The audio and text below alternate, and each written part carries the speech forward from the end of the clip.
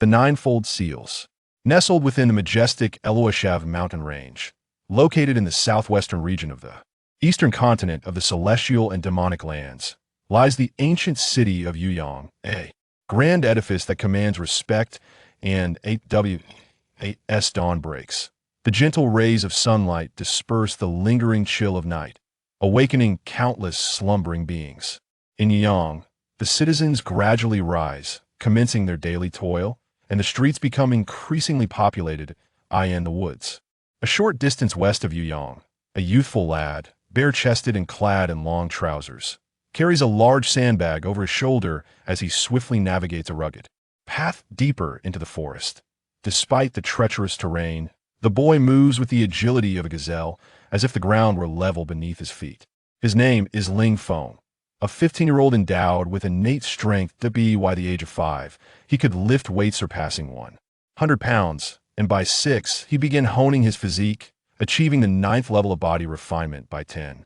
Morning runs are a daily ritual for Ling Feng. Rain or shine, he remains unwavering in his commitment. The sandbag he carries is filled with stardust, sand though small in size. It weighs over 300 pounds, yet it does not hinder his agility. As he progresses, the distant echoes of thunderous sounds approach, akin to 1,000 galloping steeds, and the air grows increasingly humid. After a brief moment, Ling Feng halts before a vast pool, shimmering under the sun's embrace. The water is crystal clear, revealing stones and fine sand at the bottom. Behind the pool cascades a magnificent waterfall, 10 yards wide and towering 100 feet high. The silvery waters plummet from the cliff like a celestial dragon, crashing into the pool below and sending up a mist that, illuminated by the morning sun, forms a radiant rainbow. Creating an ethereal spectacle, at the base of the waterfall lies a massive stone, elevated 2 feet above the water's surface, its apex smoothed by the relentless force of the cascading waters. Ling Feng discards the sandbag and leaps into the pool, his lithe form creating splashes as he swims towards the waterfall, ultimately climbing atop the stone, where he stands, resolute, as immovable as a pine, enduring the waterfall's ceaseless assault. With each impact, every muscle in Ling Feng's body feels as though it is being hammered by a heavy mallet. Gritting his teeth, he begins to practice his punches upon the stone. The old man had inscribed 9 formidable seals within him, and with each breakthrough, new training plans would materialize in his mind. Should Ling Feng fail to adhere to the regimen, the seals would activate, subjecting him to excruciating pain. This very presence of the seals had stymied his progress at the 9th level of body refinement for 5 long years. However, he had shattered 8 of these seals, and according to the old man's words, the day he breaks the 9th seal would mark the day of his rebirth. This secret remained solely with Ling Feng, as the old man had forbidden him from divulging it to anyone. Thus, in pursuit of his transformation, Ling Feng exerted himself relentlessly. Curse that old man, curse him to the depths. Each punch he threw was accompanied by vitriol, as if venting his pent-up frustrations. The martial arts he practiced were also sealed within his mind by that very old man. As he punched, the surrounding spiritual energy began to swirl, drawn into his being. After half an hour, it felt as if something within him had shattered, and a powerful force surged throughout his body, causing every muscle to expand. Ling Feng let out a triumphant roar, a formidable aura exploding from within, creating an energy field that repelled the cascading waters around him. Gradually, his energy receded. I have finally broken through the 9th seal. Not bad, you little rascal, to have advanced so swiftly through the 9th seal. You have earned the right to be my disciple. I will send someone to fetch you. An elderly voice resonated within Ling Feng's mind. His triumphant shout abruptly ceased as he regained his composure. Cursing at the sky, curse you, old man. May your ancestors suffer endlessly. May you choke on water, be poisoned by food, or be struck by a carriage. Ling Feng unleashed a torrent of curses, fueled by fury, before plunging into the water and swimming towards the shore. At that moment, he felt an unusual warmth emanating from his brow. Upon inspection, he discovered a small, gray sword imprinted upon his forehead. What is happening? He murmured, rubbing at the mark, but to no avail. After a brief period, the gray sword mark gradually faded. Finally, it's gone. Ling Feng sighed in relief. The moment the mark appeared, he had felt an overwhelming urge to annihilate everything in sight. As tranquility returned to his emotions, he hoisted the abandoned sandbag onto his shoulder and raced back along the path. As Ling Feng neared Yuyang, a streak of light whizzed by, hovering in midair. A young man clad in a white robe stood atop a cerulean flying sword, radiating a gentle white glow, defying the laws of nature as he floated effortlessly.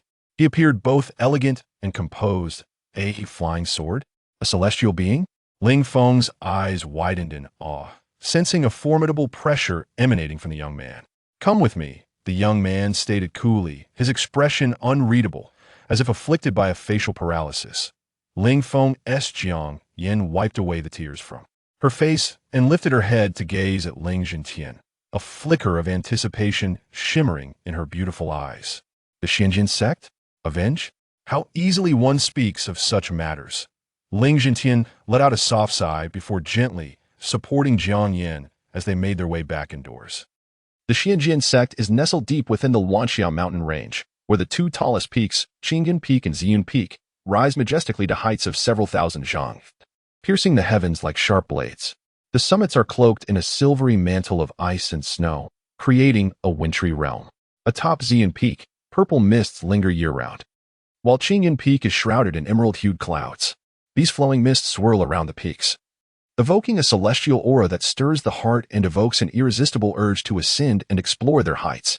At this moment, Ling Feng, clad in a brand-new servant's robe and carrying a bundle, follows a young man in white, Su Lianshan, who has brought him to the Xianjin sect. They tread along a narrow stone path toward the base of Qingyan Peak.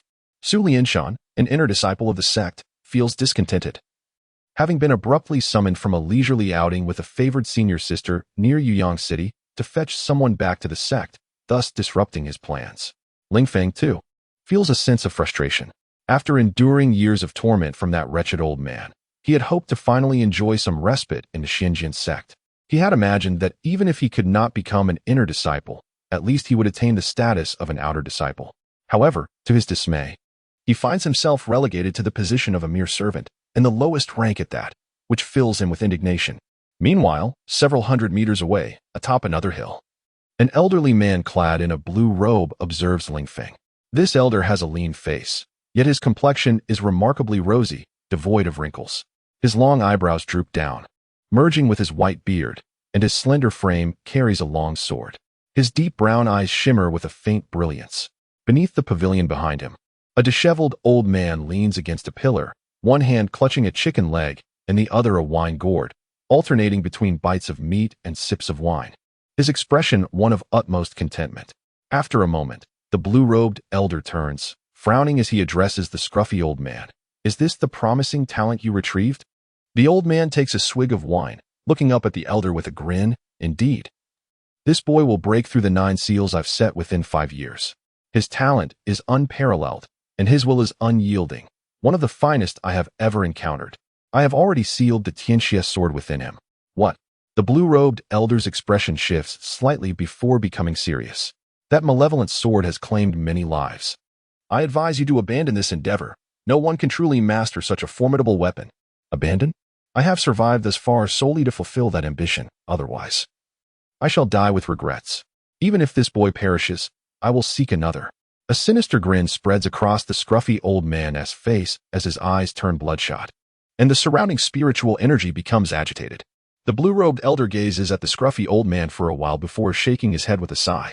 Before long, Ling Feng and Su Lianshan arrive at the midsection of a hill, where a quaint 3-story pavilion stands. The building features white walls and green tiles, surrounded by overgrown weeds, with wisps of white mist swirling around its rooftop. A weathered sign hangs above the entrance, inscribed with the words "Treasure Pavilion." "Go on in. I will wait for you outside," Su Lianshan says casually to Ling Feng, crossing his arms over his chest and stopping 10 meters from the entrance, contemplating how to explain this task to his favored senior sister once it is complete. "Thank you for your patience, senior brother Su." Ling Feng nods and steps inside the treasure pavilion, where, as a lowly servant, he is permitted to select 1 treasure. Intermediate servants may choose 2, while advanced servants can select 3. Even if their current cultivation is insufficient to utilize them, they can still be sold for coin. Inside the pavilion, an elderly man with graying hair examines a tattered scroll through a crystal magnifying glass. The image depicted seems to be that of a graceful, partially clothed beauty. Hearing the commotion, the old man looks up, his gaze settling on the insignia on Ling Feng's chest. He narrows his eyes and states, "Low-level servant. Proceed to the junior treasury. The entrance is at the far left." Ling Feng turns to the left and notices a small entrance devoid of a door, separated only by a faint shimmering curtain resembling rippling water. He steps through the curtain into the junior treasury. As he crosses the threshold, a foul stench assaults his senses. Is this truly the treasure pavilion? Ling Feng pinches his nose, surveying the disarrayed heap of what could only be described as refuse, feeling a wave of nausea wash over him. This treasure trove bears no resemblance to the opulent vault he had envisioned.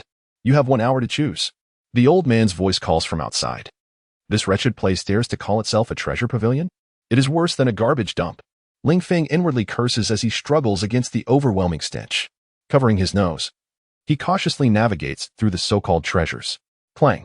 In a moment of carelessness, he kicks over a 3-legged incense burner, causing a noxious white liquid to spill out and soak his boots, releasing a scent reminiscent of dead rats mixed with rotten eggs that nearly induces vomiting. Get away. Just as Ling Feng prepares to kick the incense burner aside, he feels a searing heat emanating from his right foot.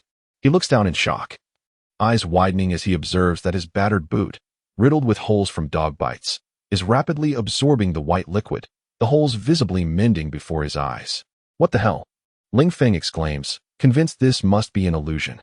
He slaps his own face, feeling the sting and grimacing in surprise. How can my boot be repairing itself?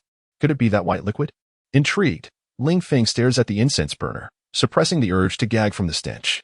He picks it up and finds a cracked earthen pot, pouring the white liquid onto its surface. Sizzle! The pot absorbs the liquid like a parched sponge, with cracks steadily mending as if by magic. Repair? It really can restore. Ling Feng bursts into joyous laughter, exclaiming, "What a treasure! I've struck gold with this." Outside the treasure pavilion, just as the old man settles into a rocking chair, preparing to relax, he notices Ling Feng emerging with the incense burner, humming a tune. So soon? The old man is taken aback. It has been less than 10 breaths since Ling Feng entered. "Steward, I have made my selection." Ling Feng rushes to the old man, clutching the incense burner, his spirits soaring. "Good gracious, what an awful stench." The old man recoils from the odor wafting from the incense burner, promptly covering his nose. "You'd best leave quickly. This is unbearable." "Thank you, steward." Ling Feng bows slightly before turning and joyfully dashing out of the treasure pavilion. He approaches Su Lianshan with a beaming smile, exclaiming, "Senior brother Su, let us go. I have found my treasure." What is that in your hands? It reeks." Su Lianshan begins to inquire, but is cut short by the overwhelming stench, quickly covering his nose and distancing himself from Ling Feng, anxious about the possibility of the foul odor clinging to him before meeting his favorite senior sister. "I have just acquired this exquisite incense burner."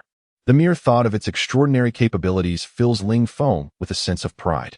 Initially, he was apprehensive that Su Lianshan might covet his treasure, but observing Su's demeanor alleviated his concerns. An incense burner? More like a foul-smelling vessel. Su Lianshan could not help but scorn as he glanced at the incense burner cradled in Ling Feng's arms. "You have half a stick of incense's worth of time to clean that thing." "Thank you, senior brother." Ling Feng chuckled and promptly dashed to a nearby pond to begin his cleansing. After several rounds of scrubbing and rinsing, the incense burner was finally rid of its offensive odor. However, the pond was now home to a dozen fish lying belly up. Upon closer inspection, the incense burner appeared to be crafted from bronze, its surface encrusted with verdigris. Near the mouth of the burner, a fissure approximately 2 inches long marred its form, likely inflicted by a sharp object. The surface was adorned with numerous peculiar inscriptions. This verdigris severely detracts from its appearance. It requires polishing. Ling Feng muttered to himself, grasping a handful of sand, just as Su Lianshan's icy voice interrupted. "Time's up. Why are you still dawdling?" Ling Feng nearly forgot. He suddenly snapped to attention, discarding the sand and carefully stowing the incense burner in his pack before following Su Lianshan. After approximately half an hour, they arrived atop a mountain peak. Gazing down, Ling Feng beheld a scene of swirling mist revealing a few decrepit thatched cottages. In front of these dwellings lay a vast expanse of spiritual fields, recently harvested, where 2 individuals clad in laborer-s attire toiled under the scorching sun. Before the cottages stood a towering tree, its foliage lush and vibrant, while a flock of birds frolicked among the branches, chirping merrily. Beneath the tree reclined a tall, middle-aged man, his left eyebrow marred by a scar. With a square face, bushy brows, and pronounced features, he lounged in a dilapidated rocking chair, one leg crossed over the other, holding a pipe in one hand and a teapot in the other, humming an indiscernible tune, exuding an air of utter contentment. "Esteemed brother, may I inquire what brings you to our Hongmeng Gorge?" The middle-aged man, noticing the inner disciple insignia on Su Lianshan's chest, abruptly rose from his chair and hastened to greet him with a bow, revealing a grin that showcased his yellowed teeth. "I am a new laborer assigned to your Hongmeng Gorge. From now on, you shall contribute 40 units of produce each month." Su Lianshan regarded him with indifference, casting a fleeting glance at the scarred man before turning on his heel and departing. Once Su had left, the man's grin faded, and his gaze turned cold as it settled on Ling Feng. "Greetings, senior brother." Ling Feng immediately performed a respectful gesture towards the scarred man, preparing to utter the pleasantries he had rehearsed, only to be interrupted. "This place is called Hongmeng Gorge, and I am its chief. You are bound to heed my authority here." The scarred man eyed Ling Feng with a detached demeanor, as if Ling owed him a considerable debt. His expression as grimy and unwelcoming as a stone pulled from a cesspit. "Your words ring true, senior brother. I shall bear them in mind," Ling Feng replied, nodding slightly, aware that as a newcomer, it was prudent to maintain a low profile. "Well, at least you possess some sense." The scarred man scrutinized Ling Feng for a moment longer before intoning gravely, "Now, remove your garments." "Senior brother, what is your intent?" Ling Feng furrowed his brow, gazing up at the man, pondering whether he harbored some peculiar inclination. The thought sent a shiver down his spine. "What are you waiting for? Are you deaf? I commanded you to take off your clothes." The scarred man's expression darkened as an aura of authority emanated from him. "Senior brother, why must you insist I disrobe without cause?" Ling Feng inquired, his displeasure apparent. "Fool, Brother Bao instructs you to remove your clothing and change into an old one inside. Your current attire is new and can be exchanged for a considerable amount." Chapter 3. The Tiger, Dragon, and Leopard. At this moment, the two laborers toiling in the fields had also moved to the shade of the tree. The one who spoke was lean, possessing a face reminiscent of a monkey, and wore a mocking expression as he gazed at Ling Feng. "By what right? This attire is bestowed upon me by the sect. It is my personal belonging, and you have no authority to interfere." Ling Feng raised his head, his countenance darkening. During his time in Yuyang City, he had earned a notorious reputation as a brawler, having bested nearly all his contemporaries. Typically, he was the aggressor, and none dared to challenge him, as the threshold of his home had been worn down by parents coming to lodge complaints. Now, how could he possibly fear the petty tyranny of a mere laborer? "Ha ha, you amuse me. Did you not hear what I said earlier? In the Hualong Gorge, I, Chen Sanbao, am the king. You must do as I command. Whether it be to remove your clothing or even to consume excrement, you shall comply." Seeing Ling Feng's refusal to yield, Chen Sanbao's anger flared, and his expression twisted into a snarl as he gritted his teeth. "I will count to 3, and if you do not undress." "And if I do not undress, then what?" Ling Feng replied defiantly, his gaze challenging as he met Chen Sanbao's eyes. His principle in life was simple. If one did not provoke him, he would not retaliate, but if one dared to offend him, he would undoubtedly strike back. Initially, he had intended to coexist peacefully with these individuals, but Chen Sanbao's unreasonable behavior had compelled him to reconsider. Was this fellow mentally unhinged, daring to confront the Leopard King? The two laborers exchanged glances, momentarily stunned, before an undercurrent of schadenfreude took hold. They relished the prospect of witnessing this arrogant youth receive his due punishment. "Very well. You dare challenge me. Thus, I, Chen Sanbao, shall teach you the meaning of pain." Before he could finish, a sudden flash caught his eye. Slap! A resounding crack echoed, and Chen Sanbao's words abruptly ceased, as if a duck's quack had been silenced. Staggering back 3 steps, Chen Sanbao steadied himself, disbelief washing over him as he touched his left cheek, which burned with a sensation he had not felt in ages. The tremor of his face was stark against the astonished gazes of the two laborers. He could hardly fathom that this newcomer had dared to strike him. The once chirping birds in the trees, sensing the fury radiating from Chen Sanbao, fell silent, and the lively valley was enveloped in an eerie stillness. The two laborers stood in shock. They had not anticipated that this seemingly timid youth would dare to lay hands on Chen Sanbao. It was known that Chen Sanbao was notorious for his cruelty, employing various torturous methods that sent shivers down the spines of even the most hardened souls. Many newcomers had fled from his grasp. Now, an inferno of rage surged within Chen Sanbao, climbing from his gut to his chest, threatening to explode from his head. Had he been wearing a hat, one could envision the spectacle of his hair standing on ended fury. In the quiet of the valley, Chen Sanbao's quivering voice broke the silence. You dare strike me? Then came a frenzied roar. I will end you. A formidable aura erupted from within Chen Sanbao. With a fierce cry, he transformed into a blur, launching a flurry of kicks at Ling Feng, each like a mere shadow, rendering it impossible to discern the real threat among them. It had been a while since anyone had witnessed Chen Sanbao unleash his full power. They were astonished by the remarkable mastery of his swift, consecutive kicks. Impressive. Chen Sanbao has truly honed his skills. His speed surpasses previous levels. It won't be long before he reaches the 9th level of body refinement. The two laborers marveled, their admiration palpable. Ling Feng, however, merely smirked at the display. Though Chen Sanbao's offensive capabilities appeared fierce, from Ling Feng's perspective, they were riddled with weaknesses. Gifted with innate strength and having diligently trained since the age of 10, he had already attained the pinnacle of the 8th level of body refinement. It would be no exaggeration to assert that, even within the Xianjian sect, few could rival him in power. With a slight bend of his knees, Ling Feng propelled himself into the air, spinning swiftly before delivering a powerful kick to Chen Sanbao's abdomen. Bang! In an instant, the multitude of kicks vanished, and Chen Sanbao's body was sent hurtling backward like a broken scarecrow, crashing into a nearby tree before collapsing to the ground. The tremendous force caused the tree to tremble, sending the startled birds scattering into the sky. Chen Sanbao lay on the ground, clutching his stomach and groaning in agony. The two laborers stood, mouths agape, unable to comprehend how a figure at the pinnacle of the 8th level of body refinement could be vanquished in a single exchange. As they stood in astonishment, Ling Feng approached Chen Sanbao, placing a foot upon his face, casually flicking dust from his pristine laborer's robe, and sneered, So, are you still going to demand I undress? And no more. I beg for mercy. Chen Sanbao, now aware of his inferiority, promptly pleaded for forgiveness.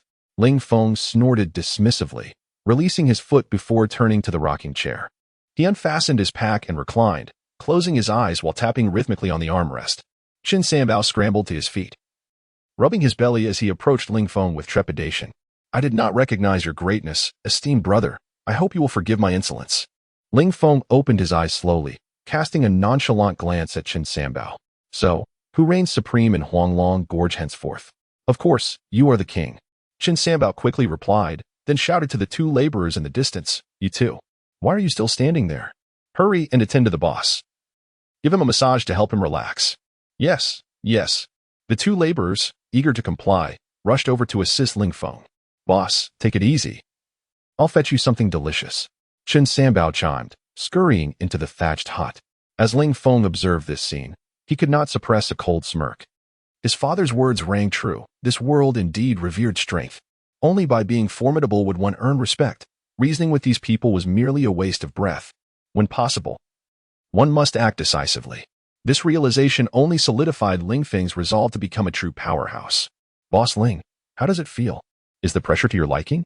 I am Zhang Long, chirped the laborer on Ling Feng's left, whose monkey-like visage matched his slender frame, appearing as though he could be swept away by a gentle breeze. Boss Ling, I am Zhao Hu. Where do you hail from? You are incredible, defeating the Leopard King with a single blow. The laborer on Ling Feng's right chimed in. Zhao Hu was slightly plump, his small eyes twinkling with cleverness as he expertly kneaded Ling Feng's arms, indicating he was no novice at this task. At this moment, the two individuals gazed at Ling Feng with eyes brimming with admiration, for they understood that his ability to defeat Chen Sanbao with a single move indicated that Ling Feng possessed the formidable strength of the 9th level of body refinement. Such prowess would undoubtedly rank him among the top 10 among the myriad of disciples in the nearby mountain peaks. Soon, Chen Sanbao emerged from the humble dwelling, holding a plate of peanuts and a jug of wine. Boss, come and taste this. It is my homemade brew, he exclaimed, eagerly pouring a cup of wine for Ling Feng. An intriguing aroma wafted into Ling Feng's nostrils. Zhang Long and Zhao Hu stared intently at the cup, their eyes glimmering with interest as they swallowed hard. Chapter 4. Where is Laozi's egg? The wine? Ling Feng gazed at the pale yellow liquid in the wine cup, shook his head slightly, and turned to Zhang Long, saying, You drink. Me? Zhang Long was slightly taken aback, but immediately lifted the wine cup to his lips, tilting his head back to drink it all, revealing a look of deep satisfaction. Zhao Hu, sitting nearby, wore an envious expression. Could it really be so delicious? Observing Zhang Long's expression, Ling Feng pondered silently. Chen Sanbao, witnessing the scene, furrowed his brow and said, "Boss, rest assured, I would never poison you. If you were truly to perish, I could never bear that responsibility." A hint of embarrassment flickered across Ling Feng's face. He hadn't anticipated that Chen Sanbao could discern his thoughts. Haha, the world of martial arts is perilous. It's always wise to be cautious. Ling Feng chuckled and said to Chen Sanbao, "Pour me a cup as well." "Certainly." Chen Sanbao nodded and promptly filled another cup for Ling Feng. Ling Feng raised the cup and brought it to his nose, inhaling deeply. He detected a faint, refreshing aroma that invigorated his spirit. His eyes sparkled slightly. What is this wine brewed from? It's made from the spiritual grains we cultivate in Hongmeng Gorge. This wine is called leopard wine. In the realm of the servant class at Qingyun Peak, it has gained a modest reputation. Chen Sanbao spoke with a proud expression. Indeed, indeed. Brother Bao's leopard wine is truly delightful. Zhang Long and Zhao Hu nodded vigorously. This wine was crafted from the surplus spiritual grains that Chen Sanbao harvested each month. Before Chen Sanbao arrived at Xianyuan's sect as a servant, his family had been in the brewing business. After his wife was abducted and tragically killed by a noble scion, he vowed to master martial arts to seek revenge. Due to the preciousness of spiritual grains, Chen Sanbao could only brew one barrel each month, allowing Zhang Long and Zhao Hu to enjoy a small cup each, while the rest was sold. Is it truly that good? Ling Feng observed Zhang Long and Zhao Hu's expressions, then tilted his head back, pouring the wine into his mouth and closing his eyes to savor it. The wine was rich and fragrant, leaving a delightful aftertaste. It flowed warmly down his throat, filling him with warmth. After a moment, Ling Feng opened his eyes, exclaiming, "What a fine wine!" He was somewhat astonished, given that it was brewed from low-grade spiritual grains. Its quality surpassed the wines he had tasted at home by a considerable margin. What would the flavor be like if it were brewed from premium spiritual grains or spiritual fruits? "Haha, boss, another cup." Chen Sanbao laughed heartily, immediately refilling Ling Feng's cup. Ling Feng partaking in his wine signified his trust in him. Ling Feng nodded and downed the cup in one go. After consuming 3 cups, Ling Feng spoke. "All right. I have just obtained a cultivation technique. I shall attempt to practice the qi induction technique." "Very well, boss. Hurry and cultivate. The house on the left will be yours from now on." Chen Sanbao pointed to the largest grass hut, speaking respectfully to Ling Feng. This hut had originally belonged to Chen Sanbao, but now that Ling Feng had arrived, possessing far greater strength, he naturally offered it to him. Chen Sanbao and the others held great respect for the strong. It was simply how the world operated, a realm where the weak were devoured by the strong. "All right, you all go about your business." Ling Feng waved his hand, then rose from the rocking chair, took his belongings, and walked towards the largest thatched hut. Upon entering, Ling Feng immediately felt a refreshing coolness. The interior was modestly furnished with a table, a chair, a bed, and a crude wardrobe. On the table lay a copper water kettle and a few overturned porcelain bowls, with nothing else in sight. Ling Feng did not immediately begin his cultivation. Instead, he eagerly took out the incense burner to examine it. After pouring water into the burner and then pouring it out again, he found that the water no longer possessed any restorative properties, leaving him perplexed. Is it ineffective? Could it be that only that foul-smelling white liquid has restorative properties, and not this incense burner? After fiddling with it for an hour without discovering any secrets, Ling Feng felt disheartened. He had initially thought he had acquired a remarkable treasure, but now it seemed the incense burner was merely a worthless item. Setting the burner aside, he rummaged through the other contents of his bag. This bag had been distributed along with his servant's robe, serving as his novice gift pack. Upon opening it, he discovered 2 books and 3 stones emitting a gentle white glow, each about the size of a ghost stone. Spirit stones? Ling Feng's eyes brightened. He hadn't expected to find such precious items in the bag. He immediately grasped the 3 spirit stones, realizing they were the currency among cultivators, with each stone valued at the equivalent of 10 taels of gold. As Ling Feng picked up the spirit stones, a flash of silver light flickered from the incense burner on the table, but he remained oblivious. With his left hand playing with the spirit stones, he began to read the 2 books. One was titled Xuanyuan Sect Regulations, and the other was Qi Induction Technique. Ling Feng first opened the Xuanyuan Sect Regulations, fearing he might inadvertently violate the sect's rules and face punishment. In less than the time it takes for an incense stick to burn, Ling Feng had memorized the regulations. Not only was he endowed with innate strength, but his memory also surpassed that of ordinary individuals, possessing an almost photographic recall. After reviewing the Xuanyuan sect regulations, Ling Feng turned his attention to the Qi induction technique. This technique contained only the first 3 layers, allowing him to reach the 3rd level of Qi refinement. Only upon attaining the 3rd level could he qualify for more advanced cultivation methods, to become an outer disciple of Xuanyuan sect. There were 2 avenues. The first was to reach the 4th level of Qi refinement. The second was to pass through the trial path regardless of one's cultivation level, thereby becoming an outer disciple and enjoying the accompanying benefits. Both methods presented significant challenges. The Qi refinement stage was the first level for cultivators, during which they aimed to open the 9 principal meridians within their bodies. The body refinement stage was regarded as merely foundational by practitioners. Above the Qi refinement stage lay the foundation establishment stage, where a cultivator's internal power was liquid in form, vastly surpassing that of a Qi refinement practitioner. Qi induction technique. Ling Feng steeled himself, focusing intently on the first page of the technique. The method required him to assume an extremely awkward posture, hold his breath, and seek the sensation of Qi. Ling Feng held his breath tightly. 1 breath, 2 breaths, 3 breaths. After the time it takes for an incense stick to burn, Ling Feng persisted, following the technique's instructions. Typically, at this point, one would begin to sense true Qi, yet he felt nothing. Persevere. I am a genius.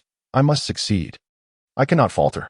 Ling Feng gritted his teeth, determined to continue.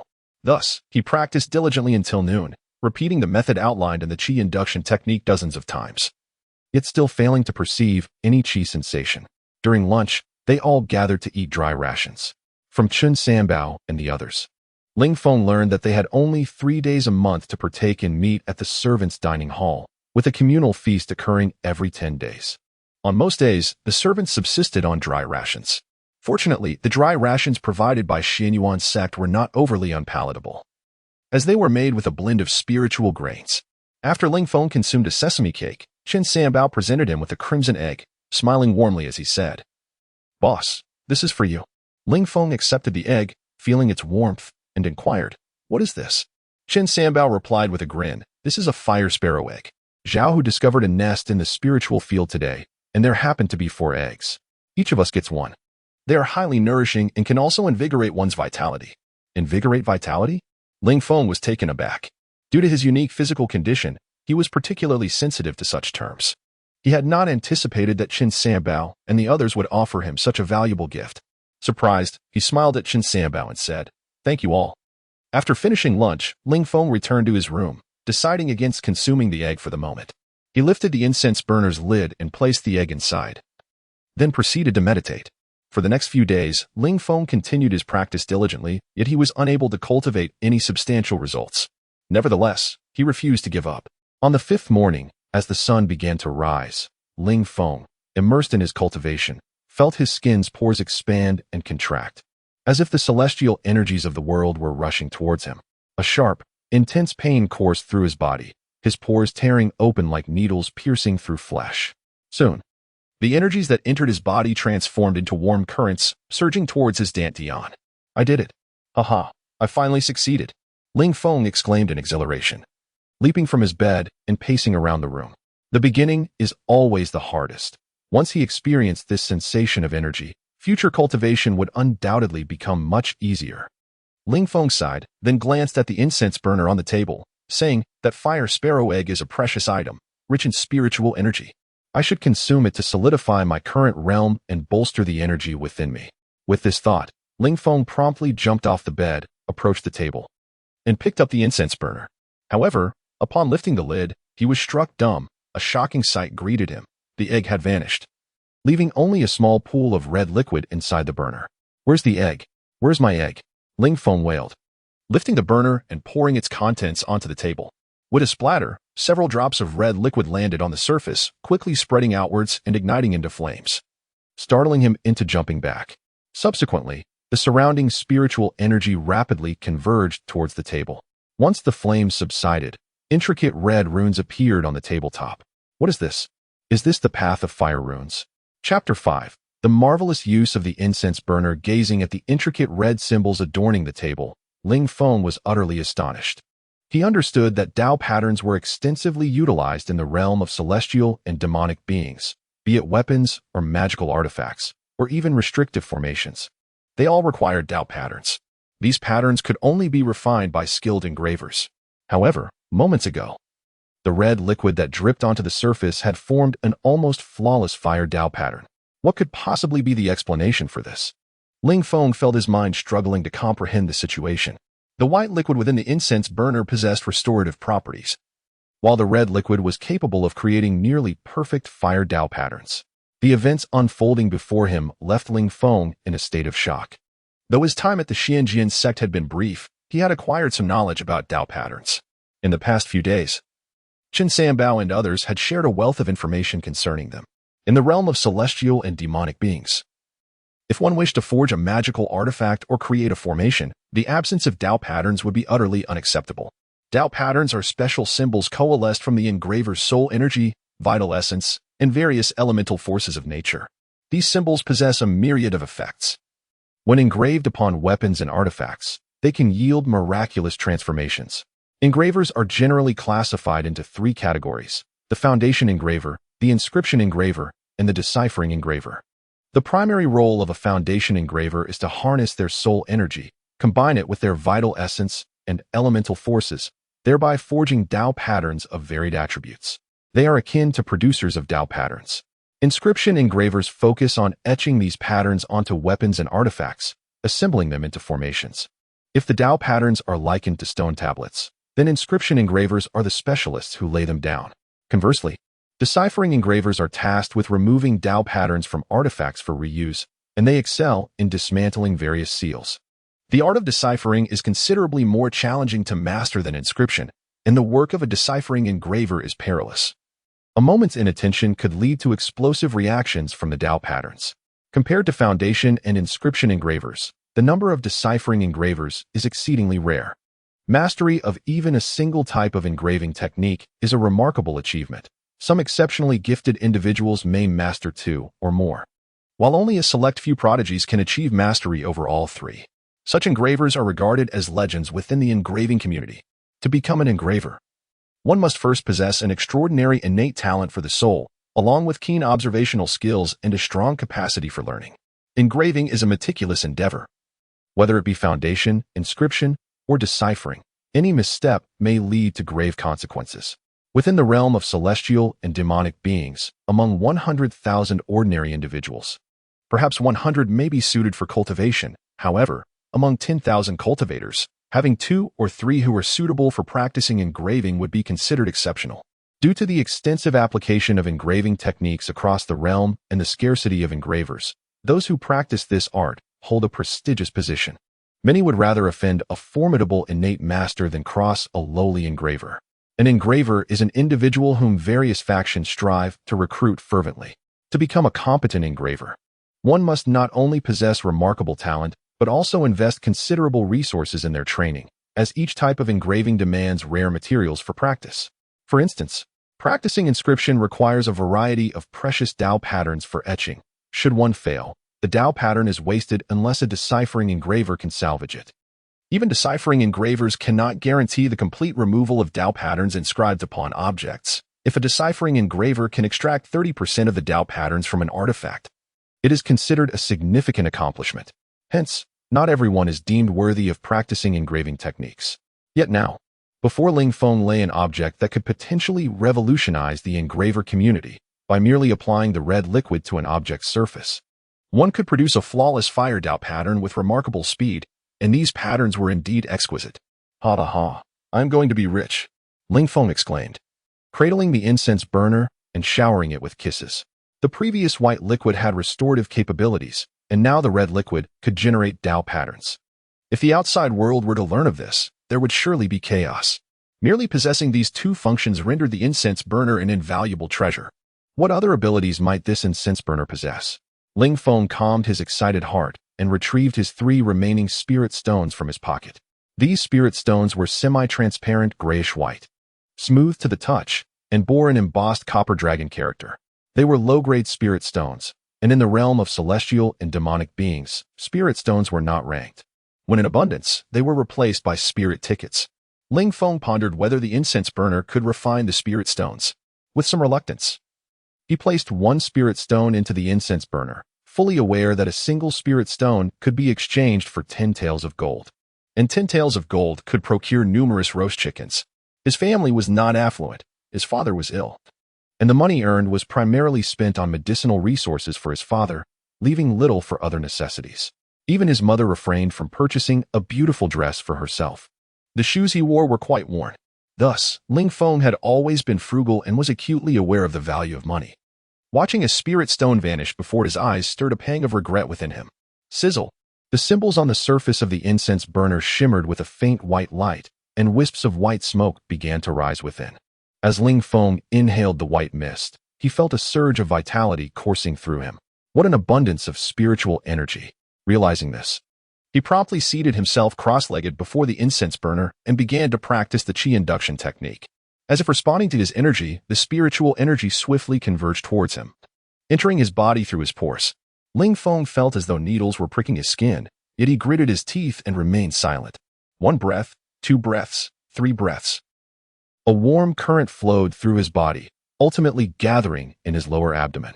After approximately the duration of an incense stick, the incense burner ceased to emit any more spiritual energy, prompting Ling Feng to stop his practice and hurriedly lift the lid.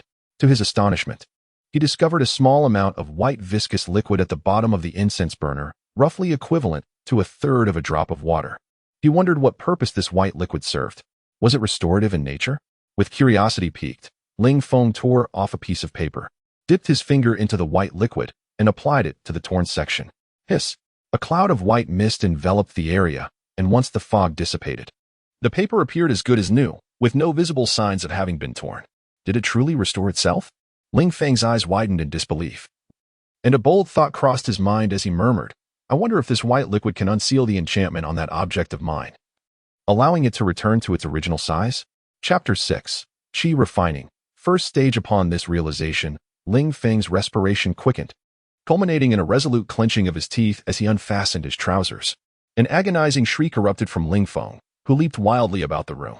Startled by the piercing cry, Chun Sanbao and the others congregated outside the door, inquiring, Boss, what's amiss? Inside, Ling Feng, through gritted teeth, feigned composure. I'm fine. A minor mishap during cultivation. With haste, he seized the blanket, muffling his subsequent cries. Oh. Chun Sanbao and the others, seemingly satisfied, nodded and dispersed. Half an hour elapsed, leaving Ling Feng prostrate on the bed, drenched in perspiration, his body trembling subtly. Damn it. Nearly killed me, and for naught. A complete waste of restorative fluid. He inwardly cursed. He then rose, retrieved the remaining 2 spirit stones, and deposited them within the incense burner, replacing the lid. He resumed his meditative posture and continued his cultivation. Even formidable individuals like innate experts cannot directly assimilate the spiritual energy within spirit stones. Ordinarily, they would procure elixirs or other treasures to aid their cultivation. However, with this incense burner, Ling Feng achieved the impossible. The spiritual energy emanating from the incense burner was twice as potent as before, perhaps due to his prior acclimatization. The intensified influx of spiritual energy did not proportionally increase the pain. Upon entering his body, the potent spiritual energy was swiftly transmuted into true qi. A fraction of this qi was absorbed by Ling Feng's musculature, enhancing his physical strength, while the majority coursed through his meridians, converging towards his dantian. However, the qi did not reach the dantian, dissipating instead in the lower abdomen. A faint mist emanated from Ling Feng's body, his skin flushed crimson. Pores dilated to their maximum extent, and minute droplets of black viscous fluid seeped out, the impurities within his body. The surge of spiritual energy caused Ling Feng considerable suffering, but he persevered relentlessly. After approximately 3 incense sticks worth of time, his body convulsed as he felt the heat finally surge through a meridian, reaching his lower abdomen. Ling Feng's consciousness entered a nebulous, boundless expanse, dominated by a vortex overhead. A wisp of white gas descended from the vortex, settling in the center of this ethereal realm, followed by a second, then a third. This must be my dantian. And the vortex, the primary meridian. The white gas, the true qi I've cultivated. I'm experiencing introspection, remarkable, profound. The ability to introspect signified Ling Feng's formal entry into the qi refining stage. Ling Feng opened his eyes, the nebulous space vanished. But upon closing them and activating the qi induction art, he returned to the ethereal realm. Suddenly, a wave of heat washed over him. Opening his eyes, he beheld the incense burner levitating, radiating a blinding, iridescent light. What's happening? Before he could react, the incense burner rapidly diminished in size, transforming into a streak of light that hurtled towards his brow. I'm doomed. Ling Feng cried inwardly, bracing himself. Qi. The multicolored light penetrated his brow. A tremor ran through him, but he felt no pain, only a faint coolness permeating his dantian. Entering an introspective state, he saw the incense burner floating serenely at the center of his dantian. Gazing at the incense burner, Ling Feng felt a subtle connection, as if it were an extension of his own body. Why? How did it enter my body? Could it be a legendary immortal artifact? Ling Feng knew that only refined and mastered treasures could be stored within a cultivator's dantian, usually through blood binding. Yet, the incense burner had never absorbed his blood. Thump, thump, thump. The incense burner emitted an arcane pulse, influencing Ling Feng's heartbeat. His consciousness gravitated towards the incense burner, adhering to its surface. Upon opening his eyes, he remained aware of the incense burner's presence. Activating the qi induction art, the incense burner transformed into a stream of cool air, flowing towards his left hand's meridian. Opening his eyes, he saw the incense burner materialize in his palm, bathed in white light. This, Ling Feng was incredulous. Such phenomena were relegated to myths.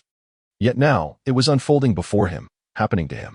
The incense burner in his palm was significantly smaller, nearly 2 inches tall. Too small.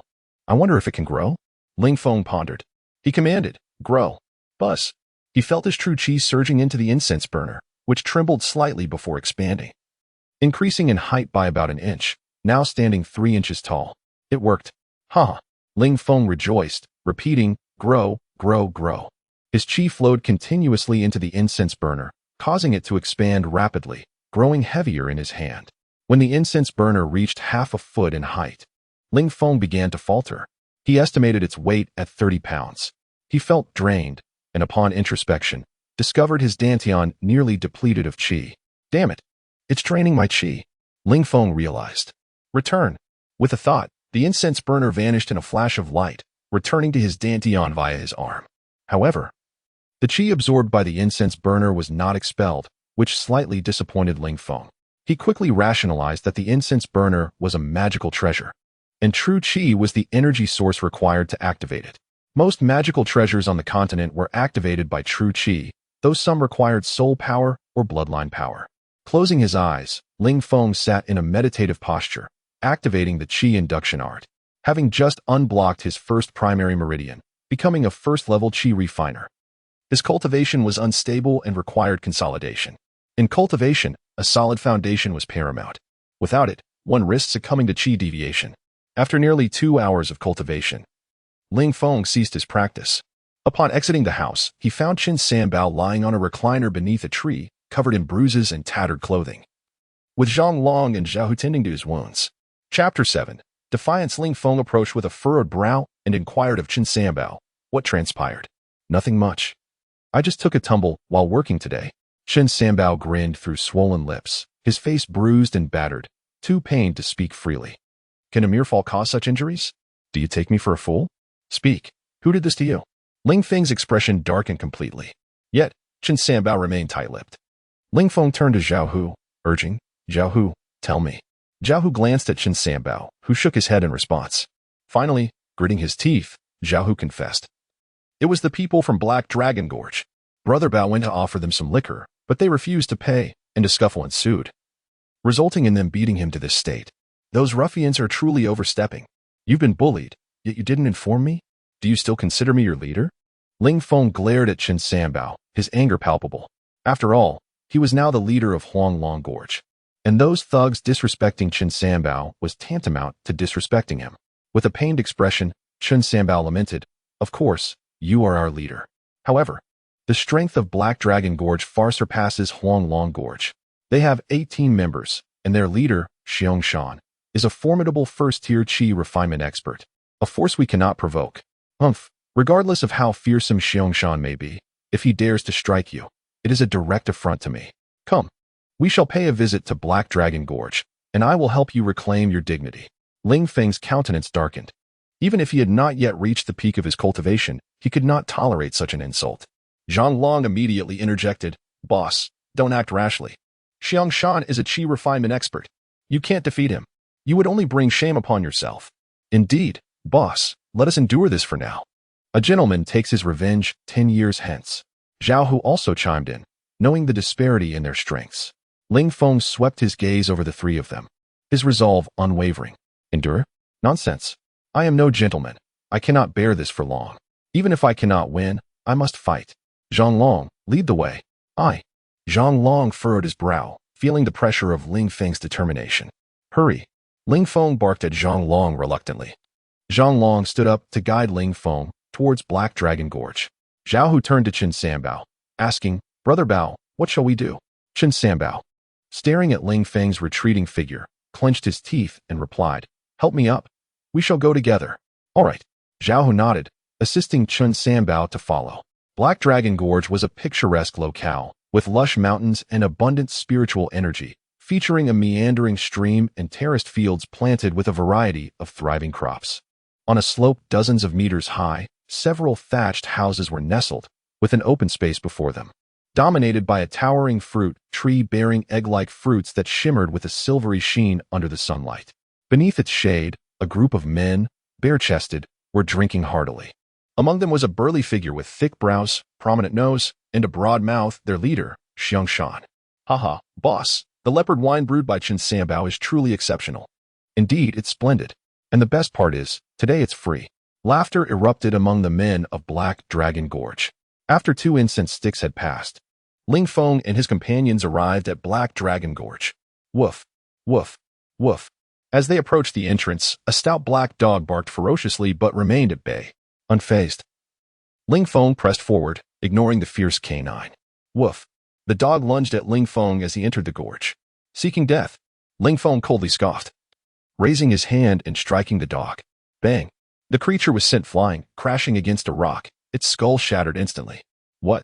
Chen Sanbao and the others were momentarily stunned, not expecting Ling Feng to dispatch the fierce beast, a creature with demonic blood, so effortlessly. Even a 9th-tier body refinement expert would be wary in its presence. Someone has intruded into Black Dragon Gorge.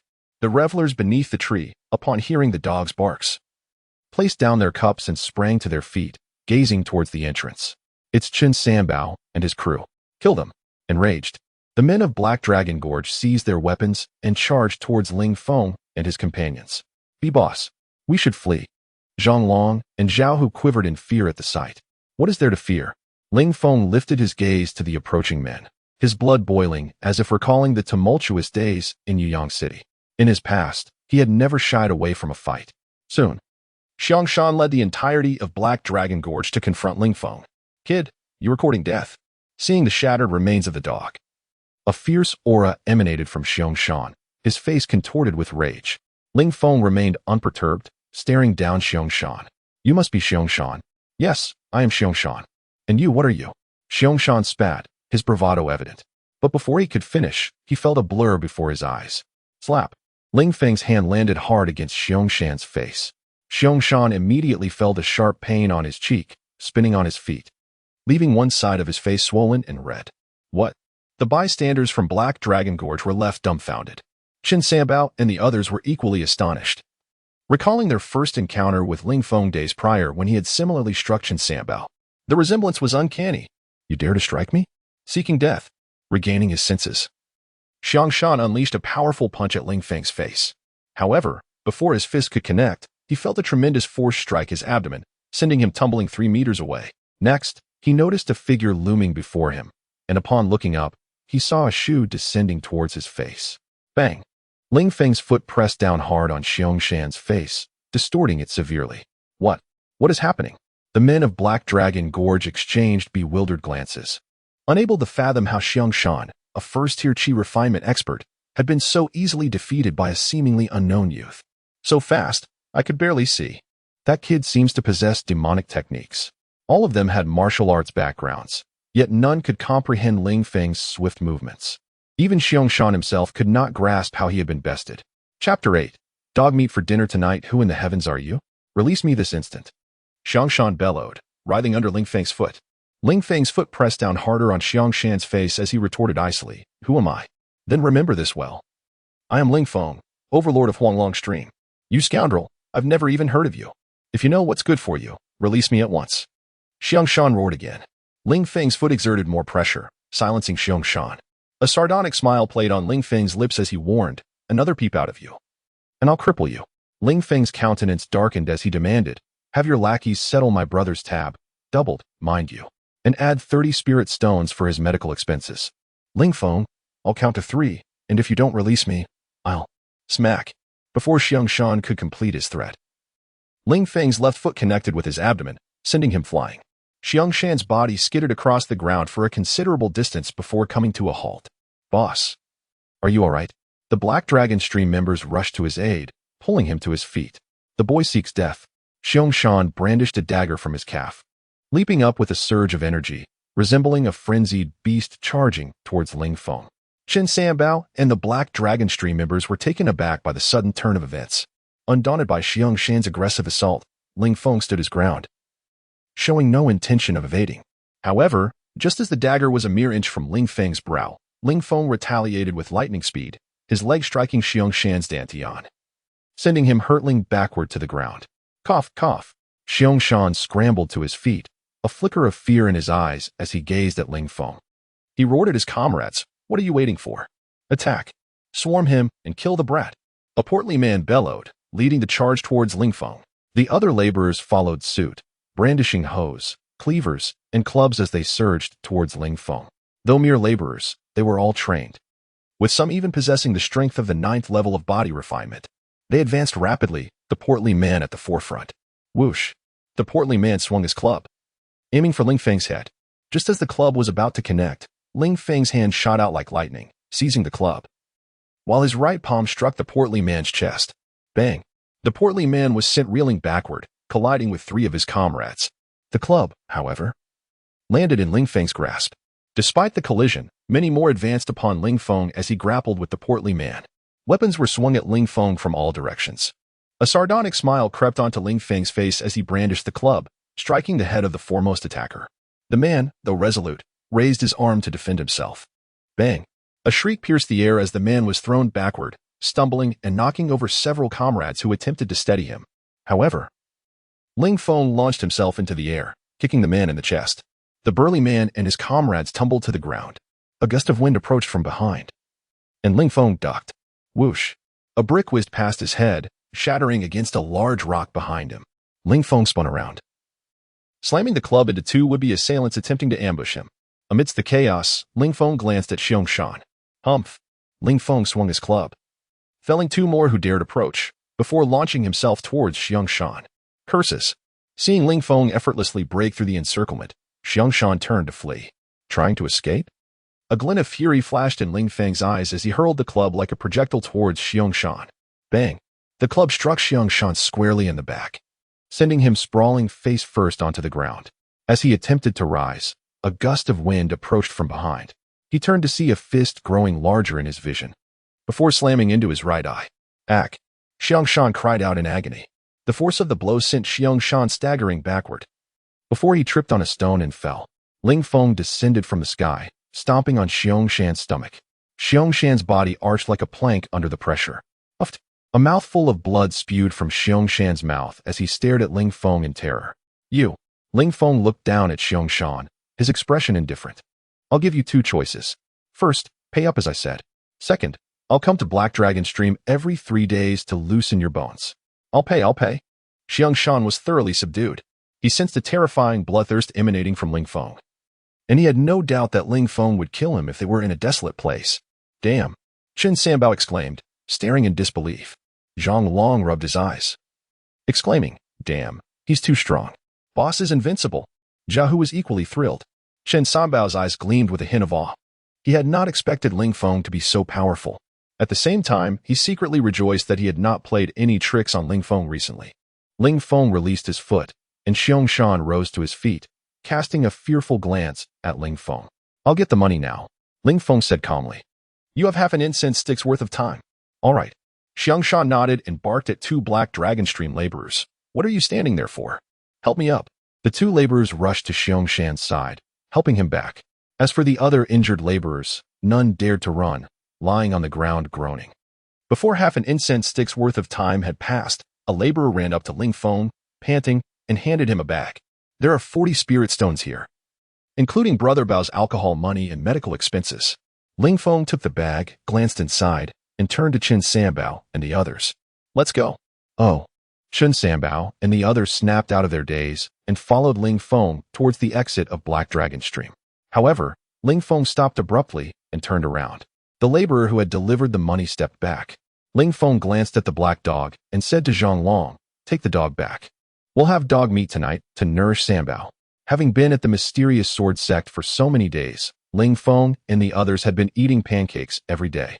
Although the pancakes were delicious, he was getting tired of them. Okay. Zhang Long was overjoyed and walked over, carrying the black dog away under the resentful gazes of the Black Dragon Stream laborers. Chapter 9. The Nameless Qi Cultivation Technique as the sun dipped below the horizon. The clouds at the western sky were painted with a sanguine hue. In a clearing before a few thatched cottages on the hillside of Huanglong Gorge, the aroma of food and wine wafted through the air. Ling Feng, Chen Sanbao, Zhang Long, and Zhao Hu gathered around a large cauldron, feasting on meat and drinking copiously. Wow. Boss, this black dog meat is exquisite, Zhang Long exclaimed, savoring a piece of dog meat while taking a swig of wine, his expression one of sheer delight. Indeed, I have never tasted such delectable meat. Zhao Hu chimed in, chewing enthusiastically. Chen Sanbao picked up something resembling a worm and placed it into Ling Feng's bowl, a smile gracing his face as he said, Boss, this is for you. We wouldn't dare take it from you. Ling Feng's gaze fell upon the spiraled, worm-like object, and he furrowed his brow, inquiring, what is this? Chen Sanbao's eyes widened in astonishment as he retorted, Boss, you can't be serious. You don't even know what this is? This is a dog whip, a potent tonic. Uffed. Ling Feng immediately spat out his wine, feeling somewhat embarrassed as he replied to Chen Sanbao, never mind, I'm still young. This isn't suitable for me. With that, he handed the item back to Chen Sanbao, adding, you were the one who got beaten today. You need it more. Then I shall not be polite. Chen Sanbao laughed, preparing to eat the dog whip, when suddenly his body stiffened, and he collapsed to the ground. Zhang Long and Zhao Hu met the same fate. What on earth is happening? Ling Feng's expression shifted as he sensed something amiss. He abruptly turned to see a disheveled old man in a shabby Taoist robe approaching him, step by step. Upon seeing the old man, Ling Feng's eyes widened, his face contorting into a snarl as he shouted, you old bastard, I will kill you. This old man was the one who had forcibly taken Ling Feng as his disciple 5 years prior. For years, Ling Feng had harbored a desire to kill this man, and now, seeing him again, the pent-up resentment erupted. However, when Ling Feng attempted to rise and charge at the old man, he felt an invisible force restraining him, rendering his body immobile despite his frantic efforts. The old man leisurely settled beside Ling Feng, reaching into the bubbling pot of dog meat with his filthy hand to grab a piece, relishing it. Ling Feng could only glare in fury, discovering in horror that he was unable to utter a word.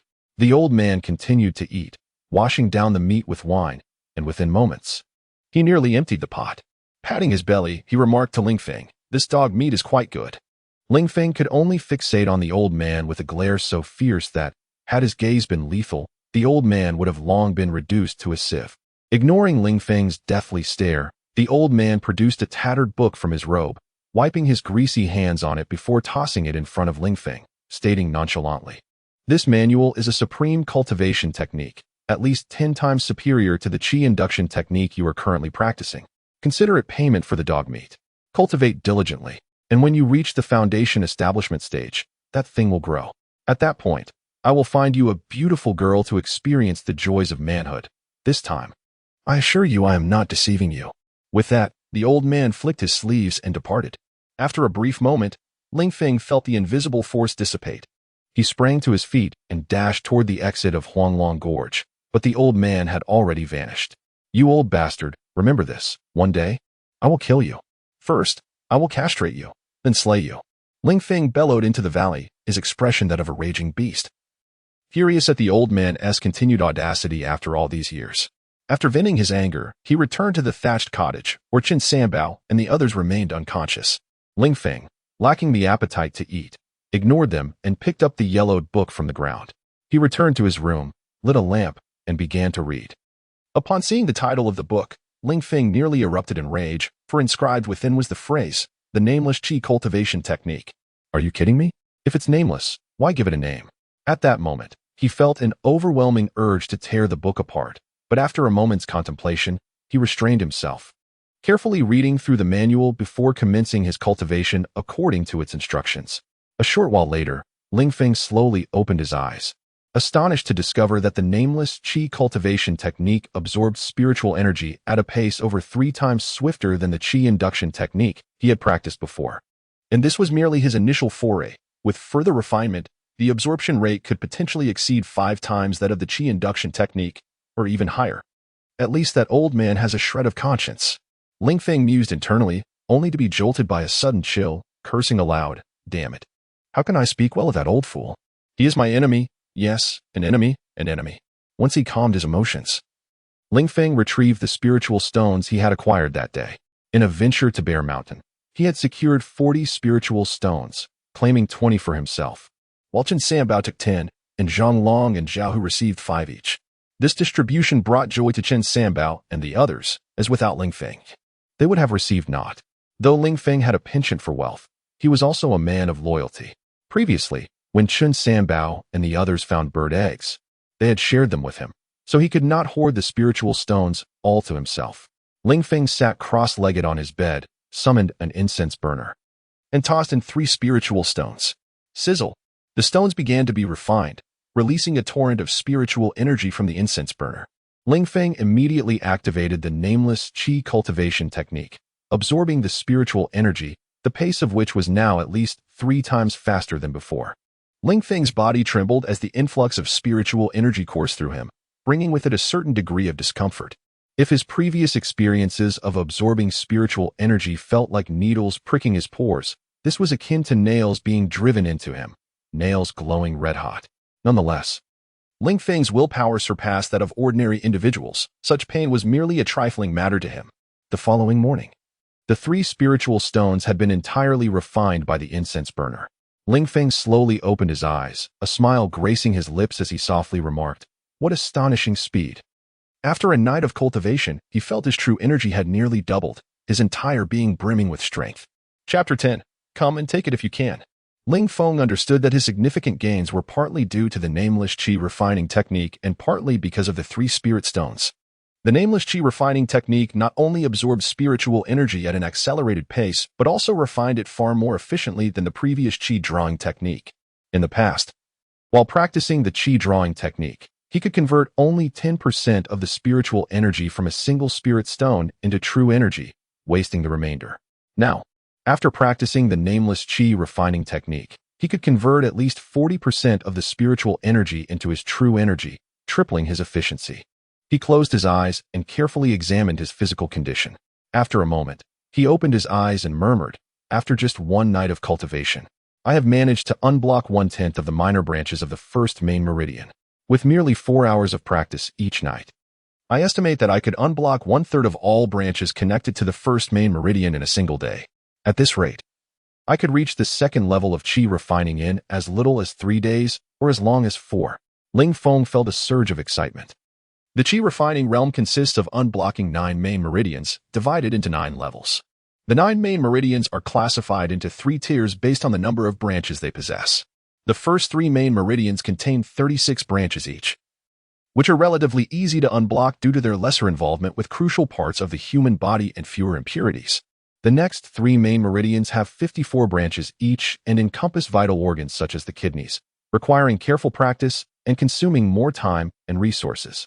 The last 3 main meridians possess 81 branches each, situated near the nervous system and brain, making them the most complex. A single mistake could result in paralysis, necessitating extreme caution and requiring significantly more time and effort to unblock. He opened the lid of the incense burner and discovered a drop of white liquid inside. Immediately, he retrieved a jade vial and carefully collected the transparent liquid, which was no ordinary substance but one with restorative properties. For the next few days, Ling Feng utilized the incense burner to refine spirit stones continuously as part of his cultivation. 3 days later, Ling Feng's body trembled slightly, and a powerful aura erupted from within him. After a moment, the aura gradually subsided. Once the energy had completely receded, he slowly opened his eyes, his gaze sparkling with brilliance. Exhaling a breath of turbid air, he smiled and said, I have finally broken through to the second level of chi refining. Even faster than I anticipated. Yet, I am out of spirit stones. A full 20 stones gone. The mere thought of the 20 spirit stones vanished made Ling Feng's heart ache. He moved his body, producing a series of cracking sounds, and then took out the jade vial to store the restorative liquid from the incense burner. After refining the 20 spirit stones, he had produced approximately 7 drops of restorative liquid. Once the liquid was safely stored, Ling Feng stepped outside. Feeling the need for fresh air after 3 days of secluded cultivation, he looked up and noticed Chen Sanbao and the others conversing with a well-dressed individual. The man wore a gray robe, bearing the insignia of a mid-level servant.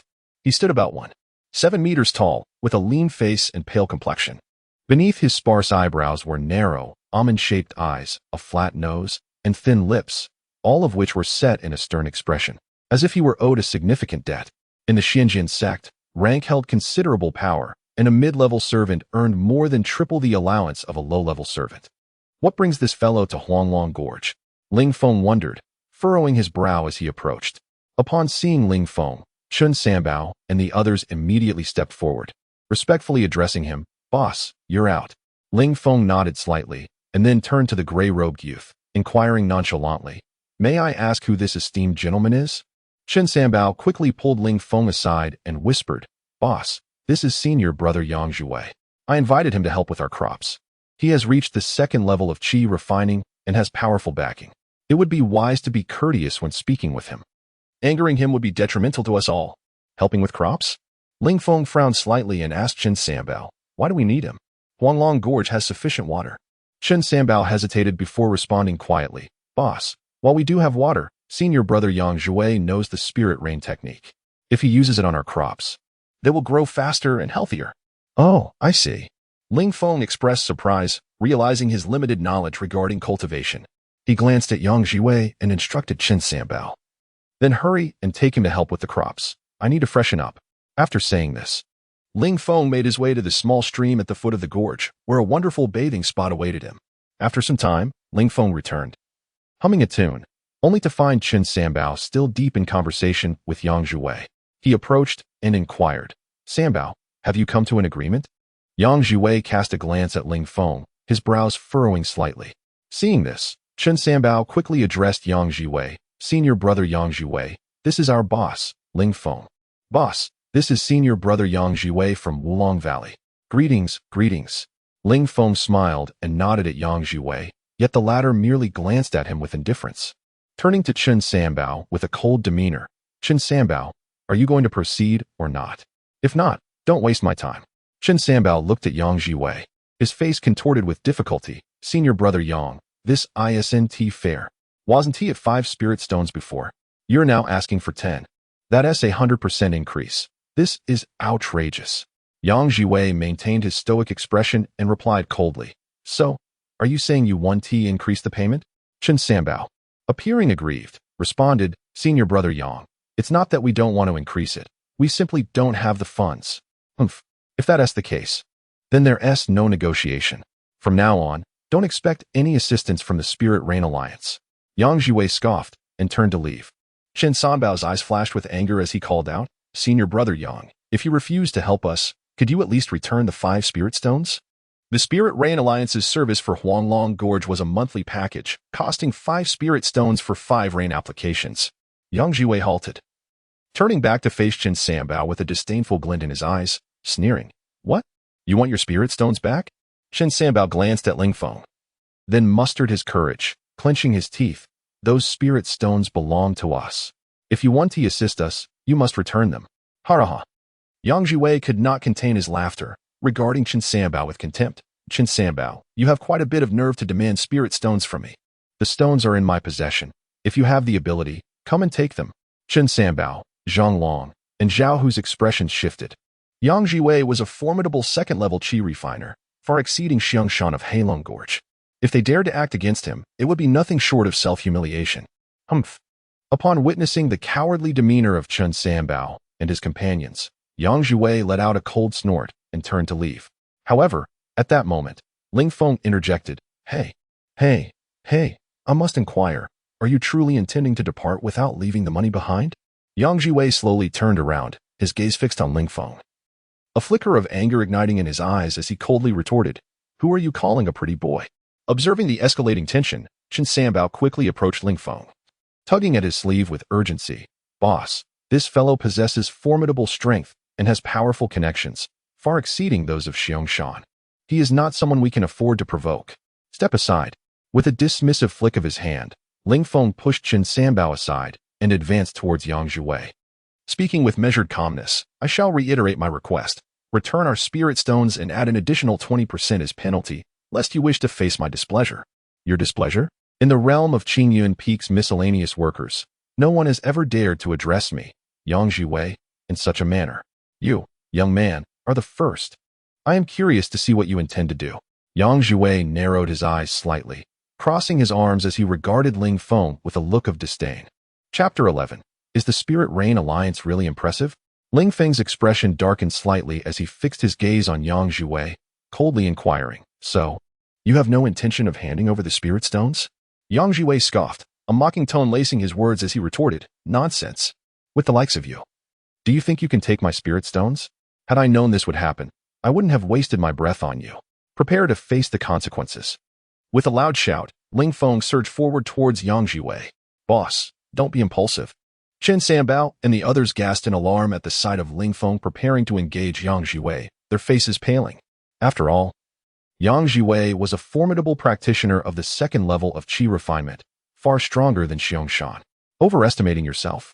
Yang Jiwei looked at Ling Feng with a flicker of disdain in his eyes before launching a punch, a faint white light shimmering around his fist, an aura of terror enveloping it. Unfazed, Ling Feng met his fist with his own. With a resounding thud, Yang Jiwei stumbled back 2 steps.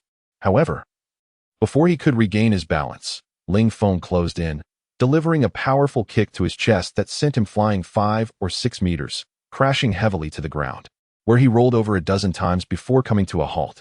This? Chen Sanbao, Zhang Long, and Zhao, who were momentarily stunned, unable to comprehend the outcome.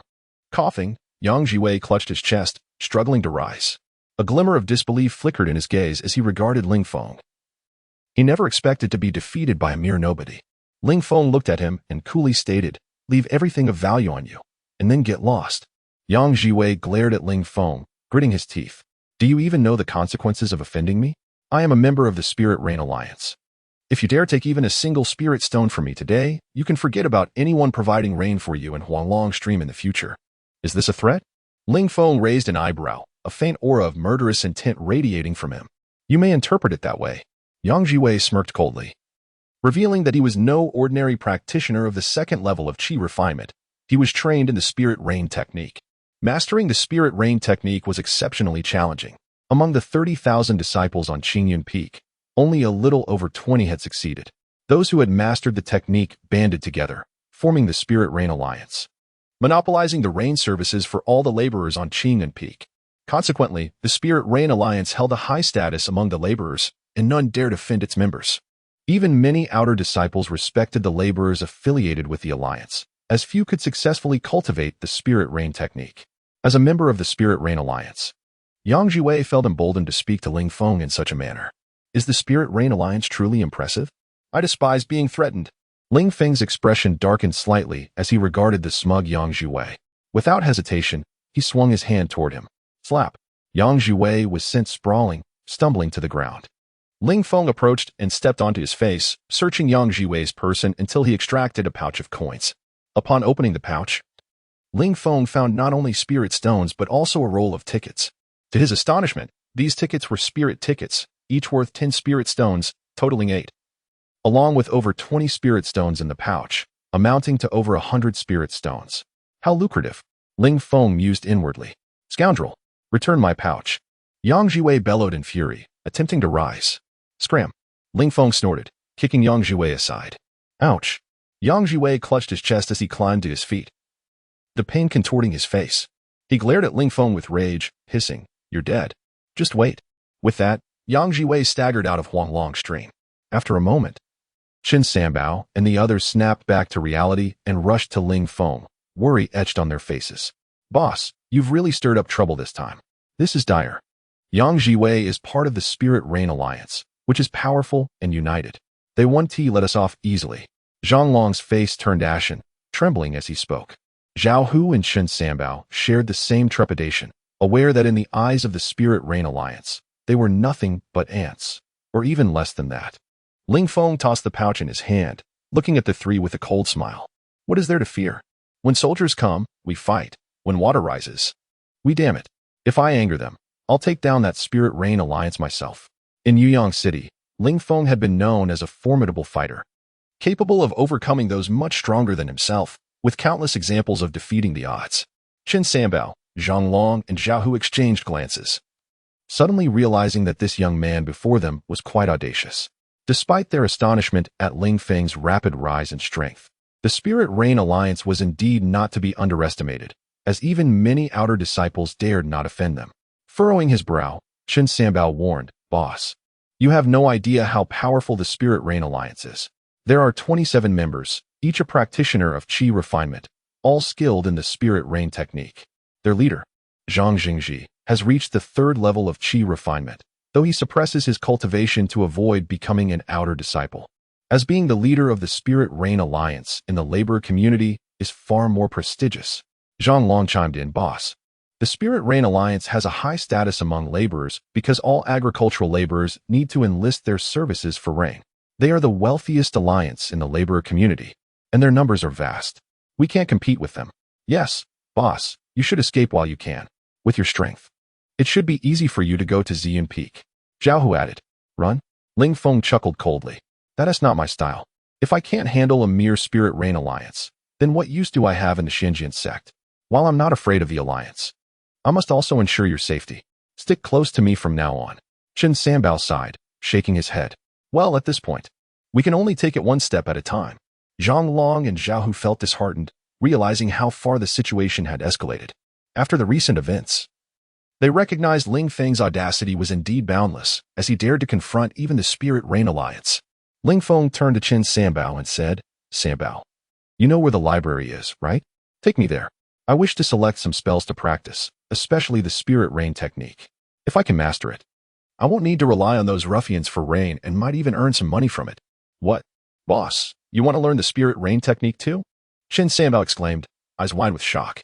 Chapter 12, The Library Boss. I'm not trying to bring you down, Zhang Long sighed, although your combat prowess is commendable.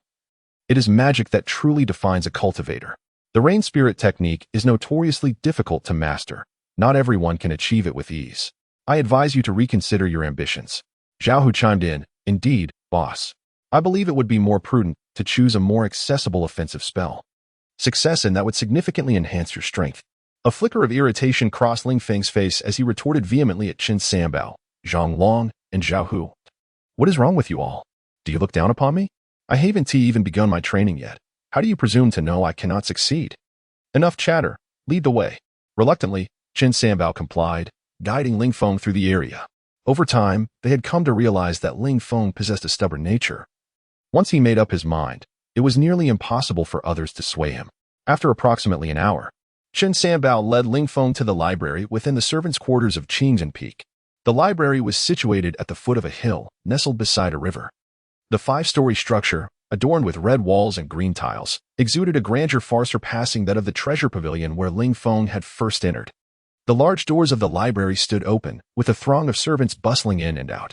Upon arrival, Ling Feng no longer required Chen Sanbao's guidance and strode directly toward the entrance of the library, with Chen Sanbao and the others closely trailing behind, occasionally casting anxious glances around, wary of encountering members of the Rain Spirit Alliance. Upon entering the library, Ling Feng was struck by the spacious interior filled with long queues of people. Chen Sanbao quickly informed him, Boss, the spell manuals are located on the 3rd, 4th, and 5th floors. If you wish to select a spell, you must go to counter number 7, as only those at the Qi refinement stage can access the 3rd floor. The 4th floor is reserved for those at the 2nd level of Qi refinement, while the 5th requires one to have reached the 3rd level. Ling Feng nodded, making his way to counter number 7, where the line was relatively short. He positioned himself at the back of the queue. Chen Sanbao and the others opted to find a corner to sit, knowing that even members of the Rain Spirit Alliance would not dare to act recklessly within the library. After a while, it was Ling Feng's turn. The attendant, an elderly man of considerable girth with graying hair tied in a light blue ribbon, regarded Ling Feng with a casual glance. A small green sword was conspicuously perched atop his hair, and he sported a prominent mustache. He gestured toward a crystal ball on the left side of the counter, saying, "Please test your cultivation level. Place your hand on it and circulate your internal energy accordingly." Ling Feng complied, placing his hand upon the crystal ball and activating the nameless Qi refinement technique. As he did so, he sensed a peculiar energy entering his body through the crystal ball. This energy swiftly traversed his meridians before returning to the sphere. A hum resonated as two white lines appeared on the crystal ball, resembling the human circulatory system. Qi refinement, second level? The elderly man raised an eyebrow, glancing at the insignia on Ling Feng's chest. "Why have you not upgraded to an intermediate servant?" In the Xinjian sect, those at the second level of Qi refinement are eligible to apply for the intermediate servant status, which offers better benefits than the lower tier. It was indeed rare to encounter someone like Ling Feng in such a situation. Ling Feng smiled lightly. "I have only just broken through and have yet to apply." The old man opened a drawer, retrieving a silver token and tossing it to Ling Feng. "Here is your token. With this, you may access the third and fourth floors of the library." The silver token signified Ling Feng's attainment of the second level of Qi refinement. "Thank you, esteemed attendant." Ling Feng expressed gratitude, bowing slightly before ascending the staircase. Soon, he reached the third floor of the library, which was also expansive, lined with countless bookshelves filled with numerous tomes and jade slips. Ling Feng approached one shelf, casually pulling out a manual to examine. Fire Serpent Technique, a first-tier spell. Upon reaching mastery, one can unleash up to 3 fire serpents at once, enhancing their attack power by 30%. Ling Feng could only view the brief description of the manual, as access to its contents required a purchase. Finding the Fire Serpent Technique too weak, he returned it to the shelf and selected another manual. Earth Stab. Upon mastery, it allows one to launch a piercing attack against foes, increasing attack power by 30%. Earth Shield can summon the power of the earth to form a protective barrier, enhancing one's defense. Illumination Technique creates light by burning one's true energy, offering excellent visibility in darkness. Stone Skin Technique. Upon mastery, it petrifies the skin, augmenting defense by over 30%. As Ling Feng diligently perused the manuals in the library, Yang Jiwei returned to Wulong Valley. Although the Rain Spirit Alliance was well known in the servant circles of Qing and Mountain, it did not possess a central headquarters. Most activities or meetings were held in Wulong Valley. At that moment, a low-ranking servant, noticing Yang Jiwei's bruised face, exclaimed in surprise, "Brother Wei, what happened to you?" Yang Jiwei grimaced, touching his injuries, and gritted his teeth. "Damn it, don't mention it. I was assaulted. Where's the boss? I need to speak with him. Who would dare lay a hand on you, Brother Wei? Do they not know you are with the Rain Spirit Alliance?" The servant was astonished. In his 4 years as a servant, he had never heard of anyone attacking a member of the Rain Spirit Alliance, as they typically commanded respect throughout Qinyan Peak. Seeing Yang Jiwei's distress, the servant said nothing further and promptly assisted him deeper into Wulong Valley. Chapter 13. Unbelievable. The enchanting Wulong Valley, with its rich spiritual energy, surpasses the Huanglong Gorge of Ling Feng and his companions by a significant margin. The valley is spacious, and the surrounding mountains are not overly steep, adorned with terraced fields cultivated with spiritual grains. Spanning over 30 times the area of Huanglong Gorge, Wulong Valley accommodates more than 300 individuals, nearly a 100-fold increase compared to Hualong Gorge, due to the abundant spiritual energy and superior soil quality in Wulong Valley. Coupled with the expertise of individuals like Zhang Jingji and Yang Jiwei in the art of spiritual rain, the crops flourish under the nurturing rains, thriving remarkably. In terms of overall strength, Wulong Valley ranks first among the miscellaneous laborers of Qinyan Peak. Soon, Yang Jiwei was escorted by a laborer into a spacious brick house, a significant upgrade from the thatched huts where Ling Feng and his companions resided. Inside, a dozen laborers were engaged in jovial conversation, drinking, and boasting. At the head of the table sat a robust young man clad in a gray robe, exuding an imposing presence, reminiscent of a bear. His features were striking, thick brows, large eyes, a high nose, and full lips, making him stand out distinctly among the group. He was Zhang Jingji, the leader of Wulong Valley and the head of the Spiritual Rain Alliance. As the others set down their cups and turned to Yang Jiwei, Zhang Jingji furrowed his brow upon observing Yang Jiwei's disheveled state. Yang Jiwei, what has transpired? He inquired. With a grim expression, Yang Jiwei recounted, Boss, I was assaulted by individuals from Huanglong Gorge. Not only did they beat me, but they also robbed me of all the spiritual stones I collected today. What? Zhang Jingji's expression darkened, and he exclaimed, Has Qin Sanbao lost his mind to dare lay hands on you?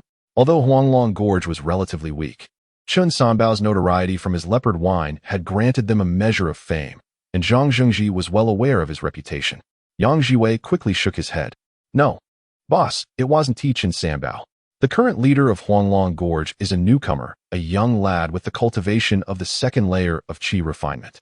He is quite formidable. Even I am no match for him. You must help me. How audacious. That brat dares to strike you. Wei Go. The others chimed in. Does he not realize that you are a member of the Spiritual Rain Alliance? Should we rally the brothers and go to Huanglong Gorge to deal with him? Is it necessary to gather assistance for such a fledgling? Just us alone could easily overpower him. The room erupted with fierce indignation. Zhang Jingji slammed his fist on the table, glaring with intensity as he declared, This is intolerable. Let us go and teach that lad a lesson. So he understands the consequences of offending the Spiritual Rain Alliance. He recognized the importance of making a stand. Yang Jiwei was a core member of their alliance. If he did not support him, it would tarnish the alliance's reputation and diminish his own authority. Thus, he resolved to reclaim their honor. Let us go. The group followed Zhang Jingji, fueled by righteous fury. Meanwhile, Ling Feng was still in the library, selecting spell manuals. The myriad of spells dazzled him, and ultimately, he chose two, one being the spiritual rain technique he had previously contemplated. Among the lower-tier spells, this technique was particularly valuable. While it may not enhance his combat abilities, mastering it would allow him to summon rain, significantly benefiting crop growth. The spiritual rain technique was a coveted spell among many laborers. The second spell was the fireball technique, which would bolster Ling Feng's offensive capabilities and serve practical purposes such as lighting fires and providing illumination. Ling Feng envisioned using the fireball technique for cooking during his outdoor excursions. These two spells required 30 and 20 spiritual stones, respectively. How exorbitant! Ling Feng grumbled as he clutched the manuals and proceeded to the third floor's exit, where a designated clerk handled registrations and payments for manuals across the third, fourth, and fifth floors. The clerk, a strikingly beautiful woman in her 30s, possessed captivating features, delicate eyebrows, phoenix-like eyes, and rosy lips, with an alluring figure that exuded charm. To Ling Feng, such a woman was far more enticing than youthful maidens. After paying, the enchanting woman looked up, her lips parting gracefully as she instructed, Please close your eyes. I shall cast a spell for you. Do your best to relax. Ling Feng nodded. Closing his eyes and relaxing his body, the woman gently touched his eyelids with her slender fingers, and he felt a sensation akin to two gentle streams flowing into his eyes. All done, her soothing voice reached his ears. As he slowly opened his eyes, a slight discomfort lingered. The woman observed him and said, I have sealed 2 spiritual power marks within your eyes. With their assistance, you will be able to comprehend the content of these manuals. These marks will dissipate in 6 months. If you have not mastered the spells by then, you will need to purchase the manuals again. This method was commonly employed by the major powers of the Immortal Demon Continent, utilizing special seals to obscure the content of manuals. Only those who paid and received the special marks could access the information, rendering others unable to view it. Rubbing his eyes, Ling Feng glanced at the beautiful woman and smiled. Thank you very much, sister. Ah, you're quite the charmer.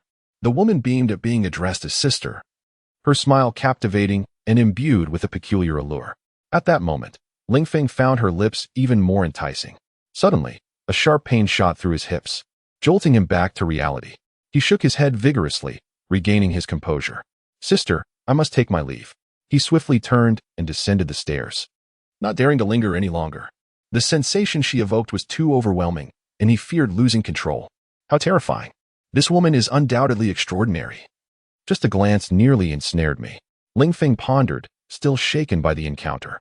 Meanwhile, the beautiful woman watched him flee, a hint of surprise flickering across her features. She playfully traced her delicate lips, a mischievous smile gracing her face as she mused, How curious. A mere novice of the second layer of qi refinement managed to escape my charm so swiftly. Have I perhaps grown rusty from lack of practice? Chapter 14. The Red Cloud Market. Ling Feng descended to the first floor, accompanied by Qin Sanbao and the others, as they departed from the library. They did not immediately return to Huanglong Gorge, but instead headed directly to the place where they could acquire their auxiliary roles.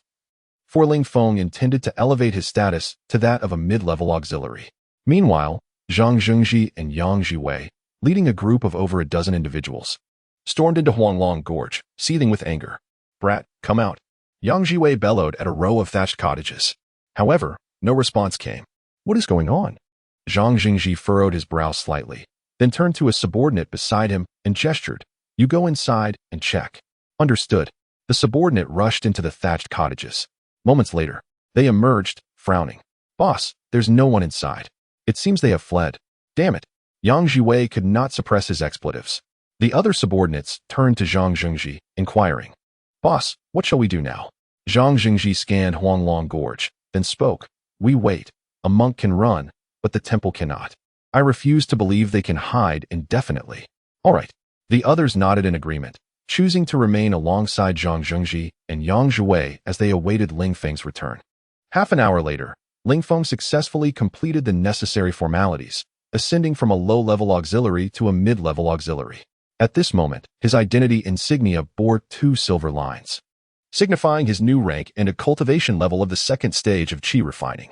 "Congratulations, boss." Qin Sanbao and Zhang Longzhao who expressed their admiration towards Ling Feng. As a low-level auxiliary, one could only receive a stipend of 3 spirit stones per month, whereas a mid-level auxiliary was entitled to 10 spirit stones monthly, along with a vial of herbal essence. "Haha, let us go. Today, I'm in a good mood. I'll treat you all to a meal," Ling Feng declared, unwrapping the package he received as a reward for his promotion to mid-level auxiliary. Inside were an auxiliary robe, 10 spirit stones, and a porcelain vial containing herbal essence, which was rich in spiritual energy and could hasten a cultivator's advancement. After retrieving the spirit stones and herbal essence, he tied the package back up and tossed it to Zhang Long, leading the group towards the direction of the Red Cloud Market. Half an hour later, they arrived at the market. The Red Cloud Market, established on a small plain by the banks of the Red Cloud River, features a street stretching 3,000 meters. Numerous auxiliaries would bring their treasures here to trade. The market buzzed with activity daily, bustling with throngs of people. The houses flanking the street displayed various signs, offering an array of entertainments. Ling Feng first sought out a money exchange to convert his remaining spirit tickets into spirit stones, as the tickets themselves contained no spiritual energy. Only spirit stones held such power. It was essential to exchange the tickets for spirit stones in order to utilize them in the incense burner for refinement. Subsequently, he found a tavern where he and Qin Sanbao, along with Zhang Longzhao who, indulged in hearty revelry. After satisfying their appetites, Ling Feng led them on a leisurely stroll through the market. As they passed a place called Huayula, Qin Sanbao and Zhang Longzhao could not help but pause. A beautiful young woman noticed them and gracefully approached, swaying her slender waist and exuding charm. "Greetings, gentlemen. Would you care to come in and enjoy yourselves? We have recently welcomed a group of lovely ladies, each more enchanting than the last, adept in both song and dance. Would you like to hear a tune?" Qin Sanbao gazed at the alluring woman, then turned to Ling Feng. Ling Feng frowned slightly and said to Qin Sanbao, "You all have fun. I shall wander alone for a bit. I'll wait for you under the banyan tree at the market entrance in an hour. If I'm not there, just wait for me." "Thank you, boss." Qin Sanbao and the others perked up, following the beautiful woman into Huayula. Ling Feng glanced at the establishment, then continued his solitary exploration of the street. After some time, he arrived at an area designated for street vendors. Having accumulated a fair amount of restoration liquid, he sought some cost-effective, damaged items to repair and subsequently sell for profit. His path in cultivation was indeed a costly endeavor, as the saying goes. A skilled cook cannot make a meal without rice. Without resources, even the greatest talent is rendered futile. Thus, Ling Feng had to devise every possible means to accumulate wealth. He recognized that maximizing the value of his incense burner was a priority. As he strolled past the vendors, enticing calls echoed around him. "Don't miss out on this freshly unearthed bronze treasure, sold by weight. Act fast, or you'll miss out. Come take a look." High-purity iron sand selected from the riverbed.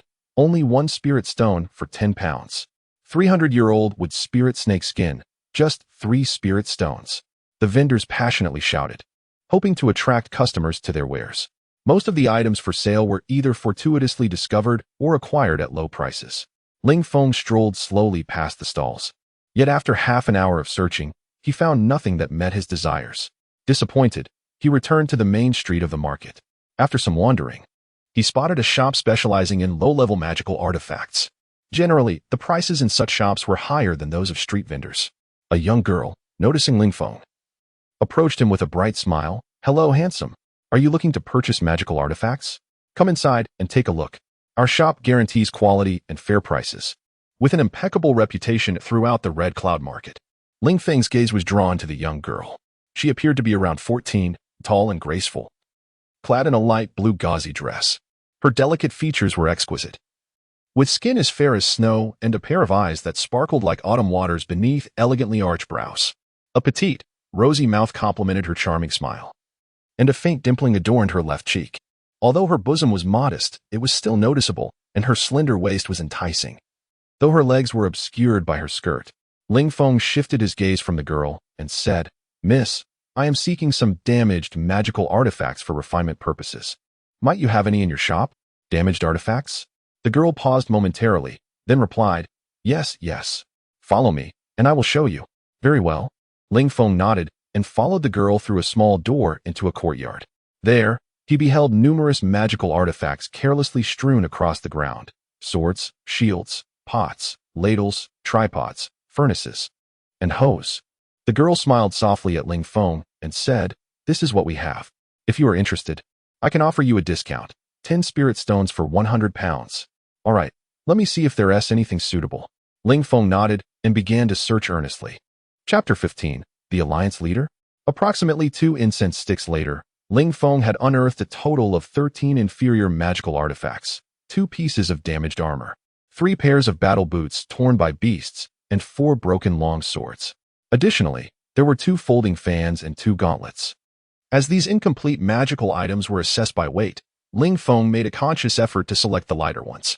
"Well, this is all," he remarked with a faint smile directed at the young girl. She nodded in response and promptly summoned others to weigh the artifacts, announcing, "A total of 72 jin. I shall charge you 7 spirit stones." "Very well." Ling Feng agreed, settled the payment, and then departed with the artifacts on his back. Upon reaching the grand banyan tree at the entrance of the market, he discovered that Chen Sanbao, Zhang Long, and Zhao who were waiting for him. The trio appeared radiant, their spirits evidently high from their revelries at the Huaiyue Tower. "Boss." Upon spotting Ling Feng, they immediately approached him. Zhang Long, noticing the sizable bundle Ling Feng carried, inquired, "What do you have there, old Taoist?" "These are some damaged magical artifacts I acquired to see if I can repair them," Ling Feng replied, tossing the bundle to Zhang Long before leading them back. As the sun descended, its dying rays painted the western sky with hues of crimson. "Where are those rascals? They're taking too long." "Indeed, I am on the verge of starvation." "Boss, shall we dine first and return afterward?" "In the Huanglong Gorge." The subordinates brought by Zhang Jingji were all gazing expectantly at him. They had been waiting there for 3 full hours. Zhang Jingji's expression soured. He had not anticipated that Ling Feng and his companions would slip away. Gritting his teeth, he declared, "No. Today we must teach those brutes a severe lesson. Huanzi, take 2 men and search the house for any food. Find something to fill our bellies. Dai Tu, you and your men check the fields for anything edible." "Understood." The group nodded and proceeded into the house to search. Shortly after, a servant, whom Zhang Jingji referred to as Huanzi, emerged gleefully carrying 2 jars of wine. "Boss, I found 2 jars of leopard wine." The mention of leopard wine piqued everyone's interest. Chun Sanbao's leopard wine was quite renowned among the servants of Qingyun Peak, and they had all sampled it. At that moment, Dai Tu returned with 2 companions, cradling a dozen sweet potatoes. "Haha. We've got something to eat now." Roasted sweet potatoes to accompany the wine. Laughter erupted among the group as they began to stoke a fire. Soon, the sweet potatoes were roasted, and they gathered together to feast. "Hey, have you noticed how fragrant this wine is?" "Yes. It's far more aromatic than what we had before, although it has a slight bitterness." "Humph. This wine must undoubtedly be superior to what Chen Sanbao sells." They continued their banter while eating. At that moment, Zhang Jingji suddenly lifted his gaze toward the entrance of Hualong Gorge, where 4 figures were slowly entering. Yang Jiwei's eyes turned red with fury as he bellowed, "It's Chen Sanbao and the others. Let us finish them off." With a furious roar, Zhang Jingji charged toward Ling Feng and his companions, fearing they might flee again. "Let us annihilate them." Yang Jiwei and the others quickly followed suit, rushing after Zhang Jingji. Seeing the fierce approach of Zhang Zhengji and his crew, Chen Sanbao's expression shifted dramatically. Boss, we must flee. It's Zhang Zhengji and his gang. Ling Feng looked up at Zhang Zhengji and coldly remarked, why flee when they've come to our doorstep? You three stay back and watch how I deal with them. Chen Sanbao and the others were taken aback by Ling Feng's bravado, eager to dissuade him, but they soon realized Zhang Zhengji and his group were drawing closer. Take care, boss, Chen Sanbao warned, before leading Zhang Long and Zhao Hu to retreat to a secluded spot several dozen meters away, where they could observe the unfolding situation. Zhang Zhengji and his men halted just 3 meters in front of Ling Feng. Ling Feng regarded Zhang Zhengji and stated coolly, so you are the leader of the Ling Yu alliance, Zhang Zhengji? Taken aback by Ling Feng's lack of flight, Zhang Zhengji glared at him and said, indeed, I am Zhang Zhengji. Boy, if you have any sense, sever an arm and return the spirit stones you seized from Yang Jiwei today and in the future. Pay us a tribute of 10 spirit stones each month. Then we can let this matter rest. Otherwise, I will make your existence a living hell. Ling Feng raised an eyebrow, a look of disdain crossing his face. Is that so? Just you? Seeing Ling Feng's audacious demeanor, Yang Jiwei could no longer contain himself and shouted to Zhang Zhengji, boss, don't waste your breath. Let us beat him up first. Agreed. Zhang Zhengji nodded. And a formidable aura erupted from him as he swung his fist toward Ling Feng. Ling Feng's eyes narrowed. Rather than retreating, he advanced, matching Zhang Zhengji's punch. Their fists collided with a resounding crash. With a thud, Ling Feng was sent reeling back, landing on the ground and taking 2 steps back. Meanwhile, Zhang Zhengji staggered slightly, stepping back as well. Zhang Zhengji scrutinized Ling Feng, a cold smile creeping onto his lips. No wonder you're so arrogant.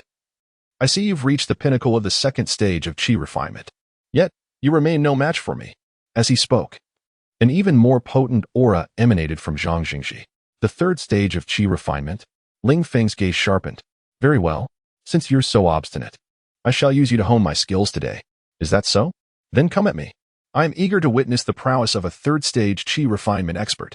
Ling Feng's fighting spirit surged.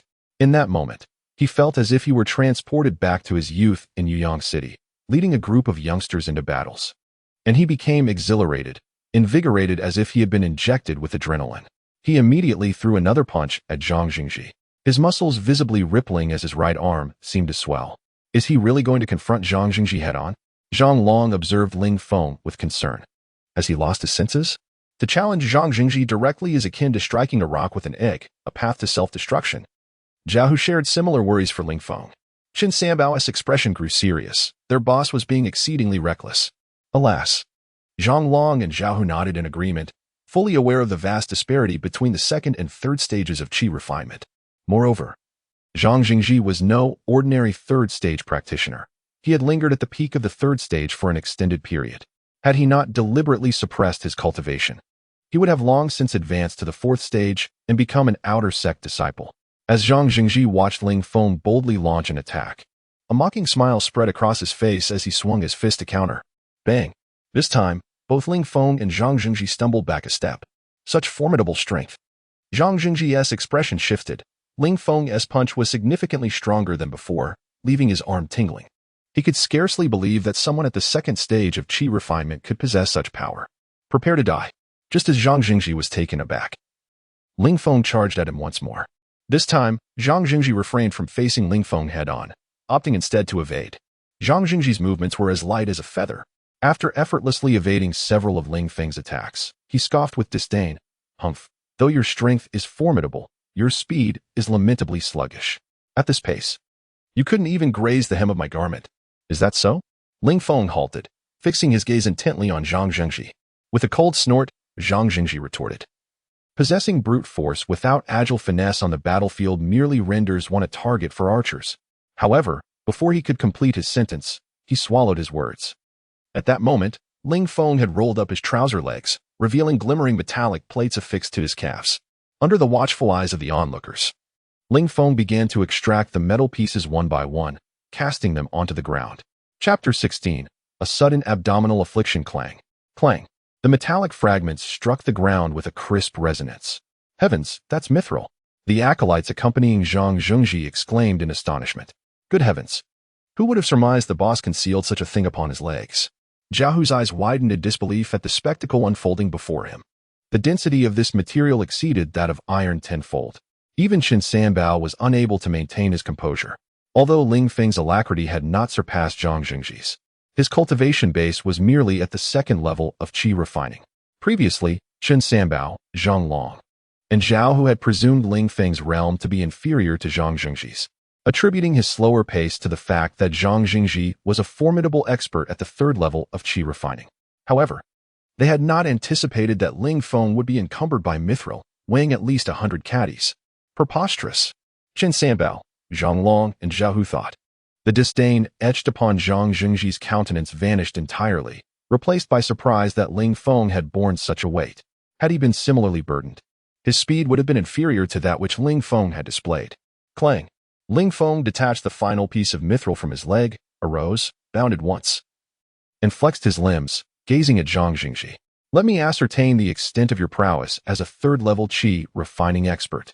The muscles in Zhang Jingji's jaw twitched, his countenance hardening. Sweeping legion. In an instant, he ascended into the air, initiating an offensive against Ling Feng. His legs transformed into a whirlwind. A multitude of phantom kicks aimed at Ling Feng. What sublime legwork! Which is the true strike? Zhang Long and Zhao Hu were bewildered by the sight. Chen Sanbao shook his head, unable to discern the genuine kick from the phantoms. Begone. Sensing the formidable aura emanating from Zhang Jingji, Ling Feng advanced, brandishing his fists. Every cell in his body surged with exhilaration. Bang! The phantom kicks vanished. Chen Sanbao and the others beheld Ling Feng's fists meeting the sole of Zhang Jingji's right foot. Ling Feng retreated 4 paces to regain his balance, while Zhang Jingji pirouetted in the air, landing with grace. Seemingly, Zhang Jingji had gained the upper hand. Yet he was not as at ease as he appeared. Ling Feng's counterattack had numbed his leg. Again, Ling Feng charged at Zhang Jingji once more. Zhang Jingji gritted his teeth and unleashed the swift gale-leg technique. Bang, bang, bang. The air crackled with the interplay of kicks and fists. The boss is formidable. Zhang Long's face flushed with excitement. Zhao Hu turned to Chen Sanbao. Brother Bao, the boss must be employing some arcane art to temporarily amplify his strength. Chen Sanbao nodded, astounded by Ling Feng's display of power. He had not anticipated that Ling Feng, with his second-level qi refining cultivation, could contend with Zhang Jingji. Even if such combat prowess were fleeting, Zhang Jingji internally despaired. His leg technique, while potent, rapidly depleted his true energy, causing his offensive intensity and velocity to wane. Conversely, Ling Feng grew increasingly fierce, his fists like forged steel, inflicting pain upon his legs. After 10 breaths, Ling Feng seized an opportunity, striking Zhang Jingji's lower back, sending him hurtling 5 or 6 meters before collapsing. Yes, the boss has triumphed. Zhang Long and Zhao Hu rejoiced. Ling Feng soared into the air and descended upon Zhang Jingji, intent on denying him any chance to recover. Zhang Jingji recoiled in alarm, rolling to his left. Boom! Ling Feng's foot slammed into the ground where Zhang Jingji had been, leaving a depression. Zhang Jingji scrambled back, creating distance between himself and Ling Feng, his face contorted. I did not anticipate your strength. You have earned the right to witness my full power. Then unleash it. Ling Feng retorted, advancing once more. Zhang Jingji's face hardened as he began to chant, an icy aura emanating from him. Ice dart technique.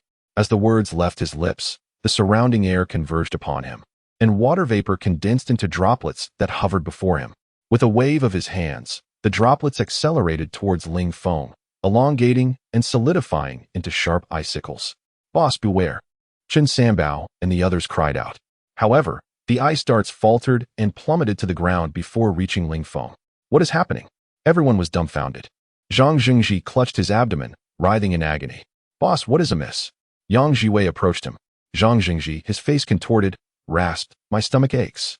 At that moment, others clutched their stomachs, groaning in pain. Yang Jiwei was also afflicted, the discomfort intensifying until his face was distorted. The wine must have been poisoned. Zhang Jingji exclaimed. Poisoned? Yang Jiwei's face paled. Ling Feng stared at Zhang Jingji, perplexed. What are you doing? Are we to continue, or not? To the devil with you. Consider yourself fortunate today. We shall settle this tomorrow. Zhang Jingji clutched his abdomen and fled towards the exit of the Yellow Dragon Stream. The others followed suit. What is transpiring? Chen Sanbao and his companions stared in bewilderment. What a letdown.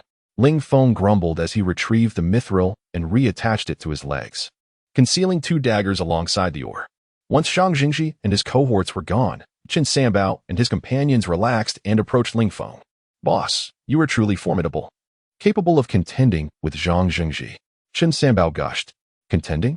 Had he not fled, I would have vanquished him. Ling Feng retorted. Indeed, boss, you are unparalleled. Zhang Long chimed in. Zhao inquired, why did Zhang Jingji and the others flee? They complained of stomach pain. What an infantile excuse. Ling Feng scoffed as he turned to leave. Chapter 17. An uncontrollable release. Qin Sanbao, along with Zhang Long and Zhao Hu, promptly followed suit. Upon returning to their dwelling, Qin Sanbao gazed at the 2 wine jars discarded on the ground, his eyes narrowing slightly. He then turned to Ling Feng and chuckled. Haha, boss. I believe I understand why they fled. Indeed, they are suffering from stomach aches. Do you know what happened? Ling Feng looked up at Qin Sanbao, as did Zhang Long and Zhao Hu. Qin Sanbao nodded, stating, they must have surreptitiously consumed my half-finished leopard wine, which is why they are in such discomfort. They deserve it. Haha. At this moment, Zhang Long and Zhao Hu could not contain their laughter. Ling Feng furrowed his brow, observing Zhang Long and Zhao Hu, and inquired, is it truly that amusing? Haha. Zhang Long laughed heartily a few times before responding, boss, you are unaware. Brother Leopard's half-finished leopard wine is quite formidable. When I first arrived at Huanglongjian, I sneakily sampled it and ended up suffering from diarrhea for a full week. Whatever I consumed, I expelled. There was no effective remedy. And I thought I might perish. Ling Feng was taken aback, looking at Qin Sanbao and asking, is it really that potent? Indeed, Qin Sanbao affirmed. In my half-finished leopard wine, I have infused a powerful laxative called an uncontrollable release. This laxative contains a unique strain of bacteria that facilitates the secondary fermentation of the leopard wine. If ingested, it will undoubtedly cause diarrhea, and this strain is notoriously difficult to eliminate from the human body. Zhang Jingji and his companions will surely suffer for their indiscretion. Qin Sanbao had not anticipated that Zhang Jingji and his group would dare to pilfer his half-finished leopard wine. Ha ha ha, they deserve it.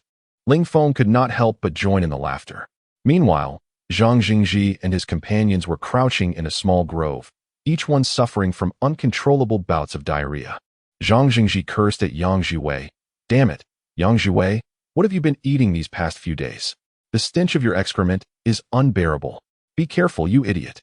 Don't point your rear at me. It's splattering all over. Apologies, I simply cannot hold it in. What kind of wine did Qin Sanbao brew? This is no ordinary drink. It's a super laxative. I swear, the next time I see Qin Sanbao, I will make him regret it. The sounds of their distress echoed through the grove, akin to a peculiar symphony. At that moment, a patrol team happened to pass by, hearing the commotion from the grove and immediately halting.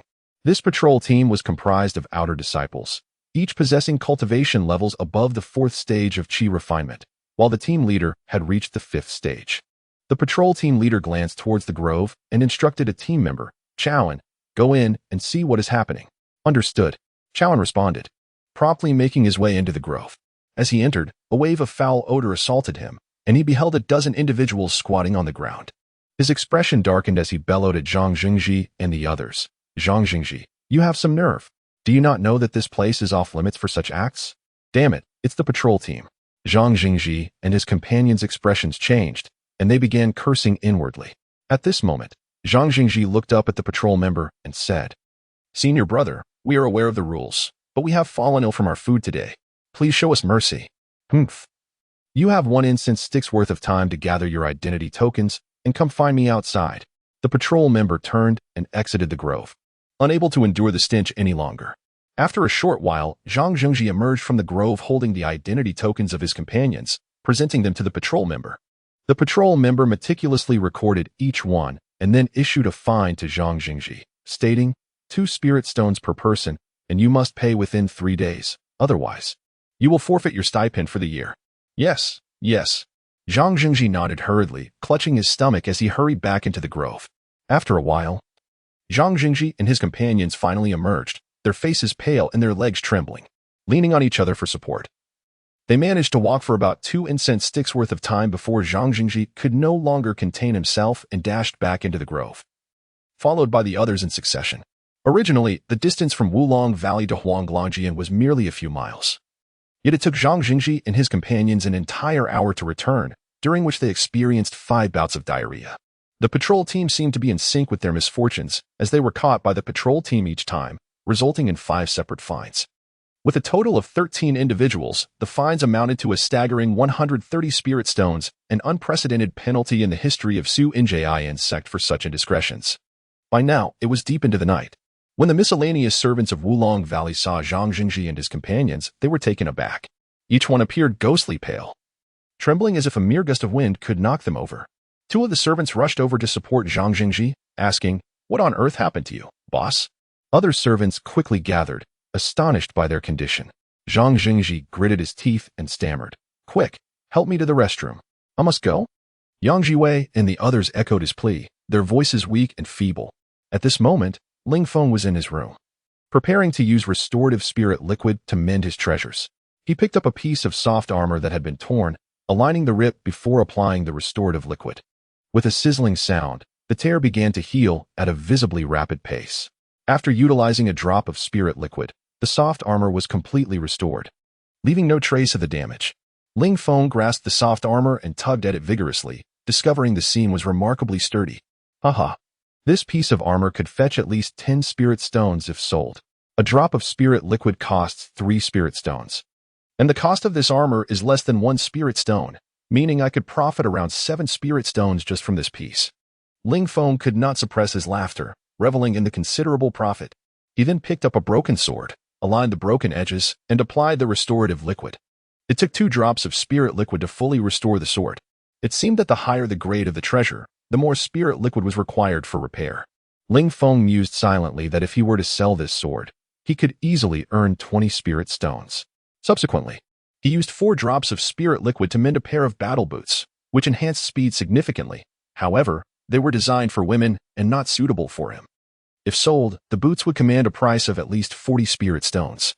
He exhausted all 7 drops of restorative spirit liquid, successfully mending 3 treasures, which collectively held a value exceeding 70 spirit stones. Ling Feng had acquired 13 damaged treasures in total.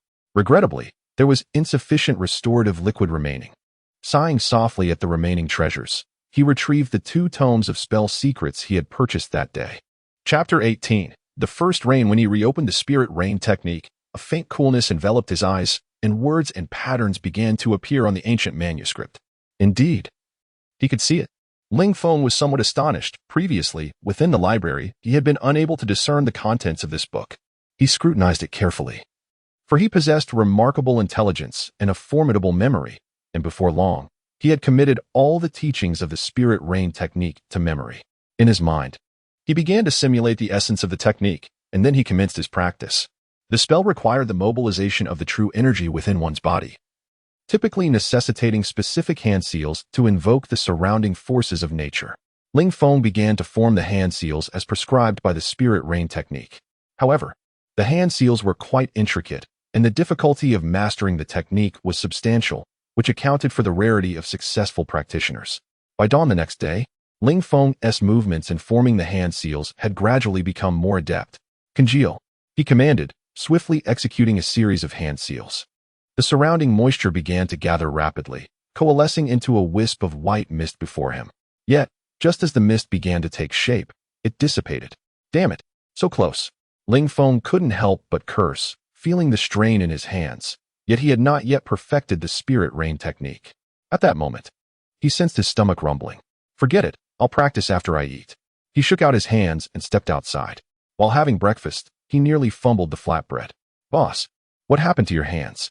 Chun Sanbao inquired, noticing the tremors in Ling Feng's hands. "Did you hurt yourself last night in a fit of inspiration?" Zhang Long interjected with a sly grin. "Inspiration, my foot. I'm not that lewd." Ling Feng shot Zhang Long a glare and replied coolly, "I was practicing the Spirit Rain technique last night, continuously forming seals until I was exhausted.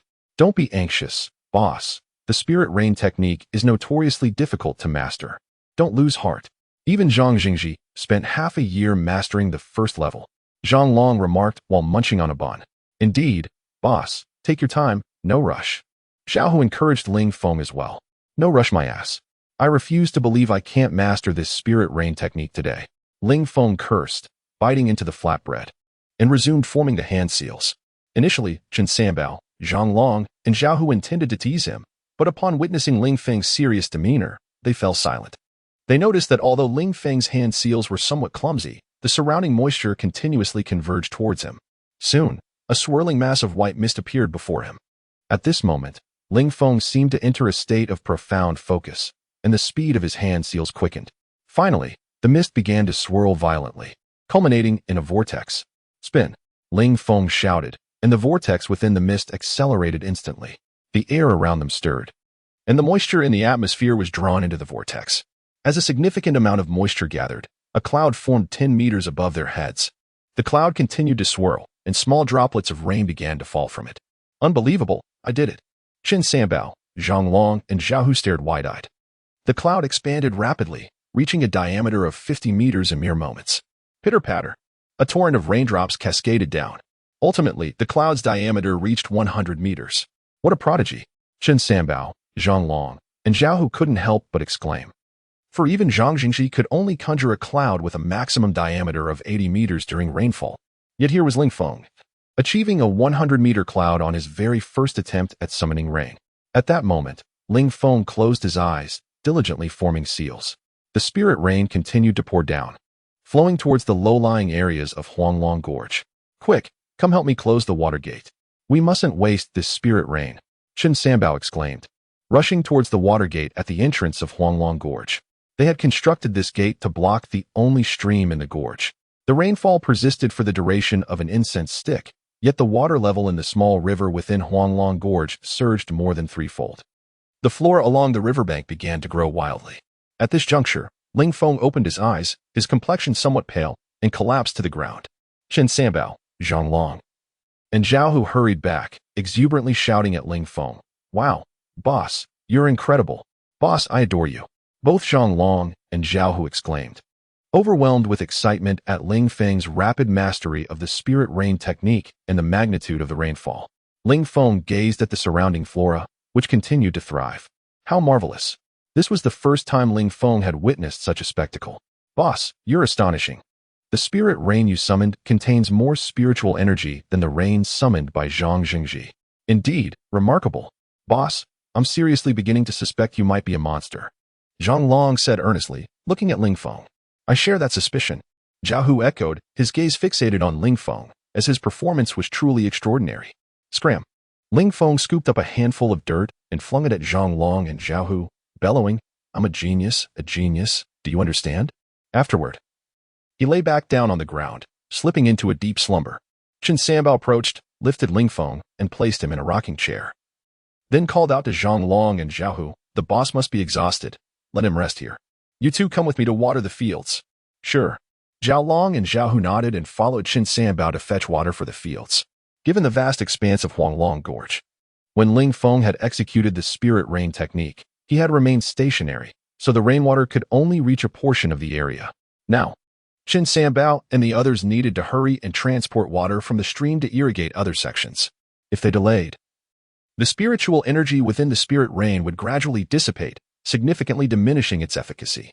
At this moment, Qin Sanbao, Zhang Long, and Zhao Hu were filled with joy, humming tunes as they carried water to irrigate the fields. Meanwhile, a piece of news began to circulate among the menial workers at Qinyan Peak. "Hey, have you heard? Zhang Jingxi and his group went on a rampage last night, indiscriminately relieving themselves. It was utterly outrageous. 13 of them accumulated 5 fines. In total, they were fined 130 spirit stones, breaking a record that has stood for thousands of years at Qinyan Peak. No way. How could they do such a thing? I heard from the folks in Wulong Valley that it seems Zhang Jingxi and his crew ate something wrong in Huanglong Gorge. Apparently, when they returned to Wulong Valley last night, they spent the entire night indisposed and now they can barely stand. What bad luck." Chapter 19. Coercion and Enticement in the Confines of the Crouching Dragon Valley. Zhang Jingxi and his cohorts had become gaunt and emaciated, suffering from severe dehydration. Fortunately, their robust constitutions, coupled with the ingestion of certain spiritual elixirs to replenish their vitality, had prevented them from succumbing entirely. Nonetheless, they were in a state of profound discomfort, their posteriors rendered numb after a night of incessant evacuations. Ling Feng and Qin Sanbao had not only inflicted considerable physical trauma upon them, but had also tarnished their reputations irreparably. By now, virtually every menial laborer on Qinyan Peak was privy to their nocturnal incontinence. "Ba Ling Feng, Qin Sanbao, you shall rue the day." At that moment, Zhang Jingji and his companions harbored an intense desire to dismember Ling Feng and Chen Sanbao, yet their current state rendered them incapable of seeking retribution. At the Yellow Dragon Stream, Ling Feng reclined on a rocking chair beneath the boughs of a tree, slumbering soundly until midday. By this time, Chen Sanbao and the others had completed the irrigation of the fields. After partaking of some flatbread together, Ling Feng resumed his practice of the spiritual rain incantation. Under the guidance of Chen Sanbao and his comrades, he traversed nearly every nook and cranny of the Yellow Dragon Stream, bestowing the life-giving rain upon the crops. With each passing afternoon of practice, Ling Feng's command over the spiritual rain incantation grew increasingly refined. Under the benevolent influence of the spiritual rain, the crops throughout the Yellow Dragon Stream flourished with renewed vigor. However, the exertions of the afternoon had left Ling Feng thoroughly fatigued. After a hearty supper, he retired to his bed, falling into a deep slumber without even attempting to meditate. The following morning, Ling Feng awoke refreshed and invigorated. After a satisfying breakfast, he addressed Chen Sanbao, Zhang Long, and Zhao Hu, exclaiming, "Let us venture forth and solicit commissions to earn some coin." Commissions? Chen Sanbao was taken aback. Gazing at Ling Feng, "Master, do you intend to assist others with their irrigation?" Ling Feng nodded, replying, "Indeed. Did you imagine that I had mastered the spiritual rain incantation solely for the benefit of the Yellow Dragon Stream? At present, I find myself in dire need of funds." Chen Sanbao furrowed his brow, remarking, "But by doing so, we would be encroaching upon the Rain Spirit Alliance's livelihood." "Humph, I intend to usurp their livelihood." Ling Feng regarded Chen Sanbao with a frigid gaze, retorting, "Did you believe that they would spare us if we refrained from encroaching upon their domain?" Chen Sanbao offered a slight shake of his head, fully aware that the Yellow Dragon Stream and the Rain Spirit Alliance had become implacable adversaries, and that Zhang Jingji and his cohorts would undoubtedly seek retribution. "Come, let us depart. They are likely bedridden, incapacitated by their recent ordeal. Let us seize this opportunity to amass some wealth." With these words, Ling Feng strode purposefully toward the exit of the Yellow Dragon Stream. Chen Sanbao and his companions promptly followed suit. Aware that they were in a precarious situation and that they must remain close to Ling Feng to deter any potential attacks from the Rain Spirit Alliance. Approximately a quarter of an hour later, Ling Feng and his entourage arrived at the neighboring Fire Dragon Stream. Upon learning of the arrival of individuals from the Yellow Dragon Stream, the chieftain of the Fire Dragon Stream promptly assembled his entire contingent to encircle Ling Feng and his companions. Despite their numerical advantage, the denizens of the Fire Dragon Stream appeared apprehensive. They had all heard tales of Ling Feng, the newly appointed chieftain of the Yellow Dragon Stream, who had dared to confront even the Rain Spirit Alliance and had cunningly outwitted Zhang Jingji the previous night. Zhang Jingji had also vowed to exact vengeance upon Ling Feng, Chen Sanbao, and their associates once they had recovered. A middle-aged man, addressing Ling Feng and his companions, inquired, "Ling Feng, Chen Sanbao, what brings you to our Fire Dragon Stream?" This middle-aged man was none other than Huang Hai, the chieftain of the Fire Dragon Stream, a cultivator of the first level of qi refining. Ling Feng's gaze swept indifferently over the assembled denizens of the Fire Dragon Stream before settling upon Huang Hai, whom he addressed with a genial smile. "Pray, do not be alarmed, my friends. I come to your Fire Dragon Stream not to engage in strife, but to propose a mutually beneficial arrangement." The other menial laborers of the Fire Dragon Stream turned their attention to Huang Hai. Huang Hai furrowed his brow slightly, retorting, "What manner of arrangement could you possibly propose? It seems that our Fire Dragon Stream and your Yellow Dragon Stream have little in common." "Huh?" Ling Feng erupted in laughter, refraining from further explanation as he executed a series of hand seals, invoking the spiritual rain incantation. A cloud, spanning 10 meters in diameter, rapidly materialized, from which rain began to fall. After approximately 3 breaths, Ling Feng ceased his incantation, causing the cloud to dissipate. The spiritual rain incantation? Huang Hai and the other menial laborers stared at Ling Feng in astonishment, never having imagined that he possessed such an ability. Ling Feng regarded Huang Hai with a knowing smile, asserting, "My price is 80% of that charged by the Rain Spirit Alliance. If you are amenable, I shall commence irrigating your fields immediately." Huang Hai's countenance darkened slightly, captivated by the proposition Ling Feng had presented. His price was lower than that of the Rain Spirit Alliance, and he would not have to endure the inconvenience of waiting in line. However, he found himself in a quandary, aware that the Rain Spirit Alliance and the Yellow Dragon Stream were now sworn enemies, and that any dealings with Ling Feng would inevitably incur the wrath of the Rain Spirit Alliance. After a moment of deliberation, Huang Hai raised his head and addressed Ling Feng, explaining, Ling Feng, it is not that I am unwilling to collaborate with you, but rather that I fear the repercussions from the Rain Spirit Alliance should we do so. Is that so? A sardonic smile crept across Ling Feng's lips as he retorted, do you fear the Rain Spirit Alliance more than you fear my retribution? With these words, a potent aura emanated from Ling Feng, the pressure of his second-level qi refining cultivation bearing down upon Huang Hai. The countenances of the menial laborers behind Huang Hai paled visibly. Ling Feng fixed his gaze upon Huang Hai, declaring in a frigid tone, you now have two choices before you. First, you may collaborate with us, thereby reducing your expenses and receiving prompt service. However, this may invite retaliation from the Rain Spirit Alliance. Second, you may decline our offer, in which case you shall immediately face our retribution.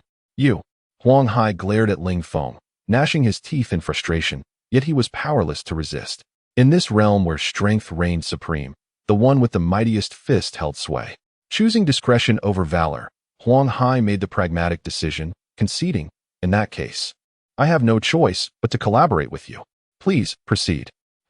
Ling Feng erupted in laughter, and under Huang Hai's guidance, he commenced irrigating the fields of the fire dragon stream. Heavens! Upon witnessing the cloud, spanning 100 meters in diameter, the denizens of the fire dragon stream were dumbfounded. Ling Feng, with the cloud hovering above his head, traversed the spiritual fields of the fire dragon stream at a frenetic pace. After half an hour, Ling Feng ceased his labor. Huang Hai and the denizens of the fire dragon stream were utterly astounded by Ling Feng's capabilities, for his efficiency was simply unparalleled. Previously, it had taken 3 members of the Rain Spirit Alliance 2 hours to irrigate the entire fire dragon stream, yet Ling Feng had accomplished the task single-handedly. Chapter 20. The third level of Qi refinement. Here are 4 spirit stones. Huang Hai handed a bag filled with spirit stones to Ling Feng. The area of Fire Dragon Gorge is larger than that of Yellow Dragon Gorge, allowing for the simultaneous application of rain across all spirit fields. According to the pricing set by the Spirit Rain Alliance, a monthly package costs 25 spirit stones, while a comprehensive rain application costs 5 spirit stones. Ling Feng offered them a discount of 20%, which amounts to 4 spirit stones per application. A delightful collaboration.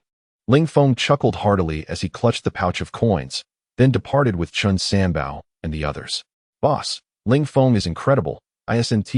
When he summoned rain, the clouds had a diameter of 100 meters. Indeed, when Zhang Zhengji summoned rain, the clouds only measured 80 meters in diameter. The miscellaneous workers of Fire Dragon Gorge gathered around Huang Hai, each wearing expressions of astonishment. Huang Hai was equally stunned by Ling Feng's prowess. He had not anticipated the formidable effectiveness of Ling Feng's spirit rain technique. After leaving Fire Dragon Gorge, Ling Feng ventured to other locations, employing both coercion and persuasion to secure collaborations. By the end of the day, he had amassed over 60 spirit stones. He distributed 4 stones to Chen Sanbao and 2 stones each to Zhang Long and Zhao Hu, keeping the remainder for himself. Chen Sanbao and the others were delighted with Ling Feng's generous distribution. They understood that all these spirit stones were earned solely by Ling Feng. Even if he decided not to share, they would not dare express a word of complaint. Now, merely following Ling Feng around yielded them spirit stones, a situation they welcomed wholeheartedly. Wealth comes swiftly. Ling Feng exclaimed with excitement as he grabbed 5 spirit stones and placed them into the incense burner to begin his cultivation. Meanwhile, news of Ling Feng's rain summoning services quickly reached Zhang Zhengji and his associates. Scoundrel, Ling Feng is audacious enough to encroach upon our business. He must be dealt with. The members of the Spirit Rain Alliance were seething with rage. Boss, should we send someone to punish those who collaborated with Ling Feng? Yes. We must teach those rascals a lesson and see if they dare to cooperate with Ling Feng again. Some voices urged caution, suggesting that retaliating at this moment would make them appear petty. Zhang Zhengji slammed his fist on the table, roaring, we are indeed petty. So what? Those who dare to collaborate with our enemy, Ling Feng, are showing me, Zhang Zhengji, no respect. They cannot escape unscathed. Big Head. Send someone to teach these traitors a lesson. Yes. Big Head gritted his teeth and, with the aid of 2 miscellaneous workers, left the room.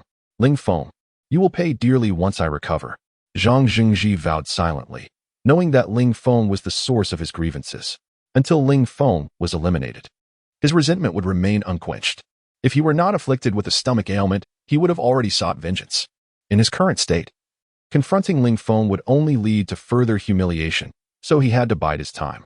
In the following days, Ling Feng spent most of his daylight hours summoning rain.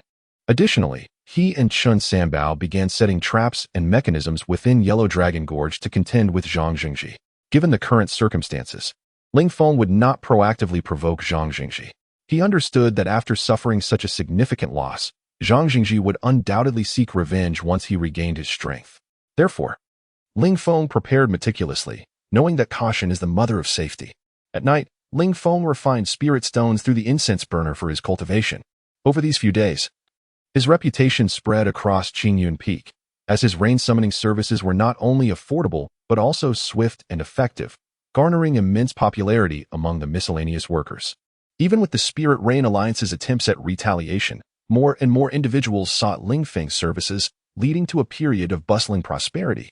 7 days later, as the dawn broke, Ling Feng slowly opened his eyes, exhaling a breath of stale air with a smile gracing his lips. At last, I have broken through to the 3rd level of Qi refinement. Throughout these 7 days, Ling Feng consumed over 100 spirit stones. He had not anticipated that the transition from the 2nd to the 3rd level would require such a substantial expenditure of spirit stones.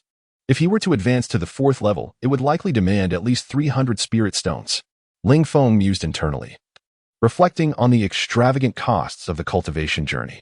This efficiency was only achievable after mastering the nameless Qi refinement technique. Without it, his spirit stone consumption would have been even greater. Boss, trouble. Zhang Jingji and the Spirit Rain Alliance are coming for us. At that moment, Zhang Long's panicked voice echoed from outside. They are quite swift. Ling Feng frowned slightly, aware that Chun Sanbao's wine could incapacitate Zhang Zhengji and his associates for at least 7 days. Now, on the 8th day since their revelry, they could no longer endure their torment. Ling Feng opened the door to see Chun Sanbao, Zhang Long, and Zhao Hu standing at the entrance, their faces etched with alarm. He looked up towards the entrance of Yellow Dragon Gorge, where Zhang Zhengji, accompanied by over 30 men, charged in with palpable hostility to exact revenge on Ling Feng. The Spirit Rain Alliance had mobilized their elite forces. At the forefront stood Zhang Jingji, who, within moments, approached Ling Feng. Ling Feng, prepare to die.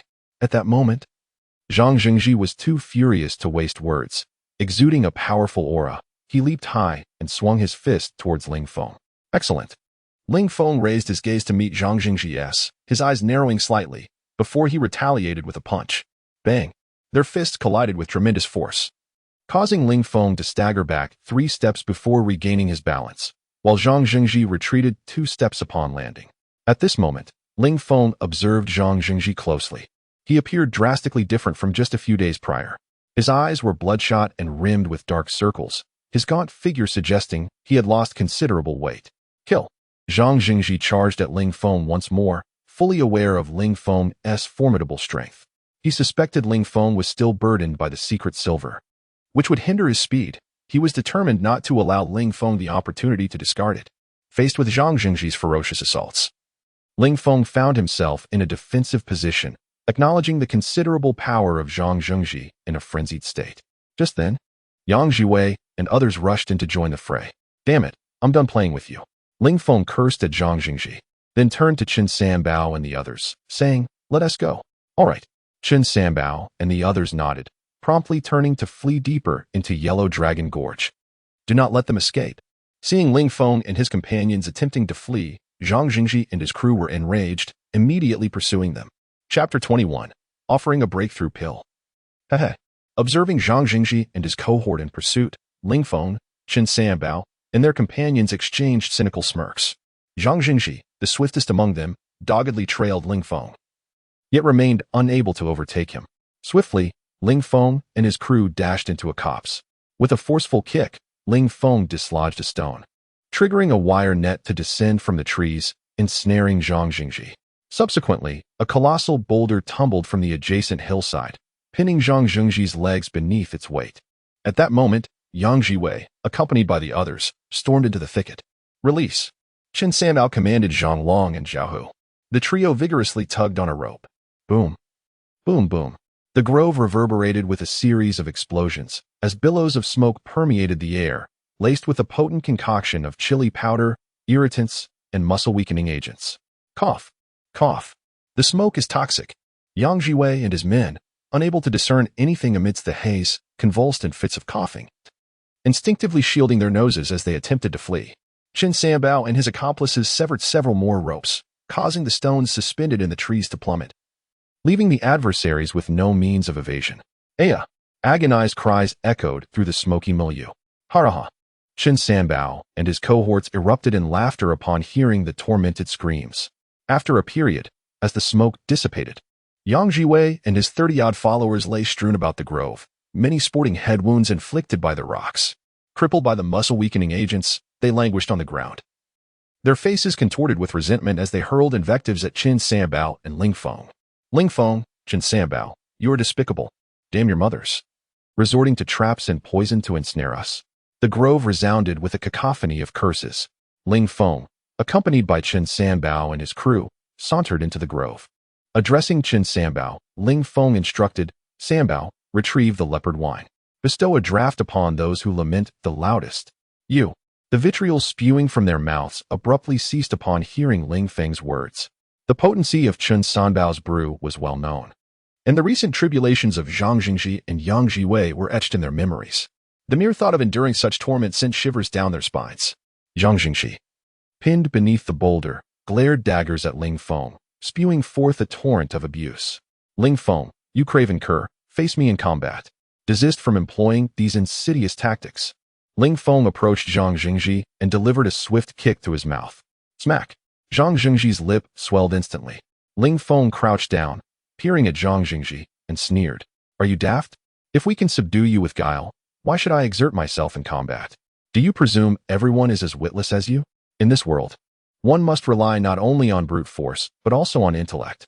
With that, Ling Feng began to rummage through Zhang Jingji's garments. What do you intend to do? Zhang Jingji's complexion paled as he vehemently denounced Ling Feng. Soon, Ling Feng unearthed a bulging pouch, laden with a stack of spirit notes. Ling Feng, if you dare pilfer my coin, I vow to exact vengeance upon you. Witnessing the theft of his funds, Zhang Jingji teetered on the brink of madness. However, his legs remained trapped beneath the boulder, and the effects of the muscle-weakening agents rendered him incapable of resistance.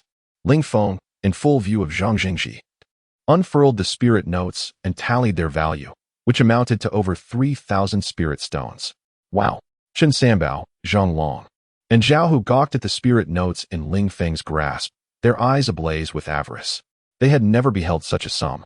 Truly affluent. A fitting tribute to the chieftain of the Spirit Reign Alliance. Ling Feng lightly struck Zhang Jingji's face with the spirit notes before turning his gaze toward the vials nestled within the pouch.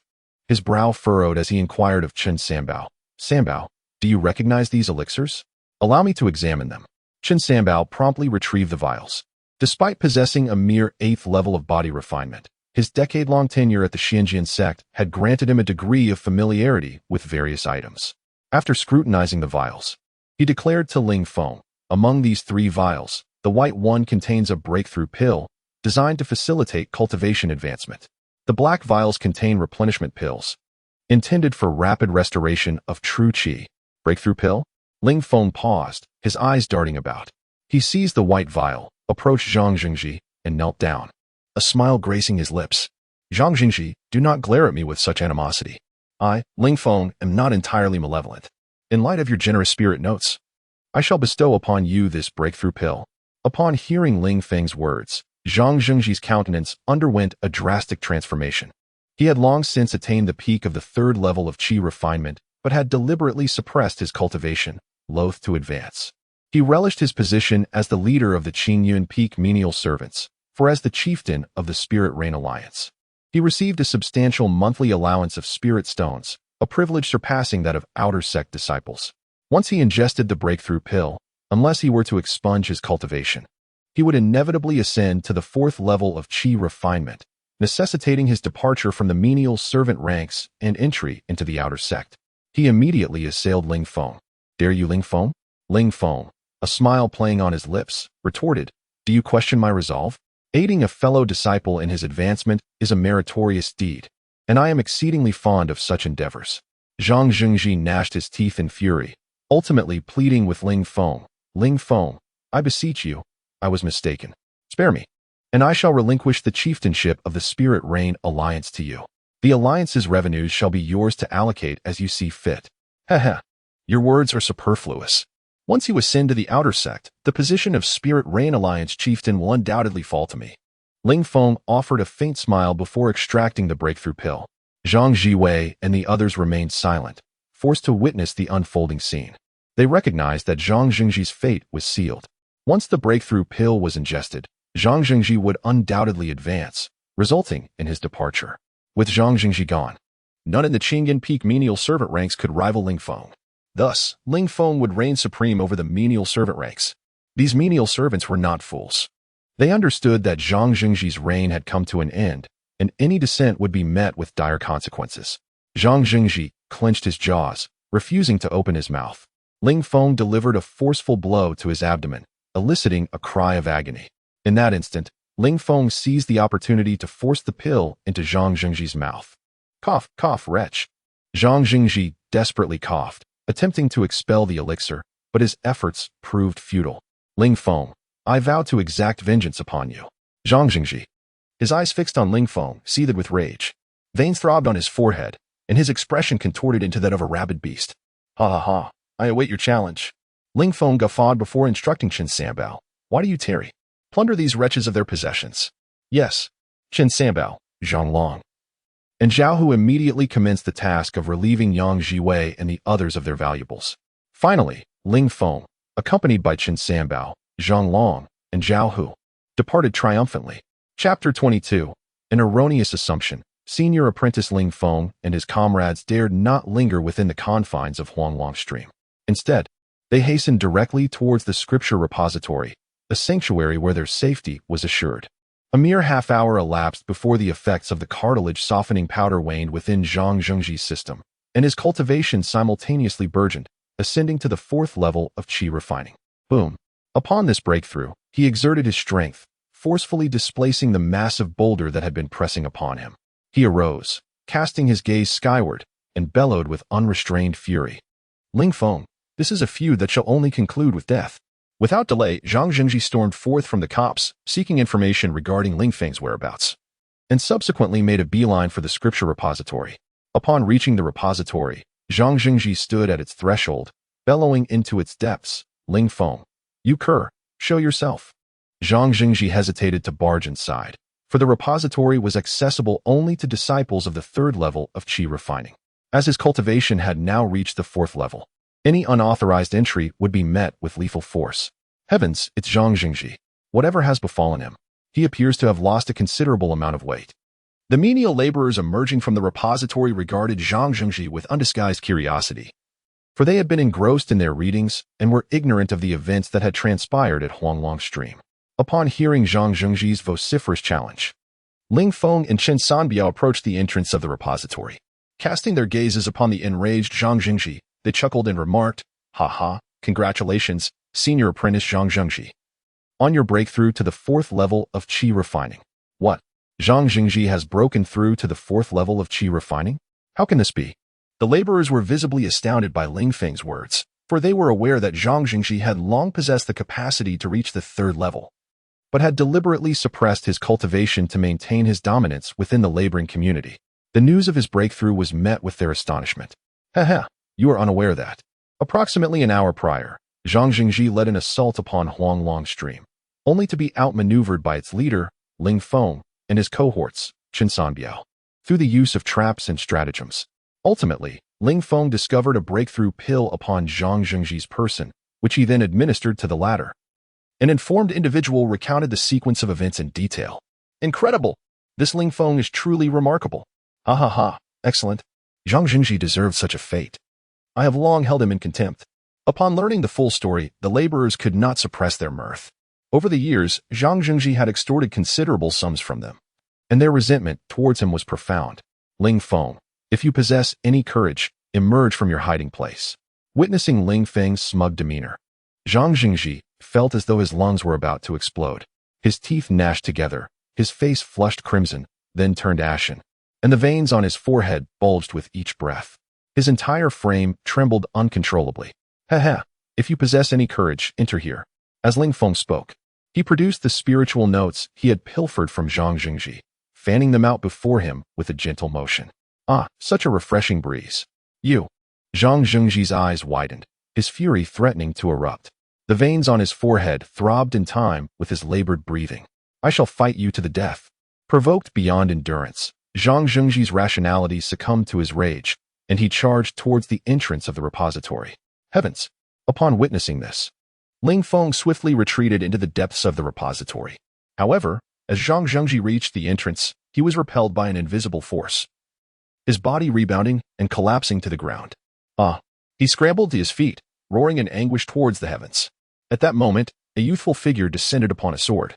Alighting upon the open space before the repository, the youth fixed his gaze upon Zhang Jingji, and with a wave of his hand, a talisman soared forth, hurtling towards Zhang Jingji. I refuse to go to Azure Cloud Peak. I refuse to become an outer disciple. Zhang Jingji cried out, attempting to evade the talisman. However, the talisman executed a swift turn and affixed itself to his back. A pale yellow aura enveloped him, lifting him towards Azure Cloud Peak. Ling Feng emerged from the repository, waving farewell to Zhang Jingji and exclaiming with glee, "Ha ha ha, farewell, senior apprentice Zhang Jingji. Damnable Ling Feng, I shall remember this affront." Arg. Enclosed within the bubble, Zhang Jingji pounded against its confines, venting his rage upon Ling Feng, before vanishing from sight. Witnessing Zhang Jingji's departure, Ling Feng erupted in laughter. "Ha, henceforth, I shall reign supreme over the laboring community." However, his proclamation was cut short as the youth turned towards him, stating in a measured tone, "You too shall enter the ranks of the outer disciples at Azure Cloud Peak." With that, the youth produced another talisman, directing it towards Ling Feng. "Blast! I refuse." Ling Feng's countenance paled, and he seized the talisman, tearing it asunder with his teeth. Rip! The talisman was instantly destroyed. "Pah!" Ling Feng spat out the remnants of the talisman and fled. The youth was taken aback, never having anticipated that Ling Feng would possess the ability to shatter the talisman. His gaze hardened, and he pursued Ling Feng upon his flying sword, seizing him and lifting him into the air. "Arg, senior apprentice, you have made an erroneous assumption. My cultivation is merely at the third level of qi refining. I am not yet qualified to become an outer disciple." Ling Feng cried out to the youth, but his pleas went unheeded. Leader Chun Sanbiao and his companions were stricken with dread, for they had now incurred the full wrath of the Spiritual Rain Alliance. Ling Feng was their bulwark, and with his capture, their doom was sealed. Ling Feng recognized that his days within the laboring community were over. He bellowed towards those gathered around the repository, "Should anyone dare to mistreat Chen Sanbiao and his comrades, Ling Feng shall never forgive them. I swear it." Ling Feng's words sent a ripple of apprehension through the assembled laborers. Though his time within the laboring community had been brief, his reputation had spread far and wide. Even Zhang Jingji of the Spiritual Rain Alliance had fallen prey to his machinations. Such a figure was indeed formidable. Leader Wah!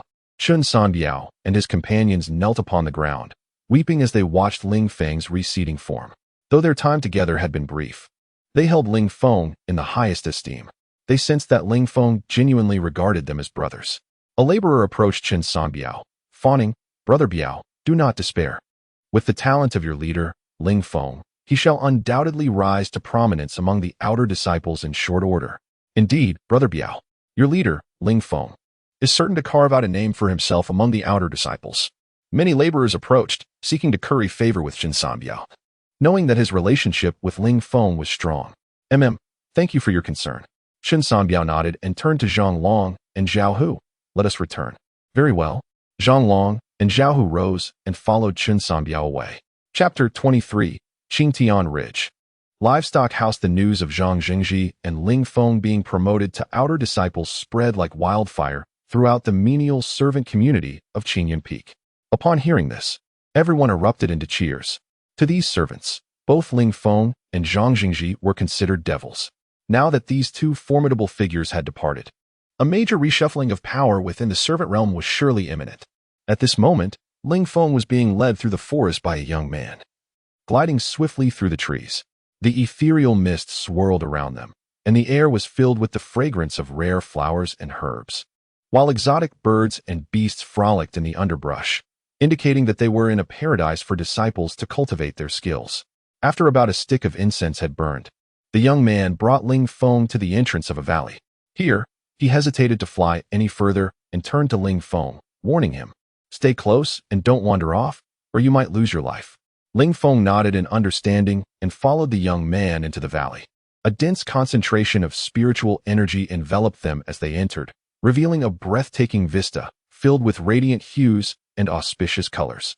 The valley was aglow with ethereal light, and the air was imbued with a sacred luminescence that filled every inch of space.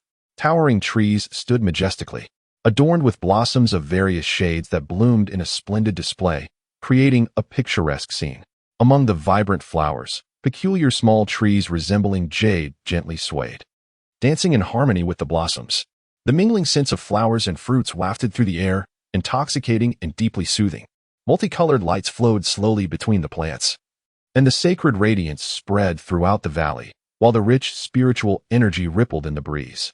Ling Feng was entranced, feeling as if all his worries had melted away, replaced by a profound sense of peace. He found himself immersed in a wondrous spiritual realm, his heart and mind purified and elevated. Ling Feng gazed longingly at the array of uniquely shaped fruits within the valley, saliva pooling in his mouth. Could these be the legendary celestial fruits, said to grant immortality with just one bite? His excitement was palpable, as these fruits radiated an aura of potent spiritual energy, clearly extraordinary in nature. I advise you not to entertain any ill thoughts about these spiritual fruits. They are surrounded by protective formations, and triggering even one could cost you your life. Moreover, the spiritual power contained within them is immensely strong. With your current cultivation, you cannot refine them. Attempting to steal a taste would result in your demise. The young man's icy voice echoed in Ling Feng's ears. Demise? Ling Feng shivered at the thought, his gaze fixed on the fruits that were more alluring than beautiful women. After approximately half an hour, Ling Feng followed the young man to the foot of a mountain. At the base, a large stone bore the inscription Qi Tian Rich. The young man then guided Ling Feng along a narrow path leading upward. After another stick of incense, they arrived at the mountainside. Here, several tiled houses were built against the slope, and in front of them lay a cleared space surrounded by a fence, forming a courtyard. Before the houses was a fertile spiritual field planted with various spiritual herbs. Under a large tree in front of the houses lounged a thin, dark-skinned man in a dilapidated rocking chair, one hand clutching a chicken leg and the other a wine jug, humming an unknown tune, exuding an air of unrestrained contentment. This scene reminded Ling Feng of his first encounter with Qin Sanbao. Not far away, a plump woman was busy sifting through something with a basket, while a lean man bathed a donkey, and another, looking somewhat scholarly, groomed a seemingly foolish-looking large bird. "Oh, senior brother Qingyan, you are here too?" The dark-skinned man exclaimed upon spotting the young man beside Ling Feng, standing up from his chair and approaching with a broad grin, revealing his snow-white teeth that starkly contrasted with his dark complexion. "This is Ling Feng, the newly promoted special menial servant. He will now be under your care in the livestock house," Qingyan replied with an indifferent expression. "What? You brought me into the inner sect, and I still have to be a menial servant?" Ling Feng's eyes widened as he shouted at Qingyan. Qingyan merely glanced at Ling Feng without responding, turning on his heel and departing. "Hey, wait, stop," Ling Feng called out, attempting to chase after him, but Qingyan's speed was too swift for him to catch up. "Damn," Ling Feng cursed under his breath, returning dejectedly, his heart brimming with resentment. "Ling Feng, right? I heard about your exploits a few days ago. Quite impressive. You dared to strike against Zhang Zhengji." The dark-skinned man regarded Ling Feng with a faint smile. "Senior brother flatters me," Ling Feng replied, his face flushing slightly with bashfulness. Meanwhile, he was subtly gathering his strength, aware that the people of Qingyun Peak were not kind-hearted. The memory of his initial encounter with Qin Sanbao was still fresh in his mind, and he knew that these four individuals could pose challenges for him. "Do not be disheartened, junior brother. Your title as a special menial servant is even more esteemed than that of outer disciples." The dark-skinned man spoke with admiration. "Is that so?" Ling Feng contemplated, realizing that perhaps being a special menial servant wasn't so bad after all. Of course, many aspire to become special menial servants, but lack the fortune. Their numbers are even scarcer than those of the elder's direct disciples. Come, we have a newcomer. Let's welcome him." The dark-skinned man did not seek to make things difficult for Ling Feng, but instead called out to the other three, surprising Ling Feng. Soon, the three individuals set down their tasks and approached.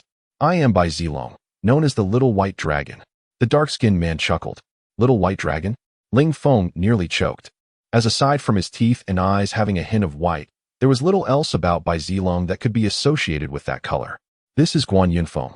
That one is Zhang Daji, and the last is Feng Tianxiang. Together, we form the auspicious group of Dragon, Phoenix, and Good Fortune. Bai Zilong introduced the others, pointing at the plump woman, the lean man, and the scholarly-looking individual. Guan Yunfeng stood about 165 meters tall with fair skin and a round face, her large eyes exuding a lively spirit. If she were to slim down, she would undoubtedly be a rare beauty. Zhang Daji was even thinner than Zhaohu from Huanglong Gorge, as if a gust of wind could carry him away. Among the four, Feng Tianxiang appeared the most normal. Tall and handsome, with a subtle scholarly aura that made him seem approachable. Dragon, Phoenix, and Good Fortune? Ling Feng was momentarily taken aback before bowing slightly. Junior brother pays respects to senior brothers and sisters. Ling Feng, I heard from Bai Laoda that you recently made Zhang Jingji suffer immensely. Truly commendable, Zhang Daji remarked, a hint of approval on his face. One cannot judge a person by their appearance. Feng Tianxiang observed Ling Feng, his tone tinged with amusement. Excellent. You are far more handsome than Zhang Jingji. The esteemed position of a top-tier attendant is indeed rarer than that of the elder's direct disciples, and it offers privileges comparable to those of our outer sect disciples, all without the burden of specific tasks. The plump Guan Yunfeng gazed at Ling Feng, his eyes gleaming with excitement. All right. You all may return to your duties. Bai Zilong waved his hand, prompting the three to promptly resume their respective tasks. Subsequently, Ling Feng followed Bai Zilong into the courtyard. Junior brother Ling Feng, the last room on the left is your quarters. It has been unoccupied for quite some time, so please tidy it up yourself. With that, Bai Zilong turned and departed.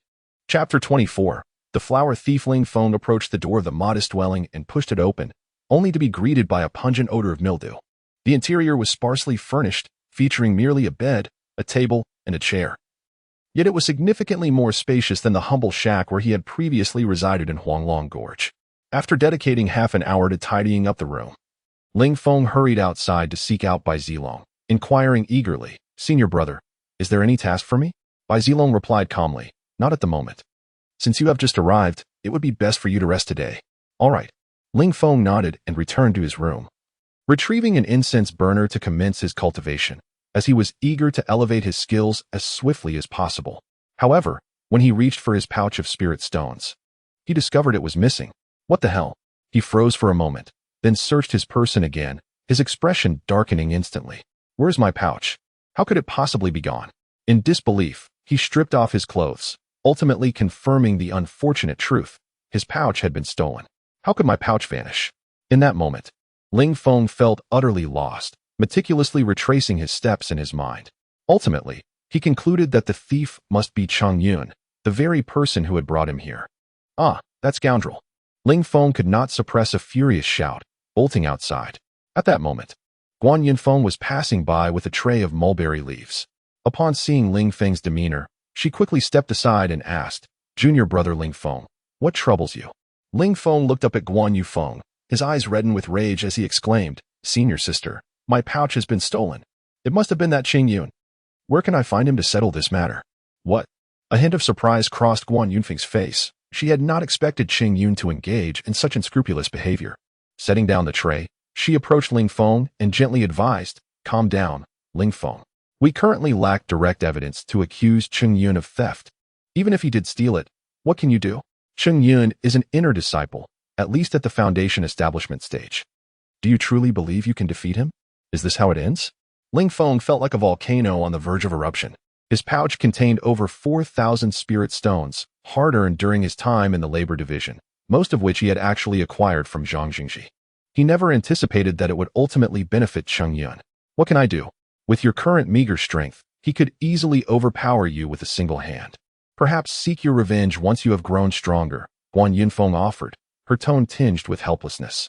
Cheng Yun, just you wait. The fire of anger in Ling Feng's eyes threatened to erupt. If Cheng Yun were before him at that moment, regardless of his own strength, he would certainly charge at him in fury. All right. There's no use in being angry now. Come help me gather mulberry leaves, Guan Yunfeng suggested, extending her soft hand to give Ling Feng a gentle pat on the back. Suppressing his overwhelming ire, Ling Feng followed her to gather mulberry leaves.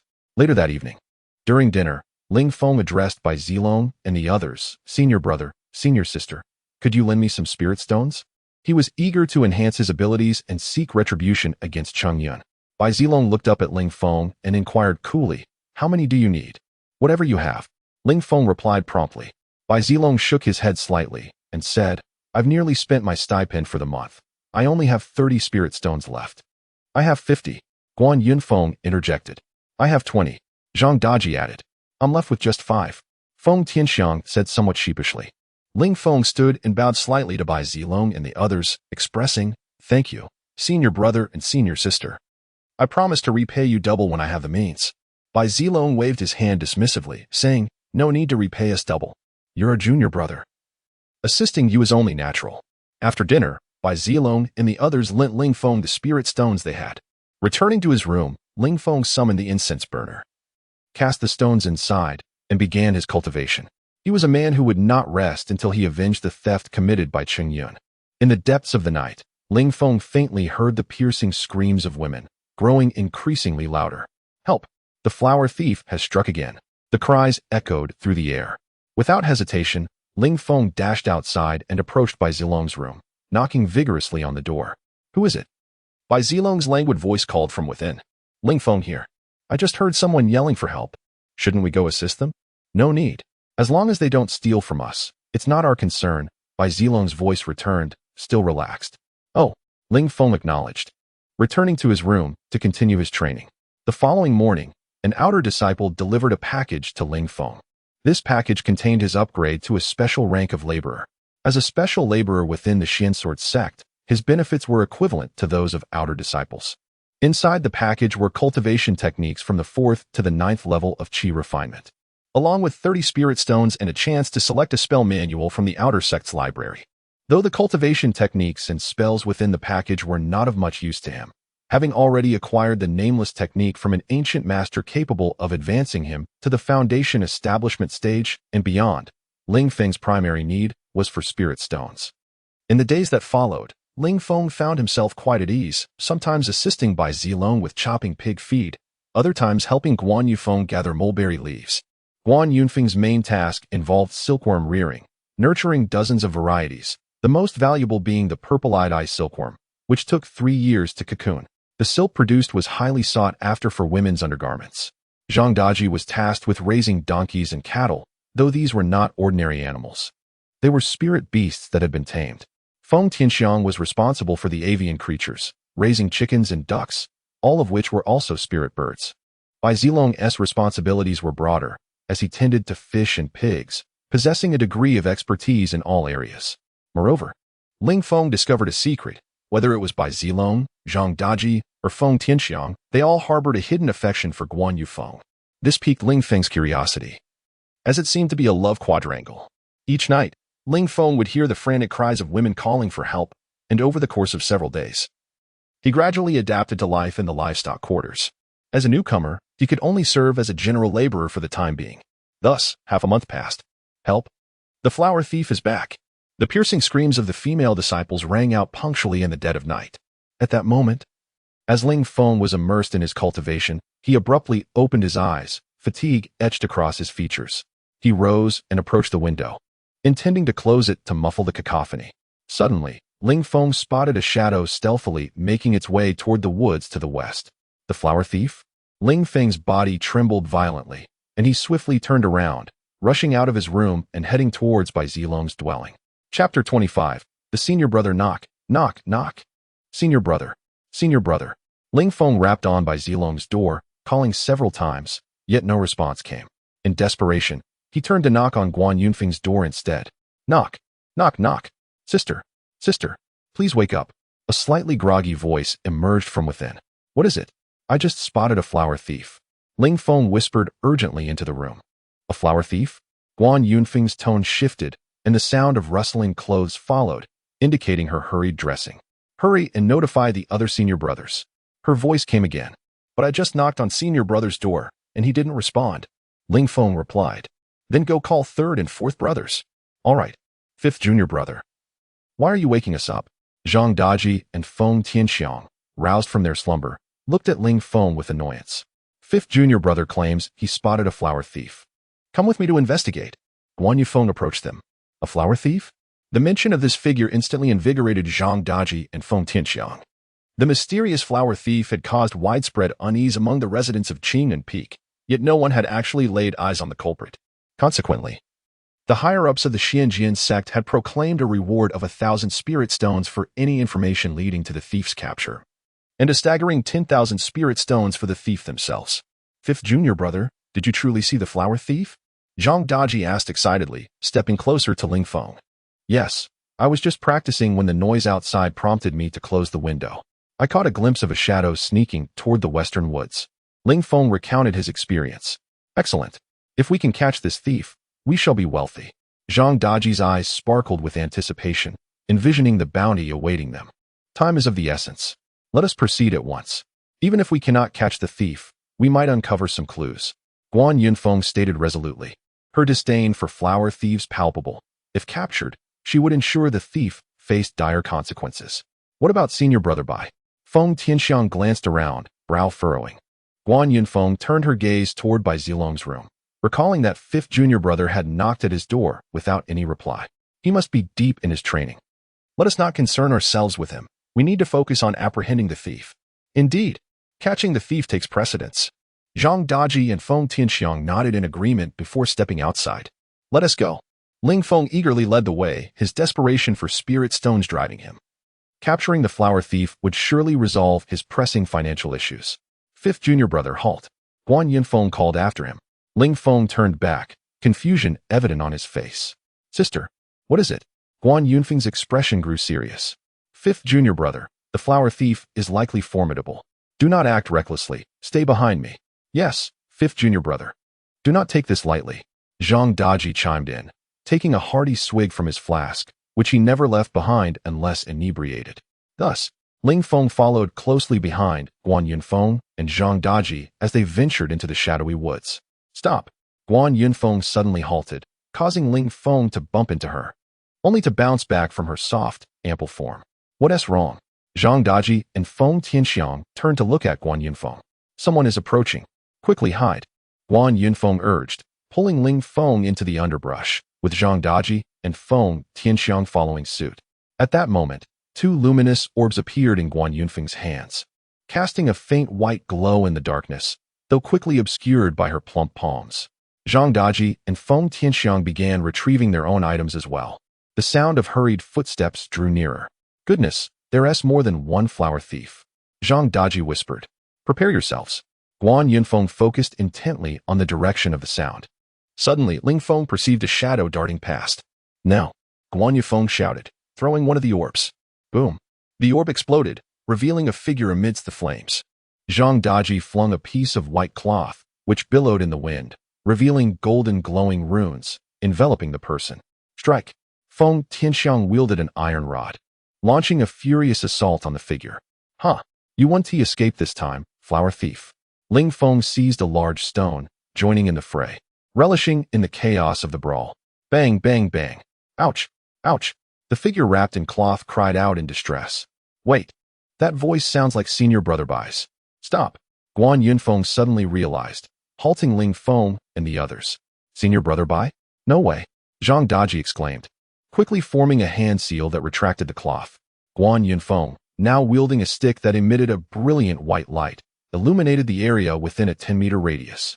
There, crouched on the ground, a battered Bai Zilong clutched a small pig tightly to his chest, his face swollen from the blows. Senior brother Bai? Ling Feng blinked in disbelief, hastily discarding the stone he held. What on earth are you doing? Why are you attacking me? Bai Zilong shouted in exasperation. We were trying to catch a flower thief, and we had no idea it was you. Zhang Daji looked at Bai Zilong with disdain. Who would have thought you were hiding such a secret? If fifth junior brother hadn't he spotted you tonight, we would have never caught you. Guan Yunfeng's expression darkened. Bai Zilong, it seems our eyes have deceived us. Feng Tianxiang lamented. Wait, second junior sister, what are you all talking about? When did I become a flower thief? Bai Zilong was utterly bewildered by their accusations. Humph. At this point, do you still wish to argue? An icy aura radiated from Guan Yunfeng, causing Ling Feng to shiver. Junior sister, I believe you are mistaken. I am no flower thief. Please, let us discuss this calmly. Bai Zilong pleaded, sensing the impending fury of Guan Yunfeng. What is there to explain? If you are not a flower thief, then what were you doing here in the dead of night? Guan Yunfeng's piercing gaze bore into Bai Zilong, her aura intensifying, making it difficult for Ling Feng to breathe under the pressure. Chapter 26. A chance to make amends. A flicker of hesitation crossed Bai Zilong's face. And after a moment of determination, he stated, I came here with the intention of secretly slaughtering pigs. Today, one of my Longwei pigs has given birth to a piglet. As he spoke, Bai Zilong gently patted the innocent little pig nestled in his arms. Are you truly here to slaughter pigs? Guan Yunfeng paused, her aura noticeably softening. Indeed, I am genuinely here to kill pigs, junior sister. Please do not misunderstand. I am not a thief. Bai Zilong continued, I had intended to keep it all to myself. But unexpectedly, you all gave me quite a beating. Your strikes were indeed ferocious. At this, he touched the bruise on his head and cast a fierce glare at Ling Feng, clearly indicating that this fellow had ruined his plans. Ling Feng shrank back, leaning slightly against Guan Yunfeng for comfort, finding solace in her imposing presence. I feel a bit tired. I shall return to sleep, Guan Yunfeng declared, tossing her fire stick aside, vanishing with a swift whoosh. Me too. Ling Feng felt a gust of wind pass by, and Zhang Daji quickly followed suit, disappearing as well. I suddenly feel unwell. I must return to the restroom, Feng Tianxiang exclaimed before slipping away, leaving Ling Feng in a state of confusion. Senior brother. I will take my leave as well. Ling Feng addressed Bai Zilong before sprinting off.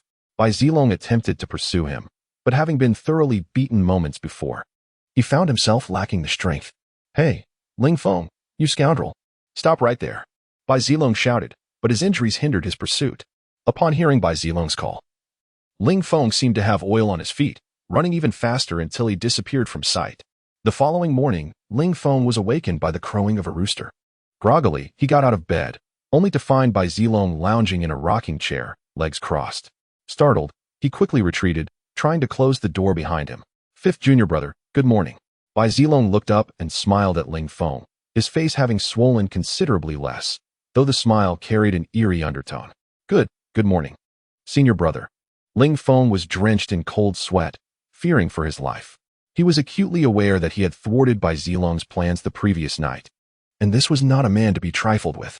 He glanced toward the rooms of Guan Yufeng and Zhang Daji, noticing their doors were all firmly shut. Come here. Bai Zilong patted the stone bench beside him, the implication unmistakable.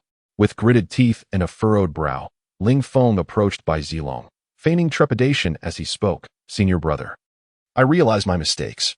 Please spare me. I promise I will never dare again. What good is knowing your mistakes?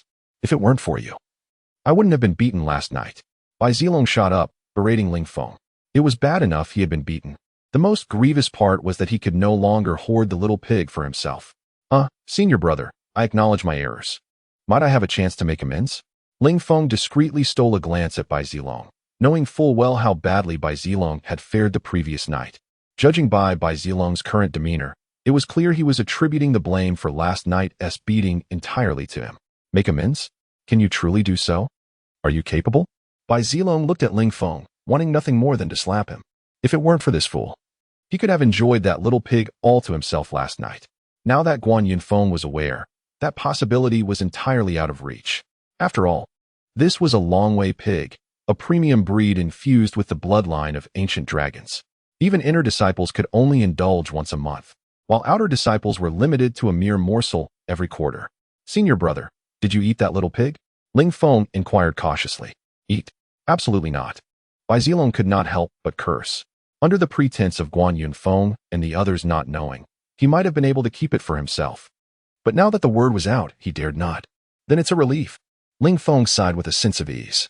What do you mean by that? Do you still wish to eat it? Bai Zilong glared at Ling Feng, wishing he could kick him. No. Junior brother has a brilliant plan. If executed properly, not only could we enjoy a single meal of pork, but we could feast on it every day for an entire month. A brilliant plan? Eating pork for a month? Bai Zilong was taken aback, his mind racing at the thought of such a feast. Yes, we can absolutely relish pork for a month. Seeing Bai Zilong's reaction, Ling Feng felt a surge of confidence. Ahem. Very well, I am intrigued. Let us hear your brilliant plan. Bai Zilong straightened up, attentively regarding Ling Feng.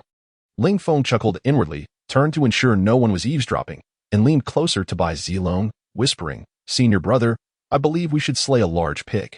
A beast weighing over 1,000 pounds would not only suffice for a month, we could feast for 2 months without finishing it." Slay a large pig? Bai Zilong's expression shifted dramatically. "Fifth junior brother, do not act recklessly. If the higher-ups learn of this, I am finished." "Ah, senior brother, please hear me out." Ling Feng smiled lightly before continuing. "Our pig pen houses over 1,000 pigs. The journey from birth to adulthood for our pigs takes 12 months, categorized into 12 grades. Each litter of newborns typically has one particularly robust piglet, and within each litter of 1-month-old piglets, there is always one that is notably smaller, correct?" Although Ling Feng had not been of much help recently, he had become well acquainted with the livestock conditions. Unlike ordinary pigs, Longwei pigs were spirit beasts. Their piglets only receive milk for 1 hour after birth. Beyond that hour, the piglets must be separated from their mothers. "Indeed," Bai Zilong nodded, recognizing the variations in size among the piglets. "Precisely." Ling Feng smiled and continued. "We take the largest piglet from this litter and place it into the pen of 1-month-old pigs. Then, we select the largest from that pen and place it into the 2-month-old pen, continuing this process until we reach the adult pig pen. By then, we will have an additional adult pig to select for slaughter, and there will still be plenty of little pigs left." This, Bai Zilong was momentarily stunned. As if struck by lightning, his eyes shining, breaths quickening, and his entire body trembling with excitement. Previously, when excess Longwei pigs were born, Bai Zilong had only considered consuming the smaller piglets, never contemplating this approach. With a loud slap on his thigh, Bai Zilong erupted into laughter. "Ha, brilliant. Fifth junior brother, I adore you." He then pulled Ling Feng into a tight embrace, planting a vigorous kiss on his cheek. "Ha ha ha, this is wonderful. A large pig." Bai Zilong trembled with excitement, his eyes gleaming with anticipation. Observing Bai Zilong's exuberance, Ling Feng let out a long sigh of relief and wiped the drool Bai Zilong had left on his face. Chapter 27. Encountering Zhang Jingji again as night fell, in a secluded cave near the summit of the livestock house, Ling Feng was boiling water in a large pot, while Bai Zilong skillfully eviscerated a hefty pig. "Fifth junior brother, come here and bury these entrails," Bai Zilong directed, gesturing towards the pile of organs from the pig. "Bury? Bury them?" Ling Feng was taken aback. He had not anticipated that Bai Zilong would instruct him to bury these entrails. In Yuyang City, the locals relished such delicacies as intestines, pig stomach, and various pig offal soups and dishes. Yet, Bai Zilong was asking him to dispose of them. Did these cultivators not consume offal? A warm feeling surged within Ling Feng as he contemplated the potential for profit. "Senior brother, these are treasures. They are delicious, and it would be a shame to discard them," Ling Feng tentatively suggested to Bai Zilong. "Delicious? Offal is the dirtiest part of an animal, reeking of filth. Who would eat that?" Bai Zilong grimaced at the sight of the entrails, visibly repulsed. Indeed, Bai Zilong's reaction filled Ling Feng with delight. "Senior brother, if you won't eat them, then I shall take them," Ling Feng exclaimed joyfully, his eyes gleaming as he gazed at the entrails, akin to beholding riches. Bai Zilong felt a wave of nausea at Ling Feng's expression.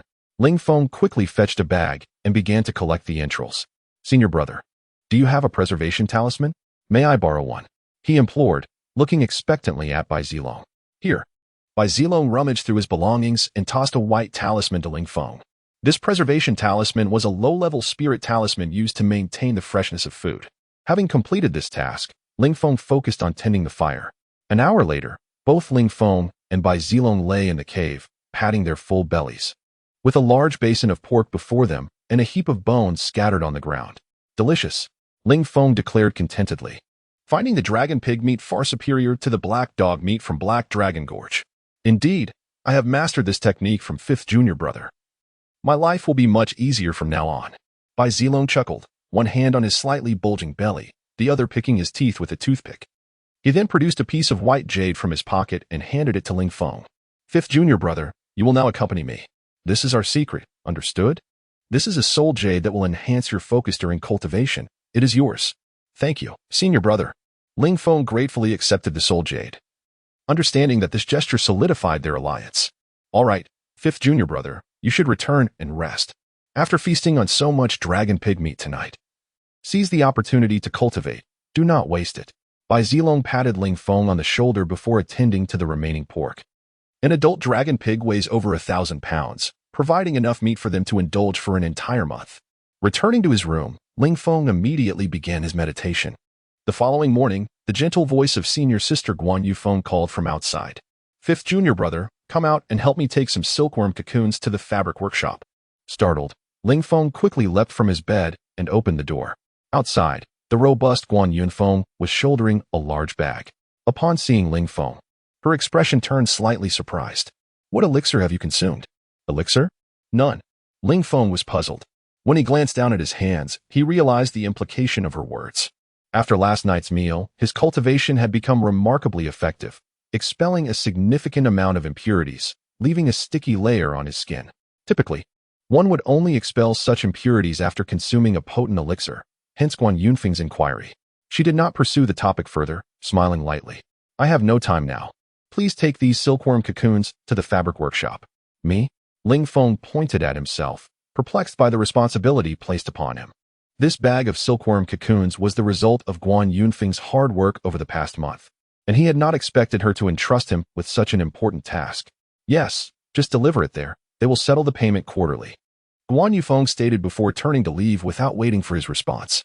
"Hey, senior sister, wait," Ling Feng called after her, feeling anxious. He understood that the fabric workshop was several mountains away from the livestock house, and the round trip would take him until nightfall. More importantly, he feared encountering Zhang Jingji, given his unfamiliarity with the area. "Stop dawdling, hurry up." Guan Yunfeng turned back, her tone casual. Ling Feng opened his mouth, wanting to voice his concerns. But seeing her retreating figure, he decided against it. After hastily washing up, Ling Feng shouldered the bag of silkworm cocoons and set off towards the fabric workshop. "Hey, Ling Feng, you finally decided to come out?" A familiar voice reached his ears as he descended the mountain. Turning around, he saw Zhang Jingji emerging from behind a large tree. "Zhang Jingji." Ling Feng's expression darkened. He had not anticipated such misfortune, encountering this individual so soon after leaving. At that moment, Zhang Jingji appeared menacing, his eyes bloodshot and his demeanor feral, resembling a beast scorned.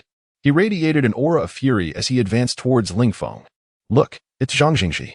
That kid must be the one who recently plotted against him." Onlookers murmured, pausing to witness the unfolding drama. "Indeed. I heard Zhang Jingji suffered greatly at his hands." Others chimed in.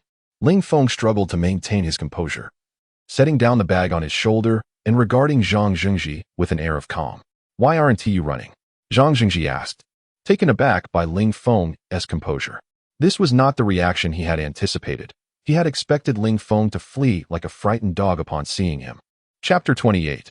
Apology of the silkworm cocoon. Ling Feng gazed at Zhang Jingji, a faint smile gracing his lips as he spoke. "Brother Zhang, what are you saying?" "During this period, I have been in seclusion, reflecting deeply, and the more I ponder, the more I feel I owe you an apology. Brother Zhang, you are wise and valiant, possessing remarkable strength and profound righteousness.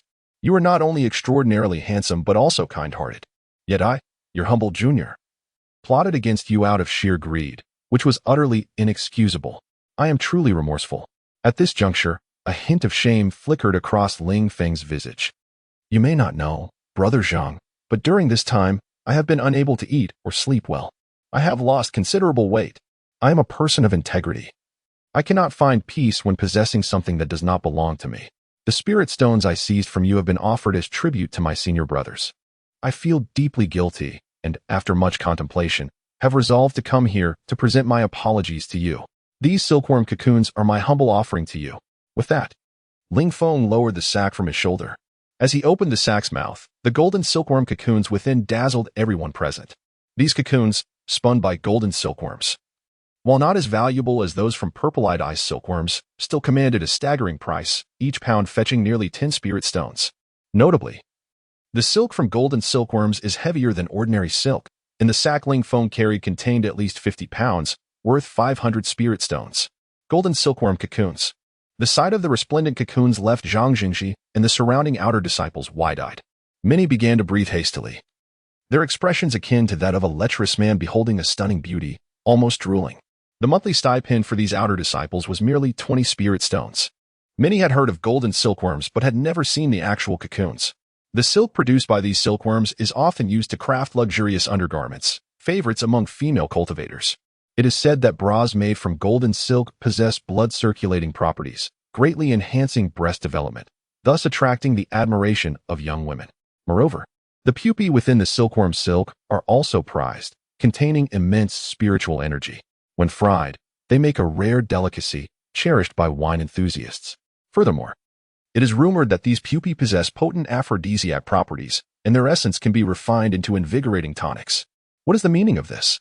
Zhang Jingji was momentarily taken aback by the abundance of golden silkworm cocoons. The fierce aura he had exuded began to dissipate. Of course, these are my offerings to you.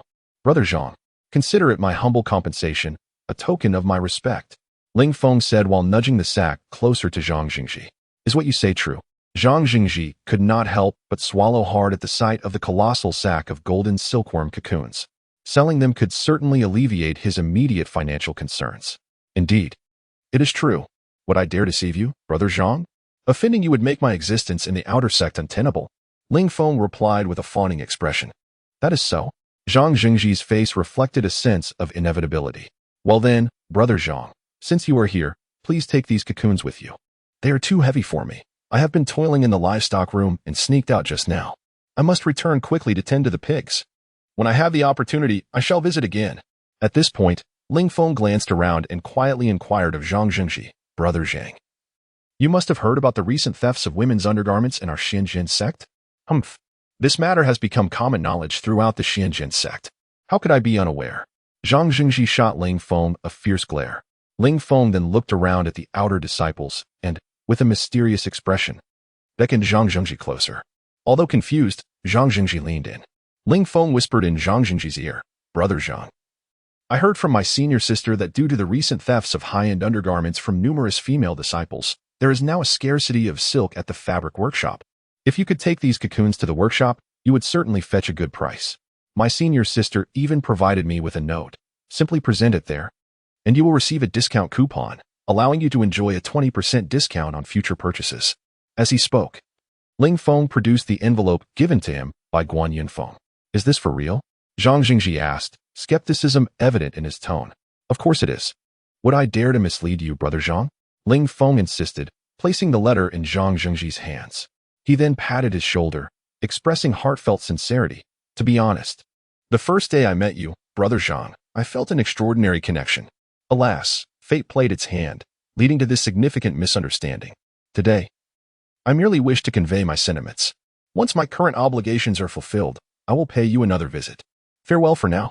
With that, Ling Feng turned and headed towards the livestock room. Wait, that kid is leaving just like that? The surrounding outer disciples, who had anticipated a spectacle, felt utterly disappointed. However, just a few steps away, Ling Feng suddenly slapped his forehead and dashed back toward Zhang Jingji. What is it?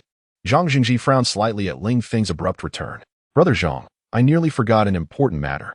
I came out intending to buy a gift for my senior sister. As she has generously provided me with so many silkworm cocoons, I cannot show no gratitude. Initially, I planned to sell some of the cocoons. But now that they are all with you, Ling Feng looked at Zhang Jingji with some hesitation. Haha, I thought it was something significant. What do you wish to purchase, and how many spirit stones do you require? Zhang Jingji chuckled at Ling Feng's awkward demeanor. Well, approximately 100 spirit stones should suffice. A gift cannot be too cheap, but if it is too extravagant, I fear my senior sister might think me wasteful. It would be quite undesirable to leave her with the impression of being a spendthrift. Ling Feng replied softly. However, it stands to reason that Guan Yunfeng would not simply bestow you such a number of silkworm cocoons without cause, Zhang Jingji remarked. A hint of wariness creeping into his gaze. Well, Ling Feng glanced around, then bashfully admitted to Zhang Jingji, to be honest, Brother Zhang, my senior sister is likely quite fond of me. She has said I am handsome and her type. She treats me exceptionally well, granting me whatever I desire. Guan Yunfeng has taken a liking to you? Zhang Jingji's eyes widened in shock, for this was indeed astonishing news. Imagining Guan Yunfeng's substantial figure juxtaposed with Ling Feng's petite form, a trace of sympathy emerged in his expression, and he found himself no longer doubting Ling Feng's words. Chapter 29. Thank you, Brother Zhang here. You have 132 spirit stones. Take them with you. Zhang Jingji, in a remarkably jovial manner, pulled out a bag from his cloak and tossed it to Ling Feng. In comparison to the hefty sack of golden silkworm cocoons, this modest sum of spirit stones hardly seemed significant. Moreover, had Ling Feng not mentioned that he would continue to show his filial respect in the future? Ling Feng accepted the bag, opened it before him, and was greeted by the sight of glimmering spirit stones. The bag felt quite heavy in his hand. "Thank you, Brother Zhang. I shall go buy some items right away." With that, Ling Feng dashed towards the market at the foot of the mountain, quickly disappearing from Zhang Jingji's sight. Only after Ling Feng vanished at the end of the road did Zhang Jingji come to his senses. He pinched his thigh fiercely, the sharp pain causing his lips to quiver, and he realized he was not dreaming. Gazing at the large sack of golden silkworm cocoons before him, he felt elated. He reached into the sack, feeling the cocoons, which were smooth to the touch, akin to caressing a woman's skin. No, it was even more delightful than that. These were indeed genuine golden silkworm cocoons. He chuckled, recalling the wisdom of the ancients, who said, "A loss may be a gain." It seemed this adage held true. As he watched Ling Feng depart, a smile crept across Zhang Jingji's face, and he quickly shouldered the sack, hurrying towards the fabric workshop. However, Ling Feng did not head to the market. Instead, he found a secluded spot along the way to conceal himself. He watched from a distance as Zhang Jingji carried the sack towards the fabric workshop. Haha. Ling Feng tossed the money pouch in his hand and retraced his steps back to the livestock room. Upon returning to the livestock room, Ling Feng found no sign of Guan Yufeng or Bai Zilong. He knew they would likely be busy until the evening. He quickly resolved to practice. Opening the door to his room, Ling Feng eagerly summoned the incense burner and tossed the spirit stones inside. With a hiss, a rich and pure spiritual energy erupted from the burner. Ling Feng's body felt like an insatiable abyss, voraciously devouring this energy. He felt warmth spreading through him, but the familiar prickling pain began to resurface. Yet, this discomfort was no longer as terrifying as it had been during his first experience. His body had gradually adapted to the pain. With each breath, he could sense an increase in his true energy, a sensation more exquisite than ever before. Half an hour later, the spiritual energy released from the incense burner had been nearly exhausted, and Ling Feng felt a notable enhancement in his true energy. Haha, with the help of spirit stones, my cultivation progresses swiftly. He grabbed a handful of spirit stones and cast them into the incense burner. With a series of hissing sounds, a substantial amount of spiritual energy continued to spew forth from the burner, resembling a pot of boiling water emitting white mist, truly a beautiful sight. This mist converged towards Ling Feng, permeating through his pores. In that moment, he felt as though his skin was being pierced by daggers. Nevertheless, he gritted his teeth and persevered. The immense spiritual energy surged into his body, racing through his meridians towards his dantian, ultimately flooding into the vortex of true energy, where it was swiftly compressed and refined, culminating in pure true energy. Ling Feng felt his true energy soaring dramatically. The rapid increase caused his meridians to expand as well, sending sharp pangs of discomfort through them. Just as he sensed his meridians might burst, a cool sensation coursed through them. Wherever this cooling sensation traveled, the burning pain in his meridians rapidly dissipated, replaced by a comforting warmth. What is happening? Ling Feng shuddered slightly, recognizing that this icy current was not emanating from his dantian. This sensation was familiar to him. It was the force sealed within him by that old immortal long ago. With renewed vigor, Ling Feng quickened the pace of his unnamed energy-refining technique, feverishly drawing in spiritual energy from the outside world. He felt his meridians swell once more, and the pain returned. During this process, he noticed his meridians continuously expanding. For a practitioner at the chi refinement stage, every time a primary meridian was opened, they would strive to widen it as much as possible. After 2 hours of cultivation, Ling Feng suddenly opened his eyes, his brow furrowed in concern. What is happening? Why can't my meridians expand any further? This condition had begun to manifest half an hour ago, no matter how much he accelerated his absorption of spiritual energy. He felt no sense of expansion or pain. At first, Ling Feng dismissed it, but as the day progressed, the situation remained unchanged. Closing his eyes, he carefully assessed his body's condition and pondered, could it be that my primary meridians have reached the limits of what my body can bear? It seemed that this was indeed the case. With this thought, a smile crept onto Ling Feng's lips. The 3 primary meridians he had opened had expanded more than tenfold compared to before. He was unaware that most individuals, even with the aid of various elixirs, could only expand their meridians 4 to 5 times at most, while his meridian width exceeded theirs by at least 3 times. Moreover, he had accomplished all this in less than 3 hours. Now, having connected all the secondary meridians linked to the 3rd primary meridian, he could fully attempt to break through to the 4th level of chi refinement. Ling Feng took a deep breath, circulating his true energy, and began to challenge the fourth primary meridian. At this moment, he possessed a wealth of true energy and was adept at manipulating it. At that moment, Zhang Jingji, panting heavily, arrived at the fabric workshop, burdened with the sack of golden silkworm cocoons. This workshop was situated atop a mountain over 2,000 meters high, named Maishan, which was abundant with plum trees, catering to the clothing needs of all members of the Su-In-Ji-En sect. The fabric workshop held a far more esteemed position within the Su-In-Ji-En sect than the livestock room, for the livestock room was not the only one. Ziyun Peak and Lingwu Valley also possessed their own. However, the fabric workshop was unique to the Su-In-Ji-En sect. Stop. Upon reaching the entrance of the fabric workshop, Zhang Jingji was immediately intercepted by two women, clad in pale yellow long skirts. With long swords at their backs and possessing graceful figures and lovely features, they bore a silver mountain peak insignia on their chests, reminiscent of miniature versions of Qingyun Peak and Ziyun Peak. Chapter 30. The fourth level of Qi refinement. I am Zhang Jingji, honored to meet both of you, senior sisters. Zhang Jingji immediately saluted the two women guarding the entrance. The silver badge they wore was a symbol of inner disciples. In the Xianjin sect, outer disciples bore bronze badges. Inner disciples silver, core disciples gold, and the elders direct disciples purple. What brings a man like you to our fabric workshop? The brows of the two women furrowed slightly. Although there were no explicit rules prohibiting men from entering the fabric workshop, a male presence made them feel quite uncomfortable. Moreover, amidst the recent turmoil caused by the flower thief incident, the atmosphere was tense. Even though their workshop had not yet been affected, they remained cautious, especially around unfamiliar men. I come to sell golden silkworm cocoons. ISNT your fabric workshop in need of them? By the way, I have a letter. With that, Zhang Jingji retrieved a letter from his bosom, inscribed with the words to the esteemed head of the workshop, Li. Upon seeing the handwriting, a glimmer of excitement flashed in the eyes of one of the female disciples. She promptly snatched the letter from Zhang Jingji's hand and said coolly, "Please wait here for a moment. I will deliver this to our workshop head immediately." Very well. Zhang Jingji nodded eagerly. After a brief interval, the delivering disciple returned, smiling at Zhang Jingji, saying, "Show me the cocoons." Oh, Zhang Jingji nodded again, handing over the burlap sack. The woman extended her slender arm, effortlessly lifting the sack. After rummaging through its contents, she looked up at Zhang Jingji and said, "You may leave now." Leave? Zhang Jingji was taken aback, quickly regaining his composure to exclaim, "But you haven't paid me yet." Paid for what? Didn't you come to deliver the cocoons?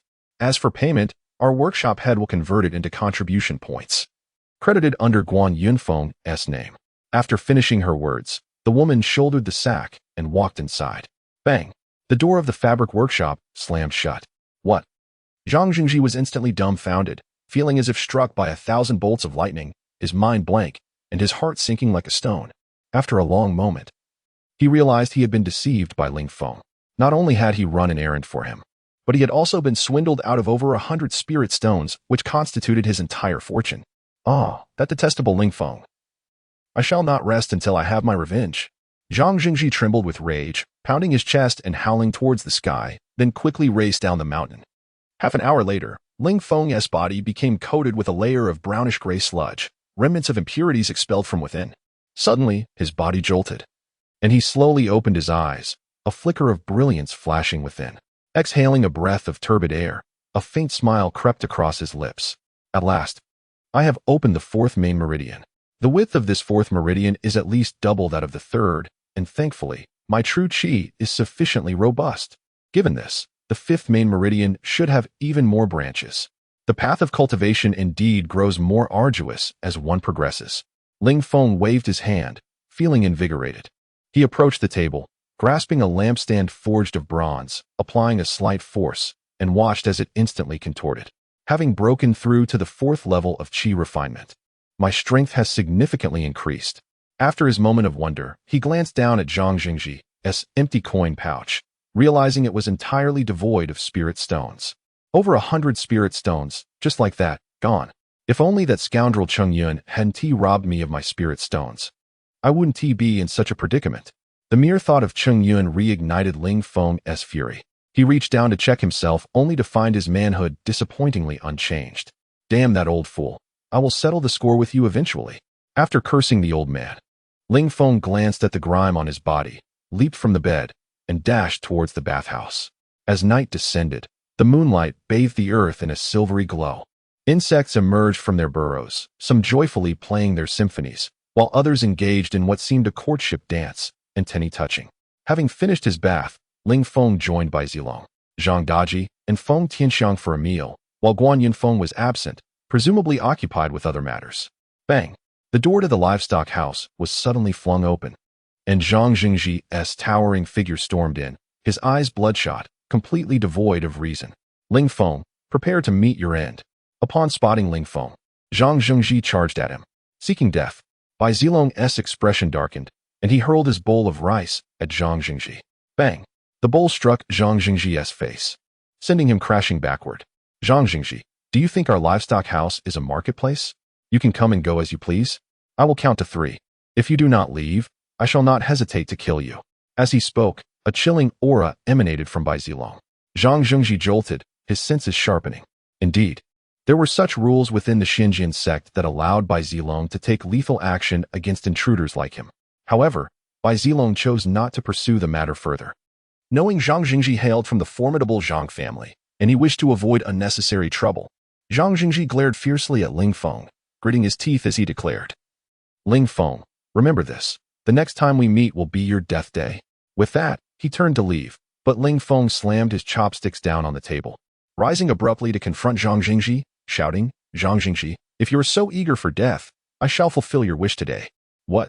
Fifth junior brother, what are you doing? Bai Zilong, Zhang Daji, and Feng Tianxiang turned to stare at Ling Feng, confusion etched across their faces. Ling Feng fixed his gaze on Zhang Jingji. Speaking with a somber intensity, I will settle this feud today. He may not be troubled, but I am weary of his incessant schemes.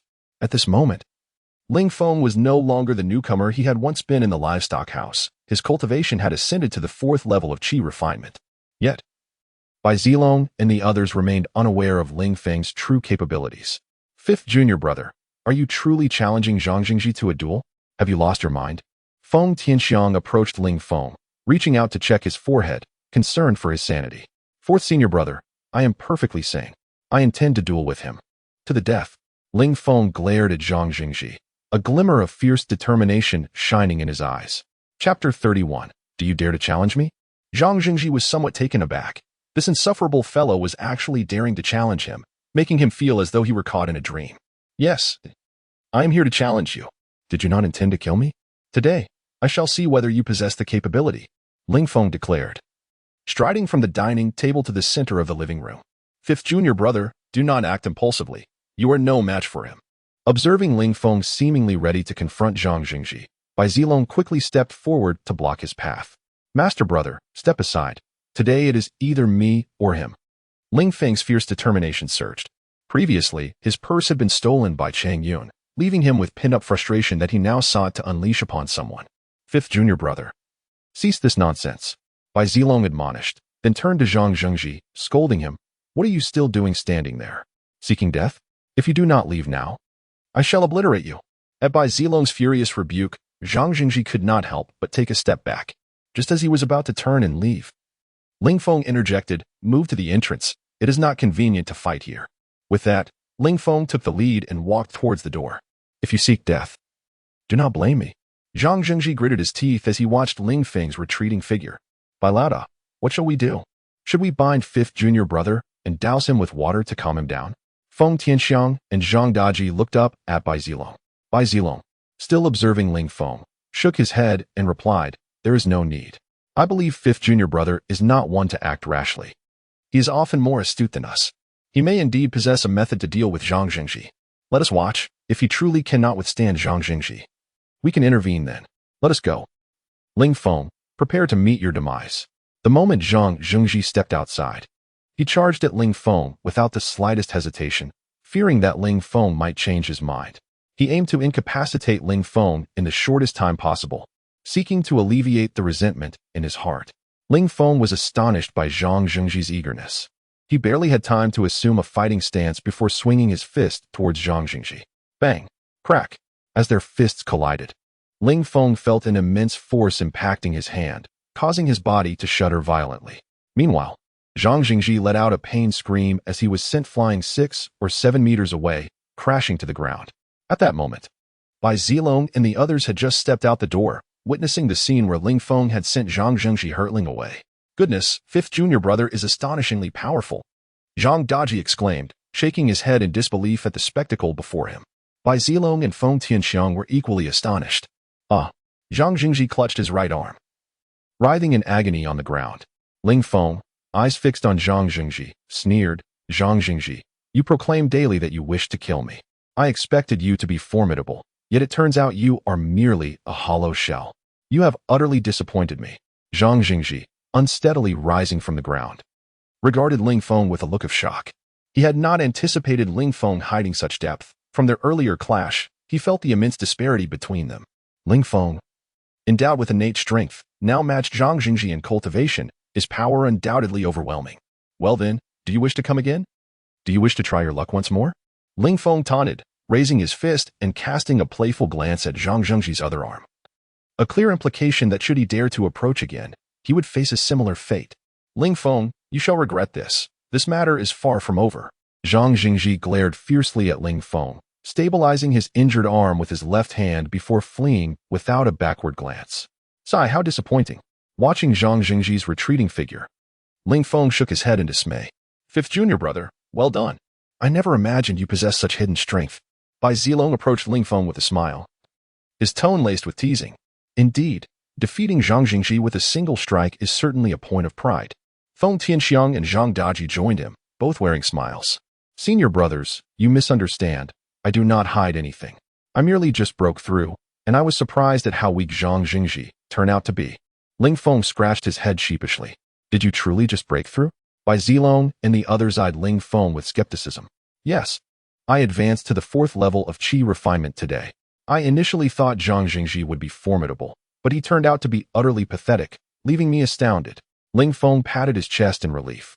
Bai Zilong and Zhang Daji exchanged glances, their expressions shifting to one of regret. What is it? Is there a problem? Noticing their demeanor, Ling Feng felt something was amiss. Fifth junior brother, you were too impulsive earlier. While it was gratifying to defeat Zhang Jingji, your strength has now been revealed. He will undoubtedly report your breakthrough to the enforcement hall, and if he does, your title as a special servant will be in jeopardy. Bai Zilong observed Ling Feng, shaking his head with a soft sigh. The Xianyuan sword sect has a rule. Once one's cultivation surpasses the 4th level of qi refinement, they must be promoted to a preliminary outer disciple. Upon promotion, Ling Feng would be required to undertake fundamental tasks assigned by the sect, no longer able to enjoy the leisurely life in the livestock room. Only by completing these foundational tasks could one truly be regarded as an outer disciple. Moreover, this was not the most critical aspect. Once promoted to outer disciple, one would be dispatched by the sect to execute foundational tasks. Zhang Jingji had considerable backing. While he remained in the livestock room, they could protect him, but should he leave that sanctuary, Bai Zilong feared Zhang Jingji might resort to insidious tactics against him. Humph, I fear nothing. Let them come. I am ready. Ling Feng snorted dismissively, his expression one of scorn. At this moment, Zhang Jingji had reached the foot of Qingyu Ridge. Reflecting on Ling Feng's displayed prowess, he felt a lingering trepidation. He never imagined Ling Feng could advance to the 4th level of qi refinement so swiftly. Zhang Jingji felt a surge of resentment as he recalled the humiliations inflicted upon him by Ling Feng, wishing he could rend Ling Feng to pieces. Yet, he now sorrowfully recognized that he was utterly unable to contend with Ling Feng. Even if your strength surpasses mine, I, Zhang Jingji, possess 100 ways to eliminate you. A glint of cold light flashed in Zhang Jingji's eyes as he glanced at Qingyu Ridge before turning to depart. Chapter 32. Promotion to Outer Sect. Half an hour later. Within the Outer Sect Law Enforcement Hall at Qingyun Peak, a middle-aged man, with an indifferent expression, addressed Zhang Jingji. You may leave now. I will dispatch someone to thoroughly investigate your claims. This middle-aged man was Lin He, the Vice Master of the Outer Sect Law Enforcement Hall. The Law Enforcement Hall of the Xinjian sect is divided into 4 sections, each responsible for managing the miscellaneous affairs, the outer sect, the inner sect, and the core of the entire sect. Understood. Zhang Jingji slightly bowed to Lin He, then turned and could not help but reveal a cold smirk. In the evening, as Ling Feng and Bai Zilong were preparing to dine, a voice from outside shouted, "Is Ling Feng present?" "Who is it?" Ling Feng frowned, reluctantly setting down his bowl and chopsticks before heading toward the door. Upon opening the courtyard gate of the livestock room, He found a young man clad in a black battle robe waiting at the entrance, with the words law enforcement prominently displayed on his chest. Damn. Upon seeing this individual, Ling Feng cursed inwardly. He realized that Zhang Jingji must have reported him to the law enforcement hall. Are you Ling Feng? The law enforcement disciple asked, his gaze fixed on Ling Feng. His voice devoid of emotion. His expression was stern and unyielding. I am indeed Ling Feng. May I inquire what brings you here, senior brother? Ling Feng responded with a slight bow, maintaining a faint smile. I have received a report stating that you have attained the 4th level of Qi refinement. I am here to conduct a verification. I kindly ask for your cooperation. After saying this, the law enforcement disciple produced a crystal ball from his robes. This crystal ball was significantly smaller than the one Ling Feng had seen in the miscellaneous affairs library. Cursing Zhang Jingji once more in his heart, Ling Feng stepped forward and placed his palm upon the crystal ball, channeling his unnamed Qi refinement technique. Instantly, the crystal ball illuminated and 4 lightning-like patterns emerged within, signifying that Ling Feng had indeed reached the 4th level of Qi refinement. 4th level of Qi refinement. Report to the law enforcement hall tomorrow morning to complete the formalities. The disciple then handed Ling Feng a certificate and turned to leave. As he gazed at the certificate in his hand, Ling Feng silently cursed Zhang Jingji again. Although many sought such a certificate, he found it unwelcome at this moment.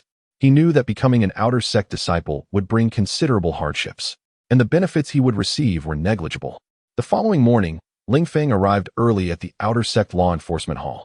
After completing the procedures for his promotion to a preliminary outer sect disciple, 2 silver lines appeared on his identity badge, indicating his 4th level of Qi refinement. He also received his first basic task since joining the Xinjian sect.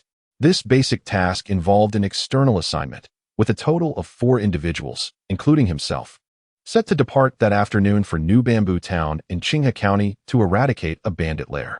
This lair had been a scourge to the region, leaving the populace in dire straits. Particularly notorious was the bandit leader, who practiced a nefarious art aimed at consuming the essence of infants. Countless infants had tragically perished at his hands over the years, and the local community was filled with grievances. Despite the Xinjian sect's attempts to eliminate these bandits over the years, the lair was protected by a formidable array that could sense the cultivation levels of approaching cultivators. If a formidable practitioner above the 6th level of Qi refinement approached, the bandits would flee instantly, leaving the sect to merely destroy some of their structures without achieving any substantial results. Consequently, the Xinjian sect had been unable to deal effectively with these bandits for many years. This time, the sect had made comprehensive preparations, dispatching 2 highly skilled disciples alongside 2 lower-ranked outer sect disciples. The primary task of the latter was to stealthily infiltrate the bandit lair and dismantle their array, allowing the stronger disciples to approach undetected. This was merely a basic task. Upon completion, there would be no rewards, and failure would incur penalties. Generally, outer sect disciples placed great importance on basic tasks. Ling Feng pondered who the other 3 individuals might be. He tucked the task notice into his pocket and returned to the livestock room with a sense of trepidation. 5th junior brother, how did your first basic task turn out? Guan Yunfeng, who was at the door of the livestock room sweeping, immediately inquired upon seeing Ling Feng. Senior sister, I am to leave this afternoon for the task, Ling Feng replied, frowning as he handed the task notice to Guan Yunfeng. After reading the notice, Guan Yunfeng's brow furrowed slightly. 5th junior brother, you must be cautious with this task. Typically, outer sect disciples rarely undertake external basic tasks on their first try. I suspect Zhang Zhengji's connections may have a hand in this. Indeed, Ling Feng nodded, agreeing that the situation seemed unusual, yet felt powerless, as the actions of the law enforcement hall did not violate any sect regulations. At noon, the Dragon and Phoenix auspicious gathering convened, with everyone brainstorming strategies for Ling Feng's upcoming mission. 5th junior brother, I have 3 first-grade protective talismans here that can withstand a full strike from a 5th level Qi refinement practitioner. Take them. Bai Zilong placed 3 yellow paper talismans before Ling Feng. 5th junior brother, I have a vial of first-grade Qi recovery pills that can rapidly restore your stamina and true Qi. This is for you. Guan Yunfeng placed a small vial in front of Ling Feng. 5th junior brother, I possess 2 first-tier wind-walking talismans. Affix them to your calves and activate them to enhance your speed by at least 30%. Zhang Daji produced 2 green paper talismans and set them before Ling Feng. 5th junior brother, I have a first-grade strength pill and 10 mechanism balls. The strength pill will increase your strength by 50%. The mechanism balls are simple to use, but are only effective in confined spaces. Just infuse them with true qi to activate them. While the mechanisms may not be advanced, they can yield decent results in critical moments. Feng Tianxiang placed a vial and 10 spherical devices before Ling Feng. Brothers and sisters, you. Ling Feng felt a wave of emotion as he looked at the treasures on the table, his heart swelling with gratitude for the generosity of his seniors. Chapter 33. Yili. Strictly speaking, the time that Ling Feng spent with Long Feng Jixiang was rather brief. Although Long Feng Jixiang had previously been willing to lend him spirit stones, those stones were merely borrowed. Now, however, the treasures lying before Ling Feng held a value far surpassing the mere 100 or so spirit stones that Long Feng Jixiang had lent him. Each of the 3 protective talismans from Bai Zilong was worth at least 100 spirit stones. Guan Yunfeng had a vial of qi recovery pills, containing 10 pills, each valued at no less than 50 spirit stones. Thus, a vial of such pills would amount to at least 500 spirit stones. Zhang Daji's wind travel talisman was valued at 200 spirit stones each, totaling 400 spirit stones altogether. Furthermore, Feng Tianxiang's strength pill was worth 300 spirit stones apiece, a price not easily obtained. As for the 10 mechanism balls, Ling Feng was uncertain of their value, but they surely were not inexpensive. Altogether, the items before Ling Feng were worth at least 1,500 spirit stones. In this fiercely competitive world of cultivation, only the spoiled scions of affluent families would squander resources. Ordinary people cherished every bit of their cultivation resources. For instance, the protective talismans presented by Bai Zilong could, at critical moments, save one's life. Not only the protective talismans but also the qi recovery pills, wind travel talismans, strength pills, and mechanism balls were essential items that could prove life-saving during trials. 1,500 spirit stones. Ling Feng silently marveled. If he were to exchange these items for spirit stones, they would suffice for him to cultivate to the 6th level of qi refinement. However, in the world of martial arts, one often finds oneself unable to act freely. Since he had become a disciple of Xianjian's sect, he could not remain in comfort forever. The enduring legacy and growing strength of Xianjian's sect were inseparable from the contributions of countless disciples. The sect provided these disciples with robust support, yet they were required to assist in completing various tasks each month.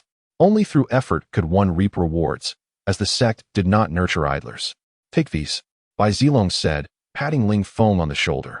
You are our 5th junior brother, and this is all we can offer to help you.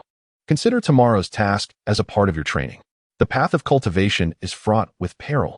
Since you have chosen this road, you will inevitably face these challenges. Guan Yufeng added, affectionately ruffling Ling Feng's hair with her chubby hand. Do not fret, 5th junior brother. Just be vigilant of those around you. Zhang Daji and Feng Tianxiang chimed in with comforting words. Thank you, senior brothers and sisters. Ling Feng nodded to Long Feng Jixiang and collected the items.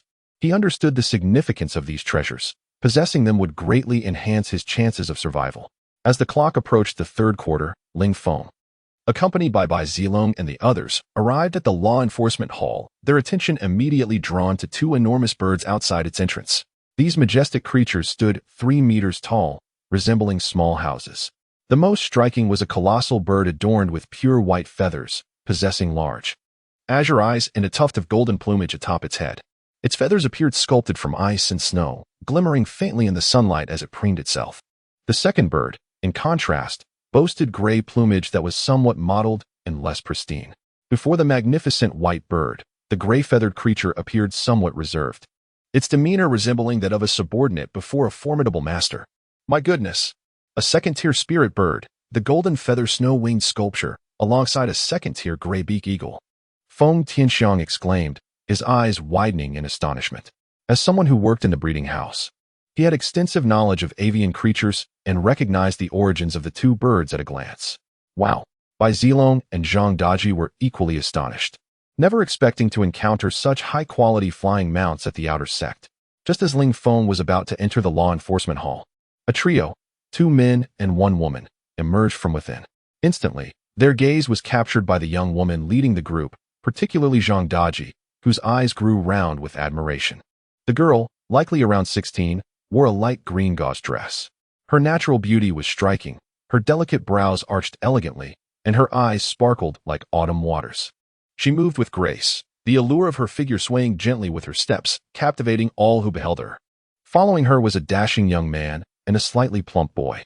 The young man was tall with a pale, chiseled face and shoulder-length black hair, his deep-set eyes glimmering with a subtle brilliance, exuding an aura of coldness. The boy, similar in age to Ling Feng, was slightly overweight, with striking features and a cheerful demeanor, though his prominent ears detracted from his overall appeal. "Is that Yilioli?" Bai Zilong gasped, his eyes fixated on the girl in the green dress, trembling with excitement. "Senior brother, do you know her?" Ling Feng turned to Bai Zilong. Noticing that Zhang Daji and Feng Tianxiang were equally entranced by the young lady. Of course, Bai Zilong instinctively wiped his mouth and replied, "Fifth junior brother. She is one of the 4 great beauties of the inner sect, named Yilioli. Not only is she stunning, but her cultivation is also remarkable. She has already reached at least the 9th level of qi refinement. Her portrait is one of the most sought after in the Xianjin sect." "A portrait?" Ling Feng was taken aback, and images of several scrolls surfaced in his mind. These scrolls were ones he had seen in Bai Zilong's room, and one of the paintings bore a striking resemblance to the enchanting figure before him. Chapter 34. Junior brother, would you care to join me? "Oh, my sister Lioli. It's our idol. I never imagined I would meet her in person this time. Fourth brother, pinch me." At this moment, Zhang Daji was equally exhilarated, turning to Feng Tianxiang with a fervent expression. Feng Tianxiang, too, was captivated by Yi Lioli's beauty, rendered speechless and entranced. "A pack of lecherous fools. Utterly pathetic." Guan Yunfeng cast a disdainful glance at Bai Zilong and the others. "Sister, if you could shed a few pounds, you would undoubtedly surpass Yi Lioli in beauty." At this juncture, Ling Feng approached Guan Yunfeng and whispered, "That is certainly true." Guan Yunfeng raised her gaze to Yi Lioli, her tone resolute. Just then, Yi Lioli descended from the steps at the entrance of the law enforcement hall. She cast a glance at Bai Zilong and the others, her eyes finally resting on Ling Feng as she lightly parted her lips and inquired, "Are you Ling Feng?" Ling Feng was momentarily taken aback. He had expected Yi Lioli to initiate a conversation with him. He quickly nodded, "Yes." Yi Lioli fixed her gaze on Ling Feng, her beautiful eyes glimmering as she spoke. "Let us go. You shall ride with me, and they shall ride together." "I." Ling Feng glanced at the golden-feathered snowhawk and then at Yi Lioli's exquisite figure, unable to suppress a gulp. "Oh my." Bai Zilong and the others were equally astonished by Yi Lioli's words. "Sister Lioli, isn't this a bit inappropriate?" At this moment, a young man clad in a black robe could no longer contain himself. Yi Lioli turned, meeting the young man's gaze with a slight tilt of her head. "What's wrong? Does senior brother Chafeng wish to join me?" No, absolutely not." The young man immediately shook his head, dreaming of getting closer to Yi Lioli, but too timid to voice his feelings in front of so many people. Observing the young man's reaction, Yi Lioli's attention shifted to the curly-haired outer sect disciple, casually asking, "Junior brother Lin Bai, do you wish to ride with me?" I do not want to." The curly-haired disciple hastily shook his head. Upon hearing the responses from the black-robed youth and the curly-haired boy, a playful smile graced Yi Lioli's face as she said, "Isn't this just perfect? Since neither of you wishes to ride with me, and we have only 2 mounts for this journey, I shall have to take junior brother Ling Feng with me." "Oh, by the way, junior brother Ling Feng, do you wish to ride with me? Quickly, do say you do." Bai Zilong promptly nudged Ling Feng forward. Ling Feng was taken aback by his senior brother's vigorous encouragement. He looked up at Yi Lioli and replied, "Sister Lioli is so beautiful, of course. I would like to ride with you." At this stage, Ling Feng was unlike the average man, who might be enamored by beauty. Instead, he was apprehensive of drawing too close to it. The restrictions placed upon him by the old man meant that any reaction from his body would trigger excruciating consequences.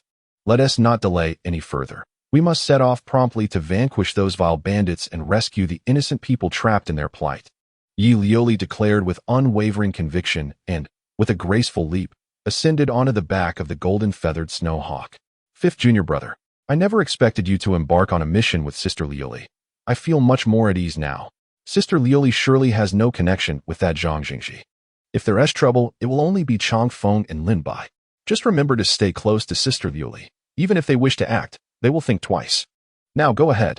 Bai Zilong approached Ling Feng from behind, imparting a few words, then seized his collar, giving him a hearty toss onto the back of the golden-feathered snowhawk. At that moment, the golden-feathered snowhawk unfurled its wings, spanning 5 meters. Ling Feng had anticipated that Bai Zilong would throw him up there, as he landed behind Yi Lioli, fearing he might fall. He instinctively wrapped his arms around her slender waist. In that embrace, even through her garments, Ling Feng could feel a silky smoothness. Yi Liuli's body tensed slightly. Realizing his action, Ling Feng quickly released her and apologized. Sister Liuli, I'm so sorry. It's all right. Beneath the feathers in front of you, there are 2 rings. Just hold on to those. Yi Liuli replied calmly. Though a hint of anger flickered within her, she restrained herself in front of so many witnesses, maintaining her composure. Knowing Ling Feng hadn't acted with intent, Ling Feng promptly reached beneath the feathers, soon discovering the 2 metallic rings affixed to the golden-feathered snow hawk. Clutching these rings, he felt significantly more secure and exclaimed to Yi Liuli, Sister Liuli, I found them. Upon saying this, Ling Feng looked towards Bai Zilong, who was playfully winking at him. In that instant, the realization dawned upon him that Bai Zilong had intentionally tossed him up there to gain an advantage. What a good man. Ling Feng marveled inwardly. Appreciating his senior brother's camaraderie, Yi Liuli gently patted the neck of the golden-feathered snow hawk, which let out a resounding call, flapping its wings vigorously, carrying Ling Feng and Yi Liuli as it sprinted along the ground. With the combined weight of Ling Feng and Yi Liuli exceeding 200 pounds. Though the golden-feathered snow hawk was a second-tier beast, it was still immature and required a running start to take flight. At that moment, a more piercing bird call resonated from the heavens. Everyone instinctively looked up, following the sound, and beheld a radiant red light swiftly approaching. It was a colossal bird engulfed in flames. That is a 4th-tier fire cloud sparrow. Feng Tianxiang exclaimed in astonishment. Oh, the golden-feathered snow hawk, carrying Ling Feng and Yi Liuli, upon spotting the fire cloud sparrow, became as excited as a man seeing an exquisite beauty. Letting out a jubilant cry and veering off course, crashing into a large tree. Bang! The golden-feathered snow hawk, propelled by its tremendous momentum, immediately rolled over, tossing Yi Liuli and Ling Feng off its back. In his alarm, Ling Feng instinctively clutched Yi Liuli tightly. This time, his hands found not her waist, but rather a higher position, his palms inadvertently grasping her soft bosom. Chapter 35, The Envy of Others. Release me at once. Yi Liuli was startled and attempted to break free, but Ling Feng held her tightly. Before she could even utilize her inner strength, they both tumbled to the ground. Ling Feng embracing her as they rolled over a dozen times, stirring up a cloud of dust. This, Bai Zilong and the others were dumbfounded, never anticipating such an event. Chang Feng, the inner disciple, and Lin Bai, the outer disciple, were equally stunned. Even the 2 guards at the entrance of the law enforcement hall were taken aback. What's happening? A throng of people rushed out of the law enforcement hall, and they too were bewildered upon seeing the golden-feathered snow eagle rolling on the ground. Release me. Yi Liuli struck Ling Feng hard with her right elbow, causing him to release his grip in pain. Taking advantage of the dissipating dust, Yi Liuli swiftly rose to her feet and straightened her attire. As the dust settled, everyone saw Yi Liuli standing on the ground, her hair slightly disheveled, and her once immaculate clothing now somewhat rumpled. Cough, cough, cough. Ling Feng stood up about 5 meters behind Yi Liuli, rubbing his chest. Yi Liuli's elbow strike had been quite painful, yet his mind was filled with the exquisite sensation of embracing her. Caw! At that moment, the golden-feathered snow eagle ceased its rolling, stood up, and vigorously shook its large head. Its once pristine white feathers were now soiled, a stark contrast to their previous state. Foolish bird. Still dare to squawk? Yi Liuli was truly incensed. She sent a palm strike towards the golden-feathered snow eagle. A faint palm imprint flying from her hand and striking the eagle's face. Slap. The golden-feathered snow eagle's head tilted to the side. It lowered its head and chirped softly at Yi Liuli, seemingly apologizing. If there's a next time, I'll stew you. Yi Liuli glared at the golden-feathered snow eagle, recalling the earlier scene, and felt an urge to kill the foolish bird. Caw, caw. The golden-feathered snow eagle chirped twice, then walked over to Yi Liuli, spread its wings, and lowered its head. Yi Liuli leaped onto the golden-feathered snow eagle's back and looked towards Ling Feng, saying, Get on. Okay. Ling Feng nodded, walked over to the golden-feathered snow eagle, climbed on, and sat behind Yi Liuli, keeping about half a foot of distance. Without Yi Liuli's prompting, he immediately reached for the ring and grasped it firmly. He inhaled deeply, savoring the fragrance emanating from Yi Liuli, and then said, Senior Sister Liuli, I'm ready. Yi Liuli raised her hand and struck the golden-feathered snow eagle's neck, gritting her teeth. Fly. Yo. The golden-feathered snow eagle cried out again, carrying Yi Liuli and Ling Feng. It retreated a few steps, then vigorously flapped its wings, ran a few steps, and finally took flight. Whoosh! Having successfully taken off, the golden-feathered snow eagle, carrying Yi Liuli and Ling Feng, performed a 360-degree roll in the air, then rapidly flew towards the south, observing Ling Feng on the golden-feathered snow eagle's back. A glint of resentment flashed in Chang Feng's eyes. He had harbored a secret affection for Yi Liuli for so long, never even having the chance to touch her hand. Yet Ling Feng had not only embraced Yi Liuli's waist in less than half an incense stick's time, but had also touched her chest. Most infuriatingly, Yi Liuli didn't seem angry or reprimand Ling Feng. "Let's go too." Chang Feng withdrew his gaze, gritted his teeth, and said to the curly-haired youth Lin Bai, then leaped onto the gray-beaked hawk's back. The curly-haired youth Lin Bai nodded and quickly jumped onto the gray-beaked hawk's back. The gray-beaked hawk also flapped its wings and, after running a dozen steps on the ground, successfully took flight, chasing after the golden-feathered snow eagle. Fifth brother is truly blessed.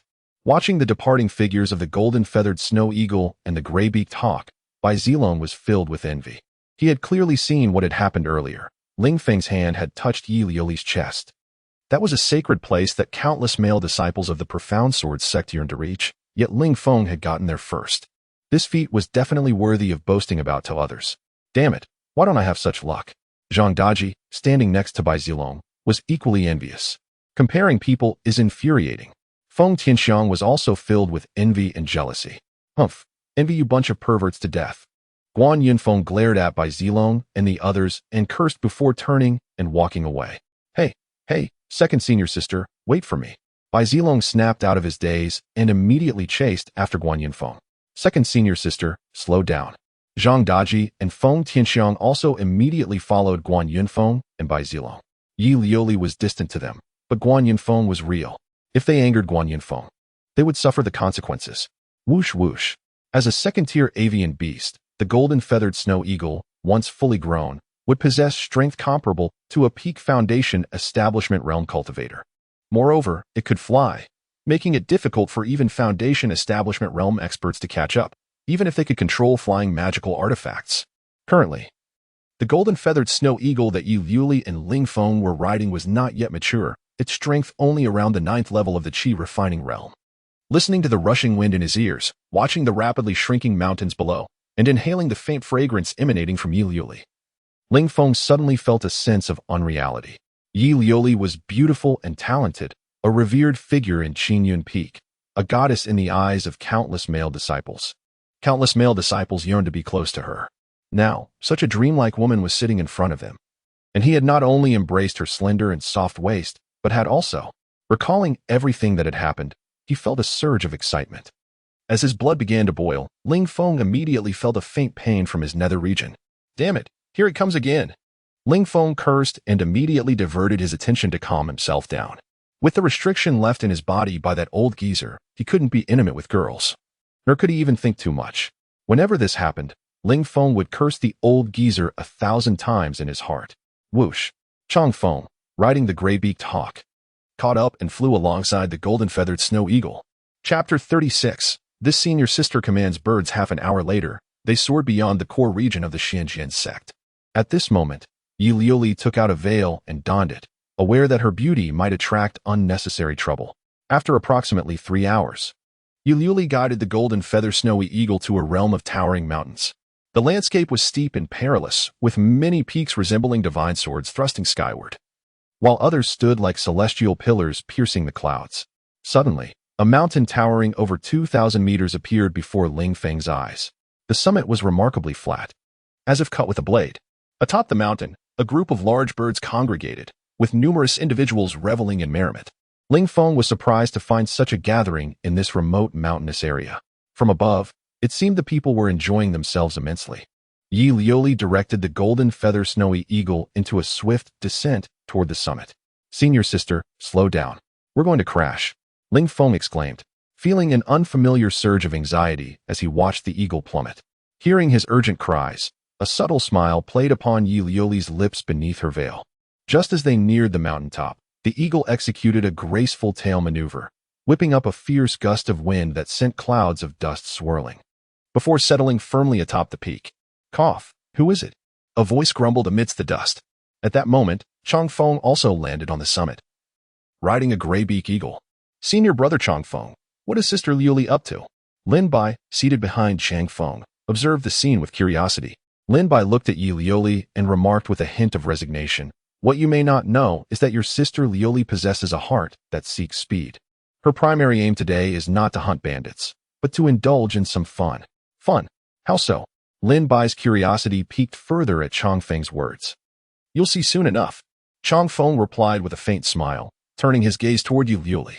By now, the dust had settled, and a group of agitated individuals approached Yi Liuli. Upon recognizing Chang Feng, their anger dissipated, and they respectfully greeted him. "Ah, it's Brother Chang Feng. What brings you here today?" "Well, what wind has blown the wind god to us today?" They flattered as they gathered around him. Chang Feng's gaze fell upon a young man with dyed yellow hair among the crowd, and he said calmly, "Hongmeng, I have come to challenge you to a contest. I think we should pass, Brother Chang Feng. Your strength is beyond our reach. If you're short on resources, we can lend a hand." Huang Mao's face changed slightly at Chang Feng's words, and he promptly declined the challenge. These individuals were disciples from nearby noble families, all passionate about bird riding. Their cultivation levels were modest, preventing them from commanding magical artifacts, as one needed to be at the foundation establishment stage to do so. Thus, they sought thrills through bird riding. For instance, Su Lianshan, who had previously escorted Ling Feng back from Yuyang City, had attained the foundation establishment level. To fly on a sword with one's own strength, one must reach at least the foundation establishment stage. Chang Feng was also a master of bird riding, renowned for his exceptional skills, earning him the title of Wind God among his peers. They all understood that they could not match Chang Feng's prowess.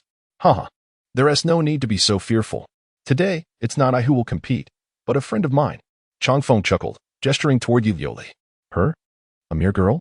The gaze of Huang Mao and his companions fell on Yi Liuli, immediately captivated by her alluring figure.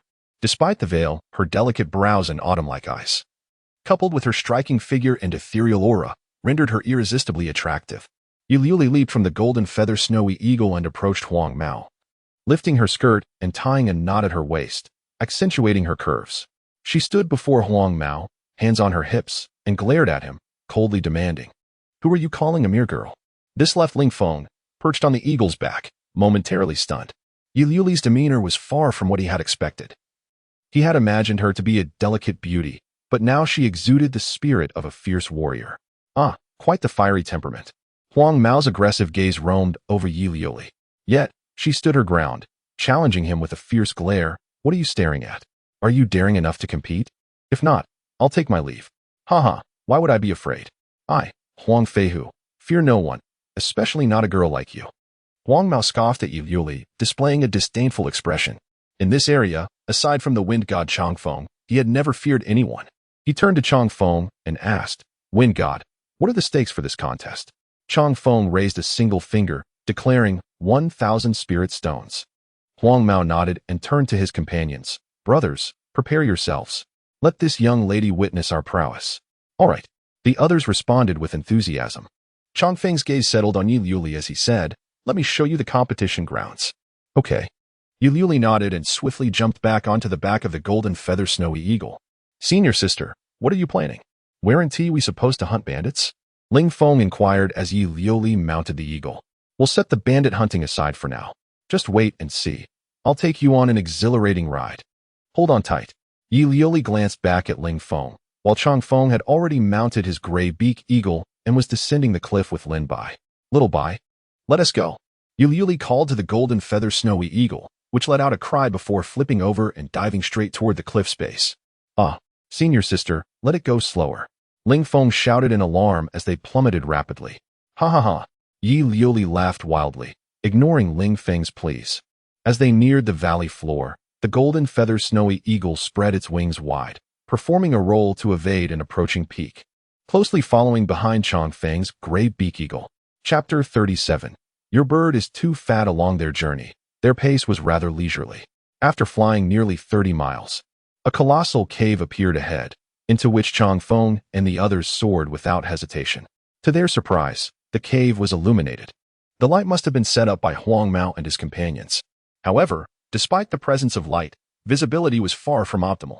The cave's interior was rather cramped, adorned with numerous stalactites. Maintaining a slower speed was prudent, as reckless haste would surely lead to collisions. Gradually, Ling Feng sensed the temperature within the cave dropping significantly. Suddenly, a brilliant light emerged ahead, leading them into a realm of mystical ice. Within this frosty expanse, there were numerous ice columns, their density surpassing that of the previous stalactites. The ice cavern was also illuminated, casting a kaleidoscope of colors that rendered it akin to a fantastical dreamscape. This icy domain stretched for 50 miles, featuring 38 sharp turns and 17 varying elevations. Changfeng's voice echoed within the cavern. How beautiful! Both Yu Liuli and Ling Feng were captivated by the stunning scenery within the ice cave. After approximately half a stick of incense, they finally emerged from the cavern, only to be greeted by a wave of warmth. A deafening rumble reverberated from ahead, revealing a towering volcano that was actively erupting, with thick plumes of smoke billowing from its crater. Changfeng deliberately slowed down the gray-beaked eagle, flying in tandem with the golden-feathered snow eagle. After soaring over the volcanic gorge, an immense stone archway came into view. This archway marked the finish line of their race. The first to fly over it would claim victory. Gazing at the archway, Changfeng remarked nonchalantly, "This route is splendid. The flight will undoubtedly be exhilarating." At this moment, Yu Liuli was already bubbling with excitement. Observing her enthusiasm, Ling Feng broke out in a cold sweat and softly urged, "Senior sister, please let me down first." "No way." Changfeng turned to Ling Feng, his tone calm yet firm. "There are regulations. During the competition, you must carry one person. Since senior sister Liuli hasn't flown with us before, changing riders at the last moment could adversely affect her performance." Ling Feng began, but was swiftly interrupted by Yu Liuli. "Indeed, changing riders at the last moment isn't advisable. Ling Feng, you mustn't back down now." Despite Ling Feng's desire to refuse, Yu Liuli's insistence left no room for argument. Heh. A smirk crept onto Changfeng and Lin Bai's faces. "Damn, this guy must be doing it on purpose." Seeing Changfeng's cunning smile, Ling Feng couldn't help but curse inwardly. Realizing that Changfeng was envious of his proximity to senior sister Liuli and was scheming against him. Nevertheless, even if Changfeng hadn't voiced his intentions, Ling Feng would not have dismounted, fearing that should he leave Yu Liuli's sight, either Changfeng or Lin Bai would take advantage of the situation. Thus, despite the thrilling nature of the impending flight, he deemed it relatively safer to remain. On their return journey, Changfeng did not take Yu Liuli along the competition route, but instead ascended directly into the sky, quickly bringing them back to their starting point. By this time, Hongmeng and his companions were already prepared, with a dozen Gale Eagles ready, each carrying a rider, standing in neat formation before a white line marked with lime. In the center of this line, 2 spots remained vacant, creating a striking spectacle. This was the first time Ling Feng had witnessed such a scene. At this moment, Yu Liuli was also brimming with excitement, her body writhing with anticipation. With a flourish, the golden-feathered snow eagle, carrying both Yu Liuli and Ling Feng, descended onto the peak and gracefully approached one of the vacant spots at the white line. Changfeng, piloting the gray-beaked eagle, took position beside Yu Liuli, aligning himself with the others. Although Changfeng participated, he was not concerned with the results. His primary goal was to ensure Yu Liuli's safety. "Junior brother Ling Feng, hold on tight," Yu Liuli called back to him, her lively eyes sparkling with excitement. As the favored daughter of Qingyun Peak, Yu Liuli had felt stifled during her training. Now, with this rare opportunity to undertake a mission, she was determined to seize every moment of joy. "Rest assured, senior sister." Ling Feng nodded, his hands gripping the harness beneath the feathers of the golden-feathered snow eagle tightly. At that moment, a stunning young woman clad in tight leather attire approached one end of the white line, rummaging through her outfit before producing a red belly band from within her collar. Ling Feng couldn't help but gulp as he beheld the woman's fair, ample bosom, her slender waist, her long, supple legs, and the alluring red belly band in her hand. He was not alone in his reaction. The others were equally entranced, as the scene before them was irresistibly captivating. Under the gaze of the crowd, the woman raised the belly band high and commanded, "Ready, set." At the moment she shouted set, her hand swung down sharply, signaling the start. "Go." The crowd urged their mounts forward as they spurred the massive birds beneath them, plunging into action. "Yo!" The colossal birds squawked in unison, flapping their wings as they charged toward the cliff's edge. "Run, Xiaobai!"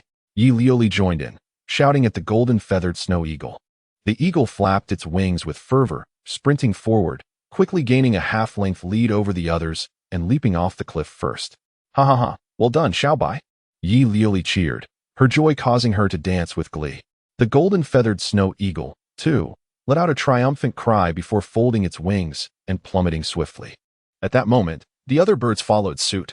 Although their takeoff was slower, their descent quickly outpaced Yi Liuli. Ha ha ha, little Pidu, your bird is too fat. It has too much air resistance. Ha ha, little Pidu, if you wish to win, perhaps your bird should go on a diet first. Those who surpassed the golden-feathered snow eagle jeered at Yi Liuli. Bastards! Seeing their smug expressions, Yi Liuli gritted her teeth in anger. Striking the neck of the golden-feathered snow eagle and scolding, I told you not to eat so much. Look where we are now. Gah! The golden-feathered snow eagle emitted a plaintive cry. As they neared the ground, the eagle suddenly spread its wings wide, transforming its immense falling inertia into speed, closely pursuing Hongmeng and the others. Due to the rapid velocity, Ling Feng noticed that the surroundings had blurred, rendering everything indistinct. Suddenly, a steep mountain peak loomed large in his vision, prompting an urgent cry. Senior sister, there's a mountain ahead. Quick, dodge. Chapter 38. This woman is insane quiet. Yi Liuli shouted at Ling Feng, then executed a sharp turn with her golden feather snowy eagle, soaring close to the mountaintop. Ling Feng felt his hair brush against the rocky summit. The fierce winds uprooted trees from the peak. Whoosh, whoosh. Haha, little skin, hurry up, you're too slow. A chorus of whistles and laughter from Hongmeng and his companions echoed ahead. Despite Yi Liuli's impressive bird-riding skills, she was not yet familiar with this course, while Hongmeng and his group were all too accustomed to it. Gradually, they pulled ahead. Fuming with frustration, Yi Liuli urged her golden feather snowy eagle to give chase. And with her exceptional technique, she began to close the gap. Ling Feng was taken aback by her tenacity. Upon emerging from the icy cavern, they were now less than 500 meters behind Hongmeng's group, having entered the volcanic canyon. Haha, little skin, you're doomed. Hongmeng mocked, glancing back at Yi Liuli. Just then, a sudden turn of events occurred. Boom! A tremendous roar erupted from the volcano's summit, as torrents of lava and fiery stones rained down. Damn! Hongmeng swore, instinctively commanding his hurricane eagle to slow down. Now's our chance, Xiaobai, catch up. The sight of Hongmeng's smugness seemed to ignite a fire within Yi Liuli. She fiercely kicked the neck of her golden feather snowy eagle. You! The eagle emitted an excited cry, its wing beats quickening. Whoosh! Ling Feng felt their speed multiply. The fierce wind buffeting his face, nearly blinding him, and distorting his features. Yi Liuli's long hair whipped against his face, tickling him. Xiaobai, let's go, overtake them. Yi Liuli shouted, waving her arms to spur her eagle onward. The golden feather snowy eagle worked diligently, its wings beating vigorously. Ling Feng noticed golden runes glowing on its feathers, seemingly etched by someone. Whoosh! The moment the runes lit up, the eagle surged forward, barreling towards the group of aristocratic riders. The golden feather snowy eagle's velocity was astonishing, swiftly surpassing the noble youths and weaving through their ranks, sending several hurricane eagles spiraling out of control. One noble rider fell from his hurricane eagle, plummeting towards the ground. Fortunately, his eagle reacted promptly, catching him just 200 meters above the earth. In the sky, the group of aristocratic riders slowed, cursing at the swiftly departing golden feather snowy eagle. Junior sister, no. Chongfeng's expression changed as he shouted at Yi Liuli, but she had already plunged into the rain of fire. I'm dodging, I'm dodging, I'm dodging. Yi Liuli was in a state of exhilaration, skillfully maneuvering her eagle through the barrage of lava and fiery stones. In such perilous conditions, being struck by a falling stone would spell disaster. Damn, are they out of their minds? The noble youths, known for their reckless aerial races, were now faced with someone even more audacious, a woman. Soon, Yi Liuli had driven her golden feather snowy eagle through the flames, leaping over a stone archway to land triumphantly at the mountaintop. By now, the rain of lava and stones had ceased. Chongfeng and Hongmeng followed suit, navigating their mounts through the canyon and landing atop the mountain. Haha, what a thrill, how exhilarating. You think you can compete with me? You're still green. Yi Liuli laughed boisterously as the noble youths came to a halt. At that moment, her golden feather snowy eagle had transformed into a dark mass, and her exposed skin had turned black from the smoke, leaving only her eyes visible. Even the veil she wore had darkened. Ling Feng, seated behind her, had also turned black from the smoke, panting heavily as his heart raced from the adrenaline of the experience. Watching Yi Liuli dance with joy before him, he was rendered speechless. He had never expected her to be such a spirited senior sister. Damn, little skin, you're something else. Hongmeng cursed, then pulled out a pouch of coins, tossing it to Chang Feng. Chang Feng caught it, opened it to inspect, then smiled faintly. Thank you. He then tossed the pouch to Yi Liuli, saying, This is your reward. What is this? Yi Liuli opened the pouch, and Ling Feng peered in, astonished to find a stack of thick spirit tickets, at least 1,000 spirit stones. These people are truly wealthy. Ling Feng couldn't help but exclaim, shocked by the riches Yi Liuli had garnered from the race. Upon seeing the spirit tickets, Yi Liuli's eyes sparkled with delight. Wow, so much money. She quickly tucked the pouch away, turning to Chang Feng. Chang Feng, you did great this time. I'm so pleased. Let's find a place to bathe and have a hearty meal. It's on me. With that, Yi Liuli mounted her golden feather snowy eagle and soared away from the mountaintop. Chang Feng shook his head slightly, waved farewell to Huang Mao and the others, then followed on his gray beak eagle. 3 hours later, in a private room of a high-end restaurant in Zijing City, Yi Liuli and Ling Feng were indulging in a feast. Junior brother Ling Feng, senior brother Chang Feng. Lin Bai, come, let's toast. Yi Liuli, now fresh from a bath, had changed from her previous light blue dress into a delicate azure gown. She perched one foot on a stool, holding a roasted chicken leg in one hand and a wine jug in the other, devouring her meal with gusto. Yi Liuli's unabashed eating manner once again reshaped Ling Feng's perception of her. Chapter 39. Bandits massacre the village. Initially, Ling Feng assumed that Yi Liuli would exhibit the grace typical of noble ladies while dining, but to his surprise, she exhibited a robust appetite that surpassed many men. Although Ling Feng's second senior sister, Guan Yunfeng, bore a fierce appearance, her table manners were far more refined than those of Yi Liuli. Had Ling Feng not previously felt her chest, he might have mistaken Yi Liuli for a man in disguise. Cheers.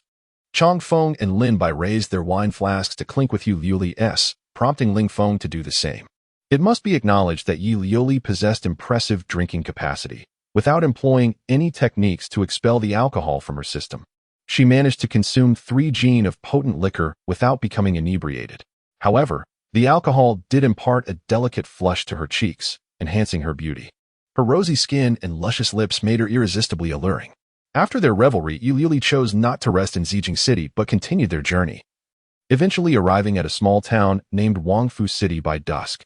Wangfu City, a riverside settlement, boasted a population of fewer than 500,000. After spending a night there, Ling Feng refrained from deep slumber, as he sensed no immediate threat from Chang Feng or Lin Bai. Even now, he could not ascertain whether the one harboring ill intentions towards him was Chang Feng or Lin Bai. Bai Zilong had informed him that the Zhang family, behind Zhang Jingxi, wielded considerable power, with 2 intersect elders within the Xianjian sect. Given the humiliation Zhang Zhengji had suffered, it was clear he would not let the matter rest. Moreover, according to Bai Zilong and his companions' conjectures, Ling Feng's current mission was likely orchestrated by the Zhang family, rendering him cautious. Qinghe County lay on the fringes of the Luoxiao mountain range, nearly 30,000 miles from the core of the Xianjian sect. Even with the swiftest of flying beasts, the journey would take at least 3 days, and given the capabilities of their current mounts, it was improbable they could arrive within that time frame. Over the following days, under Chang Feng's guidance, Yi Liuli insisted on sampling local delicacies in each town they traversed. This indulgence almost led Ling Feng to believe he was on a leisurely journey rather than a mission.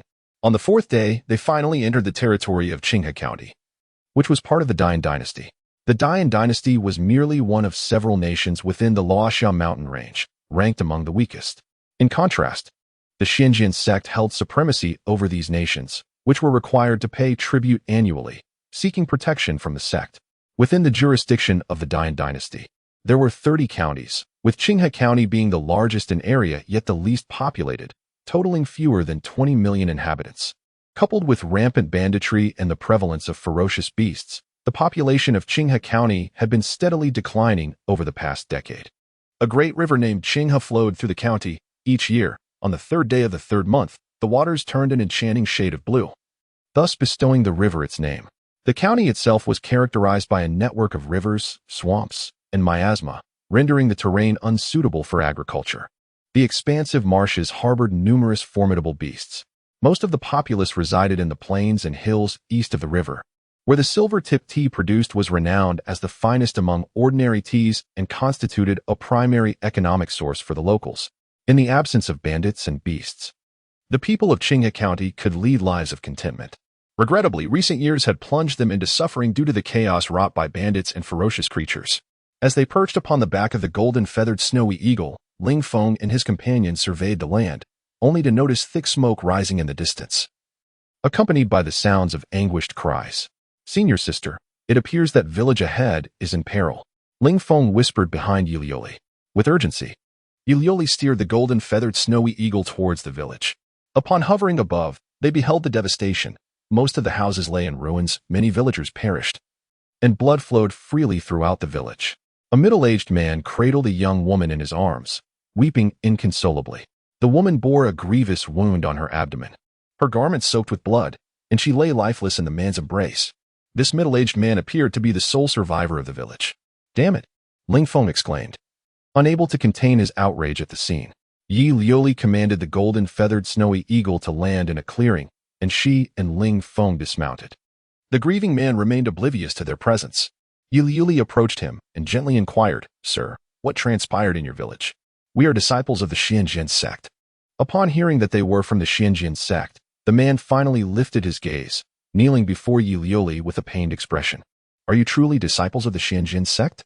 Despite the distance from the sect's core, the villagers had heard of its reputation as the most powerful sect within the Luoxia mountain range. "Indeed," Yi Lioli affirmed with a slight nod. "Please, save my wife." The man implored earnestly, calling out to the woman in his arms, "Yuer, awaken. Hold on, the immortals have come to rescue us." Yet, his wife was far too weak to open her eyes, her breath barely perceptible. Yi Lioli immediately knelt beside the woman, applying pressure to certain acupuncture points around her wound to staunch the bleeding. She then grasped the woman's wrist, assessing her condition. After a thorough examination, Yi Lioli produced a vial from her robe, dispensing a pill and administering it to the ailing woman. Following this, she gently lifted the fabric covering the woman's abdomen, retrieved another vial, and applied a green medicinal liquid to the injury. Finally, she placed her hand over the wound, channeling her vital energy into the woman to aid in the absorption of the medicine. Gradually, the woman's complexion regained its color, her pulse strengthened, and her breathing became more regular. Moments later, she slowly opened her eyes. "Ling Feng, Lin Bai, you two should search the village for any survivors," Chang Feng instructed, turning to Ling Feng and Lin Bai before proceeding to explore other areas of the village. "Understood," Ling Feng nodded, reassured that he need not worry about Chang Feng and Lin Bai turning against him. The village was small, and any ill intentions would undoubtedly be noticed by Yi Lioli. Chapter 40. The dreadful Yi Lioli. After scouring the village, they unearthed nothing save for a pig burrowed deep within a subterranean tunnel. The hamlet bore witness to the slaughter of 338 souls. They retraced their steps to the abode of the middle-aged man. His spouse, revitalized by the elixir, had regained her power of speech. "Esteemed immortals, I implore you to rescue our child, barely 3 months of age," she lamented, clutching at Yi Lioli's hand, recounting the barbarity inflicted upon their village by the brigands. The marauders, numbering over 40, had pillaged their village and then divided their forces, one contingent heading north, the other west. The middle-aged man, fortuitously away on a hunting expedition, had narrowly escaped the carnage. Despicable fiends! They shall meet their end. A surge of homicidal rage coursed through Ling Feng upon hearing the woman's account. "Senior brother Chang Feng," Yi Lioli declared, "lead junior brother Lin Bai northward. I shall accompany junior brother Ling Feng westward in pursuit of these villains. They cannot have gained much ground." Despite her generally affable nature, Yi Lioli harbored a deep-seated aversion to evil. Witnessing the massacre, she yearned to tear the brigands limb from limb. "Very well," Chang Feng assented, promptly soaring northward on the back of a gray-beaked eagle with Lin Bai. "Revered uncle and aunt, await our return in the village. We shall endeavor to retrieve your child," Yi Lioli assured the couple. "We are eternally grateful, esteemed immortals." The middle-aged couple responded with heartfelt gratitude. "Let us depart." Yi Lioli, with Ling Feng in tow, mounted the back of the golden-plumed snow finch, setting off westward. After roughly 2 incense sticks worth of time, they espied a band of 23 individuals. Ling Feng discerned a carriage within their ranks from which emanated the cries of an infant. "Those are the scoundrels." Yi Lioli's countenance darkened as she steered the golden-plumed snow finch into a precipitous descent. Danger approaches. The brigands, spotting the avian descent, blanched. Many hastily drew bows, unleashing a volley of arrows at the creature. However, the projectiles merely clanged harmlessly against the snow finch's hide, sparking inconsequential showers of sparks. The snow finch, fixated on the infant-laden carriage, beat its wings, generating gusts of wind that buffeted the brigands, sending them staggering. Slay. Ling Feng, leaping from the snow finch's back, landed before a brigand of the second level of chi refining. The brigand lunged with a cleaver, courting death. Ling Feng hissed, his eyes glacial. He materialized before the brigand, his fist colliding with the brigand's chest. The brigand's sternum caved in, snuffing out his life. The cleaver spun into the air. Kill him. Two brigands behind Ling Feng aimed their bows. Ling Feng snatched the fallen cleaver, whirled, and deflected the incoming arrows with a sweeping motion. Formidable. Flee. The two brigands, awestruck by Ling Feng's display, pivoted to flee. Attempting to escape, Ling Feng snapped. He booted a stone, which struck one of the brigands in the back of the head. Then he hurled the cleaver, piercing the other brigand's torso. Insolent whelp, prepare to meet your doom. A hulking brigand charged, brandishing a spear. His aura bespoke the fourth level of chi refining. Humph. Ling Feng scoffed. He propelled himself off the ground, his feet denting the earth, and lunged towards the spear-wielding brigand.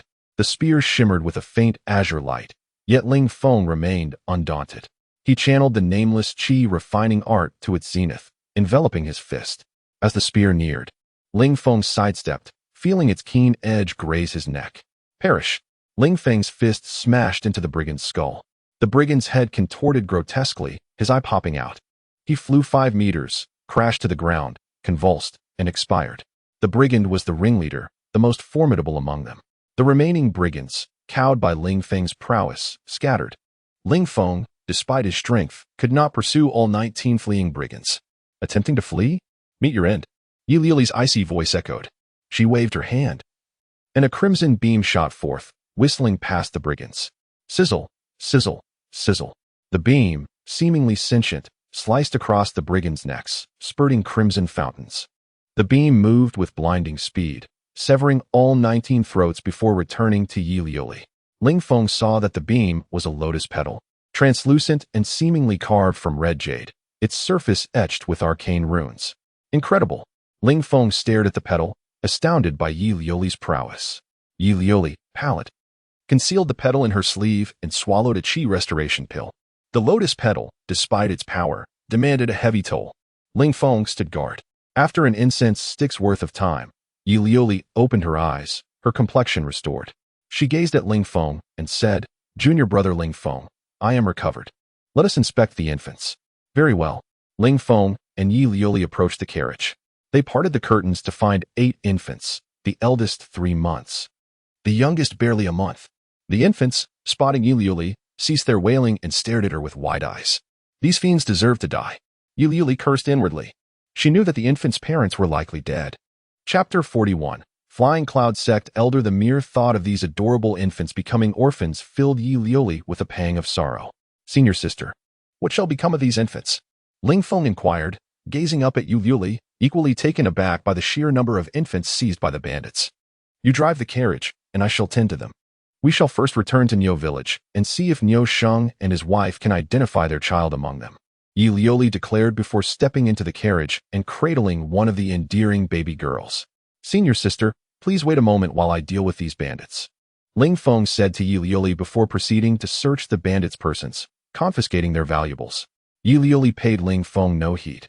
As an inner disciple, she naturally had no interest in the possessions of these bandits. However, for Ling Feng, still an outer disciple, these items held considerable significance.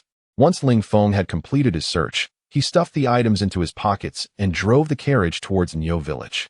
The golden feathered snow eagle circled overhead, acting as a sentinel for Yi Liuli and Ling Feng.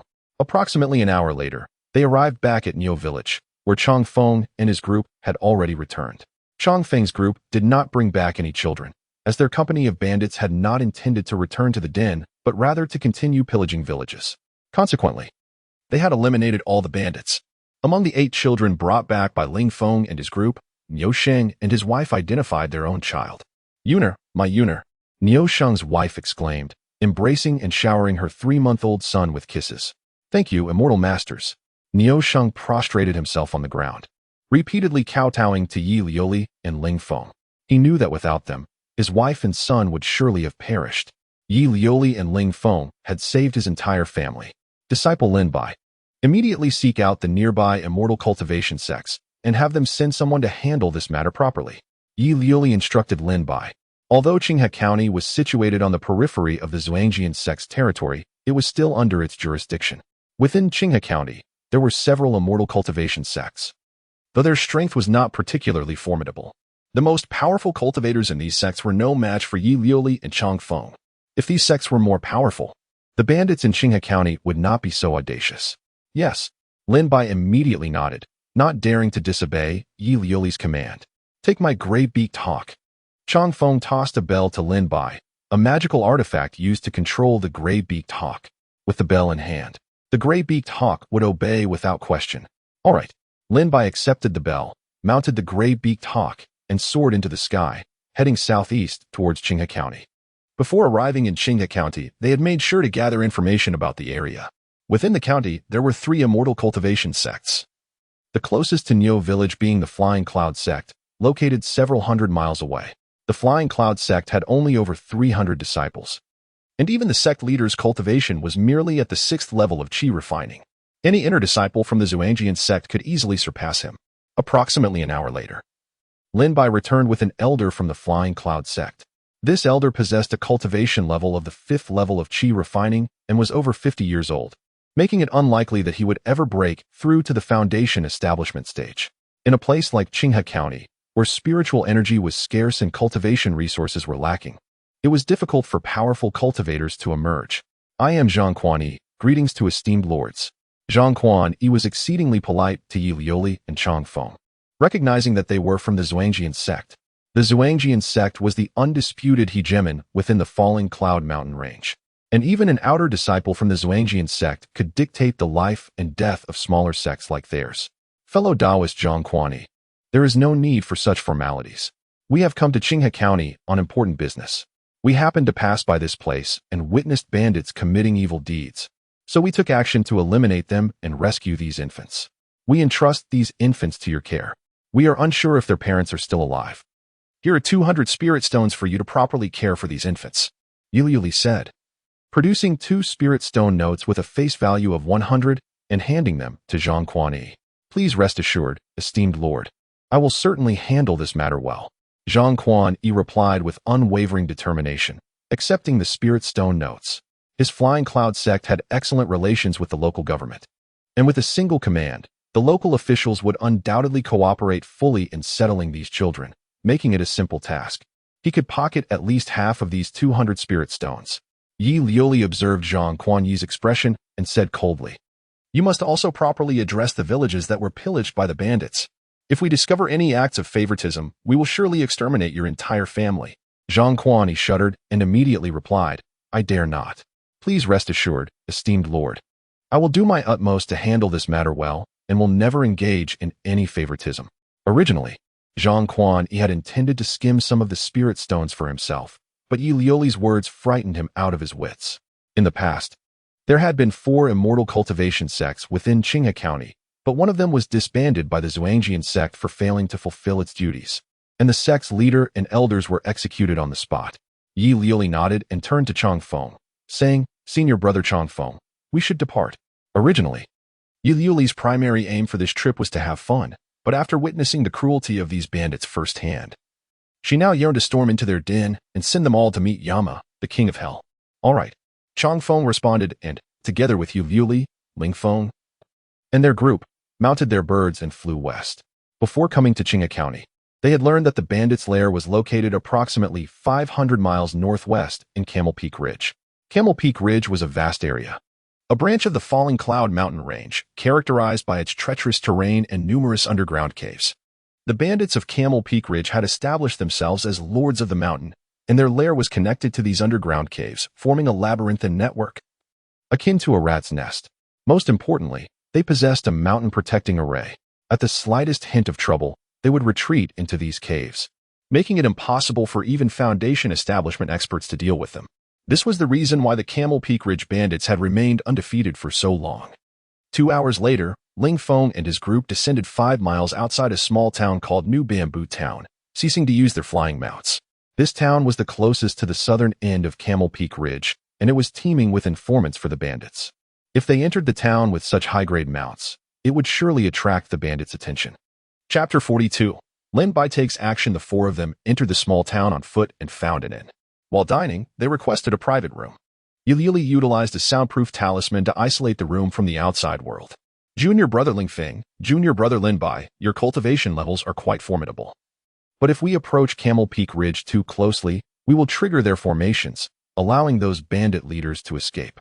Thus, we must rely on the two of you, Yi Liuli stated, producing a paper talisman and a pouch from within her robe. She tore off two smaller talismans from the larger one and explained, "This is a mother-son talisman. You hold the son talismans, while I possess the mother talisman. Each of you must blood-bind your talisman. Only you can activate the son talisman." She continued, "Inside this pouch are special treasures known as Qian Kuan beans, crafted by an elder of our Xinjian sect.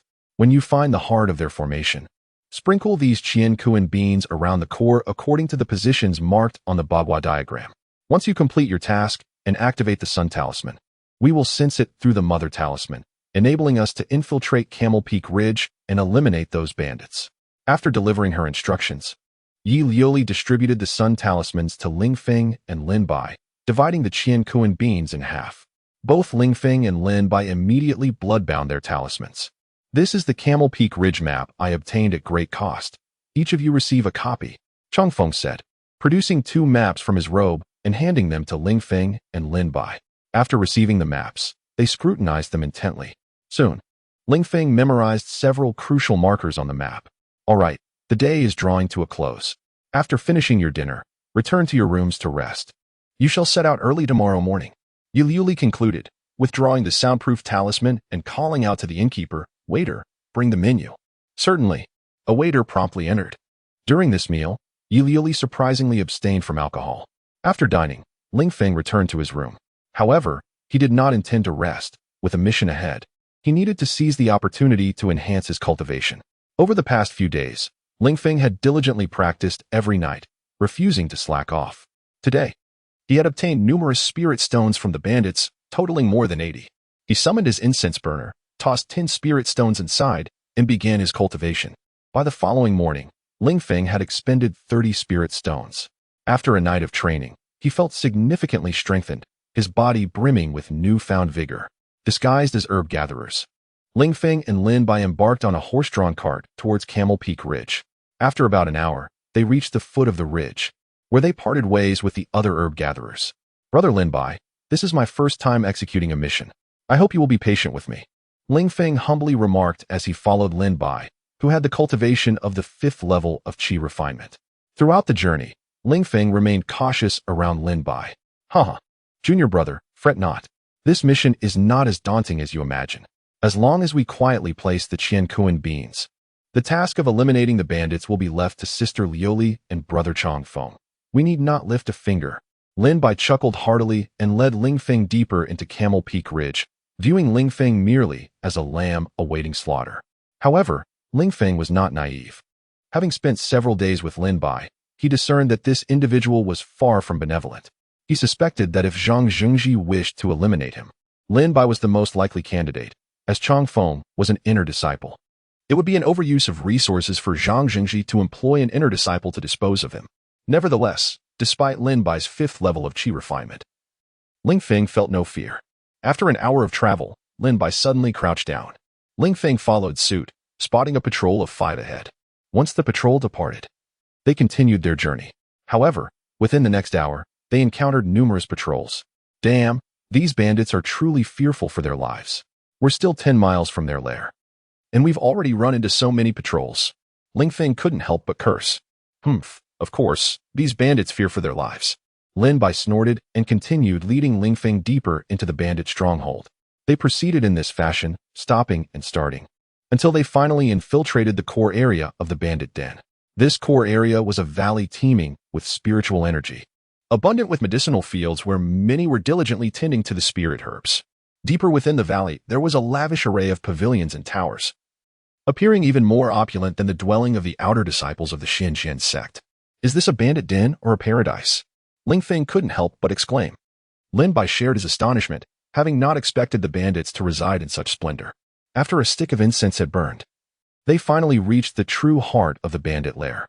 In the valley, A multitude of people moved about freely without anyone questioning their presence. At the center of the valley stood a 9-story ancient tower, the core of the bandit formation. Ling Feng and Lin Bai quickly retrieved the beans and discreetly scattered them around the tower according to the positions indicated on the Bagua diagram. Soon, they had completed the task. Done. They exchanged glances and both exhaled in relief. Subsequently, they stealthily exited the core of the bandit lair, confirming their safety before simultaneously activating their sun talismans. As they did so, Ling Feng held a protective talisman in his palm, gifted by Zilong, capable of withstanding a full-force strike from a 5th-level Qi refinement cultivator. As Ling Feng and his companion activated their sun talismans, Yi Liuli and Chang Feng at the foot of Camel Peak Ridge sensed their success through the mother talisman. "We did it!" Yi Liuli exclaimed in delight, turning to Chang Feng. "Let us go?" "All right." Chang Feng nodded, and together they set off. Meanwhile, within Camel Peak Ridge, Ling Feng and Lin Bai continued their swift retreat. As they neared the ridge's edge, Lin Bai suddenly turned and attacked Ling Feng. "Kid, prepare to die." Lin Bai leapt into the air, his right hand swinging fiercely toward Ling Feng, sending a barrage of steel needles hurtling towards him. Chapter 43, Come Chase Me Humph. "It truly is you." Ling Feng's gaze sharpened, and he immediately retreated. The sound of steel needles whistled through the air as they pierced a massive tree, effortlessly penetrating its 1-meter-wide trunk. Remarkable. Ling Feng's heart raced. He knew that had he not evaded, even the protective talisman he activated would not have withstood the assault of those needles. These needles possessed an extraordinary ability to bypass defenses, capable of overwhelming even the protective Qi of a 6th-tier Qi refinement cultivator. Flee. Ling Feng recognized that lingering in battle was unwise and swiftly took to his heels. Still hoping to escape? Lin Bai observed Ling Feng's retreating figure, a cold smirk appearing on his lips. With a sudden surge of formidable energy, he accelerated, swiftly closing the distance to Ling Feng, and unleashed a punch aimed at his back. Ling Feng quickly activated the protective talisman in his palm, a transparent shield materializing around him. "Die!" Lin Bai, seeing Ling Feng's protective shield, sneered and intensified his momentum, striking down with great force. Crack! The protective shield merely absorbed a fraction of the impact before shattering, Lin Bai's fist crashing into Ling Feng's back. Boom! The shield absorbed some of the force, yet Ling Feng was still sent tumbling through the forest, eventually colliding with a large stone, blood spilling from his mouth. Damn! A 6th-tier Qi refinement cultivator. Ling Feng's expression changed drastically. He had not anticipated Lin Bai's concealed strength. Fortunately, he had the protective talisman. Without it, that last blow would have surely left him gravely injured. Just then, Lin Bai reappeared before Ling Feng, throwing another punch. Damn it! Ling Feng's face paled as he activated another protective talisman, shifting his body to the left. At that moment, Lin Bai's fist shattered the protective shield, striking his left shoulder. Bang! The powerful blow sent Ling Feng spiraling, crashing against a tree trunk before crashing heavily to the ground. "Humph, let's see how many protective talismans you possess." Lin Bai scoffed, charging at Ling Feng once more. His speed was overwhelming. Ling Feng lay on the ground, unable to evade, and was forced to activate a third protective talisman. Boom! Like the previous two, the third talisman merely absorbed a slight portion of Lin Bai's punch before breaking apart. This time, Lin Bai's fist was aimed directly at Ling Feng's chest. As Lin Bai's fist neared, Ling Feng rolled fiercely to the right. Crash! Lin Bai's fist struck the ground, sending shockwaves that shattered the earth, debris flying towards Ling Feng and propelling him away. Lin Bai's expression darkened slightly as he dashed after Ling Feng, lifting his foot to kick at his chest. Ling Feng raised his arms to shield himself, blocking Lin Bai's kick. Bang! The force of the blow tossed Ling Feng through the air, the overwhelming power numbing his arms. And he felt as though his bones might fracture. Ling Feng crashed against a tree, coming to a halt, blood spilling from his mouth. Haha. Why aren't you using your protective talismans anymore? I thought you had plenty. You're quite audacious, daring to offend Zhang Ge. Lin Bai laughed maniacally, referring to Zhang Jingji. Although Zhang Jingji's current cultivation was inferior to Lin Bai's, Lin Bai was aware that Zhang Jingji had been suppressing his abilities to accumulate spirit stones while dominating the servant realm. Now that Zhang Jingji had crossed paths with Ling Feng, he was compelled to become an outer disciple, and with the backing of the Zhang family as formidable power. It would not be long before Zhang Jingji surpassed him. When Zhang Jingji sought his assistance, Lin Bai readily agreed. He approached Ling Feng with deliberate steps, unhurried. Knowing full well that his cultivation level surpassed Ling Feng's by 2 tiers, and Ling Feng was now without protective talismans, Ling Feng quickly circulated his true qi, channeling it to his calves, activating the wind-walking talisman that had been affixed there. With Lin Bai still 3 meters away, he scooped up a handful of dirt and hurled it at Lin Bai. Believing Ling Feng had unleashed some concealed weapon, Lin Bai instinctively raised his hand to defend, allowing Ling Feng to seize the opportunity to rise and sprint up the hillside. By the time Lin Bai realized what had happened, Ling Feng had already gained considerable distance. Damn it, Lin Bai cursed, immediately giving chase. However, after a short pursuit, he noticed that despite Ling Feng's lower cultivation, he was remarkably swift in the forest. Unbeknownst to Lin Bai, Ling Feng had been training by running with sandbags through the woods every morning since the age of 10, making him adept at navigating the rugged terrain. Naturally, Ling Feng possessed innate strength and exceptional physical prowess, his abilities already nearing the 5th tier of qi refinement. And with the windwalking talisman, his speed increased by 30%. In this forest, even Lin Bai, a 6th tier cultivator, was at a disadvantage. Chase me. Ha ha. Aren't you quite impressive? Let us see if you can catch me. Ling Feng taunted, glancing back at Lin Bai, feeling a surge of gratitude for the old man. Were it not for the numerous grueling tasks assigned to him, he would not have honed such remarkable running skills. Yet, Ling Feng also understood that without the old man's intervention, his path in life would have been entirely different. He would never have encountered Zhang Zhengji or Lin Bai. Damn it, why is he so fast? Lin Bai, pursuing closely behind, could not contain his frustration. Had he known this would happen, he would have refrained from posturing and denied Ling Feng any opportunity for respite. Now, he was unable to catch Ling Feng, and if he failed to eliminate him, he would have no explanation to offer Zhang Zhengji, a man he could not afford to offend. After racing through the woods for a while, Ling Feng found himself at the edge of a valley, a steep cliff blocking his path ahead. Damn it, cursed heavens, are you trying to kill me? Ling Feng exclaimed, staring at the precipice ahead. Behind him, Lin Bai, witnessing the scene, felt invigorated, laughing maniacally. Ha ha ha, run. Aren't you quite the sprinter? You have nowhere to escape now. In that moment, Ling Feng's heart raced with urgency as his gaze darted around the valley. Suddenly, his eyes narrowed. He spotted a mass of water grass hanging down 3 meters from the cliff's edge on the left, behind which seemed to be a cave. Chapter 44. The mysterious creature. This cave was exceedingly concealed, nearly entirely shrouded by aquatic vegetation. Without meticulous observation, it would have gone unnoticed. The heavens are merciful. At this moment, Ling Feng cast aside all reservations and sprinted toward the cave with fervor. Still running? Lin Bai was momentarily taken aback by Ling Feng's frantic pace. Under his watchful gaze, Ling Feng reached the cave's entrance, boldly sweeping aside the water plants and plunging inside. Damn it! As Ling Feng's figure vanished, Lin Bai couldn't help but curse. He had not anticipated the existence of a cave hidden behind the foliage. Upon entering the cave, Ling Feng did not continue his reckless dash inward. Instead, he promptly retrieved a mechanism sphere, activated it, and tossed it at the cave's entrance. Boom. The mechanism sphere detonated and shot toward the side of the entrance, instantly establishing a web-like trap. The threads were thin and, combined with the dim light at the cave's mouth, made it exceedingly difficult for even a cultivator to detect. Ling Feng, you cannot escape. Lin Bai approached the entrance, observed for a moment, then charged inside. However, the moment he crossed the threshold, he triggered the trap set by Ling Feng, causing toxic gas to erupt around him. Cough, cough, cough. Lin Bai inhaled a significant amount of the poisonous smoke and promptly retreated from the entrance, producing an antidote pill to consume. Haha, Lin Bai. Didn't you want to kill me? Come on in if you dare. Ling Feng's taunting voice echoed through the cave.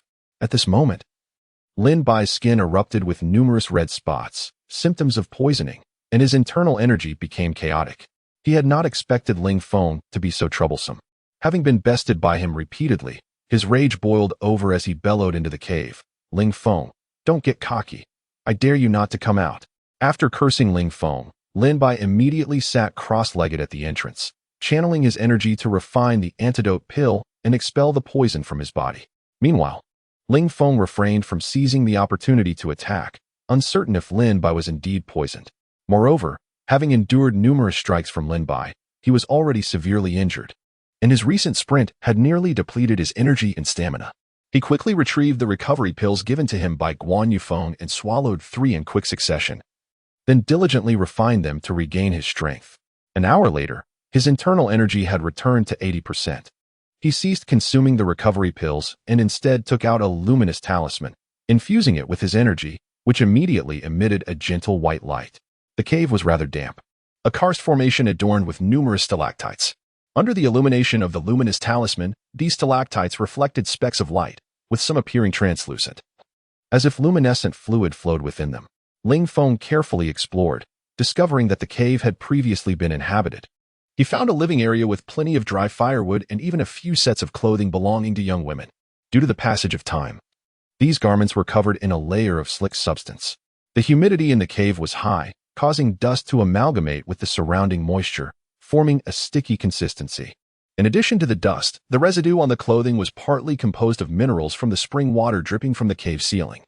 The cave extended over 200 meters deep, and in its depths, Ling Feng discovered a pristine pool of water. After surveying the cave, he utilized the abandoned garments to enhance his traps, combining them with the mechanism spheres he possessed to further fortify against Lin Bai's potential assault. Half an hour later, Ling Feng had set up several layers of traps using all available resources within the cave. After completing this task, he finally relaxed and summoned the incense burner, adding spirit stones to commence his cultivation. His current cultivation level was nearing the pinnacle of the 4th stage of qi refinement, and he aimed to seize the opportunity to break through to the 5th stage. Lin Bai, on the other hand, had managed to expel only a portion of the poison from his body. The remaining toxins proved stubborn, yet he had learned to suppress them. At this moment, he felt weak, not having anticipated the potency of Ling Feng's poison. Damn you, Ling Feng. Once I neutralize this poison, your end shall come. Lin Bai seethed, realizing he had fallen prey to Ling Feng's schemes, and now, under the influence of poison, he dared not make a move. He believed Ling Feng was also healing within the cave, hence his reluctance to emerge. 3 hours later, Ling Feng completed the refinement of his first batch of spirit stones. During his cultivation, his metabolism accelerated, and his injuries began to mend. However, he faced a downside: hunger. His stomach growled audibly, reminding him of his plight. Ling Feng was not one to fear many things, but hunger was his greatest dread. Yet, in this environment, he could not seek sustenance. Fully aware that Lin Bai was lurking outside, at that moment, an enticing aroma wafted in from the cave entrance. Damn it! Ling Feng cursed, recognizing Lin Bai's deliberate provocation. Ling Feng, are you hungry? I've caught 2 wild chickens and just finished roasting them. Lin Bai's infuriating voice resonated from the entrance. Lin Bai, I curse you and your entire family. I'm not hungry. Ling Feng shouted back at the entrance, then resumed his focus on the spirit stones, shoving them into the incense burner to continue his cultivation, as it was the only means to alleviate his hunger in such dire circumstances. Thus, 2 days passed, during which Ling Feng refined all the spirit stones he had. Yet he felt as if his stomach were pressed against his spine, having lost considerable weight. Each day, while Lin Bai feasted on roasted meat, he would waft the savory sin into the cave, tantalizing Ling Feng's appetite. On 2 occasions, Lin Bai attempted to storm the cave, but was thwarted by the traps Ling Feng had set, sustaining injuries and ultimately retreating in failure. Now, that delectable aroma wafted in once again. Curse you, Lin Bai. You had better pray I don't get my hands on you. Ling Feng muttered before rising and venturing deeper into the cave, where the scent was not as overpowering. At this moment, he refrained from using the luminous talisman, as it had a time limit and would last no more than an hour. He was now quite familiar with the cave's layout. Moreover, it was not completely dark, as the stalactites contained a unique substance that emitted a faint glow, allowing Ling Feng to discern his surroundings. Upon reaching the cave's depths and gazing at the stalactite pool, Ling Feng suddenly felt an unsettling sensation wash over him. For the past 2 days, he had relied on the incense burner to refine spirit stones, and during the process of channeling energy through his meridians, various impurities had been expelled from his body. He loosened his clothing and leapt into the cool waters of the stalactite pool, a refreshing chill enveloping him and alleviating his hunger somewhat. Ah! Ling Feng could not help but exclaim in delight as he began to cleanse himself. Suddenly, he raised his gaze, turning to look behind him, where he spotted 2 crimson points deep within the cave. Upon closer inspection, he realized those 2 red dots were the eyes of a creature. Chapter 45. The 9-colored divine-eyed salamander. The creature stretched nearly 2 meters in length, its form a stark, inky black. Heavens! A jolt of alarm surged through Ling Feng. He hadn't anticipated encountering a being of such immense size within the cavern, especially since he hadn't detected the slightest trace of its presence beforehand. Splash! The colossal entity plunged into the stalactite pool, its maw agape as it lunged towards Ling Feng. Damn you! Ling Feng retaliated with a swift punch, only to meet a surface of slick, viscous texture. Whales. The creature, struck by Ling Feng's blow, emitted an eerie cry, akin to that of an infant. It writhed, renewing its assault on Ling Feng. Ling Feng swung his left fist, aiming for the creature, but it lunged, clamping its jaws firmly around Ling Feng's fist. Ack! Ling Feng cried out in agony, attempting to wrench his hand free, but the creature's teeth held fast. You seek death. A spark of inspiration ignited within Ling Feng's mind. He promptly channeled energy into the incense burner, directing it towards his left hand. The incense burner materialized in the center of his palm, and he desperately poured his true energy into it. Fueled by the influx of energy, the incense burner expanded rapidly, forcing the monster's mouth open. The creature, writhing in agony, thrashed within the stalactite pool, sending a torrent of water cascading around it. Undeterred, Ling Feng continued to channel energy into the incense burner. Grow larger. By now, the incense burner had swelled to a foot in height, having reached the 4th level of qi refining. Ling Feng had yet to fully test the limits of the incense burner's capacity. He estimated that his energy reserves could potentially expand it to 2 feet in height. An incense burner of that size would undoubtedly crush the monster. The creature was undeniably unfortunate. It hadn't foreseen that Ling Feng possessed such an extraordinary artifact. It desperately tried to expel the incense burner, but to no avail. The incense burner, fueled by Ling Feng's relentless energy infusion, continued to expand, ultimately rupturing the monster's skull. Yet, the creature's vitality proved formidable. It clung to life. Ling Feng, gripping one of the incense burner's legs, brought it down with brutal force upon the monster's head. Bang! Bang! Bang! Ling Feng lost count of the blows he rained down upon the creature until it was finally reduced to a pulpy mass. Weakened by 2 days of starvation, Ling Feng's physical strength had waned significantly, despite the support of his true energy. This ordeal left him on the verge of collapse. Instinctively, he began circulating the nameless qi refining art. Suddenly, he sensed a surge of potent spiritual energy flooding his body, accompanied by an alluring fragrance. What is happening? Has Lin Bai breached the cave? Alarmed, Ling Feng ceased his practice, rose from the stalactite pool, retrieved his garments, and extracted the luminous charm. He turned towards the cave entrance, peering into the darkness. However, he swiftly determined that the peculiar aroma didn't originate from Lin Bai. The scent Lin Bai dispersed at the entrance couldn't possibly reach this far. The only plausible explanation was the slain creature. Ling Feng approached the pool. Under the glow of the luminous charm, he observed that the once clear stalactite pool had transformed into a spectrum of 9 colors. He finally recognized the creature he had vanquished. It was a salamander, albeit an unusual one, adorned with 9 distinctively colored spots. Even its blood flowed in a vibrant, multi-hued stream. What kind of salamander is this? Its appearance is so peculiar. Gazing upon the slain creature before him, Ling Feng couldn't help but curse. Unbeknownst to Ling Feng, the salamander was a divine-eyed salamander. Or more precisely, a 9-colored divine-eyed salamander. Salamanders, also known as baby fish due to their cries resembling those of infants, were highly prized. The divine-eyed salamander possessed eyes with unique properties, making them invaluable to master artisans for crafting specialized magical artifacts. These artifacts were exceptionally effective in dispelling illusions. Moreover, every part of the divine-eyed salamander was a treasure trove. Its blood, rich in vital energy, was a coveted ingredient for concocting potent healing elixirs. The divine-eyed salamander also bore the title of Immortal Divine-eyed Salamander, renowned for its extraordinary longevity. Legend held that every 10,000 years, it would develop an additional spot, and its eyes would change color accordingly. The salamander Ling Feng had slain bore 9 spots, indicating that it had lived for at least 90,000 years. While typical divine-eyed salamanders measured only a foot in length, this 9-colored specimen stretched over 7 feet. Ling Feng stared at the salamander, inhaling the captivating aroma emanating from its multicolored blood. He couldn't resist swallowing hard. I never imagined it would be a salamander. It seems I won't starve after all. Fate hasn't abandoned me. Ling Feng promptly dragged the 9-colored salamander out of the pool. Its iridescent blood continued to seep from its body, releasing its alluring fragrance. Ling Feng lowered his head, tentatively tasting the liquid. He dared not consume too much at once. Aware that the blood of certain creatures contained concentrated spiritual energy that could cause his body to explode. After a cautious taste, Ling Feng sensed that the salamander's blood contained relatively little spiritual energy. Reassured, he began to drink it in large gulps. The nine-colored salamander was enormous, and its blood flowed abundantly.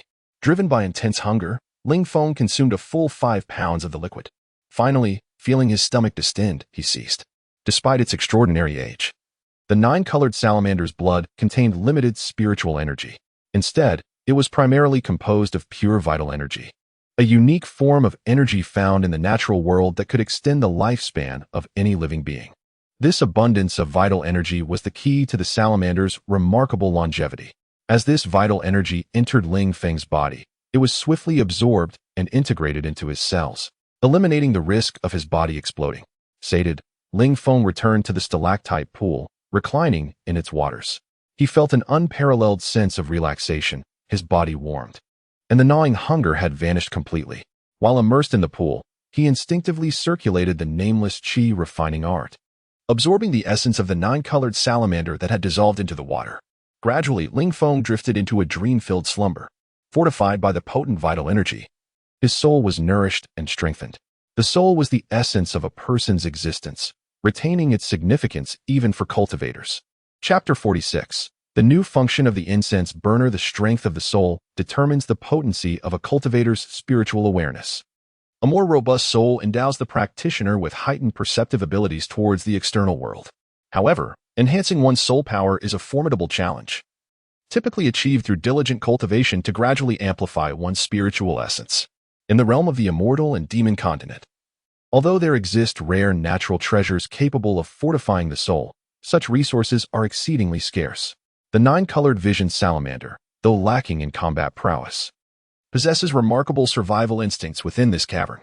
Even a congenital powerhouse would struggle to vanquish it, for its keen senses alert it to the approach of formidable beings, prompting it to flee or remain hidden. Its exceptional evasion skills have ensured its longevity. On this occasion, however, Ling Feng experienced an unexpected stroke of fortune, managing to crush a nine-colored vision salamander using the incense burner. Without the unique artifact, he would undoubtedly have become a meal for the creature. Typically, the nine-colored vision salamander slumbers for extended periods, sometimes for millennia.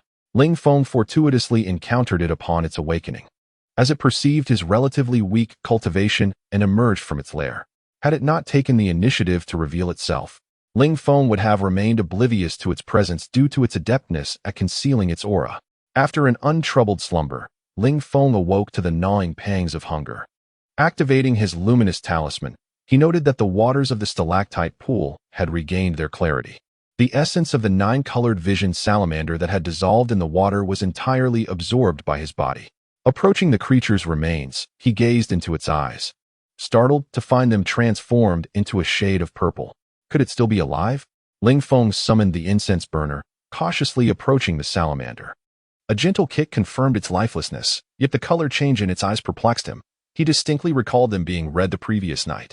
Dismissing the anomaly, he resolved to satiate his hunger with some roasted meat. With determination, he hoisted the nine-colored vision salamander and ventured outside the cavern. Upon reaching the exterior, he placed the creature in a flat stalactite pool and set about igniting a fire. The freshness of its flesh remained intact, possibly due to its unique constitution or the special minerals in the spring. Once the fire blazed, he used his dagger to sever the salamander's head, which had already been smashed to pieces by the incense burner. Recognizing the scarcity of food within the cave, he aimed to consume the head first. However, upon detaching the head, he realized he had no means to skewer it for roasting. Contemplating his options, he summoned the incense burner and mused whether it could refine the meat. Previously, he had not placed any flesh within it, save for the fire sparrow egg he had once sacrificed. Opening the incense burner, he tossed in a small piece of meat and observed it closely, relieved to find that it had not been refined. With a sigh of relief, he infused the burner with true energy, causing it to expand to a height of 2 feet. The burner could enlarge with the absorption of true energy, yet would shrink when depleted. As long as he did not retract it, this state would persist for a considerable duration, sufficient for cooking. Placing the salamander's head inside, he added spring water and set it over the flames. With its 3 sturdy legs, the incense burner stood firmly, and Ling Feng felt his choice was astute. It seemed perfectly suited for cooking. He found himself increasingly enamored with the burner, perceiving it as a harmonious companion. Suddenly, He noticed the ambient spiritual energy converging towards the incense burner, which began to absorb it. Intricate patterns on its surface illuminated gradually. What was happening? Ling Feng stared in astonishment at the burner, realizing that this accumulation of spiritual energy was indeed a fortuitous event. After a brief observation, he settled cross-legged and closed his eyes, channeling the unnamed qi refining technique. Some of the spiritual energy, influenced by his aura, drifted around him, ultimately being absorbed into his body. After about half an hour, a delightful aroma wafted from the burner, more potent than the previous night's essence of the nine-colored vision salamander. The delectable scent prompted him to swallow hard. It must be ready. As he lifted the lid, however, he discovered that the salamander's head had vanished. Perplexed, he stirred the contents with his dagger and found not a trace of bone remained, only a creamy broth. He pondered whether the soup was consumable. Fashioning a simple spoon from a piece of wood, he dipped it into the broth, tasting it cautiously. The flavor was faint due to the absence of salt, yet it lingered pleasantly on his palate. He swirled the broth, stimulating every taste bud before swallowing. As the warm liquid coursed through his body, he felt a gentle surge of energy flow through his meridians. His body trembled slightly, and a look of astonishment crossed his face as he murmured, "Such dense spiritual power." The essence in the salamander's blood was so diluted compared to this broth. Could it be that the incense burner absorbed spiritual energy during the cooking process, infusing it into the soup? Chapter 47. Qi Refining, 5th Level Ling Feng. Recalling the previous soup-making experience, deduced the underlying reason. He seemed to have discovered another function of the incense burner. Cooking food could augment the spiritual energy within it. This was an exceptionally potent feature. Henceforth, he could procure ingredients, cook them within the incense burner, and partake in spiritually enriched sustenance. "Haha, marvelous!" Ling Feng exclaimed, resuming his consumption of the soup by the spoonful. After about an incense stick's time, the soup's temperature had diminished considerably. Sensing that spoon-by-spoon consumption was insufficient, Ling Feng lifted the incense burner and drank deeply. Upon finishing the soup, he discovered 2 golden orbs within. Upon closer inspection, Ling Feng realized these were the eyes of the giant salamander. Ling Feng paused, surprised that even though the bones had been rendered to mush, the creature's eyes had remained intact. He picked up one of the eyeballs, squeezing it in his hand, noting its elasticity. He mused, "These eyeballs, I wonder if they're edible?" In his youth, Ling Feng had possessed a penchant for consuming fish eyes, developing a peculiar fondness for them. In his adulthood, he had come to relish roasted pig eyes, particularly enamored with the sensation of the juices erupting within his mouth upon biting into the eyeball.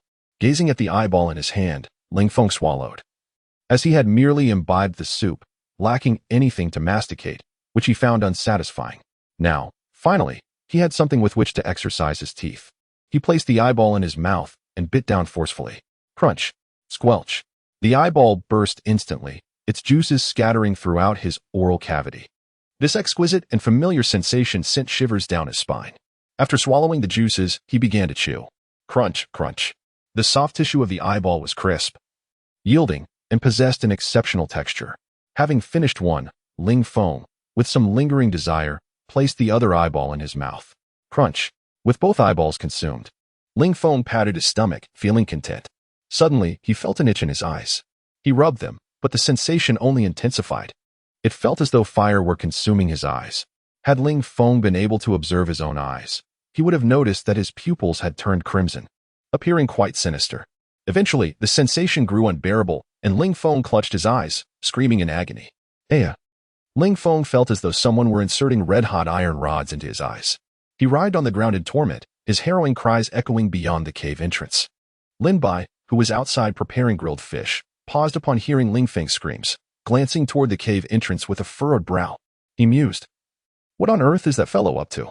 Inside the cave, Ling Feng's screams grew more intense, causing Lin Bai's brow to furrow further. He had no idea what Ling Feng was attempting. Humph, trying to lure me in with such tactics? No way. Lin Bai concluded that this was merely a ruse by Ling Feng to entice him inside. Ling Feng had been holed up in the cave for 3 days, and he must be on the verge of starvation. He was resorting to such measures to deceive him. "I won't fall for it. Let's see how long you can endure." Lin Bai sneered, resuming the turning of the grilled fish in his hand. He had ample supplies outside the cave, so he was in no hurry. Inside the cave, Ling Feng reached for his eyes. At that moment, he felt as though countless ants were gnawing at his eyes, sometimes burning like fire, sometimes cutting like knives. Despite his will having been tempered by old undying's years of torment, he could not withstand such inhuman suffering. He brought his hands to his eyes, attempting to gouge them out. However, the moment his fingers touched his eyeballs, a powerful force repelled them. Aya! Ling Feng screamed desperately, ultimately seizing his dagger, intending to plunge it into his eyes. In his frenzy, he had completely lost his senses. However, as the dagger approached his eyeball, his eye emitted a beam of red light, deflecting the dagger. Ling Feng, in excruciating agony, began to slam his head against the cave walls. Thud, thud, thud. Eventually, he lost consciousness. His eyes remained wide open, as the spiritual energy of the surrounding world poured into them. The color of his pupils shifted from red to orange, then to yellow, and finally to green. After about half an incense stick's time, the color of Ling Feng's pupils returned to normal, and his eyelids slowly closed. Ling Feng remained unconscious for a full half-day. Upon awakening, he turned to look at the cavern, sensing that it had become slightly brighter. He rubbed his eyes, discovering that they no longer ached or itched. Damn, that nearly killed me. All for eating 2 fish eyes? Ling Feng muttered, sitting up and immediately inspecting his body internally. Upon internal inspection, he was astonished to find that his 5th meridian seemed to be completely unblocked. Have I broken through to the 5th level of qi refining? Ling Feng opened his eyes, somewhat bewildered. He knew that even among the most talented individuals in the profound sword sect, with ample resources and dedicated training, it would take at least half a month to advance from the 4th to the 5th level of qi refining. Yet, it had seemingly taken him less than 10 days. Such rapid progress left Ling Feng in disbelief. His cultivation had now reached the mid-stage of the qi refining realm. Cultivators divided the qi refining realm into 3 stages. Levels 1 to 3 were the early stage, levels 4 to 6 were the mid-stage, and levels 7 to 9 were the late stage. Now that Ling Feng had reached the mid-stage of qi refining, each subsequent level would be significantly more challenging to attain than before. Yet, he had accomplished it. Haha, I truly am a genius, Ling Feng exclaimed, realizing that his rapid breakthrough was likely due to the giant salamander. He now sensed that his eyesight had improved considerably. Even in the dim light of the cave, he could discern many details. If he were to venture outside the cave, he should be able to see even further.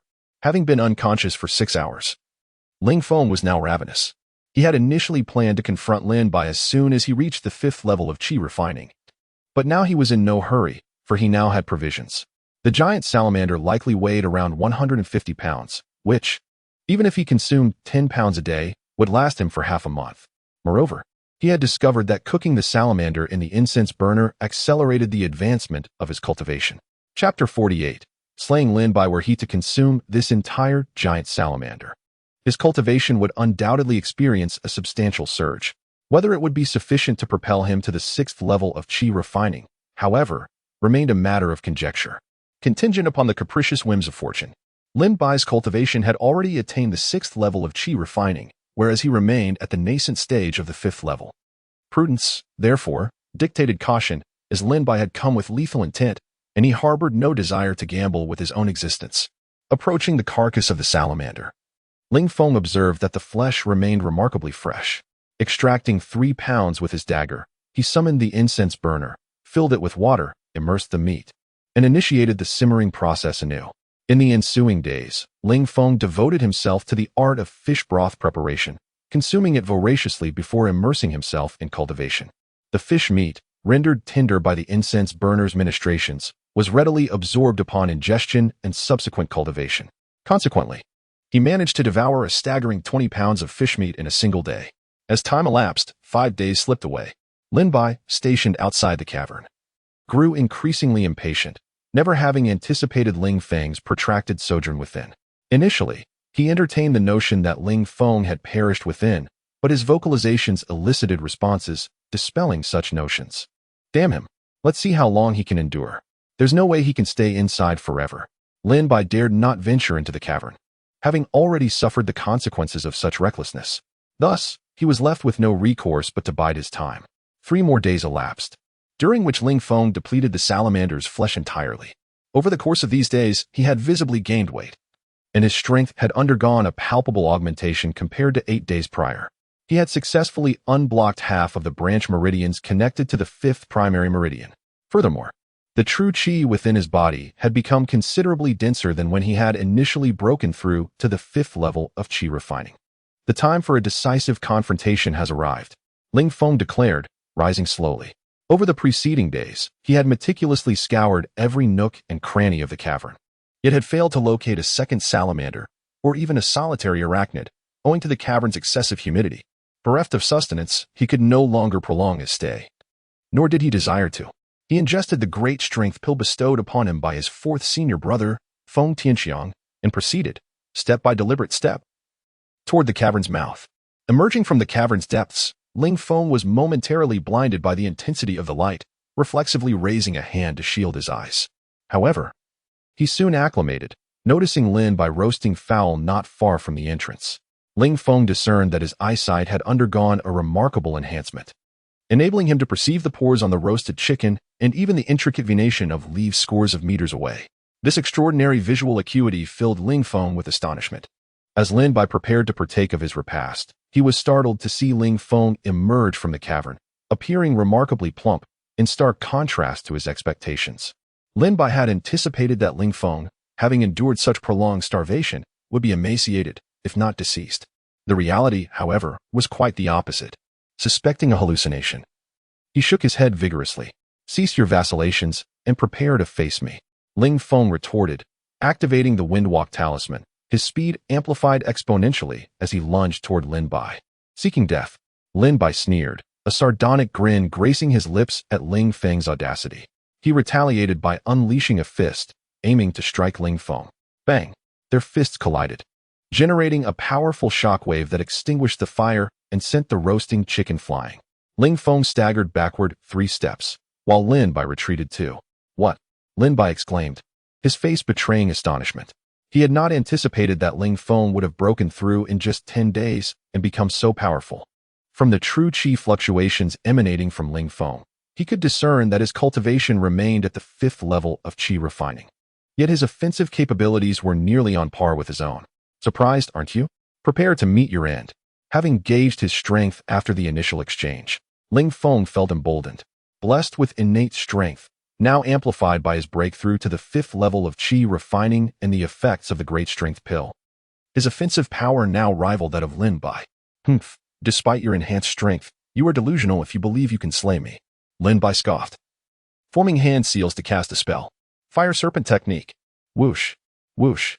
2 fiery serpents materialized before Lin Bai, hissing menacingly as they hurtled toward Ling Feng. Ling Feng's gaze sharpened as he charged toward Lin Bai. As the fiery serpents neared, he arched backward, his knees hitting the ground, using the immense momentum to slide forward. Lin Bai, taken aback by Ling Feng's deft evasion of his fire serpent technique, felt a flicker of consternation. He hastily formed hand seals once more. "Perish!" Ling Feng, unwilling to afford Lin Bai another opportunity, thrust his right palm toward his adversary. "Damn it!" Lin Bai cursed, forced to abort his spell and raise his fist to meet Ling Feng's palm. Now, Ling Feng's eyes gleamed with resolve. With a mental command, he summoned the incense burner, which materialized from his palm and hurtled toward Lin Bai's fist. A potent aura emanated from the incense burner upon its appearance. "What is that?" Lin Bai's pupils constricted as he beheld the incense burner. He attempted to withdraw his fist, but it was too late. The incense burner struck his fist with tremendous force, shattering it and causing blood to spurt forth. "Ah!" Lin Bai shrieked in agony, recoiling backward. Ling Feng, with a wave of his hand, retrieved the incense burner, which returned to his right hand. He once again swung the incense burner forcefully toward Lin Bai, who, still reeling from the previous blow, was struck in the chest. Bang! Lin Bai's chest caved in under the impact, sending him flying backward over 10 meters until he collided with a tree. He coughed up a mouthful of blood and slid to the ground. "Cough, cough. Ah, spare me. I." Lin Bai gasped, his voice choked with blood, his shattered right hand and collapsed chest eliciting cries of anguish. Ling Feng swiftly closed the distance, standing before Lin Bai, and raised the incense burner high, bringing it down with brutal force upon Lin Bai's head. He was determined to deny Lin Bai any chance of retaliation, nor did he intend to engage in any taunting. He had learned that many had fallen victim to their own hubris, their garrulousness allowing their adversaries to seize the opportunity for a counterattack. He would not suffer the same fate. Bang! Bang! Bang! Only when Lin Bai's head had been reduced to a pulpy mess did he cease his assault. The effects of the great strength pill began to wane, leaving him exhausted and gasping for breath. Yet, he had emerged victorious from this life-or-death struggle. You sought to kill me? This is your reward. Ling Feng spat, squatting down to pilfer Lin Bai's possessions before departing. This sojourn to Qinghe County, though fraught with peril, had yielded considerable gains. Chapter 49, Fifth Junior Brother. How does it feel? After 37 days of arduous travel, through mountains and rivers, Ling Feng finally returned to the livestock house of the Xianjian sect at Qingyou Ridge.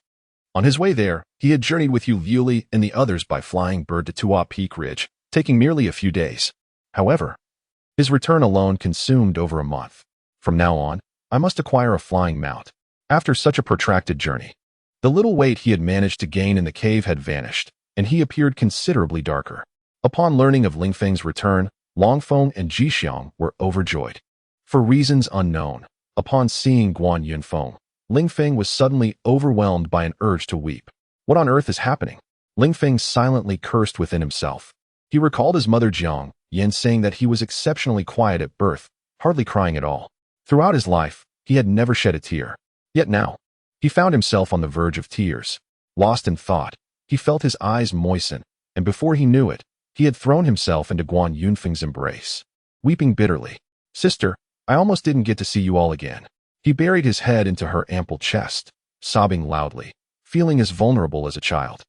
Ling Feng was bewildered by his own emotions. With each sob, he sank deeper into sorrow, tears flowing unabated.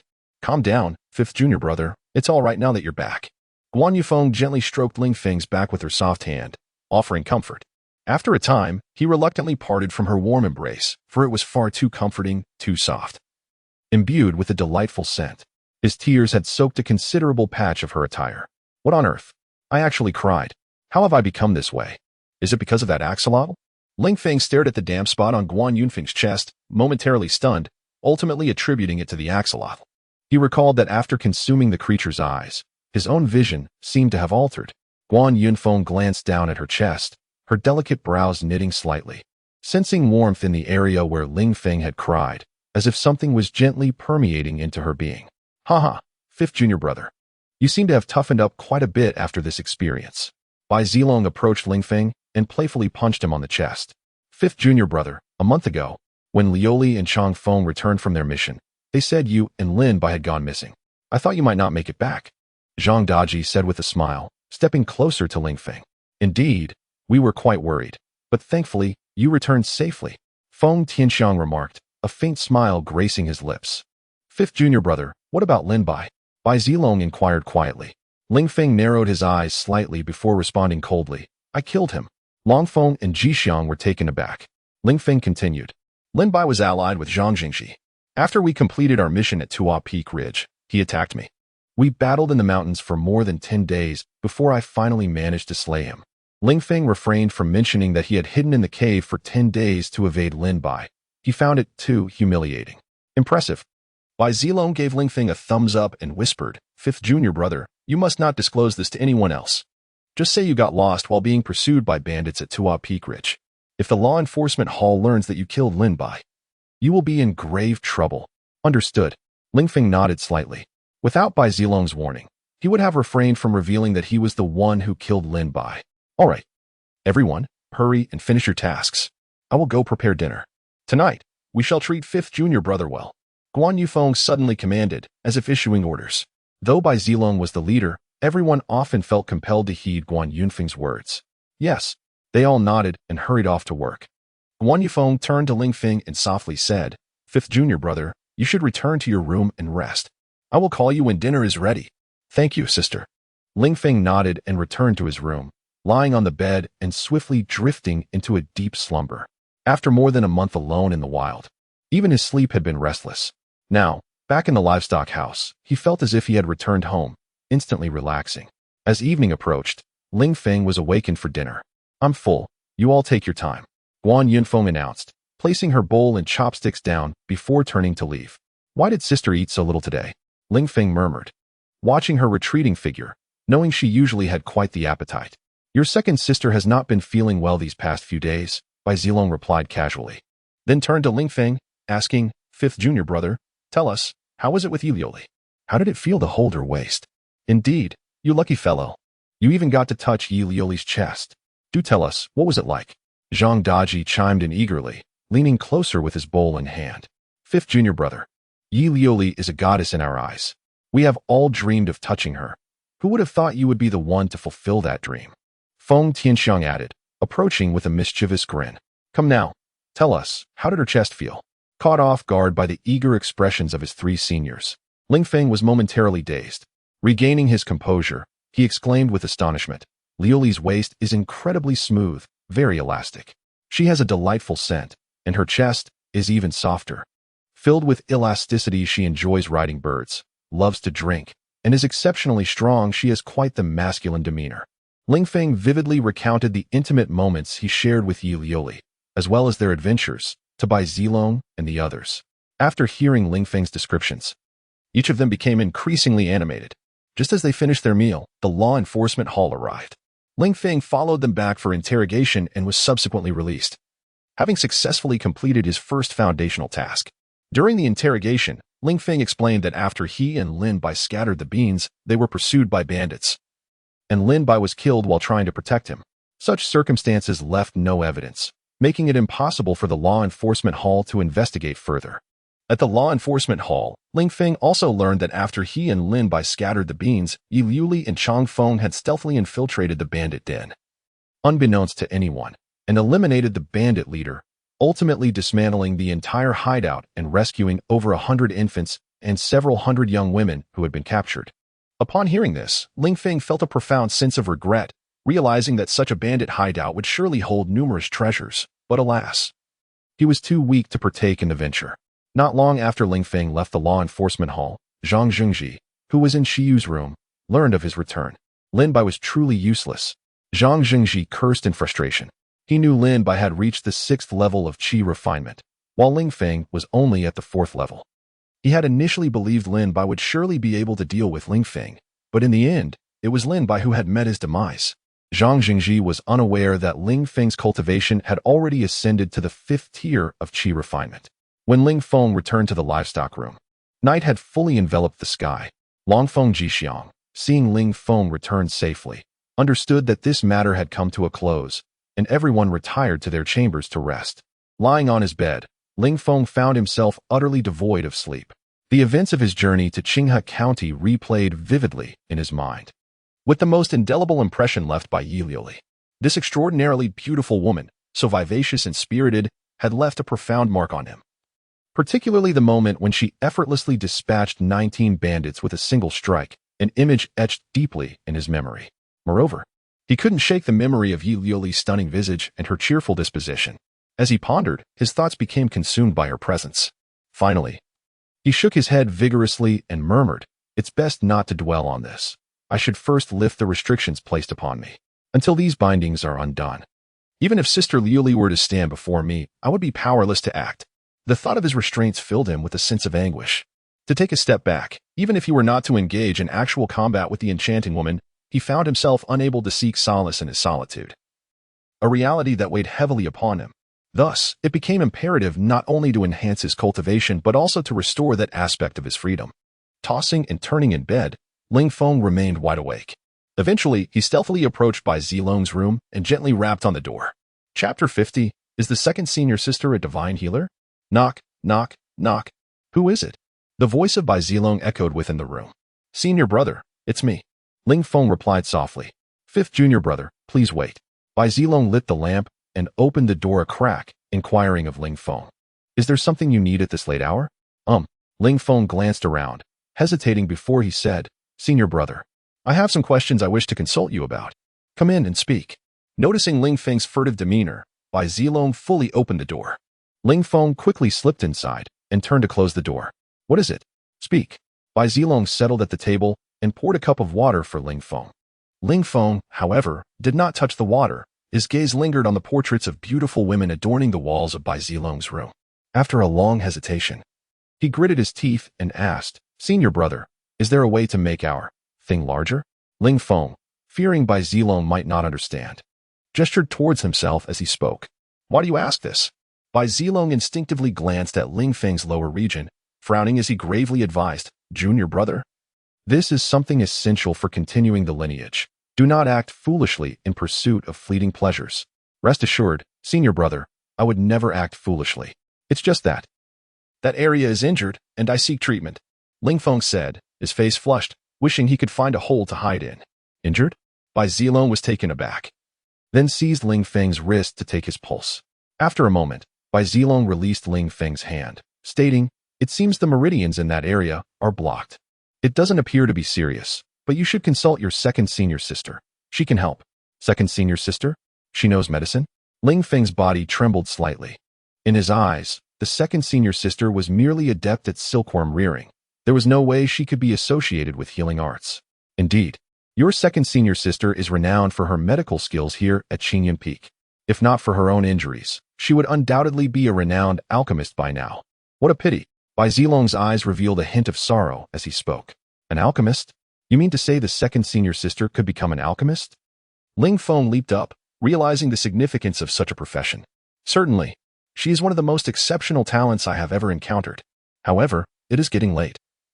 You should return to rest and consult her tomorrow. After all, your injury is not life-threatening at the moment. Bai Zilong waved his hand dismissively. Very well, senior brother. I shall take my leave. Ling Feng stood, offered a slight bow, and exited Bai Zilong's room. Just as he was about to return to his own chamber, he noticed that the second senior sister, Guan Yunfeng's room, was still illuminated.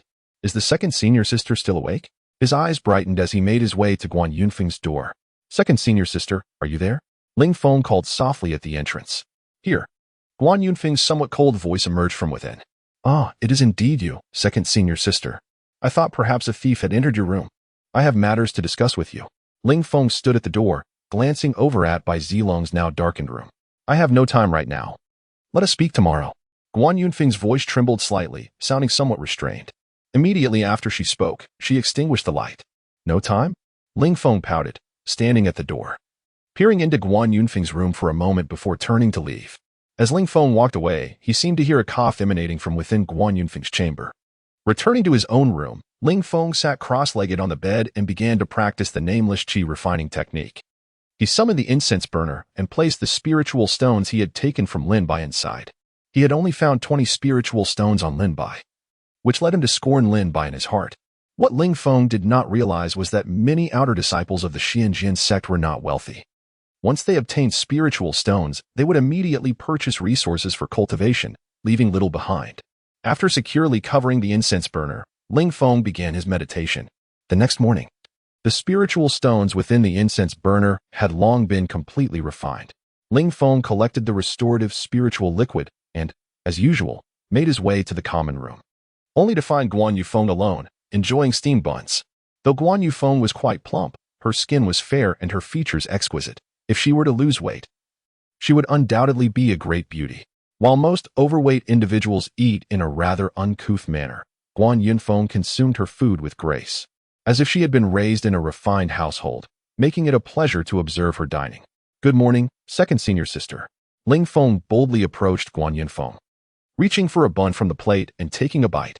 Guan Yunfeng nodded, finishing the last piece of her bun, savoring it before lifting her teacup for a sip. Facing Ling Feng, she inquired, you mentioned you had something to discuss with me last night. What is it? Well, I heard from senior brother that you possess medical skills, and I hoped you could help me examine my injury. Ling Feng replied, grabbing another bun from the plate. Give me your hand. Guan Yunfeng commanded, extending her soft, plump palm toward him. Ling Feng immediately understood and placed his left hand in hers. Though only his forearm made contact, he could still feel warmth and softness radiating from her. Guan Yunfeng's right index, middle, and ring fingers rested on Ling Feng's pulse as she gently closed her eyes to sense it. In the next moment, she abruptly opened her eyes. A flicker of surprise crossing her features, quickly followed by confusion. Tell me honestly, how did this injury occur? Guan Yunfeng's expression turned serious, sending a shiver of apprehension through Ling Feng. It was inflicted by a vile old man. Ling Feng gritted his teeth, recounting the ordeal he had faced with the old man. Such cruelty. Guan Yunfeng gazed at Ling Feng, her eyes flashing with a hint of compassion. Senior sister, please do not frighten me. Is there still hope for me? That old man said that after I join the Xianjin sect and become a cultivator, I can return to my former self. Ling Feng was taken aback by Guan Yunfeng's expression.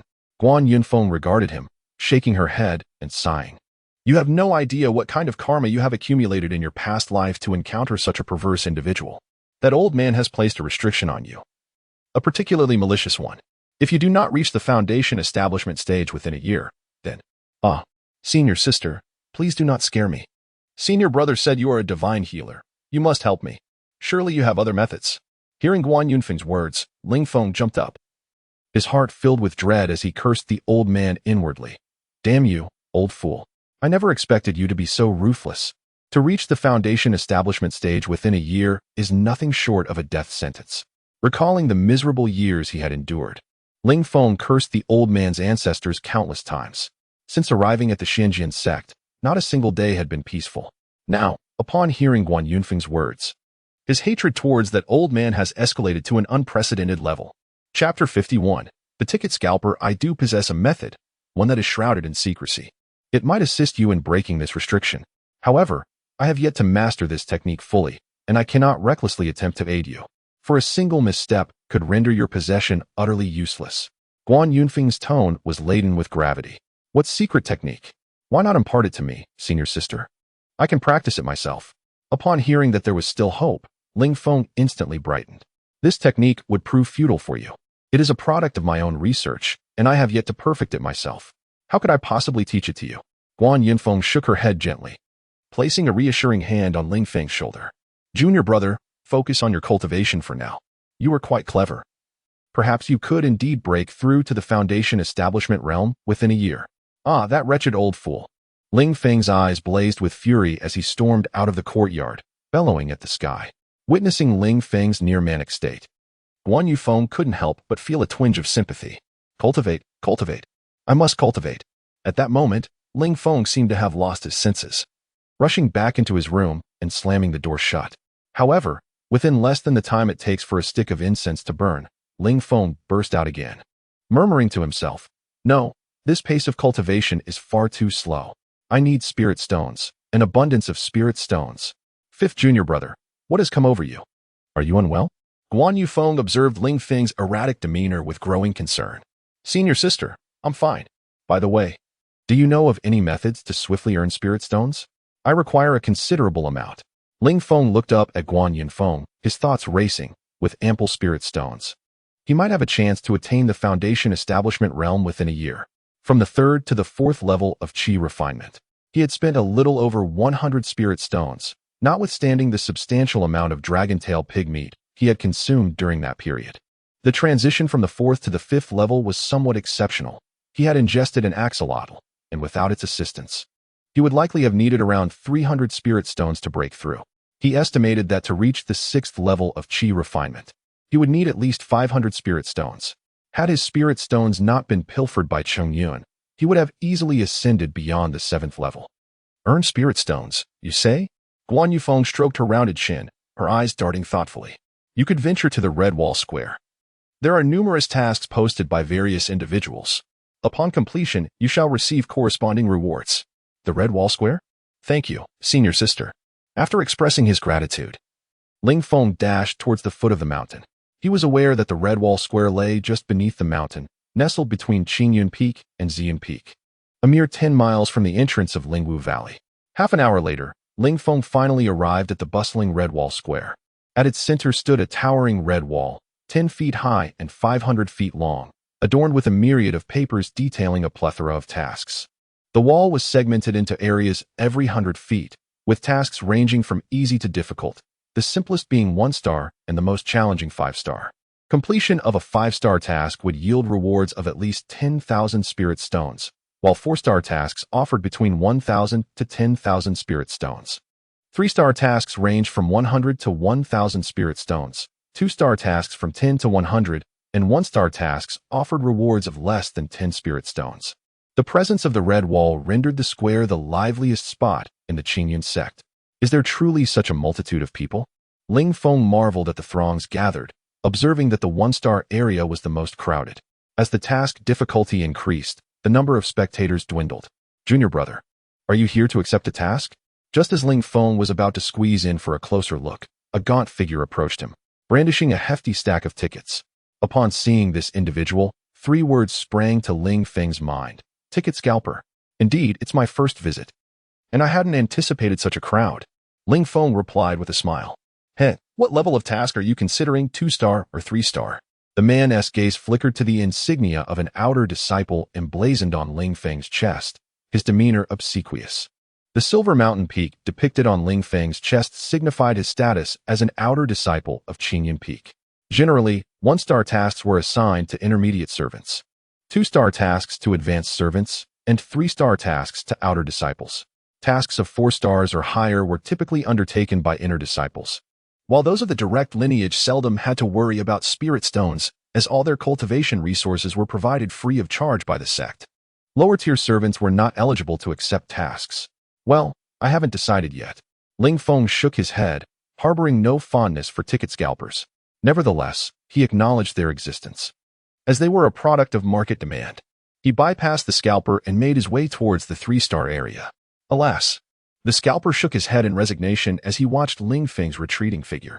After what felt like an eternity, Ling Feng finally squeezed his way to the edge of the red wall and looked up at the posted tasks. Excavate 10,000 pits in the 3rd-tier spirit field for 5 spirit stones. Peel 100 gene of iron-shelled peanuts for a reward of 2 spirit stones, daily settlement.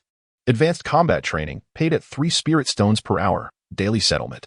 Chop iron trees for 2 spirit stones each, daily settlement. The tasks plastered on the wall were dizzying, and Ling Feng scanned through them swiftly. After a lengthy perusal, he found nothing particularly suitable. Some tasks were appropriate but offered meager rewards, while others had reasonable compensation yet were ill-suited. No wonder Zhang Jingji had been reluctant to ascend to outer disciple status so soon. It turned out that spirit stones were indeed challenging to acquire. Ling Feng furrowed his brow at the tasks displayed on the red wall. Had he remained in the servant ranks, earning dozens of spirit stones in a day would have been effortless. Now, even acquiring 10 spirit stones in a single day seemed a daunting task. Reflecting on this, he couldn't help but curse Cheng Yun internally. If not for Cheng Yun pilfering all his spirit stones, he wouldn't have fallen into such dire straits. Simultaneously, he thought of Zhang Jingji. In comparison, he realized he was not the most unfortunate of souls, and for a moment, he felt a pang of sympathy for Zhang Jingji. Chapter 52. Special task. Half an hour later, Ling Feng had yet to find a suitable task, as many of the more cost-effective ones had already been taken by others. Was he truly reduced to seeking out a ticket dealer? He furrowed his brow, contemplating for a moment before approaching a nearby ticket vendor. This vendor was not the one who had previously sought him out, but his appearance was hardly commendable, gaunt and slender. However, his shrewd gaze quickly caught sight of Ling Feng, and he approached with a smile. "Brother, how may I assist you?" Ling Feng nodded and replied, "Yes, I wish to undertake a task. Are there any that are both cost-effective and within my capabilities?" The ticket dealer inquired. "May I ask your cultivation level?"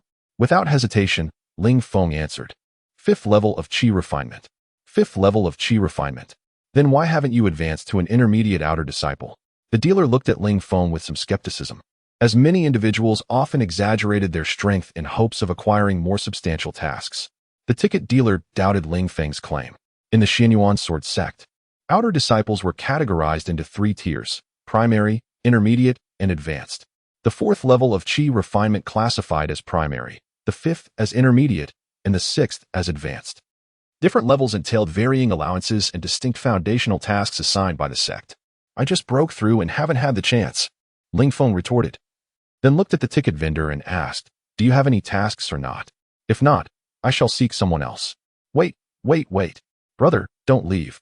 The ticket vendor quickly grasped Ling Feng's hand and said, "I happen to have a task that is extremely cost-effective, and it does not relate to your cultivation level. It only depends on your audacity." Ling Feng raised his gaze and inquired, "What task?" The ticket dealer led Ling Feng to a secluded corner and whispered, "There is an inner disciple who wishes to hire someone to stage a scene. Upon completion, you shall receive 20 spirit stones." Ling Feng was taken aback and immediately asked, "Stage a scene? What kind of scene?" The dealer chuckled and replied, "This inner disciple is a devoted pursuer of the Holy Maiden of Lingwu Valley. Today at noon, the Holy Maiden, Shao Qingxian, will appear at the treasure pavilion of Lingwu Valley, and this inner disciple will be present as well. When you see the Holy Maiden, act a bit boorishly and make a scene. The more chaotic, the better. This will allow the inner disciple to step in and save the day, thus impressing the Holy Maiden. Fearing suspicion, the inner disciple was reluctant to approach anyone familiar. Oh, I see. Ling Feng nodded slightly, internally cursing the depravity of these individuals who would resort to such tactics for romantic pursuits. However, he quickly frowned and asked the ticket dealer, "Will I be in danger of being attacked? Offending the holy maiden could incite public outrage." You need not worry. The inner disciple will show restraint." The ticket vendor's face bore a hint of embarrassment. This task is too perilous, unless the compensation is increased. Ling Feng shook his head, aware of the risks involved. One wrong move could cost him his life.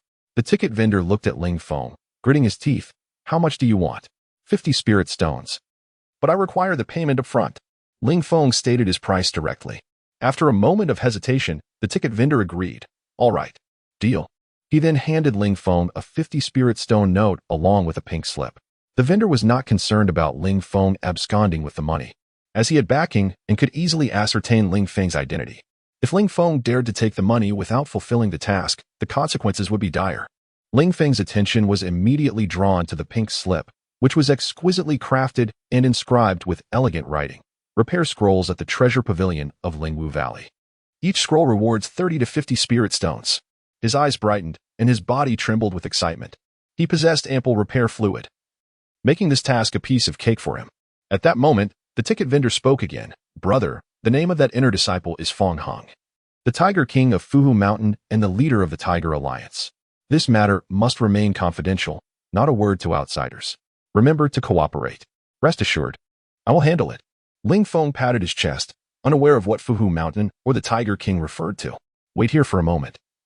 I need to make some arrangements," the ticket vendor instructed before turning to leave. Approximately a stick of incense later, the ticket vendor returned and informed Ling Feng. "All right. You may set off now." "Very well." Ling Feng nodded and proceeded towards Lingwu Valley. Half an hour later, he arrived at the entrance of Lingwu Valley. "Stop." A sharp voice rang out from ahead as two graceful women emerged, startling Ling Feng. "I say, ladies, your actions could frighten someone to death," Ling Feng exclaimed, instinctively patting his chest, his gaze darting between the two women. Both girls were tall, standing at least 1.7 meters, with long legs, slim waists, and ample bosoms.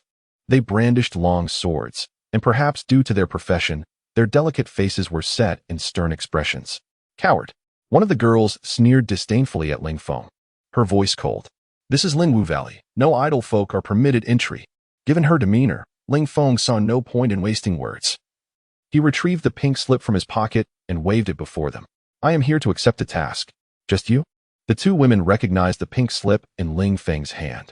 Their disdain intensified as they glanced at the insignia of a primary outer disciple on his chest. "What? Do you look down on me?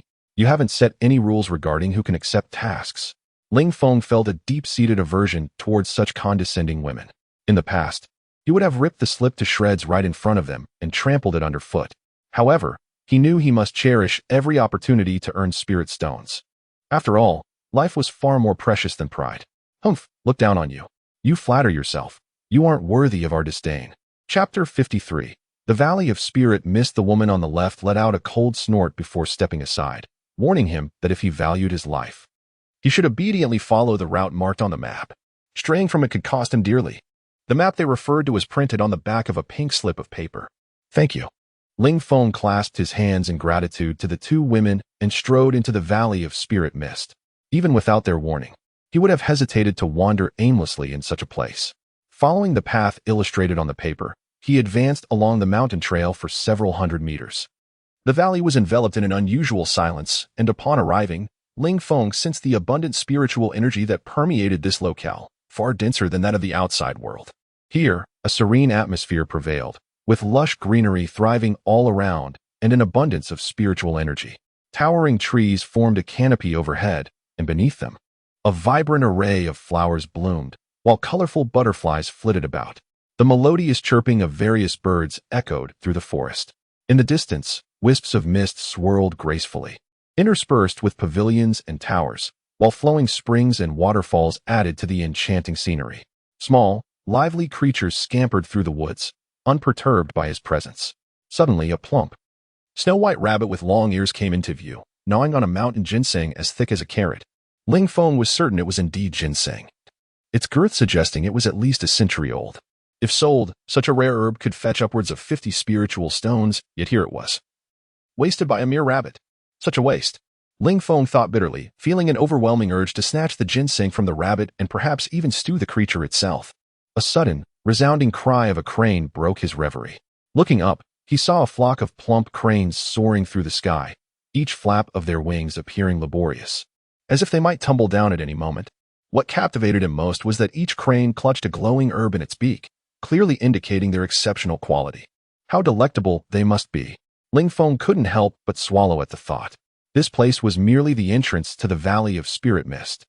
Upon reaching a majestic blue stone ahead, he noticed 3 ancient characters carved into it, Valley of Spirit Mist. The valley held a status within the Xinjiang sect second only to Qingyun Peak and Ziyun Peak, and it was known for being a haven for female disciples. Passing the blue stone and stepping into the mist, he was suddenly transported to an extraordinarily beautiful realm, as if he had entered an entirely different world. Was this truly the Valley of Spirit Mist? It felt as if it existed apart from reality. Everything before Ling Feng was utterly mesmerizing. The vegetation appeared to bask in the essence of the sun and moon, with leaves that glimmered like jade.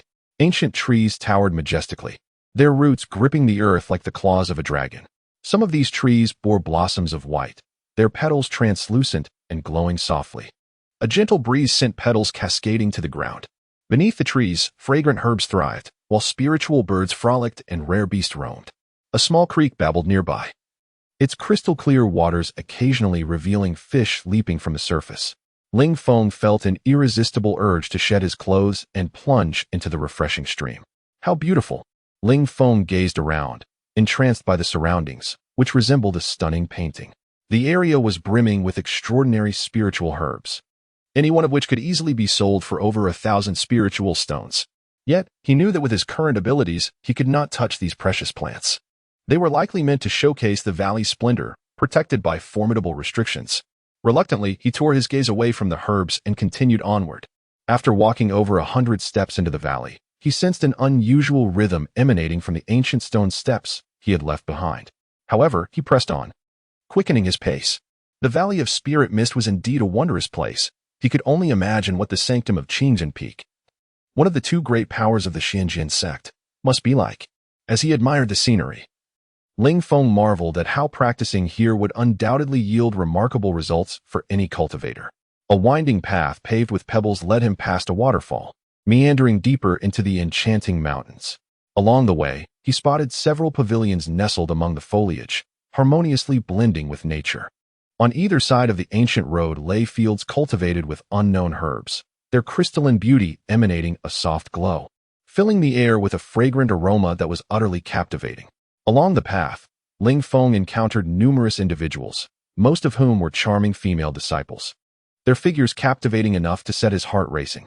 Indeed, the skin of these female cultivators was unlike any other, as if they could effortlessly exude allure. So many beauties. How he wished to be a disciple of the Valley of Spirit Mist, close to such captivating company. As he observed the graceful, fair-featured disciples, his heart raced with excitement. He even entertained the idea of sneaking a touch on one of their thighs but restrained himself, realizing that these women were no ordinary students. Each seemed to possess formidable skills. Any reckless behavior on his part would surely lead to dire consequences. Having spent time in the Xinjiang sect, it was his first encounter with such a multitude of beautiful women. Watching them laugh and play, his heart raced with youthful vigor. After all, he was a passionate young man, drawn to beauty. Back in Yuyang City, he had often heard the idle talk of young rakes extolling the pleasures of romantic escapades, igniting a yearning within him. Many of his younger peers were seasoned in such matters, while he remained a novice. In Huanglong Gorge, he had frequently overheard discussions among Chun Sanbao and Zhang Long about women. Even now, in the livestock quarters, as long as Guan Yunfeng was absent, the topic of conversation among Bai Zilong and the others invariably revolved around women.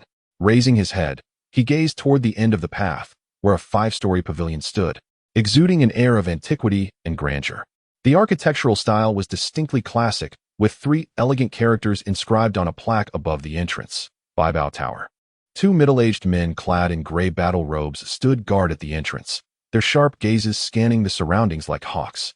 Upon noticing the pink slip of paper in Ling Feng's hand, their expressions shifted to professional smiles. The guard on the left smiled and addressed Ling Feng, "Brother." You must be here to accept a task, am I right? Chapter 54. The four beauties. Ling Feng was quite pleased with the demeanor of the two guards before him. This was the professional integrity that a protector ought to possess. Despite their formidable presence, they should not abuse their authority. With a confident posture, he approached the two guards and smiled. I am Ling Feng, here to accept a task. I hope you will guide me. Ah, little brother, you are too courteous. Once you enter the hall, you will know what to do. The guard on the left chuckled heartily and opened the grand door behind him. As the door swung open, a cacophony of noise rushed forth, resembling the bustling atmosphere of a marketplace, with hundreds of individuals within. Please, step inside, the guard prompted, noticing Ling Feng's momentary daze. Thank you. Ling Feng regained his composure, clasping his hands in gratitude before stepping into the hall. Upon entering, the din intensified. Numerous individuals puffed on pipes, enveloping the space in wisps of smoke. Some munched on snacks, while others gathered around tables, indulging in hearty feasts. The air was thick with a medley of aromas, smoke, meat, and wine melded together. Many turned their heads at the sight of the open door, and upon spotting the insignia of a low-ranking outer disciple on Ling Feng's chest, disdain flickered in their eyes. Ling Feng surveyed the room, noting that outer disciples were in the majority, with a considerable number of inner disciples present as well. It seemed that the task issued by Lingwu Valley was indeed challenging, drawing even inner disciples into the fray. Among the crowd, he observed that every individual, whether an outer or inner disciple, shared a common trait. They were all male. Surrounding the inner disciples were clusters of outer disciples, seemingly eager to curry favor with them. Typically, outer disciples had little opportunity to interact with their inner counterparts, save for special occasions or events hosted by the sect. Now, however, the task from Lingwu Valley had afforded outer disciples the chance to mingle with inner disciples, prompting them to gather around, some flattering while others sought guidance. Ling Feng yearned for conversation, but soon realized that the people around him were exceedingly dismissive. He felt as though he did not belong to their circle. After a careful observation, he concluded that the lowest-ranking individuals in the hall were mid-level outer disciples, leaving him as the sole low-ranking outer disciple. Sighing softly, he made his way to a corner, where he found an empty table devoid of even a cup for water. Only a long bench remained at the edge, with the other three presumably occupied by others. He sat down on the bench. Brother, did you come here alone? A figure approached him as he settled in. It was a somewhat shy-looking youth, who, judging by the insignia on his chest, was also a low-ranking outer disciple, hailing from Ziyun Peak. What? Is it not permissible to accept the task alone? Ling Feng was taken aback, glancing around to notice that most individuals were indeed in small groups. Of course not. The task issued by Lingwu Valley's Baibao is no ordinary task. It is said that they have acquired a collection of damaged scrolls. Just imagine, to restore these scrolls, one must first mend the paper, which requires specialized skills. After the paper is restored, a master painter must fill in the blank spaces, and finally, a rune master will inscribe the necessary patterns. Everyone is working in teams, collaborating and dividing labor. The youth spoke animatedly, taking a seat next to Ling Feng, effectively securing a spot. Are you part of a team then? Ling Feng shifted slightly, wishing to maintain some distance. Initially, yes, but now no? Anger flashed in the youth's eyes. What do you mean? Ling Feng asked, puzzled. Damn it. I had agreed with several others. I have some talent in painting and paid 30 spirit stones to join a team, hoping to try my luck with them. But upon entering, they kicked me out of the team. The youth clenched his teeth in frustration, his fists tight enough that the knuckles turned white. Those people are utterly unreasonable. Ling Feng could not help but voice his indignation, feeling a sense of injustice for the youth. Ah, forget it. Just consider it a lesson learned. I heard that the Saintess of Lingwu Valley will make an appearance today. If I can catch a glimpse of her, my 30 spirit stones won't be wasted. A glimmer of anticipation crossed the youth's face at the mention of the Saintess. Is it Senior Sister Xiao Qingxian? Ling Feng inquired casually. Indeed.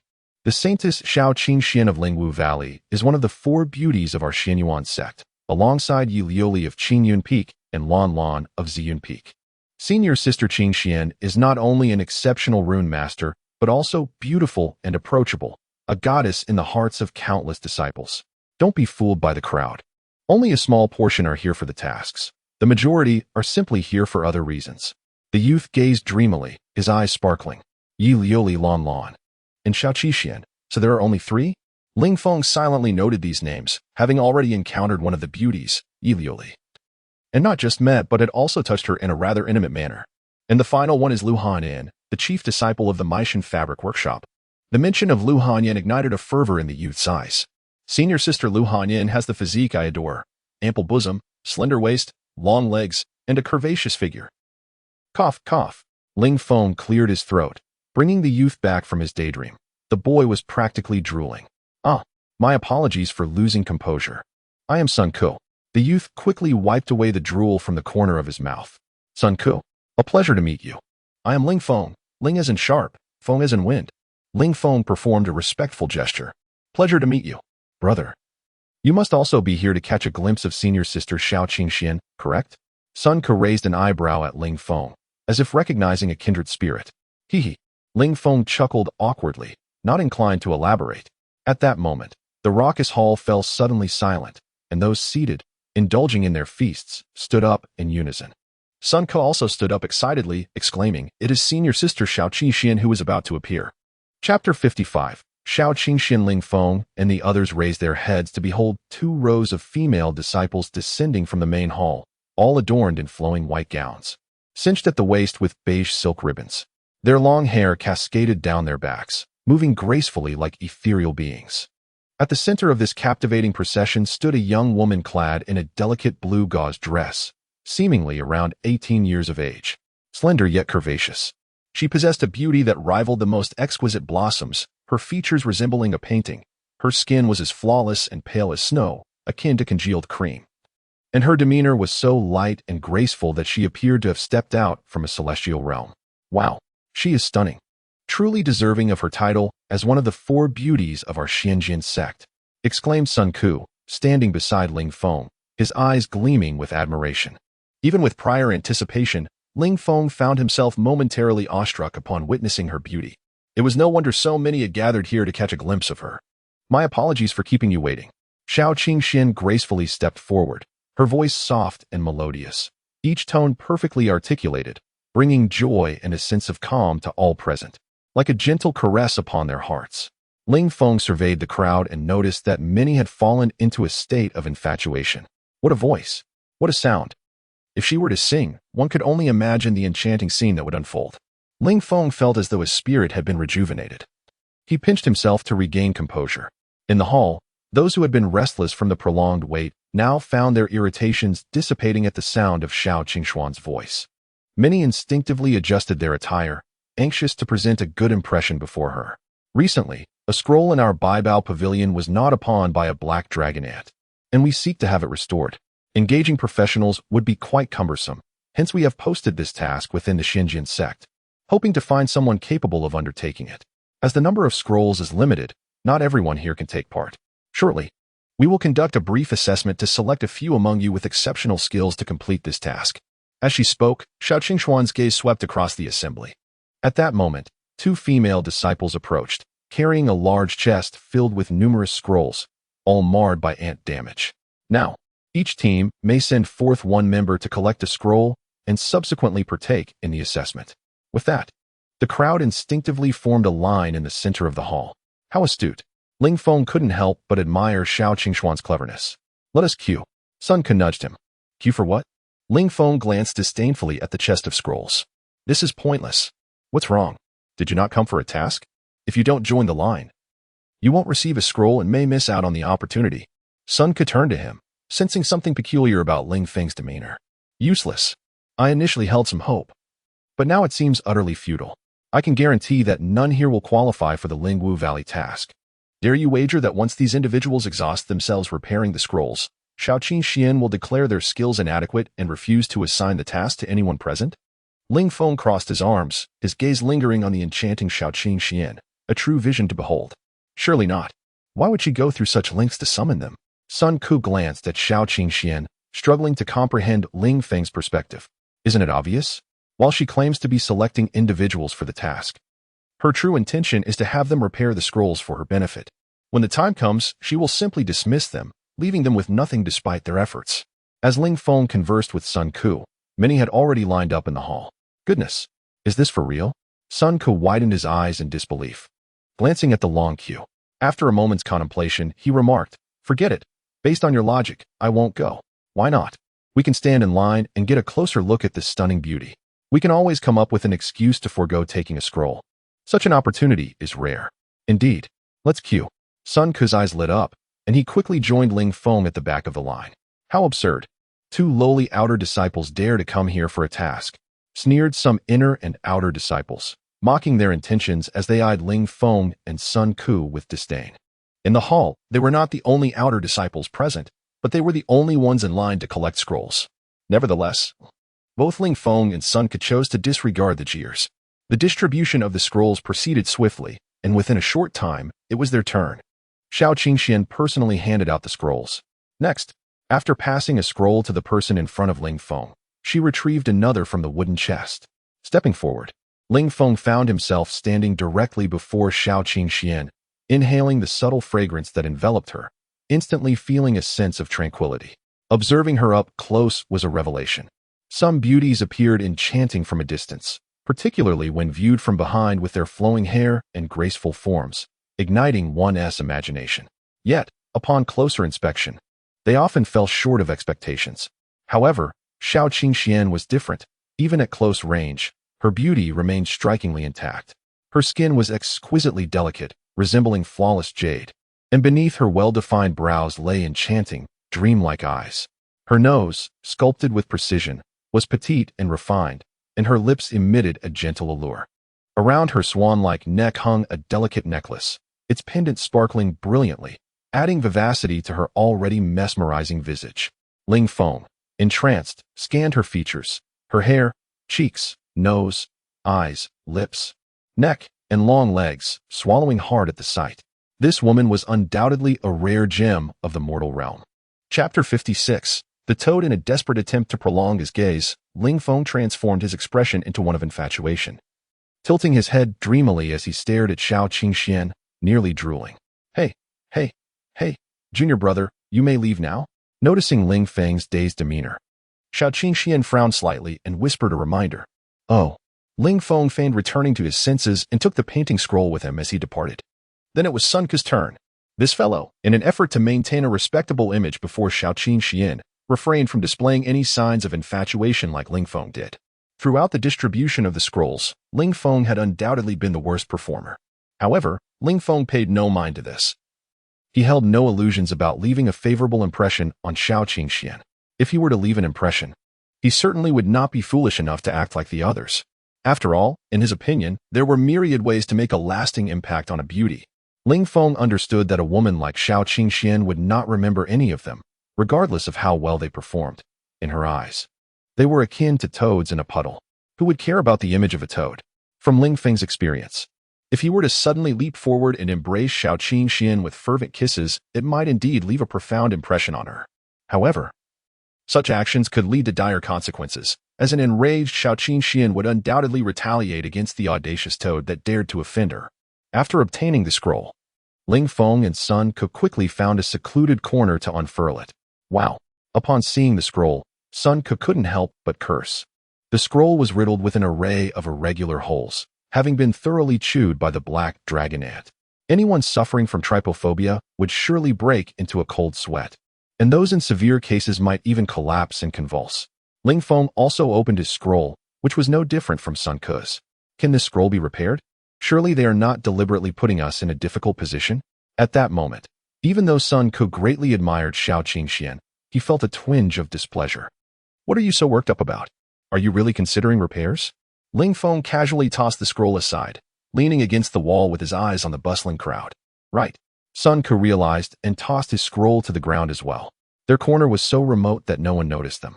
Meanwhile, Xiao Qingxian was accompanied by several sisters, continuously traversing the hall to observe the masters competing, her exquisite face adorned with a gentle smile. Before long, Xiao Qingxian and her companions unexpectedly turned toward the corner where Ling Feng and Sun Ku were located. Upon seeing the scrolls carelessly strewn on the ground, the sisters behind Xiao Qingxian immediately frowned. One slender girl spoke up, reprimanding Ling Feng. Hey, what kind of attitude is this? If you two don't want to work, that's one thing, but why are you so careless with our scrolls? Senior sister Sun Ku, seeing their demeanor, stood up from the ground, feeling somewhat flustered. Brother, sit down, don't disrupt the airflow. If you do, we won't be able to work properly. Ling Feng pulled Sun Ku back down, then looked at Xiao Qingxian and said nonchalantly, "Senior Sister Qingxian, could you please step aside a bit? Don't interfere with our work. We are professionals, and even if we don't restore your paintings, we will not damage them in the slightest. I assure you of this with my integrity. You can trust us completely." "You rude person, are you here to cause trouble? A mere junior outer disciple, and you call yourself a professional? Do you take us for fools?"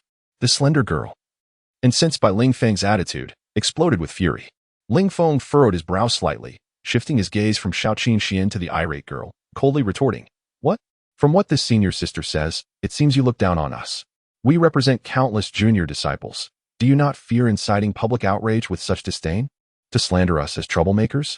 We came here with respect for you, yet you offer us no table or even a stool, no tools at all.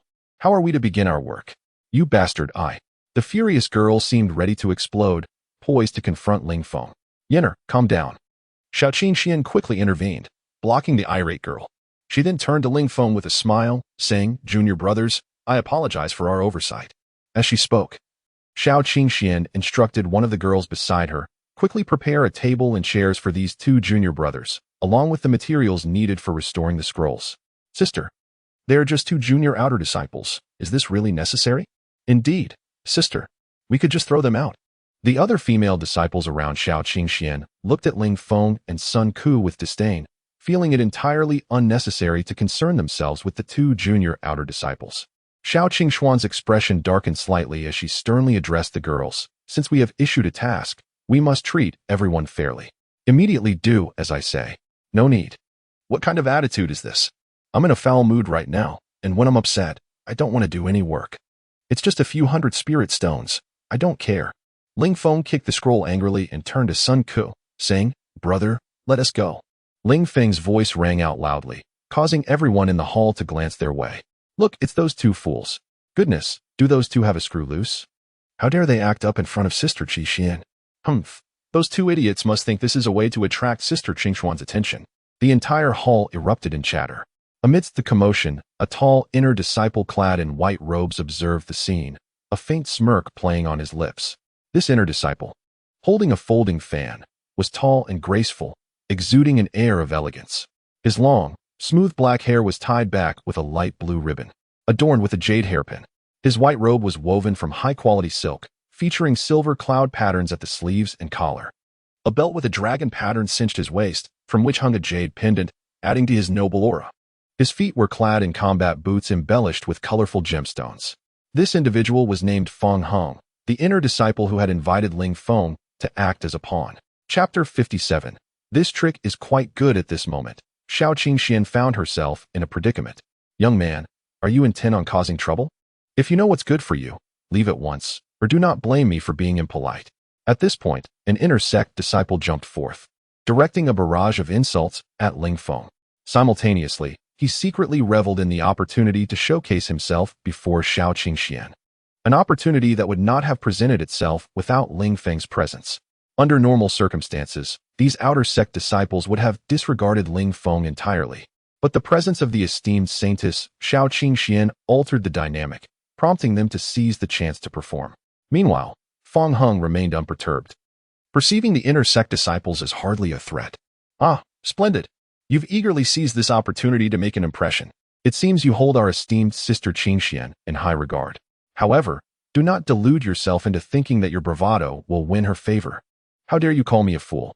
The outer sect disciple whom Ling Feng had insulted was instantly incensed, a powerful aura emanating from him as he bore down on Ling Feng. Ling Feng glanced at the outer sect disciple with disdain and retorted, "I was indeed referring to you. What of it? You are courting death." The inner sect disciple could no longer contain his rage, incredulous that a lowly outer sect disciple would dare insult him in front of so many. He prepared to retaliate against Ling Feng. At that moment, Feng Heng finally interjected, addressing the inner disciple, "Brother, please do not let your anger cloud your judgment. This is the Baibao building. Let us afford Sister Qingxian some respect." The Lingwu Valley Baibao Pavilion is often referred to as Baibao Building. Though the names differ, those in the know understand they refer to the same establishment. Yet, this wretch had the audacity to insult me. Upon hearing Feng Heng's words, the inner sect disciple's fury subsided somewhat, but he remained seething inside. deterred from further outbursts by Feng Heng's presence. While both he and Feng Heng were inner sect disciples, his status and prowess paled in comparison to Feng Heng's. Seeing Feng Heng step in, Ling Feng smiled and addressed Xiao Qingxian, Sister Qingxian, my spirits have lifted considerably. Might you arrange for me to obtain some tools? I wish to demonstrate my skills, lest these individuals underestimate me. How dare you presume to showcase your abilities? You believe you can repair this scroll alone? The inner sect disciple, previously insulted by Ling Feng, wore a scornful expression. Clearly, you are merely boasting. Indeed, you do well to leave before further embarrassing yourself. The surrounding crowd joined in derision, convinced that Ling Feng was merely seeking attention. Silence. Ling Feng bellowed, scanning the crowd. You all consider yourselves quite formidable, do you? How about a wager? Let us see whose restoration skills are superior. Ha! I'll wager 100 spirit stones to sever a finger.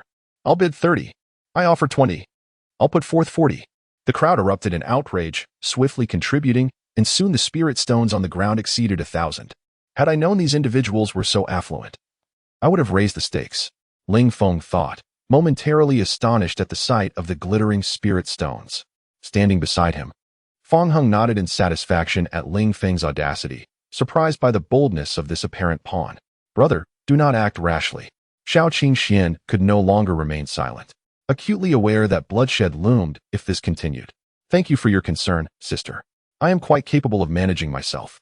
Besides, individuals of their caliber cannot possibly defeat me. Rest assured. Ling Feng waved dismissively at Xiao Qingxian, exuding confidence as if he were a master restorer. Trash? The assembly gasped at Ling Feng's derogatory remark, their blood boiling. I cannot abide this insolence any longer. How dare a mere outer sect disciple label me as trash? I can no longer tolerate this. Were it not for Sister Qingxuan's presence, I would have dealt with him already. Is this fool mad, or has he grown overly bold to speak so recklessly? The hall was filled with furious shouts, many faces contorted with rage. Seizing the moment, Feng Heng stepped forward, admonishing Ling Feng, young man, if you possess any sense, leave now, or do not blame me for being unkind. Seeing Feng Heng take a stand, Sun Ke tugged at Ling Feng's sleeve, whispering, brother, it's best to retreat now. Ling Feng turned to Sun Ke, a calm smile gracing his lips as he replied, fear not, brother. I'm not boasting. I truly possess the skills. These individuals are beneath me. Though Ling Feng's voice was subdued, the crowd still heard him, their anger intensifying. Their status surpassed Ling Feng's, and being belittled provoked their ire. Observing Ling Feng's arrogance, one inner disciple shouted, you have quite a nerve, causing a scene here. Were it not for Sister Qingxuan's regard, I would have ended you. Yes, let us finish him. Let us finish him. The hall erupted in a chorus of outrage. Xiao Qingxian turned to the crowd, imploring, please, everyone, let us remain calm. Then, she turned to Ling Feng, urging, brother, apologize to everyone at once. I assure you, they will not trouble you if you do. Chapter 58. Young man, let us see how you perish apologize. I have done nothing wrong, so why should I apologize? Ling Feng raised an eyebrow, gazing at Xiao Qingxian, and coldly remarked, Sister Qingxian, my life is my own, thus, whether I live or die is of no concern to you. Since this is your territory, how about you act as a witness while I wager with my senior brothers? Sister Qingxian, allow us to gamble with this brat. If he survives today, my pin-up fury shall remain unquenched. Does he not seek money? Let us see if he possesses the fortune to spend it. One of the inner disciples cursed vehemently, pulling out a stack of spirit tickets and slamming them onto the ground, proclaiming loudly, brat, I will buy you an arm. The crowd erupted in excited shouts, eager to rush forward and obliterate Ling Feng. Meanwhile, Sun Ke was paralyzed with fear, his heart brimming with dread. He regretted standing beside Ling Feng, genuinely fearing that these individuals would harm him as well. Xiao Qingxian scrutinized Ling Feng's eyes for a long while before finally parting her lips to speak. Are you serious about this? Of course I am serious. Ling Feng thumped his chest and declared with conviction, I, Ling Feng, am a man of integrity. My words are as precious as gold. Xiao Qingxian frowned, then turned to the others with a solemn expression, everyone, please collect your money. This is the Baibao Tower, not a gambling den. I will not permit you to gamble here. At this moment, Feng Heng also stepped forward and addressed Ling Feng, junior brother. Would you do me the courtesy of stopping this? Let us put an end to this matter. Apologize to Sister Qingxian and the rest, and I assure you, no harm will come to you.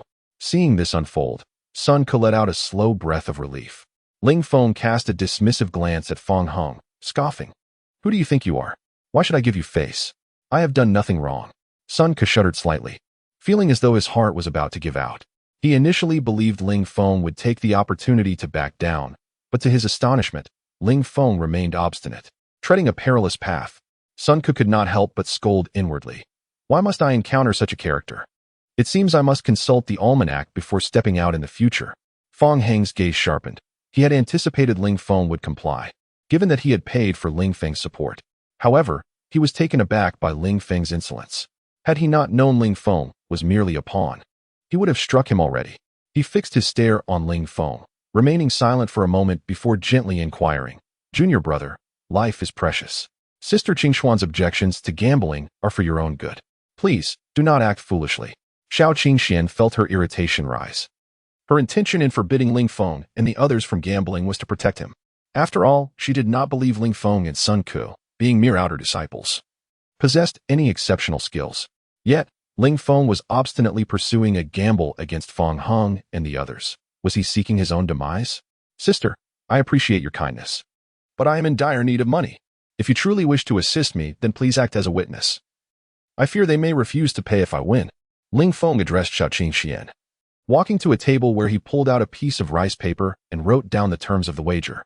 Finally, he dipped his finger in red ink, leaving his mark before looking up at Feng Heng and the others. If you have the guts, come forward and leave your mark. With that, Ling Feng turned and strode toward the exit of the Baibao Tower. Sun Ke mustered his courage, reaching out to grasp Ling Feng's hand. Brother, let this go. Ling Feng regarded Sun Ke. Despite their brief acquaintance, he felt a flicker of gratitude for Sun Ke's concern. However, he could not relent. Passing up such an opportunity for spirit stones was simply not in his nature. He gently removed Sun Ke's hand, replying, Thank you, Sun Ke. But my mind is made up. With that, Ling Feng resolutely continued toward the door. Feng Heng fixed his gaze on Ling Feng, a glint of smugness flickering in his eyes as he called out, Junior brother, please wait. Ling Feng turned around, looking up at Feng Heng. What is it? Feng Heng regarded Ling Feng and said coolly, Since you are so confident, I shall wager with you. However, I will not bet on your limbs. I will wager 2,000 spirit stones. If you win, you may keep them. If you lose, you need not forfeit your life or your arm. Instead, you shall kneel and apologize to Sister Qingxian and the assembled brothers. What do you think? Wow, Brother Feng Heng, how magnanimous. Many outer disciples in the hall began to praise him. Ling Feng was momentarily taken aback. He had not anticipated Feng Heng to be so earnest. A smile crept across his face as he replied, Very well. Feng Heng chuckled, then turned to Xiao Qingxian, Sister Qingxian, what say you? If you agree, please act as a witness for this wager between me and this junior brother. Xiao Qingxian scrutinized Feng Heng, sensing his admirable demeanor, and nodded slightly. All right. Feng Heng smiled faintly, unable to suppress his applause for Ling Feng's clever maneuvering, feeling quite pleased with himself. He approached and placed his fingerprint on the agreement. Then turned to the others. Everyone, please reclaim your spirit stones. Brother Feng Heng, since you've taken that bet, how can we withdraw? I am not as generous as you. Since we are not wagering on limbs, let us wager on kneeling instead. The outer disciple whom Ling Feng had previously insulted as a fool stepped forward, addressing Ling Feng. Brat, I have 100 spirit stones. If you lose, you must slap yourself 10 times. Do you dare gamble? Ling Feng coldly replied to the outer disciple, Damn. I dare to wager my limbs. Why would I fear you? Fine. The outer disciple huffed, stepping forward to leave his mark as well. I will bet 3 slaps. If you win, you take 30 spirit stones. If you lose, I shall slap you 3 times. I will wager 2 slaps as well. Many others stepped up to place their bets. The girl previously called Yenner by Xiao Qingxian approached her side and whispered, Sister, should we stop them? Xiao Qingxian observed Ling Feng and Feng Heng, shaking her head with a hint of resignation. Let it be. As long as no one loses their life, it is acceptable. Soon, the contract was filled with red fingerprints, and the table was piled high with spirit stones and tickets, exceeding 5,000 in total. Gleefully, Ling Feng's eyes sparkled at the sight of the spirit stones and tickets. I am about to make a fortune. Those individuals shot Ling Feng a fierce glare before retreating to their seats. Chapter 59. Ancestral Secret Techniques. Soon, 2 female disciples from Lingwu Valley approached, carrying a tray filled with materials and tools for restoring the scroll. Noticing Ling Feng's calm demeanor, Sun Ke furrowed his brow and quietly asked him, Brother, Do you truly possess the skill to restore the scroll? I am well versed in painting, especially in depicting figures. Should you require assistance, do not hesitate to ask. Thank you. I will not be shy if the need arises. Ling Feng nodded at Sun Ku and picked up the scroll from the ground, laying it upon the table. Just as he was about to begin his work, he suddenly noticed that Xiao Qingxian and the others were watching him intently. He frowned and said to Xiao Qingxian, Sister Qingxian, my restoration technique is an ancestral secret that cannot be revealed. Would it be possible for you to procure a screen for me? The brazen girl named Yin could no longer contain herself and scolded Ling Feng. Listen here, kid, enough is enough.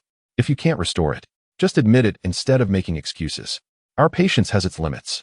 Indeed, the other female disciples surrounding Xiao Qingxian echoed her sentiments. Had it not been for Xiao Qingxian's presence, they would have expelled Ling Feng long ago. Ling Feng glanced at the unruly girl and the other disciples before turning back to Xiao Qingxian. Sister Qingxian, I understand that my actions may seem pretentious to you, seeking attention. However, I have but one request, my final request, and I hope you can grant it. Damn, your ancestral secret. How long can you keep this act up? The disciples in the hall could no longer restrain their scorn. Xiao Qingxian frowned slightly and replied, Very well, I shall grant your request. Thank you, sister. Ling Feng expressed his gratitude with a nod, feeling a newfound respect for Xiao Qingxian. If her demeanor was not merely an act, she truly was a remarkable woman. Sister, how could you agree to him? The other female disciples from Lingwu Valley were displeased with Xiao Qingxuan's decision. Xiao Qingxian turned to them and calmly instructed, Go and bring me a screen. Reluctantly, the female disciples shot Ling Feng a fierce glare before departing. Before long, they returned with a screen. Encircling Ling Feng and Sun Ku, Ling Feng retrieved the restoration fluid from his robe and was about to commence when he paused, turning to Sun Ku, Brother, I must ask you to step aside. It is not that I do not trust you, but my ancestral secret truly cannot be disclosed. At that moment, Sun Ku was utterly frustrated. He had thought they were in the same boat, but now this fellow was even casting him aside. Fine. He gritted his teeth and turned to push the screen aside, stepping out. Upon exiting, Sun Ku found Xiao Qingxian and the female disciples of Lingxi Valley waiting outside. Xiao Qingxian regarded Sun Ku with a slight frown and gently inquired, Why are you out here as well? He said the ancestral secret cannot be revealed. And even I was expelled, Sun Ku replied nervously, feeling a thrill at conversing with the revered Xiao Qingxian, the goddess among countless male disciples, a rare encounter indeed. Inside the screen, Ling Feng prepared to apply the restoration fluid to the scroll. Observing the scroll, which was riddled with damage from the black dragon ants, he mused. The efficacy of this restoration fluid is extraordinary, yet I must not draw too much attention to myself. I need to find a way to dilute its effectiveness. With that thought, Ling Feng diluted the restoration fluid with water. Fortunately, there were no adverse reactions, and he reduced its concentration to 1/10 of its original strength. He applied the diluted fluid to a corner of the scroll, watching as the damaged paper began to visibly mend. Typically, this step would be performed by masters skilled in plant-based materials. They would first identify the paper's composition, then concoct a paste suited to that material, followed by a meticulous restoration process and a drying spell to ensure the paper's texture closely resembled its original form. This step was crucial and incredibly time-consuming. However, before Ling Feng, the process was far less cumbersome. He simply brushed the diluted restoration fluid onto the paper, and it was instantly restored. Though the paper itself was mended, the content of the scroll remained absent, leaving the restored paper blank. Strange, could it be the fluid's concentration is insufficient? Ling Feng pondered, adjusting the fluid's potency. As the concentration reached 90%, the contents of the scroll gradually reappeared. Damn, at this rate, I won't have enough restoration fluid left. Ling Feng frowned, realizing that the scroll's quality far exceeded that of the treasures he had previously restored. Although the fluid's capabilities were remarkable, restoring superior items consumed significantly more resources. Currently, he possessed merely a dozen bottles of restoration fluid, each containing 10 drops, barely over 100 drops in total. Given the scroll's dimensions, approximately 6 feet in length and nearly 2 feet in width, he understood that the available fluid would suffice only for the paper's restoration, rendering the restoration of its imagery impossible. Sun Ku had mentioned his proficiency in painting and offered his assistance. Ling Feng decided to focus solely on restoring the paper. After a moment's contemplation, he promptly diluted all the restoration fluid in a container and began applying it to the paper with a brush. In less than the time it takes for an incense stick to burn, Ling Feng completed the restoration of the entire scroll's paper. Done. Ling Feng placed the brush down and called out to the outside of the screen, "Brother, you may come in now." Upon hearing Ling Feng's words, Sun Ku immediately looked up at Xiao Qingxian and said, "Sister, I'll enter first." Xiao Qingxian merely nodded in response. Sun Ku pushed the screen aside just enough to slip in, then repositioned it. Upon seeing the restored paper on the table, his eyes widened in astonishment. "Wow!" Sun Ku exclaimed in surprise at the sight of the restored scroll, but he quickly stifled his exclamation. He rushed to the front of the scroll, leaned down, and picked up a crystal magnifying glass to examine it closely. After a moment, Sun Ku lifted his head, looking at Ling Feng with an expression of disbelief, and whispered, "Wow, brother, your ancestral secret technique is astonishing. Your method of restoring the paper is the most impressive I have ever seen. And you accomplished it in such a short time." Chapter 60. Rogue. Now you realize my prowess, do you? Since we are acquainted, let us collaborate this once. Did you not claim to be skilled in painting? The remaining task shall be entrusted to you. Sun Ku glanced at the scroll and then smiled, saying, "Haha, brother, rest assured, the content and style of this scroll are precisely my forte.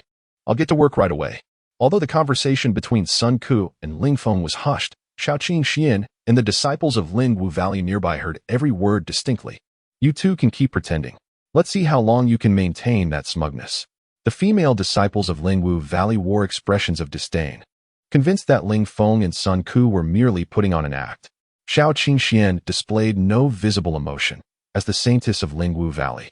Her cultivation and talent were extraordinary, and her control over emotions far surpassed that of ordinary female disciples. Behind the screen, Sun Ku promptly picked up a brush and began to mix ink, his movements deft and skilled. Such proficiency could not have been achieved without years of practice. Witnessing Sun Ku's actions, Ling Feng was secretly astonished, realizing that Sun Ku was indeed a man of hidden depths. After about a stick of incense, Sun Ku completed the ink mixing and began to paint. He was earnest, using a brush to outline the original content of the scroll based on the remnants. Ling Feng stood by, observing closely. Nearly half an hour later, Sun Ku set down the brush, retrieved a small bottle from his sleeve, poured its contents into his mouth, and then sprayed a fine mist onto the scroll. As the mist settled upon the scroll, the original content gradually revealed itself. Upon seeing the complete image, Ling Feng felt a rush of blood surge within him, for the scroll depicted a scene of beautiful women emerging from a bath. There were 9 enchanting beauties, each vividly lifelike, with exquisite features and graceful figures, simply breathtaking. Wow, truly beautiful. Sun Ku gazed at the 9 beauties in the scroll, momentarily entranced. Ling Feng approached Sun Ku and whispered, "Is this the style you excel in?" "Ahem." Sun Ku cleared his throat and turned to Ling Feng, replying nonchalantly, "Indeed.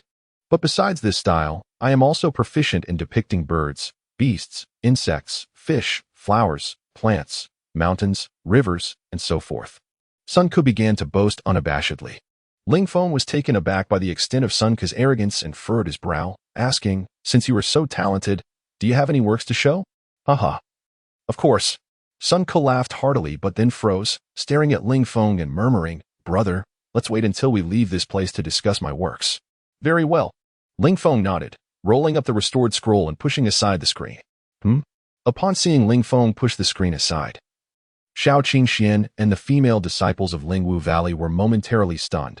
After all, the competition time was 1 hour, and less than half an hour had passed. "What are you two up to now?" The earlier rude girl glared at Ling Feng and Sun Ku, suspecting they were about to cause trouble again. Ling Feng glanced at her and replied coolly, "I say, sister, you needn't always wear such a stern face. It can lead to premature aging." "Who are you calling prematurely aged?" The rude girl immediately pointed at Ling Feng and began to scold him. Upon hearing the exchange between Ling Feng and the rude girl, everyone in the hall turned to look. What are those 2 rascals planning now? It seems they cannot continue their act and are just flailing about. The spectators in the hall could not help but smirk. Ling Feng ignored the rude girl and turned to Xiao Qingxian with a smile, saying, "Sister Qingxian, we have restored the scroll. Shall we find a secluded spot to study it thoroughly?" "Restored?" The people in the hall were momentarily taken aback.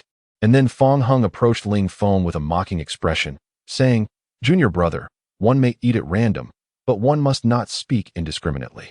Please refrain from further nonsense." Ling Feng glanced at Feng Hung and replied coolly, "Senior brother, I am not being frivolous. I truly restored the scroll. With that, Ling Feng looked at Xiao Qingxian and said, Sister Qingxian, let us find a place to verify the painting. What does this kid mean? Does he intend to be alone with Sister Qingxian to verify the painting? He doesn't consider his own worth. With such a demeanor, he thinks he can pursue Sister Qingxian? At that moment, the outer disciples were itching to confront Ling Feng. Xiao Qingxian furrowed her elegant brows. Her beautiful eyes fixed on Ling Feng for a moment before she spoke. Since you have made a wager, let us verify the painting publicly.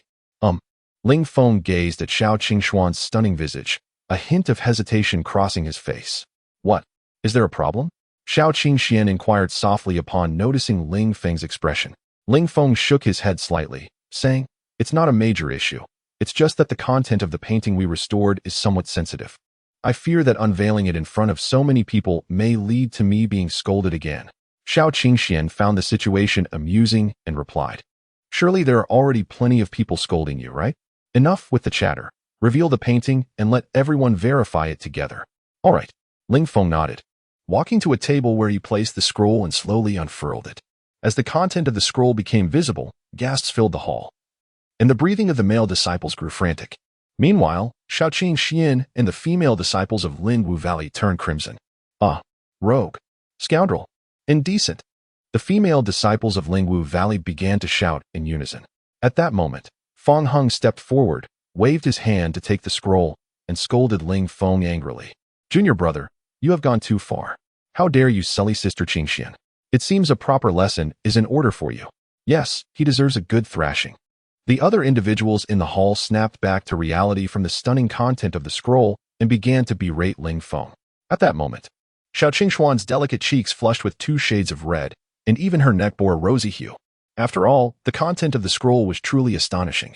Even she could not help but feel her heart race and her breathing grow slightly heavier. Ling Feng looked up at Xiao Qingxian, offering a faint smile. See? I told you the content was somewhat sensitive. You didn't believe me. Xiao Qingxian glared at Ling Feng, her beautiful eyes flashing with anger. She had not anticipated that Ling Feng would be so audacious as to engage in such lewd behavior before her. Chapter 61. The sisters cushioned, sensing the ire emanating from Xiao Qingxian. Ling Feng's gaze sharpened slightly as he spoke again. Sister, please refrain from anger. Let us first examine the painting with a discerning eye. Then, should you deem it necessary, I shall accept any consequences. All right.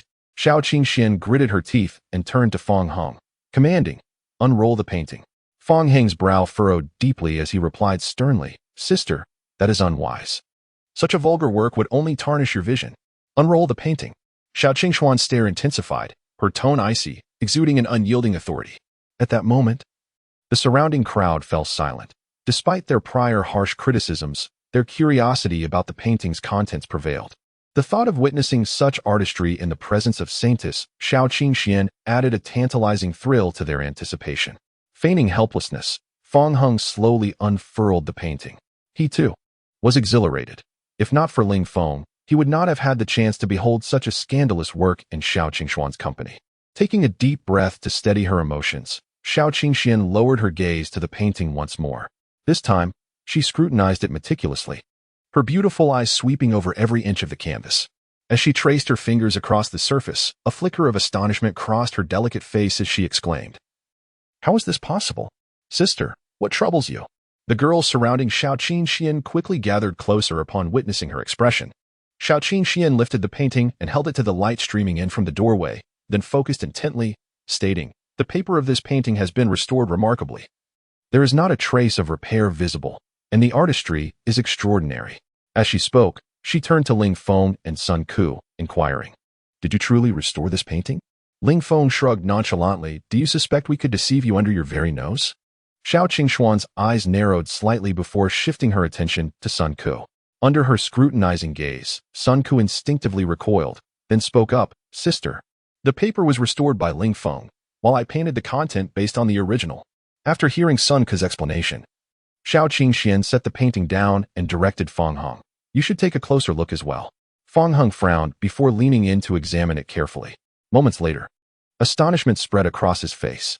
He could discern that the painting had indeed been restored, and the skill involved was remarkable, particularly the paper, which bore no signs of alteration.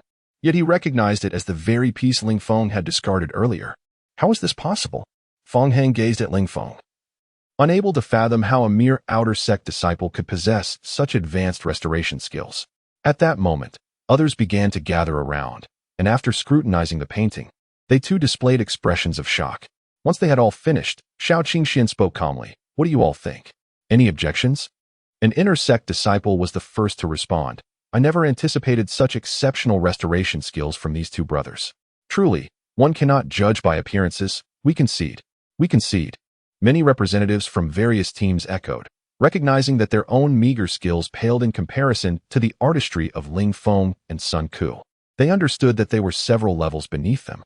Witnessing this collective admission of defeat, Feng Heng gritted his teeth and remarked, "You two brothers truly possess hidden depths." Feng Heng, bow to your prowess. Haha, esteemed brothers, I accept your admiration. Ling Feng laughed heartily. Glancing at the table piled high with spiritual stones and tickets before approaching Xiao Qingxian with a smile, Sister Qingxian, since everyone has conceded, may I claim these funds? However, I fear they may be vulnerable to theft on the way. Could you possibly arrange for someone to deliver them to the livestock house at Qingyo Ridge? Xiao Qingxian nodded slightly. That is permissible. My thanks, sister. Ling Feng offered a slight bow to Xiao Qingxian before turning to Sun Ku. Brother, let us depart. Oh. Sun Ku snapped back to reality and followed Ling Feng out of the Baibao building. Scoundrel! Feng Heng seethed quietly, cursing Ling Feng in his heart. Ling Feng had been his pawn, yet his unexpected performance left him deeply dissatisfied. Meanwhile, Xiao Qingxian watched Ling Feng's retreating figure, her beautiful eyes sparkling with intrigue. Initially, she had merely sought to leverage the talents of the disciples from Qingyun Peak to restore the damaged paintings without genuinely intending to recruit anyone. Yet, she had unexpectedly encountered such a remarkable individual in Ling Feng. As they traversed the path, no one followed them. Upon exiting Lingwu Valley, Ling Feng found a secluded spot and turned to Sun Ku, asking, Brother, you mentioned earlier that you would show me your work. May I see it now? Sun Ku, smiling, replied, Brother, with your skill in restoring the paper, I acknowledge you as my brother. Today, I shall share a secret with you. But you must promise to keep it confidential. Oh, Ling Feng, curious, nodded. Rest assured, I shall not divulge it to anyone. Indeed, Sun Ku nodded, retrieving a small booklet from within his robes. The cover bore the title Sister's Cushion. Ling Feng's eyes brightened. This booklet held considerable renown within the Xinjiang sect. It was an adult-themed publication, immensely popular among the disciples and miscellaneous workers of the sect. Ling Feng had encountered it during his time at Huanglong Gorge and had been captivated by its contents. The booklet's rich narrative was filled with twists and turns, gripping the reader's attention, and its illustrations were exquisite and lifelike, making it a masterpiece among adult publications. It had reached its 9th installment, and the volume in Ling Feng's hands was astonishingly the 10th. Goodness, you possess the latest edition, Ling Feng exclaimed as he eagerly flipped through the pages, only to realize it contained merely a few. He lifted his gaze to Sun Ku, frowning. Why are there only a few pages? Sun Ku regarded Ling Feng, a hint of a smile playing on his lips. What do you think? Ling Feng stared at Sun Ku, memories of their encounters flooding his mind. And suddenly his eyes lit up as he exclaimed, Could it be that you are the author of this booklet? Sun Ku gave a slight nod. Good heavens! Ling Feng's eyes widened in disbelief. He had not anticipated that the creator of this renowned work would stand before him. Chapter 62. Senior Brother. I have truly made a profit. He immediately approached Sun Ku and asked with anticipation, Sun Ku, tell me quickly, have the protagonist and the Holy Maiden's junior sister become involved? Well, a hint of embarrassment appeared on Sun Ku's face as he replied, I haven't fully developed that plot yet. I will inform you later. Haha, no rush. I never expected you to possess such talent, Ling Feng said, wrapping an arm around Sun Ku's shoulder with a smile. From now on, you shall be my brother, Sun Ku. But when you release a new art collection, do notify me first. Absolutely, absolutely. Sun Ku nodded vigorously. Subsequently, Ling Feng and Sun Ku engaged in a hushed discussion about the intricacies of the divine text. As their conversation deepened, Ling Feng shared his unique insights, enlightening Sun Ku, who suddenly felt an overwhelming sense of regret for not having met Ling Feng sooner. Reluctantly, Sun Ku said, Brother, I must take my leave now. We shall converse again when time permits. Ling Feng felt a twinge of reluctance, but had no choice but to respond. Ah, very well. I am a disciple of the Qingyo Ridge's livestock house. Feel free to come find me anytime. I shall share some spirit stones with you. Forget the spirit stones. You risked your life to acquire them this time. I am working at the outer library of Ziyun Peak. If you have time, you can also come find me. Sun Ku replied, mentioning his own background. His need for spirit stones was not as pressing as Ling Feng's, for he had a remarkable ability to earn money. Each volume of his art collection yielded a substantial profit. All right, I shall definitely visit when time allows. Ling Feng nodded. After bidding farewell, Sun Ku cupped his fist in salute and turned to leave. Ling Feng watched as Sun Ku's figure receded, letting out a soft sigh before making his way toward the livestock house. The mere thought of possessing several thousand spirit stones filled him with excitement. Half an hour later, Ling Feng returned to the livestock house. At that moment, Bai Zilong, Zhang Daji, and Feng Tianxiang were sitting beneath a large tree at the entrance, each wearing a troubled expression. Bai Zilong looked up at Ling Feng and said flatly, "Junior brother, you are back."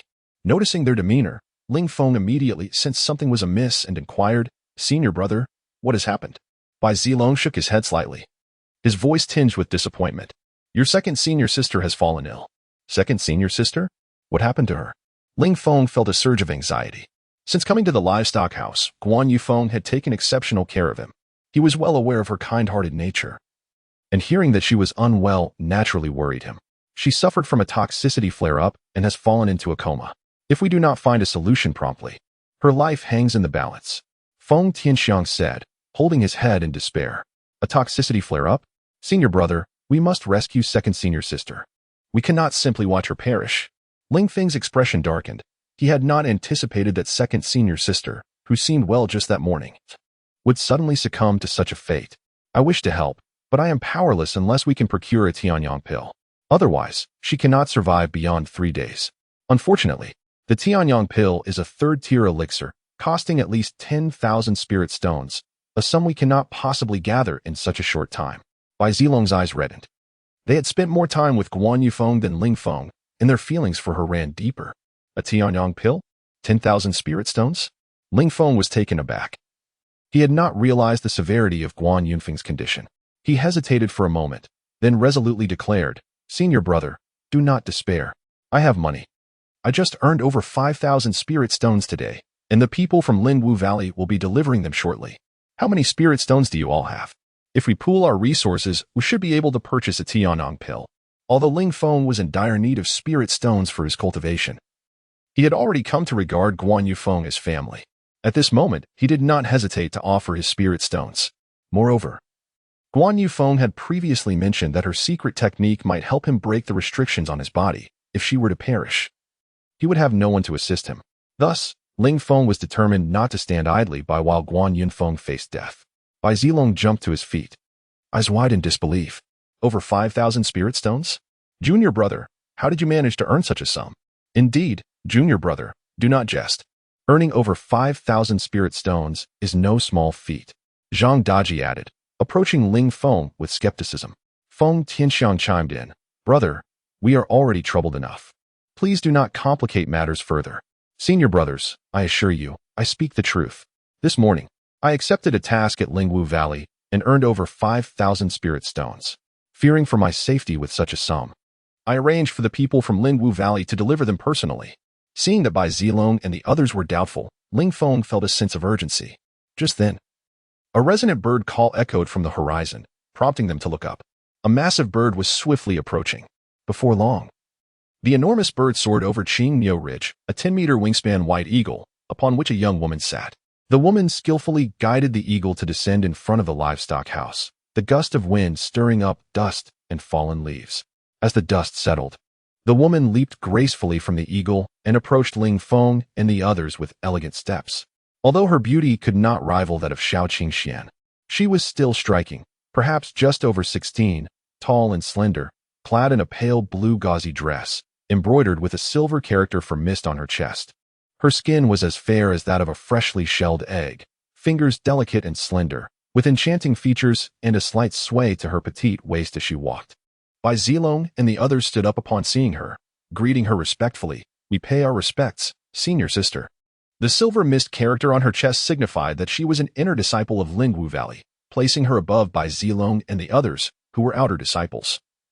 Thus they dared not show any disrespect. The woman's gaze swept over Bai Zilong and Ling Feng, her ruby lips parting slightly as she spoke softly. No need for formalities. Junior brothers. I am Yao Shi, sent by senior sister Qin Xian to deliver spirit stones to junior brother Ling Feng. May I ask which of you is Ling Feng? I am. Ling Feng stepped forward immediately. As Yao Shi's gaze settled on Ling Feng, her beautiful eyes sparkled with admiration. Truly deserving of praise, a remarkable talent you are. Here are your spirit stones. Please accept them. With that, Yao Shi unfastened an exquisite pouch from her waist and handed it to Ling Feng. Ling Feng promptly stepped forward to receive the pouch, then expressed his gratitude. Thank you, senior sister Yao Shi. Chapter 63. The ticket scalper approaches. There is no need for pleasantries. A faint smile graced Yao Shi's lips, revealing her ruby-red teeth, which only enhanced her allure. Ling Feng found himself momentarily entranced. Compared to Xiao Qingxian, Yao Shi exuded a fiery passion. If Xiao Qingshuan's demeanor resembled that of an elegant orchid in a secluded valley, then Yao Shi was undoubtedly a blazing rose. Yao Shi slowly turned and gracefully leaped onto the back of a majestic white eagle, commanding it to soar into the sky. After her departure, Ling Feng opened a pouch, discovering 8 spirit notes within, 5 valued at 1,000 each and 3 at 100, totaling 5,300 spirit stones. Approaching Bai Zilong, Ling Feng handed the spirit notes directly to him, stating, "Senior brother, this is all I have. Please use it to buy medicine for senior sister." What? Bai Zilong stared at the notes in disbelief. Zhang Daji and Feng Tianxiang shared his astonishment. They had thought Ling Feng was jesting, yet he had truly amassed such wealth, delivered personally by an inner sect disciple from Spirit Mist Valley. Regaining his composure, Bai Zilong inquired, "Fifth junior brother, what exactly did you do in Spirit Mist Valley to earn such spirit stones?" Zhang Daji and Feng Tianxiang, equally curious, turned their gazes toward Ling Feng. "I won these through a wager in Spirit Mist Valley, senior brother. Hurry and use them to procure medicine for senior sister. I hope it's enough. If not, I will find someone to lend more," Ling Feng urged, anxious that the amount might fall short. If it did, he would seek out Sun Ku, the master of albums, who surely had considerable funds from his successful sales. Bai Zilong nodded vigorously, saying, "It will suffice. After selling our possessions, we should be able to gather roughly 5,000 spirit stones." Zhang Daji looked up at Ling Feng, gratitude radiating from his expression. "Fifth junior brother. Thank you." "Indeed, thank you for your assistance, fifth junior brother," Feng Tianxiang echoed. Witnessing their earnestness, Ling Feng's expression turned serious. "Senior brothers, what are you doing? You call me junior brother. You and second senior sister have treated me with such kindness. How could I stand by and do nothing? Please, go and buy medicine for second senior sister." Ling Feng understood that had it not been for Bai Zilong and the others providing him with treasures previously, he might have perished at the hands of Lin Bai. He was a man of gratitude. Understood. Bai Zilong nodded, then hurried back into the house, entering his room. Moments later, Feng Tianxiang and Zhang Daji presented their valuable possessions to Bai Zilong. He departed the livestock room with these items, intending to sell them to acquire the Tianyang pill for Guan Yufeng. As Bai Zilong left, Ling Feng turned to Zhang Daji and Feng Tianxiang. "Senior brothers, may I visit second senior sister?" "Of course." Zhang Daji and Feng Tianxiang nodded, leading Ling Feng to Guan Yunfeng's chamber. Upon entering, a chilling aura enveloped Ling Feng. How cold! He shivered involuntarily, surveying the room for the first time. It was modestly sized, furnished with only a dressing table adorned with various cosmetics, unlike his own living space. Finally, his gaze fell upon the bed where Guan Yunfeng lay, surrounded by a thick frost. The bone-chilling cold emanated from her body, rendering her complexion as pale as paper, devoid of any color. Seeing her in such a state tugged at Ling Feng's heart, conjuring memories of her usual smiling visage. He turned to Zhang Daji, asking, "Senior brother, what has happened to her? Is she afflicted by cold poison?" Zhang Daji nodded gravely. "Indeed. Second senior sister is suffering from cold poison." Ling Feng pressed further. "How did she come to be poisoned? This cold poison appears formidable." "Well, sigh. 3 years ago, your second senior sister attempted to tame a millennia-old white jade-eye silkworm and was subsequently afflicted by its chilling aura. The poison contained within is exceedingly potent and has been steadily consuming her life force, ultimately culminating in this severe outbreak," Zhang Daji lamented. Ling Feng's heart sank. He had not anticipated the hardships faced by his second senior sister, who always appeared so cheerful. Feng Tianxiao spoke up, "Fifth junior brother, we should leave. We cannot linger in her room too long, as the cold air harbors poison." "Agreed," Ling Feng nodded, exiting the room with Feng Tianxiang and Zhang Daji. The trio settled in the parlor, their spirits weighed down by the grim atmosphere, and silence enveloped them. After a while, Zhang Daji and Feng Tianxiang resumed their tasks. About half an hour later, a shout echoed from outside. "Is Ling Feng here?" Ling Feng frowned, recognizing the voice of the ticket scalper. He cursed inwardly, knowing they would not relent. Rising, he stepped outside the livestock room and spotted the scalper beneath a large tree. The scalper's expression darkened upon seeing Ling Feng, and he approached, hurling insults. "You've got some nerve, daring to swindle Brother Feng Hong. Hand over the spirit stones." Ling Feng stared at the scalper, his tone firm. "What spirit stones?" "Humph, the ones you won at the treasure pavilion in Spirit Mist Valley." The scalper retorted, eyes narrowed. "Brother Feng Hong has stated that if you return the spirit stones, this incident will be forgotten. Otherwise, you know the consequences." Ling Feng narrowed his eyes, contemplating the scalper's audacity. "You expect me to relinquish them? I earned those spirit stones through my own merit, not by your design. Are you refusing to comply? Take heed. Spirit stones are valuable, but you might find yourself without a life to spend them." The scalper's demeanor shifted, becoming menacing. "Humph, you need not concern yourself with my fate. If there's nothing more, please leave. I am quite busy." Ling Feng replied coolly. Chapter 64. The Earth Wall Technique. The ticket dealer glared at Ling Feng with gritted teeth. "Do you understand the consequences of offending Senior Brother Feng Hong? I will give you one more chance. Hand over the spirit stones obediently, or your fate will be dire." Ling Feng met the ticket dealer's gaze, his voice icy. "Is that so? These spirit stones are mine. You shall not take a single one from me. You seek death." The ticket dealer roared in anger, immediately swinging his fist towards Ling Feng. A formidable aura surged towards Ling Feng, with a sharp focus in his eyes. Ling Feng also retaliated with a punch. Their fists collided in an instant. Boom!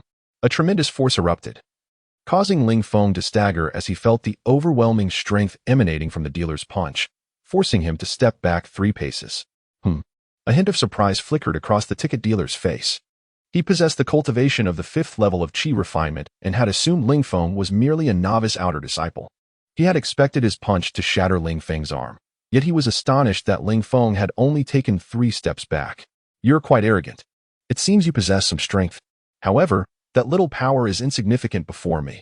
You are no match for me. I will give you one last chance. Hand over the spirit stones if you know what's good for you." The ticket dealer regarded Ling Feng, believing that, as a low-level outer disciple, Ling Feng's cultivation could only reach the 4th level of Qi refinement, rendering him inferior. Previously, when the ticket dealer had assigned Ling Feng a task, he had inquired about Ling Feng's cultivation level. Ling Feng had claimed to be at the 5th level of Qi refinement, but the dealer had dismissed this as a blatant lie intended to secure the task. "Bah, you think you can take my spirit stones? Dream on. Since you wish to fight, I shall play along." Ling Feng spat, shaking his arm and looking up at the ticket dealer, his expression darkening. In that last punch, he had refrained from using his true energy, relying solely on his physical strength. Seeing Ling Feng's obstinacy, the ticket dealer's expression darkened, his eyes flashing with a cold glint. A powerful aura erupted from him, pressing menacingly towards Ling Feng. Simultaneously, he charged forward, his right fist glowing fiercely with white light, an ominous power gathering. Due to his incredible speed, the withered leaves and dust on the ground were swept up in a whirlwind. Ling Feng looked up at the oncoming opponent, his gaze sharpening. And then his true energy surged into his right fist. Whoosh! With the infusion of immense true energy, Ling Feng's right sleeve bulged dramatically. He swiftly raised his fist to meet the ticket dealer's strike. Boom! As their fists clashed, the true energy from both sides erupted violently. An invisible shockwave radiated outward, sending dust swirling around them. A dull thud echoed as Ling Feng retreated 2 steps but quickly regained his footing. In contrast, the ticket dealer was sent flying 6 or 7 meters, crashing heavily to the ground, rolling over a dozen times before coming to a halt. Impossible. The ticket dealer lifted his head, disbelief etched on his face. He had not anticipated that a novice outer disciple would possess such formidable strength. Ling Feng had no intention of holding back. He propelled himself off the ground, transforming into a blur as he lunged at the ticket dealer. Noticing Ling Feng's movement, the ticket dealer's expression changed dramatically. He swiftly formed hand seals and shouted, "Earth Wall Technique." As soon as the words left his mouth, the soil before him erupted, rising to form a thick earth wall, a foot in thickness, standing between him and Ling Feng. "Break it!" Ling Feng bellowed, accelerating as he swung his fist down onto the earth wall. Boom! The wall shattered instantly under the tremendous force of Ling Feng's punch, solid clumps of earth flying outward. some striking the ticket dealer directly. Ling Feng emerged from behind the wall, taking a powerful step forward, then leaping into the air. His right leg propelled by a fierce gust, landing a devastating kick on the dealer's left cheek. Smack! The ticket dealer's left face contorted grotesquely. His mouth skewed as two bloody teeth flew from his mouth. He spun through the air before crashing heavily to the ground, face first, landing in a disgraceful heap. Before he could rise, Ling Feng landed before him and delivered a fierce kick to his abdomen. Thud! The ticket dealer flew like a sack of sand, crashing into a nearby tree. The impact made the tree sway, leaves rustling and many yellowed leaves cascading to the ground. Pfft. The ticket dealer let out a wretched scream, spitting blood as he did. My teeth. Glaring at the two bloody teeth lying nearby, the ticket dealer's eyes ignited with fury. He turned to Ling Feng, shouting, "You audacious brat, how dare you harm me? You are doomed." At that moment, the ticket dealer was seething with rage. His strength was considered exceptional among disciples at the 5th level of Qi refinement, and he had mastered the Earth Wall technique. Its defensive capabilities could withstand even two peak 5th level Qi refinement practitioners, yet it crumbled before Ling Feng. Unbeknownst to him, Ling Feng possessed innate divine strength, far surpassing those of the 5th level, and with the aid of true energy, his offensive capabilities rivaled those of a 6th level practitioner. Even without employing any spells, he could effortlessly obliterate the Earth Wall. Doomed, you say? Ling Feng fixed his gaze on the ticket dealer, a cold smile gracing his lips as a subtle killing intent emanated from him. He advanced towards the dealer. Brat, I am a man of senior brother Feng Hong. If you know what is best for you, apologize quickly, or I guarantee your demise. After sustaining 2 consecutive blows from Ling Feng, the ticket dealer had completely lost his fighting capability. Seeing the murderous aura radiating from Ling Feng, he hastily invoked Feng Hang's name, hoping to intimidate Ling Feng. Ling Feng approached the ticket dealer, bending down to seize his collar and lift him off the ground. The dealer's expression shifted to panic as he shouted, "What are you doing? I am Feng." With a stoic expression, Ling Feng delivered a sharp slap to the dealer's right cheek. Smack! The dealer's voice was abruptly silenced, a vivid red handprint appearing on his right cheek, the flesh swelling as bloodied saliva dribbled from his mouth. Ling Feng was not finished. He detested those who wielded authority like a shield. He retaliated with another slap to the dealer's already swollen left cheek. Smack! Smack! Smack! Ling Feng relentlessly struck the dealer's face. The ticket dealer cried out in agony. Chapter 65, Golden Lightning after delivering a series of slaps. The ticket seller was left in a daze. Ling Feng paused, searching the man's chest, and soon extracted a pouch of coins. Upon opening it, he discovered nearly 200 spirit stones within. The ticket seller's eyes widened in disbelief. He never anticipated that Ling Feng would dare to rob him. Get lost. Ling Feng released the man's collar and delivered a kick, sending him flying. At that moment, Zhang Daji and Feng Tianxiang rushed in. They had been occupied with tasks but hurried over upon hearing the commotion from the altercation. However, the fight had already concluded. Chao Song? What brings him to Qing Myorich? Zhang Daji and Feng Tianxiang were taken aback by the sight. Although Chao Song's cultivation was not particularly high, his association with Feng Hung gave him considerable notoriety among the outer disciples, and both Zhang Daji and Feng Tianxiang recognized him. Chao Song, now on the ground, ignored them and furiously yelled at Ling Feng. You brat! I swear you're dead. Just wait. After hurling his threats, he turned and walked down the mountain. Watching Chao Song depart, Zhang Daji furrowed his brow and turned to Ling Feng, inquiring, Junior brother, what transpired? Feng Tianxiang's expression was equally grim. They had not expected Ling Feng to be so bold as to confront someone associated with Feng Hung. Ling Feng replied coldly, Senior brother, Feng Hung is despicable. He summoned me to Lingwu Valley as a pawn, in the Baobao building. I gambled against Feng Hang and many others in front of senior sister Shaoqi Xian and emerged victorious. Now, Feng Hung demands that I surrender all the spirit stones. Zhang Daji and Feng Tianxiang exchanged glances, their expressions darkening. They believed Ling Feng's words. They were astonished at Feng Hang's treachery, since it was a lost gamble. Those spirit stones rightfully belonged to Ling Feng. Even if one were to argue otherwise, these stones were tied to Guan Yunfeng's life, and they would never relinquish them. Noticing their expressions, Ling Feng quietly asked, Senior brothers, have I caused you trouble? Zhang Daji stepped forward, placing a reassuring hand on Ling Feng's shoulder, and solemnly declared, Junior brother, do not speak like that. You are our brother. Whatever happens, we shall face it together. Feng Tianxiang added comfortingly, do not blame yourself. Although Feng Heng is an inner disciple, it is not easy for him to deal with us, and we are not to be trifled with. You need not worry excessively. Your sister is unwell. You shall take charge of the silkworms she tends. Understood. Ling Feng felt a swell of gratitude and nodded, saying, I will go check on the silkworms. Go ahead. Zhang Daji and Feng Tianxiong nodded, and Ling Feng dashed off. During this time, he had spent the most time by Guan Yunfeng's side, and being naturally intelligent, he quickly grasped the nuances of silkworm rearing. Guan Yunfeng's silkworms were no ordinary creatures. They possessed exceptional vitality and could survive without food for 10 days to half a month without perishing. However, such deprivation would affect their growth cycle and the quality of the silk produced. Ling Feng understood that these silkworms were precious to Guan Yunfeng, and he dared not be neglectful. After spending half an hour meticulously inspecting all the silkworms in the rearing house, Ling Feng finally emerged, feeling assured, and headed to the mulberry grove to gather some leaves to feed them. The mulberry grove lay in a valley to the northwest of Qingmiu Ridge, covering nearly 50 acres and home to thousands of mulberry trees. At the heart of the grove stood an ancient mulberry tree, towering several dozen meters high, with a trunk nearly 5 meters thick. It was said that this tree had been here long before the establishment of the Xianjian sect, while it had not yet withered. Its branches were entirely bare, devoid of leaves. This colossal old mulberry tree was the progenitor of all the other trees in the grove. As Ling Feng wandered through the grove, he noticed that the temperature seemed higher than before, and the ground was quite dry, the soil hard and compacted, causing many of the leaves to wilt.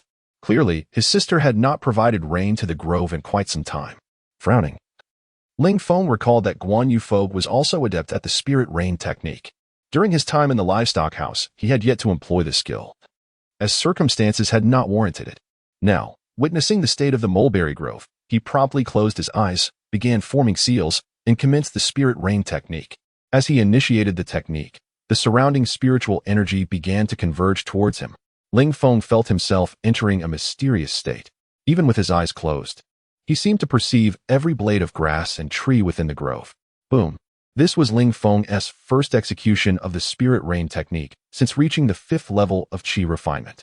A cloud formation, measuring 150 meters in diameter, instantly appeared above the mulberry grove. Previously, when he had first attempted the technique at the 2nd level of qi refinement, the cloud had measured a mere 100 meters in diameter. Now, having attained the 5th level, the cloud was even larger. Generally, a larger cloud diameter meant it absorbed more spiritual energy from the surroundings, resulting in rain imbued with greater potency, which would be beneficial for crop growth. Due to the magnitude of this rain-inducing phenomenon, Zhang Daji, who had been tending to horses, paused in his work, turning to gaze at the grove. Is this the 5th junior brother summoning rain? That cloud is astonishingly large. A hint of astonishment flickered in his eyes. Meanwhile, Feng Tianxiong, occupied with grooming a giant bird, also noticed the cloud above the mulberry grove, murmuring, I never imagined the 5th junior brother would possess such remarkable talent in the spirit rain technique. Even the 2nd senior sister might not compare. At that moment, Ling Feng sensed an overwhelming pressure emanating from the sky. He abruptly opened his eyes, witnessing a bolt of golden lightning descending, striking the cloud, and causing its diameter to swell dramatically. Ling Feng stared at the cloud in the sky, realizing it had slipped from his control. Under his watchful gaze, the cloud expanded from 150 meters to a staggering 200 meters. Meanwhile, within the grove, Ling Feng furrowed his brow, noticing what appeared to be golden raindrops cascading from the cloud. Chapter 66. Laozi was attacked. The golden raindrops, while few in number, caused the mulberry trees to tremble as they fell upon their branches, leading to the rapid growth of new buds.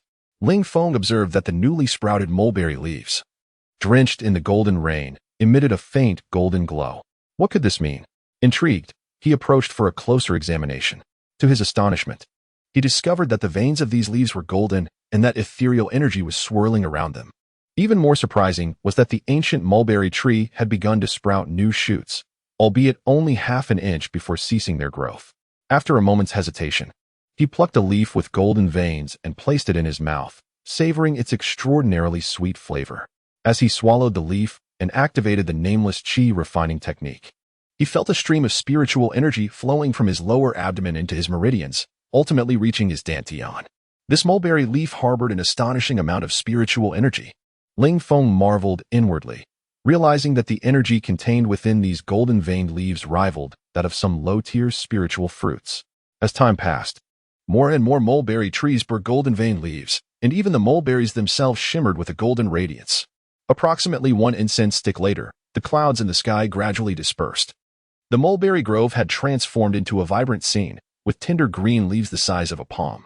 And Ling Feng sensed that the spiritual energy within the grove had increased at least tenfold. At this moment, the density of spiritual energy was so profound that a white mist enveloped the grove. This rich spiritual energy was unlike anything he had witnessed during his previous rain-making endeavors. It must have been influenced by that flash of golden lightning. Ling Feng understood that his rain technique could not possibly produce such miraculous effects, and the transformation of the mulberry grove was undoubtedly linked to that golden lightning. Recalling the golden lightning, a grave expression crossed Ling Feng's face. Before the lightning struck, he had felt an overwhelming pressure descending from the heavens, nearly causing him to kneel. What was the source of that terrifying pressure? And what about the golden lightning? Ling Feng's mind was filled with questions as he contemplated the incredible events that had just transpired. Setting aside his thoughts, he resolved to cultivate first. He promptly sat cross-legged and devoted himself to the nameless qi refining technique, eagerly absorbing the rich spiritual energy of the grove. Following the day's events, his desire to enhance his cultivation and strength intensified. With the spiritual stones he had acquired now and by Zilong's possession for medicinal purchases, he recognized the urgency of seizing this opportunity to cultivate. The spiritual mist in the grove gradually converged towards him, forming a small vortex above his head. Ling Feng felt a torrent of spiritual energy surging into his body. Although the concentration of this energy was not as potent as that which he could refine directly using an incense burner, its abundance was a significant advantage. This energy flowed into his dantian, where it was refined into true qi. In less than the time it takes to burn an incense stick, Ling Feng sensed that the true qi within him had reached saturation, and he had successfully opened the meridians connected to his fifth main channel. Taking a deep breath, he directed this true qi to clear the sixth main channel. Given that the sixth channel had more tributaries, it required more true qi than the fifth. As Ling Feng utilized his internal true qi to navigate the meridians, he continued to absorb spiritual energy from the surroundings. Meanwhile, Chao Song, bruised and battered, arrived at the foot of Qingyun Peak, where he found himself on a mountain known as Fuhu Mountain, rising to a height of 1,000 meters. Its shape resembled a crouching tiger, hence the name Fuhu Mountain. This mountain was the closest to Qingyun Peak and boasted abundant spiritual energy, with a gentle terrain adorned with many exquisite residences that served as homes for the inner disciples. Most inner disciples of Qingyun Peak lacked the privilege to reside directly on the peak itself, reserved only for the elders and true disciples. The majority of the inner disciples lived atop the two neighboring mountains, the other being Panlong Mountain. Opposite Qingyun Peak lay Ziyun Peak, which also featured two such mountains, known as Zhuke Mountain and Xuanwu Mountain. The spiritual energy of these four spiritual mountains ranked just below that of Ziyun Peak, Qingyun Peak, Lingwu Valley, and Maishan. Historically dominated by the four major alliances, the Tiger Alliance, Dragon Alliance, Zhuke Alliance, and Xuanwu Alliance. Each of these alliances represented one of the four great families, with the Feng family standing behind the Tiger Alliance. The higher one ascended Fuhu Mountain, the more abundant the spiritual energy became. Currently, the inhabitants of Fuhu Mountain were predominantly members of the Tiger Alliance. Non-members faced relentless mockery and harassment, making it nearly impossible to integrate. Feng Heng's residence was situated atop Xuanhu Mountain in a lavish courtyard known as the Tiger King's Courtyard, where only the strongest members of Fuhu Mountain were allowed to dwell. The walls of the Tiger King's courtyard were tall, flanked by two ancient pines at the entrance, their trunks boasting a diameter of 2 meters. Chao Song's injuries had been tended to, appearing less severe than when he had first been attacked, though still awkward, and he had changed out of his previous attire. He knocked on the door, and a maid answered. The maid was tall, her delicate features enhanced by a touch of makeup, her long black hair elegantly coiled, revealing her fair and graceful neck. The neckline of her attire was slightly low, showcasing ample skin and a deep neckline, accentuated by a light purple belt that emphasized her voluptuous figure and slender waist.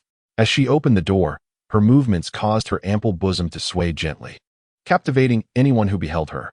"Senior brother Chao Song, what has happened to you?" the maid exclaimed in surprise upon seeing his condition. "Don't mention it. I was assaulted," Chao Song retorted through gritted teeth. "Where's senior brother Fan Han? I need to speak with him urgently. With a surge of anger bubbling within him, he stepped inside. To the left side of the courtyard's front yard stood a peach tree over 1,000 years old, a rare variety known as golden tip red. When ripe, its exterior was entirely golden with a hint of red at the tip, flowering every 33 years, bearing fruit after 33 years, and maturing thereafter. The tree was currently laden with unripe fruit. Interestingly, even a congenital expert could not pluck the peaches before they ripened. At the center of the front yard lay a pond, adorned with a rockery from which a spiritual spring gushed forth. The pond home to several red dragon carps swimming leisurely. Chapter 67. The Bronze List of Outer Sect Brother Chao Song. Who is so audacious as to dare to lay hands on you? The maid raised her gaze to Chao Song. As a trusted aide of Feng Hong, Chao Song was entrusted with many tasks, demonstrating remarkable personal capability over the years, never disappointing Feng Hong. Even many inner sect disciples treated Chao Song with utmost respect due to his connection with Feng Hong. To act against Chao Song was to disregard Feng Heng's authority. Ling Jia, I shall discuss this with brother Feng Hong later. Where is he? Chao Song addressed the maid with respect. His eyes swept over her exquisitely alluring figure, secretly envying Feng Hong, for this maid had been personally chosen by him. Aside from attending to Feng Heng's daily needs, she also accompanied him at night. The maid, named Su Ling, despite being merely a servant, had attained the 6th level of qi refinement, surpassing many outer sect disciples. Moreover, her master was Feng Hong, commanding respect even from many inner sect disciples. Brother Feng Hong is inside. His mood is rather foul today. Please follow me, Su Ling said, her delicate brows furrowing. Today, Feng Hong had been humiliated in front of the saintess Shaoqing Xian at Lingxi Valley by Ling Feng, leaving him in a state of suppressed anger. Understood. Chao Song nodded and followed Su Ling down a long corridor. On either side of the corridor stood crimson pillars, adorned with exquisite paper lanterns, each depicting enchanting images of unclothed beauties. As he gazed at the illustrations and then at Su Ling's curvaceous figure, Chao Song felt his blood surge. Though it was not his first visit to the Tiger King court, each passage through this corridor ignited a rush within him. Soon, Su Ling led Chao Song into a spacious reception hall. At that moment, Feng Hong sat upon a grand chair draped in tiger skin, his expression darkened. Su Ling approached him gracefully, slightly bowing as she announced, Brother Feng Hong, Brother Chao Song has come to see you. Despite Su Ling's higher cultivation than Chao Song, her position within the Xinjiang sect was merely that of a maid, requiring her to address every disciple, regardless of their rank, as brother or sister. Feng Heng lifted his gaze, landing on Chao Song. Upon noticing the injuries on Chao Song's face, his countenance immediately soured. What transpired? Brother Feng Hong, the matter went awry. That fellow Ling Feng refused to hand over the spirit stones, displaying a defiant attitude, and even attacked me. The injuries I bear are the result of his assault. Chao Song approached Feng Hong, gritting his teeth as he recounted the events. Is it possible that a mere junior outer sect disciple could inflict such harm upon you? Feng Hong frowned, clearly skeptical of Chao Song's account. Chao Song was a mid-level outer sect disciple at the pinnacle of the 5th level of qi refinement. Easily subduing a lower outer sect disciple should have been a mere trifle. Yet now, he found himself at the mercy of one. Su Ling's face also reflected surprise. She had initially presumed that a senior outer sect disciple had assaulted Chao Song, only to discover it was a junior disciple. In her mind, Su Ling mused, who is this Ling Feng? Although he appears to be a low-ranking outer sect disciple, his cultivation has reached the 5th level of qi refinement, and he possesses formidable strength, making me no match for him. As Chao Song spoke, a hint of grievance crept into his voice. That scoundrel. Feng Hong slammed his hand down on the armrest of his chair, springing to his feet, seething with anger. Today, he had been mocked at the Baibao Tower in Lingwu Valley by Ling Feng, which infuriated him. As the Tiger King of Fuhu Mountain and the leader of the Tiger Alliance, even inner sect disciples treated him with deference. Yet, a mere outer sect disciple dared to confront him. Such audacity was intolerable. Though Feng Heng longed to annihilate Ling Feng, the regulations of the Xinjiang sect strictly forbade inner sect disciples from acting against outer sect disciples or servants. Any violation would lead to severe punishment. What an insolent brat. Seek out Feng Qin and Feng Yu. Have them assist you. No matter the means, you must cripple that rascal and retrieve the spirit stones he possesses. How dare he provoke me? It is a death wish. A faint aura of menace emanated from Feng Hong. His gaze sharpened. As a highly esteemed inner sect disciple within the Xinjiang sect, few dared to oppose him, and those who did would receive no mercy. Everyone knew that Chao Song was Feng Heng's subordinate. With Chao Song being assaulted, Failing to avenge him would render Hongmeng a subject of ridicule, especially among the leaders of the other three alliances. The four major alliances within the Xinjiang sect had long engaged in both overt and covert rivalries, seizing every opportunity to undermine and mock one another. Understood. I shall take care of it at once. You can rest assured, Brother Hongmeng. Qiao Song replied with a faint smile. He recognized that Feng Chun and Feng Yu were members of Hongmeng's family, both being outer sect disciples at the 6th level of Qi refinement, ranked among the top 100 on the bronze list. The Feng family wielded power surpassing that of the Zhang Jingji family. The bronze list served as a ranking of outer sect disciples on Qingyun Peak, based on the contribution values attained from completed tasks. Only those who ranked within the top 1,000 in contribution value qualified for the list. A similar list existed within the inner sect, known as the Silver List. Disciples listed received additional stipends each month, with higher rankings yielding greater rewards. These incentives fueled the eagerness of disciples within the Xinjiang sect to undertake tasks. Regardless of rank, all disciples, whether servants or those from the inner and outer sects, were required to complete the tasks set by the sect each month.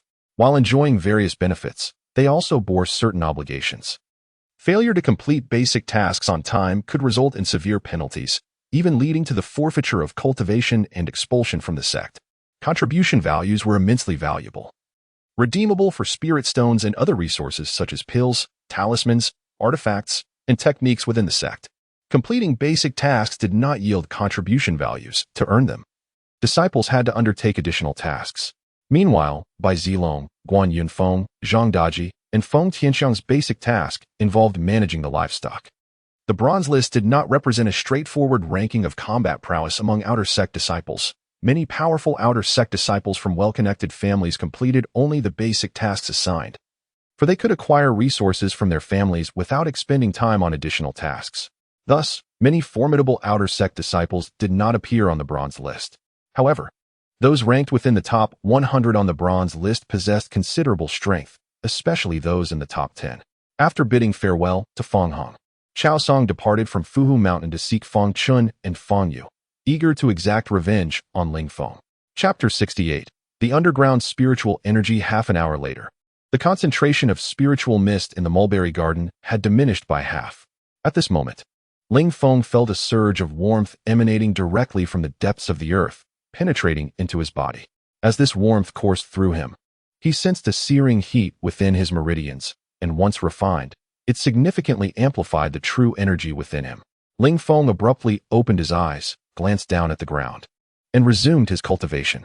The warm current continued to emanate from beneath the earth. What could be the cause of this? Ling Feng furrowed his brow, sensing that the heat rising from below was imbued with potent fire attribute spiritual energy. Could there be a treasure hidden underground?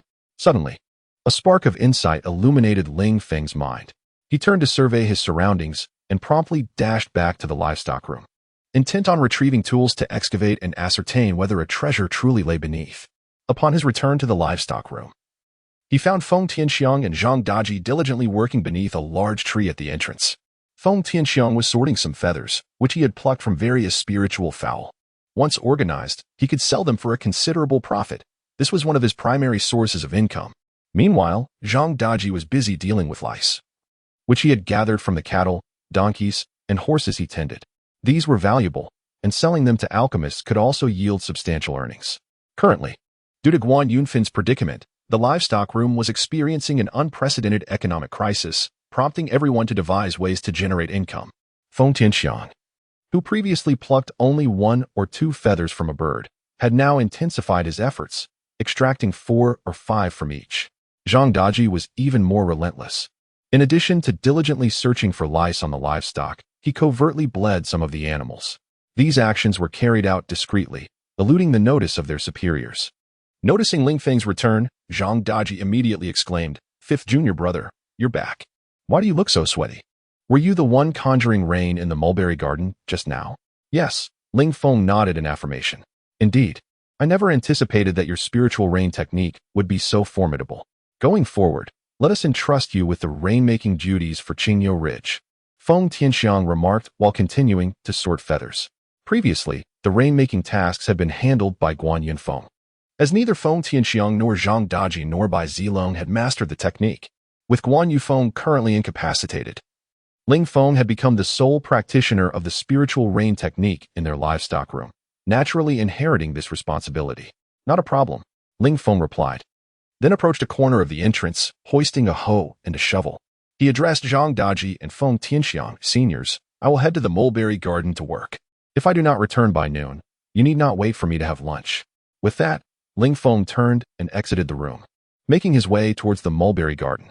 Who would have thought? Fifth junior brother is such a diligent individual, Zhang Daji remarked, watching Ling Feng's retreating figure with admiration. Indeed, he possesses great potential. Feng Tianxiang concurred, nodding in praise.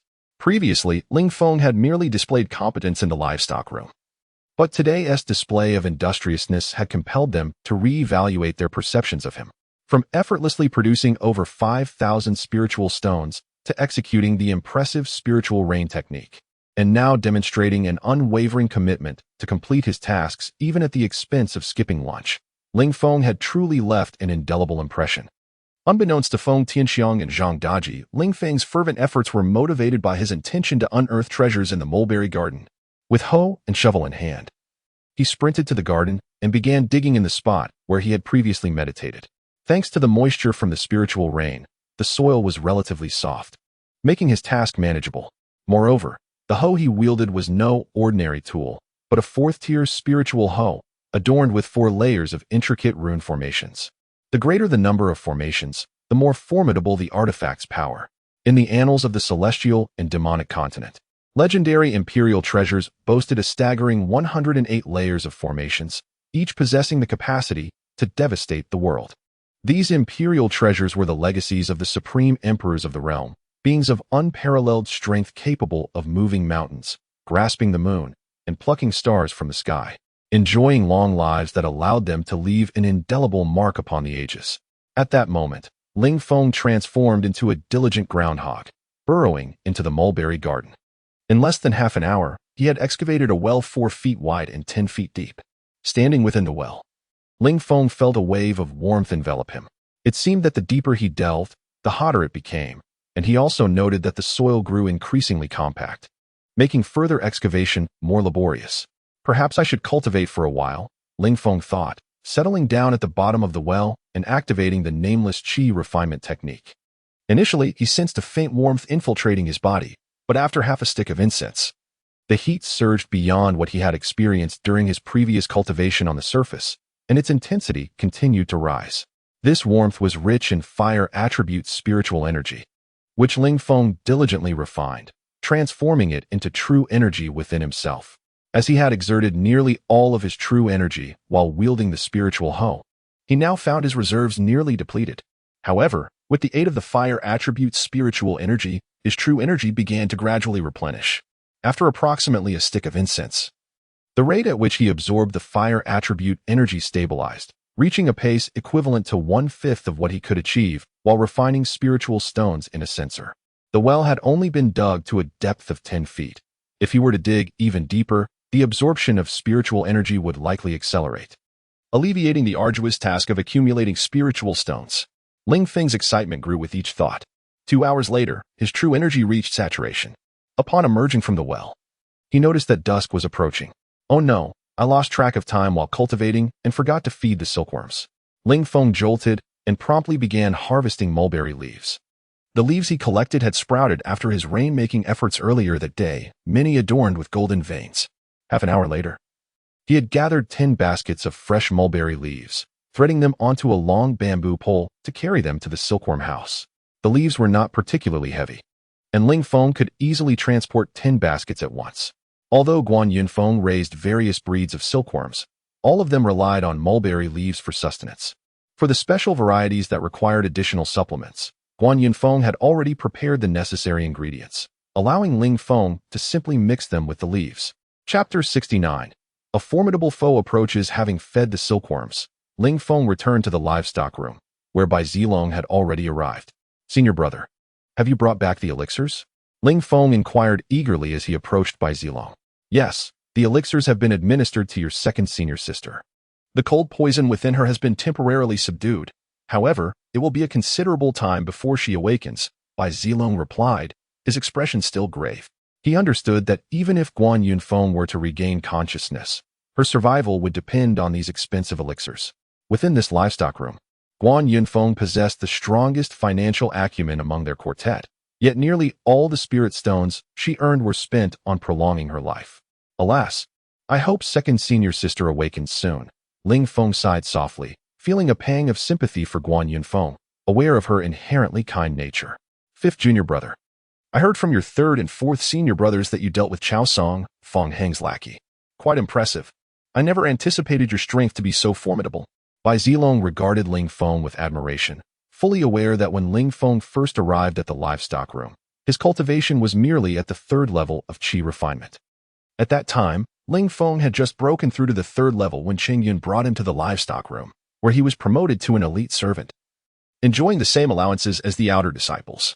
Calculating the time, Ling Feng had been in the livestock room for less than 2 months, and despite the lack of resources, he had ascended to the 5th level of qi refinement, a speed that even Bai Zilong and the others deemed extraordinary.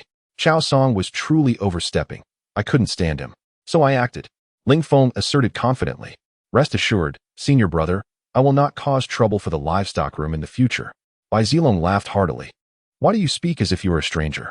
While we, in the livestock room, do not seek conflict, we shall not shy away from it if provoked. Just then, a furious shout echoed from outside. Ling Feng, get out here. It's Chao Song. Ling Feng furrowed his brow. Realizing that Chao Song and his companions would not relent so easily, he was surprised at their swift approach. Humph, fifth junior brother, do not be afraid. Come with us and witness what tricks Chao Song has up his sleeve. Bai Zilong's expression darkened slightly as he coldly urged. He then patted Ling Feng's shoulder and turned to exit the room. Fifth junior brother, let's go. Zhang Daji and Feng Tianxiang exchanged encouraging glances with Ling Feng before following suit. Ling Feng promptly joined them. Upon stepping outside, Ling Feng immediately spotted 3 figures, one of whom was Chao Song.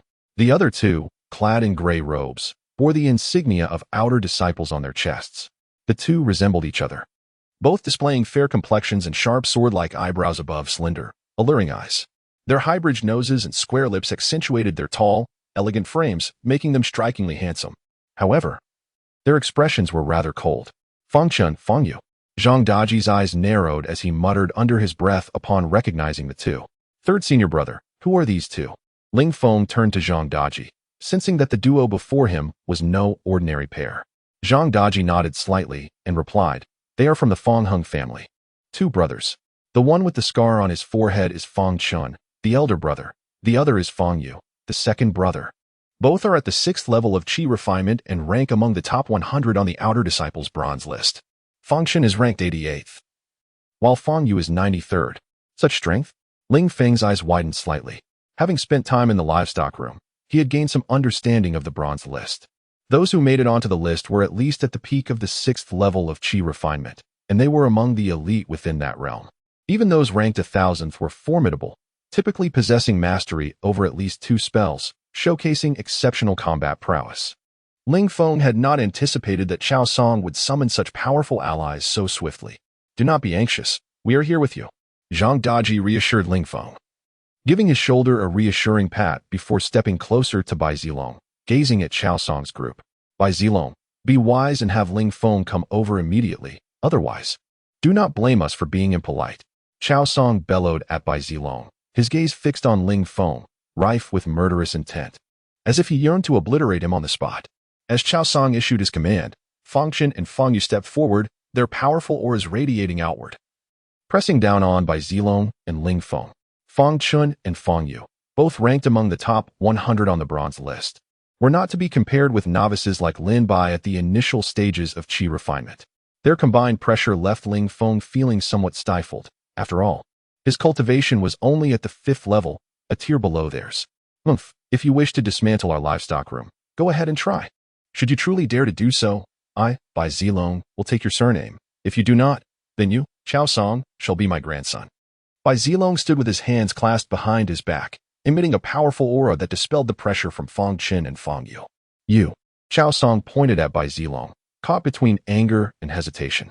Even with 1,000 boldness, he would not dare to dismantle the livestock room. It was not merely Bai Zilong's property, but that of the Xinjian sect. Furthermore, Destroying the livestock room would undoubtedly disrupt production, leading to severe repercussions from the sect, which would spell his doom. His earlier threat was merely an attempt to intimidate Bai Zilong. However, he was taken aback when Bai Zilong countered with those very words, leaving him speechless. Noticing the unfolding situation, Feng Chen frowned and glared at Bai Zilong, coldly commanding, "Bai Zilong, we did not come here to engage in idle chatter. Be sensible and have Ling Feng come over promptly, or do not blame us for our rudeness." Chapter 70. The Might of the Senior Brother Ba. You wish to harm my junior brother? I advise you to abandon this futile endeavor, relinquish your valuables, and depart at once. Bai Zilong's tone was resolute. Though his figure appeared somewhat frail, he emanated an imposing presence that towered over Ling Feng. This was the first time since arriving at the Xinjian sect that someone had stood before Ling Feng to shield him from oppression, stirring deep emotions within him. At this moment, Ling Feng began to grasp the significance of power. He realized that to endure at the Xinjian sect, relying solely on himself would be insufficient. As the saying goes, a hero needs 3 allies. He too must have a formidable backing. Presently, that support was the livestock chamber. As for his detestable master, he dared not harbor any substantial hopes. That ancient wretch had subjected him to sinister methods, tormenting him mercilessly. To Ling Feng, that old fool would not care for his life, and he would not foolishly wager his existence on the chance that the old man would come to his rescue. Compared to that decrepit entity, he found the livestock chamber to be far more reliable. Brother Feng Chen, stop wasting time with them. Let us strike directly and see if they remain so defiant. Chao Song turned to Feng Chen, his impatience palpable. He longed for Feng Chen and the others to swiftly incapacitate Bai Zilong and his companions, compelling Ling Feng to bow before him in submission. For only then could his resentment be alleviated. Very well. Feng Chen nodded, his gaze sharpening with intensity. Do they truly believe they can intimidate us? Zhang Daji snorted, swiftly unleashing his own aura. Feng Tianxiang followed suit, positioning himself alongside Bai Zilong and Zhang Daji, demonstrating their commitment to protecting Ling Feng through their actions. A cold smirk curled at the corners of Bai Zilong's mouth as he turned to Zhang Daji and Feng Tianxiang. You two, step back. I can handle these 2 nuisances alone.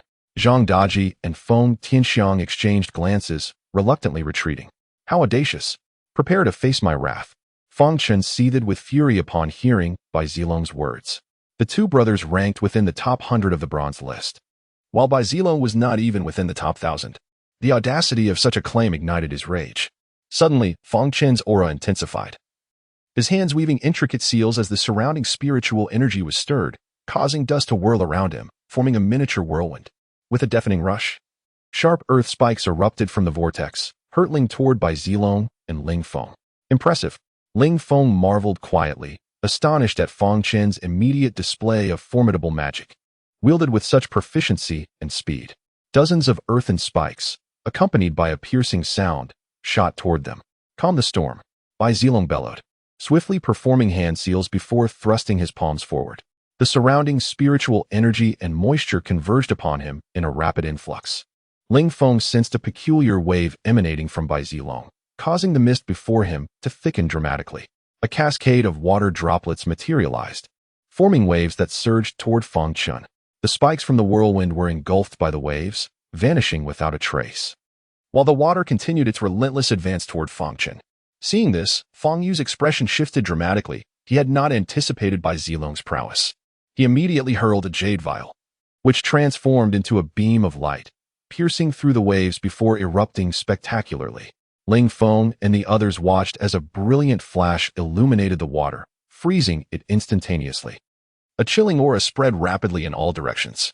The once dynamic waves, now immobilized, transformed into solid ice, which soon cracked and splintered, scattering across the ground. Dense white mist billowed upward from the shattered ice. All of this transpired in the blink of an eye. Incredible, Ling Feng gasped, his breath quickening as he beheld the remnants of ice strewn about. He had not anticipated Bai Zilong's strength to be so formidable, single-handedly thwarting Feng Chen's magical assault and forcing Feng Yu to intervene. Had Feng Yu not acted swiftly, the waves would have undoubtedly crashed into Feng Chen, shattering his spell and resulting in injury. Not only was Ling Feng awestruck by Bai Zilong's might, but Chao Song and the Feng brothers were equally astonished. Despite being ranked among the elite of the bronze list, Bai Zilong's displayed power far exceeded theirs. One final chance. Relinquish your valuables and depart. Bai Zilong regarded Fang Chun and Fang Yu with indifference. He had already issued this ultimatum, but Chao Song and the Fang brothers had dismissed it as mere bravado. Yet now, their perceptions had drastically shifted. The expressions of Fang Chun and Fang Yu darkened. They had not anticipated Bai Zilong's concealed strength. Nevertheless, despite Bai Zilong's formidable prowess, they were unwilling to surrender their possessions without a fight. Fang Chun and Fang Yu exchanged knowing glances, a silent communication passing between them. "Prepare to meet your end," Fang Chun roared, forming intricate seals with his hands before stamping his right leg forcefully onto the ground. The earth trembled violently, causing Ling Feng to stagger, barely maintaining his balance. Then, an eerie phenomenon unfolded. The soil beneath Fang Chen's leg rippled like water, sending waves surging toward Bai Zilong and Ling Feng. Simultaneously, Fang Yu took to the air, his right hand sweeping forth as a dozen black orbs hurtled toward Bai Zilong. Bai Zilong's expression hardened as he retreated, employing hand seals and thrusting his palm toward the airborne Fang Yu. A torrent of mist coalesced, forming droplets that rapidly fused into a sizable mass of water. The water spiraled ever faster, ultimately shaping itself into a vortex, acting as a shield against the black orbs launched by Fang Yu, swallowing them whole. Chapter 71. My own escape. Bang, bang, bang. Ling Feng and the others seemed to hear a series of muffled sounds emanating from the swirling vortex, which were clearly the explosions of the black orbs. At that moment, the waves of soil on the ground had reached the feet of Bai Zilong. Bai Zilong appeared to sense something, his expression shifting slightly, and then he retreated abruptly. Boom, boom, boom. Just as Bai Zilong stepped back, enormous spikes erupted from the ground, each towering 2 meters high, their tips razor-sharp. They shot up from the earth with incredible speed, and should they strike, they would surely cause grievous injury or death. Once Bai Zilong evaded, the energy within these spikes quickly dissipated, turning to dust that scattered to the ground. What a formidable spell! How perilous! After witnessing Bai Zilong narrowly escape this powerful magic, Ling Feng felt a surge of anxiety for him. Zhang Daji's gaze sharpened, and he spoke solemnly. I never expected Fang Chun to combine the earthquake technique with the spire technique. Though both are low-level spells, their combination yields the might of a high-level spell. Indeed, judging by the potency displayed earlier, Fang Chun's mastery of these two spells had reached an extraordinarily high level. Feng Tianxiang also remarked nonchalantly, seemingly unconcerned for Bai Zilong's safety. Meanwhile, Fang Yu had just landed again, his expression dark as night. He had not anticipated that his ambush would be so effortlessly thwarted by Bai Zilong. The black orbs he had unleashed were merely low-grade artifacts, yet their explosive nature could have inflicted significant harm on Bai Zilong. He had intended for the orbs to detonate, providing him an opportunity to flee. But his plan had failed. Bai Zilong's strength was far beyond their expectations.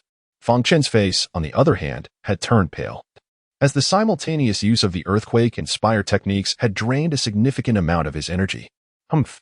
Bai Zilong snorted coldly, swiftly forming hand seals before flicking his fingers, sending 2 droplets of water hurtling towards Fang Chun and Fang Yu. The two men's expressions shifted as they enveloped their fists in energy, striking the droplets. Buzz! Upon contact, the droplets began to spin rapidly, sending ripples through the surrounding air. The droplets' rotation gradually slowed, ultimately coming to a halt, yet they did not disperse, instead falling weakly towards the ground. Fang Chun and Fang Yu breathed a sigh of relief. At this moment, however, Bai Zilong withdrew, standing with his hands clasped behind his back. Observing Bai Zilong's demeanor, Fang Chun and Fang Yu sensed something amiss, their expressions shifting dramatically as they lowered their gazes. Just then, the droplets struck the ground, creating ripples akin to those on a calm lake. The area around the droplets transformed into a watery surface. Alarmed, Fang Chun and Fang Yu attempted to retreat, but whirlpools began to form in the water, slowly pulling them down. No matter how they struggled, it was futile. What is this? Witnessing this scene, Ling Feng's eyes widened. He had never seen such a bizarre spell before. He was astonished that the seemingly inconsequential droplets Bai Zilong had flicked could possess such extraordinary power. Meanwhile, Chao Song was pale with fear, collapsing to the ground. He had thought bringing Fang Chen and Fang Yu along would allow him to easily deal with Ling Feng, but he had not anticipated Bai Zilong's terrifying strength. The combined efforts of Fang Chun and Fang Yu were utterly ineffective against him. Soon, Fang Chun and Fang Yu found themselves submerged up to their necks. At that moment, Bai Zilong gently stomped his foot, halting the vortex's spin, and their bodies ceased to sink further. Bai Zilong gazed at them, his expression indifferent as he inquired, "Now, are you willing to hand over your valuables?" I will. Fang Chun and Fang Yu nodded vigorously, realizing they could no longer use Fang Heng as a threat against Bai Zilong. They understood that since Bai Zilong was willing to act against them, he would not be swayed by threats regarding Fang Hong. If they continued to invoke Fang Hong, it would only infuriate Bai Zilong further, leading to even worse consequences for them. As they nodded, they noticed their hands could move freely in the water, yet their feet remained ensnared below. They knew this was Bai Zilong's deliberate intention and promptly produced their pouches of money, tossing them onto the ground. Bai Zilong frowned slightly, asking in a grave tone, "Is this all there is?" "Indeed, this is all the valuables we possess," Fang Qin promptly affirmed. "Humph, if you are ungrateful.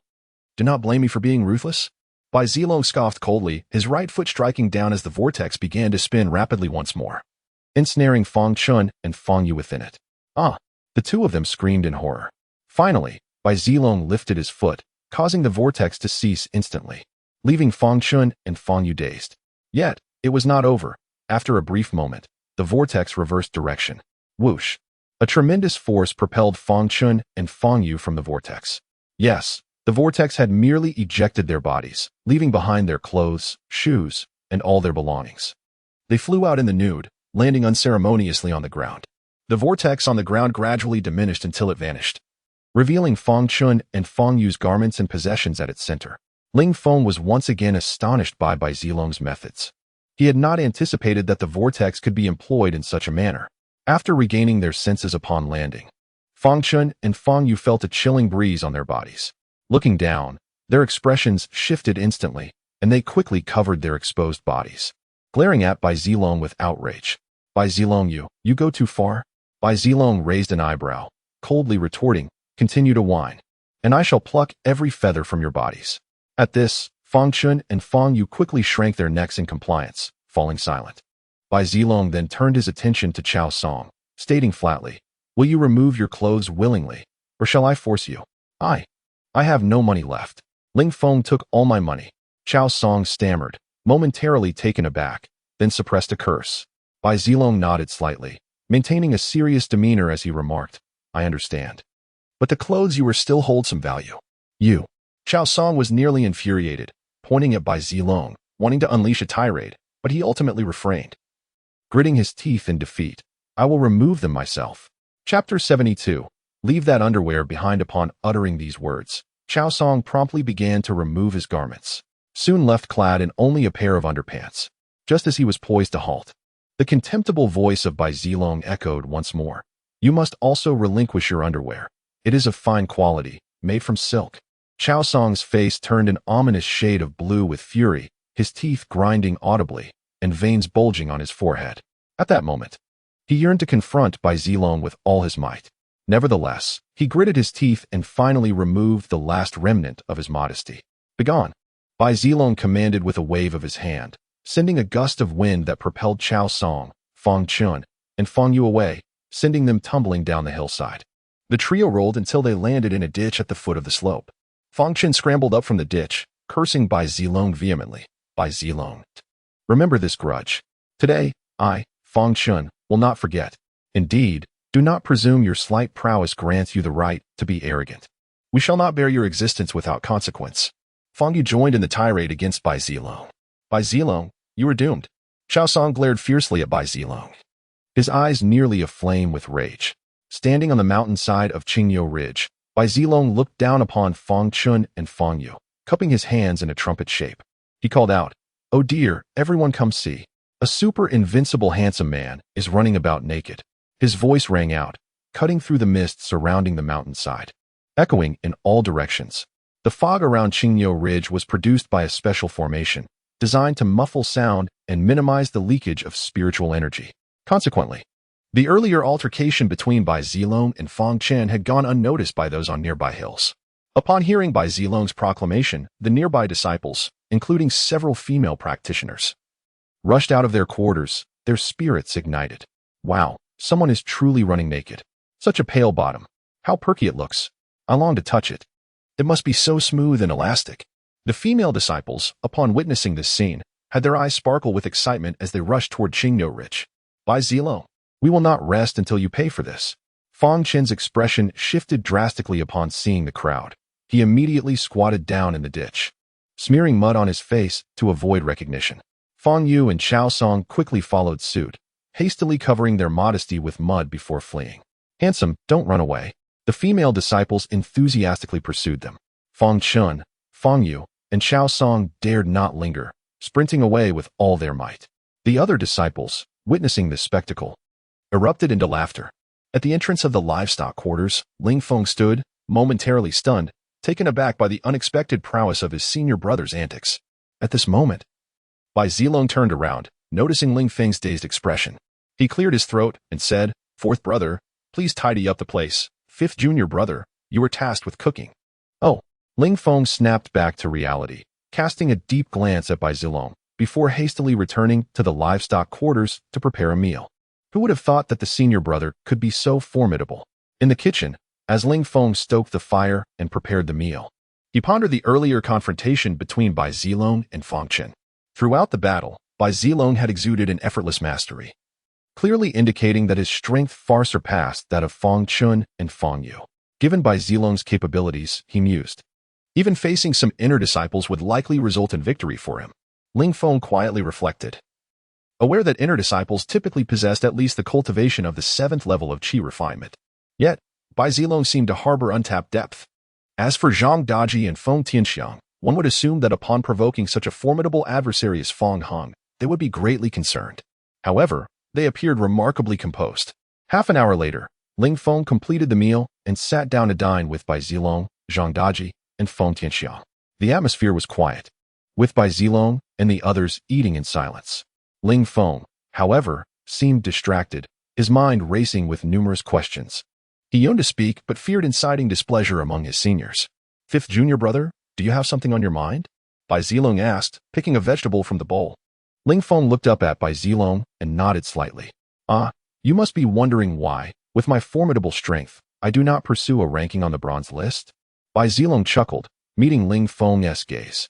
Indeed, Ling Feng affirmed, knowing that with Bai Zilong's prowess, he could easily secure a position within the top 20 of the bronze list, where rewards of at least 30 spirit stones awaited monthly. The top rank even commanded over 100 spirit stones as a reward. If Bai Zilong maintained a ranking on the bronze list, they would not be in such dire financial straits. Sigh. The truth is, we do not lack the desire to compete for the bronze list. Rather, we are burdened by unspeakable circumstances.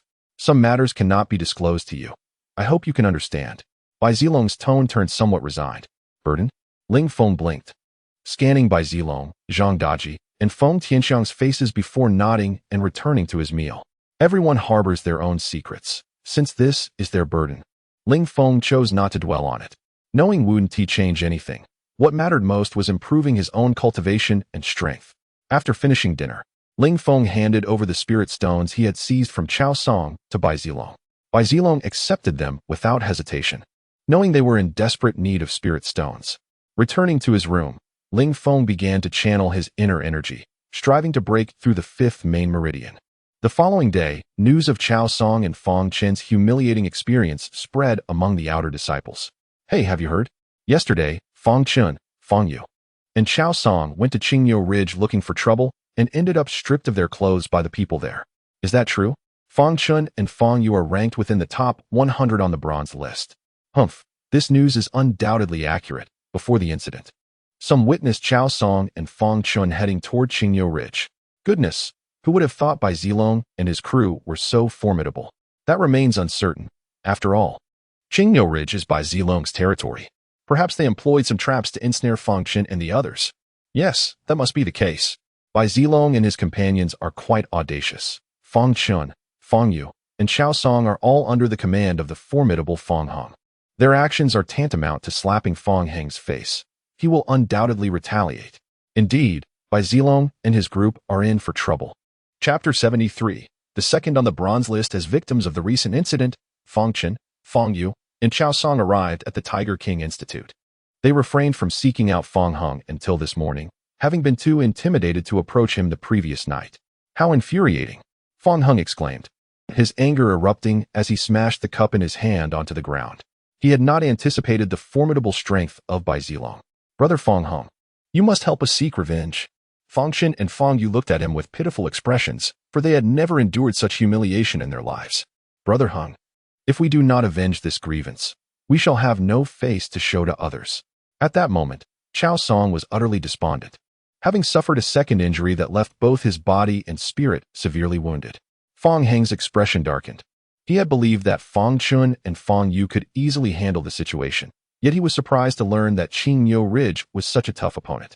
According to Feng Chun and Feng Yu, Bai Zilong's strength likely placed him within the top 20 on the bronze list. "Humph. Do those fools truly think I cannot handle them?" Feng Hung scoffed, his eyes glinting with cold light. The Feng family's influence was considerable, with many disciples in the Xianjian sect being members of their clan. Among the top 10 outer disciples on the bronze list, 3 hailed from the Feng family, with the most formidable being Feng Yu, who ranked second. Today, as events left Feng Hung feeling quite embarrassed. He was the Tiger King of Fuhu Mountain and the leader of the Tiger Alliance, yet he had been toyed with by a mere outer disciple in Lingwu Valley. The people from Qingyou Ridge dared to openly humiliate Feng Chun and the others, clearly intending to undermine Feng Heng's reputation. He could not swallow this indignation. If he did not find a way to restore their honor, he would surely be ridiculed by the other 3 major alliances. Looking at Chao Song and the Feng brothers, he said, "You all should return for now. This matter will not be left unaddressed. I will have Feng Yu take action." "Brother Feng Yu?" Feng Chun and Feng Yu's eyes immediately sparkled with hope. They were well aware of Feng Yu's prowess. Despite Bai Zilong's strong performance yesterday, they did not believe his strength could rival that of Feng Yu. In the top 100 of the bronze list, every 10 rankings formed a tier. Although Bai Zilong had not shown his full strength in the previous battle and could only rank between 20 and 30, Feng Yu was nearly at the pinnacle of the bronze list, second only to Luo Yunkong, who held the top position. Although the bronze list was not solely determined by individual combat ability, many powerful outer disciples remained unnamed on the list. For instance, Bai Zilong from Qingyou Ridge possessed the capability to easily overpower Feng Chun, who ranked 88th, and Feng Yu, who ranked 93rd. However, not all disciples on the bronze list were without merit. Feng Yu's combat skills could undoubtedly place him within the top 10 among all outer disciples.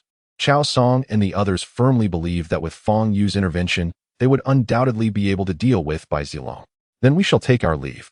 Feng Chun and the others slightly bowed to Feng Hung before departing. "Brother Hong, I never imagined that the fellows from Qingyou Ridge would be so audacious as to openly oppose you." The maid Su Ling furrowed her brow. Knowing that the Feng family had held significant power within the Xianjian sect for many years, and no one had dared to confront them so boldly. "Humph. A group of ignorant fools. Before long, they will vanish entirely from the Xianjian sect." Feng Hung snorted coldly, pulling Su Ling into his embrace before leaning down to kiss her. Su Ling wrapped her arms around his neck, responding passionately. Meanwhile, Ling Feng had entered the silkworm house to observe the silkworms. Not all silkworms could consume the mulberry leaves entirely, so he needed to clean up the leftover leaves and silkworm droppings in the morning. Upon entering, he noticed that the silkworms seemed to have undergone a transformation, with faint golden patterns appearing on their bodies. Though the patterns were dim, Ling Feng could still discern them. What could this mean? Could it be due to the golden-veined mulberry leaves they ate last night? Ling Feng pondered, picking up a silkworm to examine it closely, noting that its vitality appeared to have increased. Once he confirmed that the silkworms were unharmed, he felt relieved. These silkworms were his senior sister's treasures, and any issue would surely sadden her deeply. After cleaning the silkworm house, Ling Feng collected the leftover mulberry leaves and silkworm droppings and buried them under the mulberry trees as fertilizer. Having completed these tasks, Ling Feng resumed digging in the well he had started the previous day. By noon, he discovered that the soil in the mulberry garden had become dry once again. How strange. Why has the soil in the mulberry garden dried out so quickly? Ling Feng mused, scooping up a handful of dirt and then checking the leaves of nearby mulberry trees, only to find them wilting. If they did not receive water soon, they would surely drop. He turned to the pit he had dug, whispering, could it be because of that well? Ling Feng realized that as the well deepened, a significant amount of fire attribute spiritual energy emanated from its depths, which likely caused the rapid evaporation of moisture in the mulberry garden. Fortunately, I know the spirit rain technique. Otherwise, I would truly hesitate to continue digging this well. Ling Feng thought to himself, growing increasingly intrigued by the mysterious treasures beneath the surface. He formed hand seals and began to cast the spirit rain technique. As cloud formations appeared, a mysterious pressure descended from above. Ling Feng looked up to see another bolt of golden lightning strike into the clouds. This scene mirrored that of the previous day, and soon the clouds expanded, releasing a downpour of spiritual rain. However, today, the proportion of golden raindrops within the spiritual rain was higher than yesterday's, and the duration of the rain was longer by half a stick of incense. After the spiritual rain, the mulberry garden became vibrant once more, filled with rich spiritual energy that had coalesced into spiritual mist. The branches of an old mulberry tree had grown 2 inches long, emanating faint waves of spiritual energy, and the golden glow was significantly more intense than the day before. Ling Feng immediately jumped into the well, activating his unnamed qi refining technique to absorb the spiritual mist from the mulberry garden and the spiritual energy from the depths of the well. An hour later, Feng Yu, ranked second on the bronze list, arrived at the livestock room with Feng Chun, Feng Yu, and Chao Song. Feng Yu was tall and appeared somewhat slender, with a pale complexion that bore a sickly hue. Beneath his thick eyebrows, his eyes sparkled with brilliance. His high-bridged nose and thin lips lent him a rather cold demeanor. "Bai Zilong, come out!" Chao Song bellowed imperiously at the livestock room. Chapter 74. The Secret of Qingyo Ridge within the livestock room. Bai Zilong and his companions were startled by a commanding voice, their expressions darkening as they hastily made their way to the entrance. Upon encountering Feng Yu, Bai Zilong froze, retracting his foot that had already stepped outside the livestock room. Observing Bai Zilong's reaction, Feng Yu and Feng Chun narrowed their eyes slightly. At that moment, Zhang Daji and Feng Tianxiang also arrived at the front yard of the livestock room, momentarily taken aback upon seeing Feng Yu. It seemed apparent that Feng Heng was truly intent on their demise, having even sent Feng Yu to confront them. Zhang Daji regarded Feng Yu with a grim expression, fully aware of the latter's formidable prowess. "Bai Zilong, come out and face your end," Chao Song bellowed once more. "You fools, if you have the guts, come in and take me," Bai Zilong retorted, fixing his gaze on Chao Song before shutting the front gate with a decisive clang. This provoked an immediate fury in Chao Song, Feng Chun, and Feng Yu. They yearned to storm inside and teach Bai Zilong and his companions a severe lesson. Yet they lacked the courage to do so. "Brother Feng Yu, what shall we do now?" Feng Chun turned to Feng Yu, who had become their guiding light in this dire situation.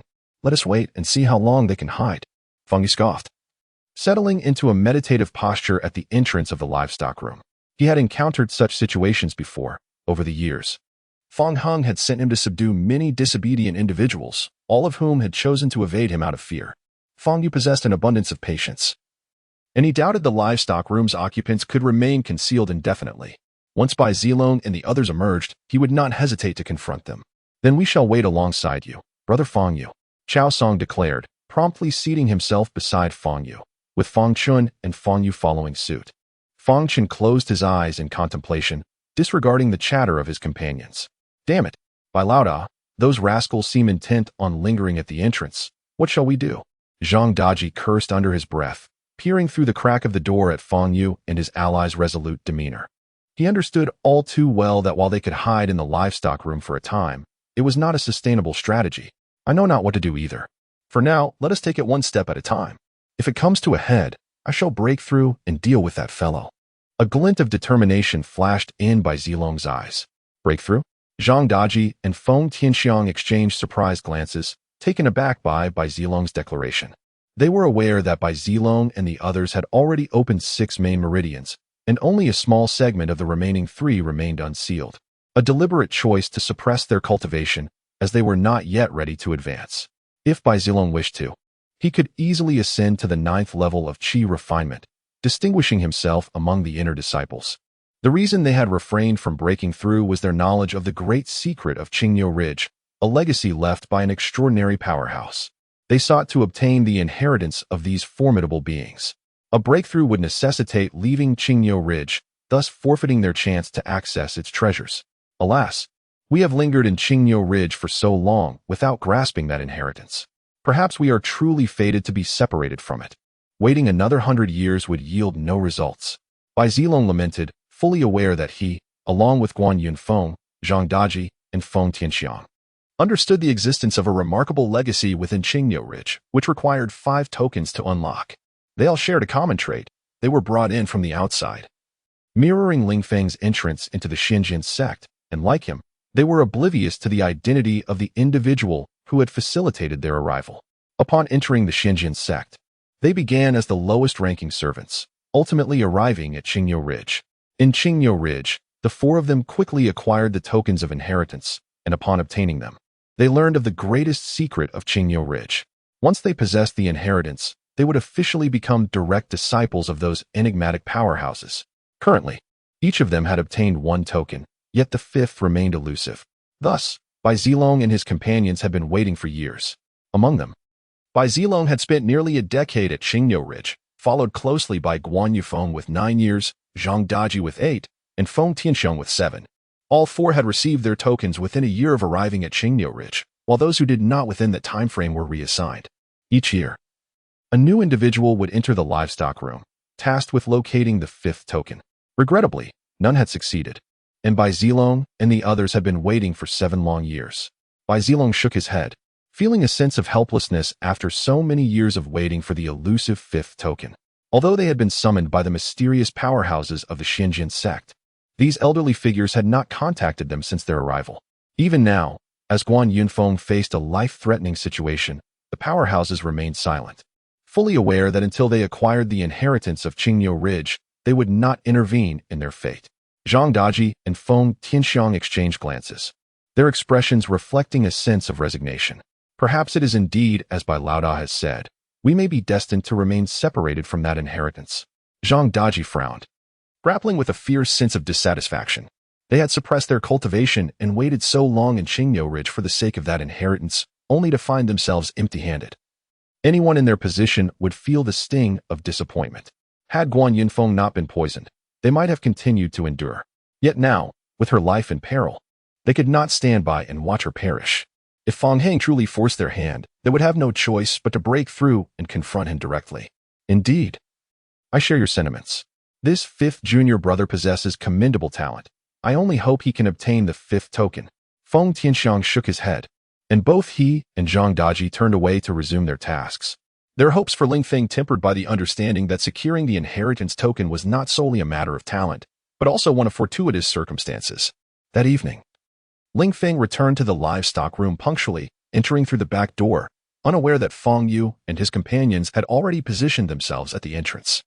The back door of the livestock room provided access to any corner of Qingyo Ridge, yet it would not permit an exit from the ridge. To leave, one had to traverse the small path at the front yard. According to the regulations of the Xinjiang sect, the territory surrounding the livestock room was designated as a production area, and unauthorized entry was strictly prohibited. Those who breached this zone faced severe consequences, far graver than mere physical altercations. There had been instances of inner disciples trespassing into the production area of the servant domain, resulting in their cultivation being forfeited and expulsion from the sect.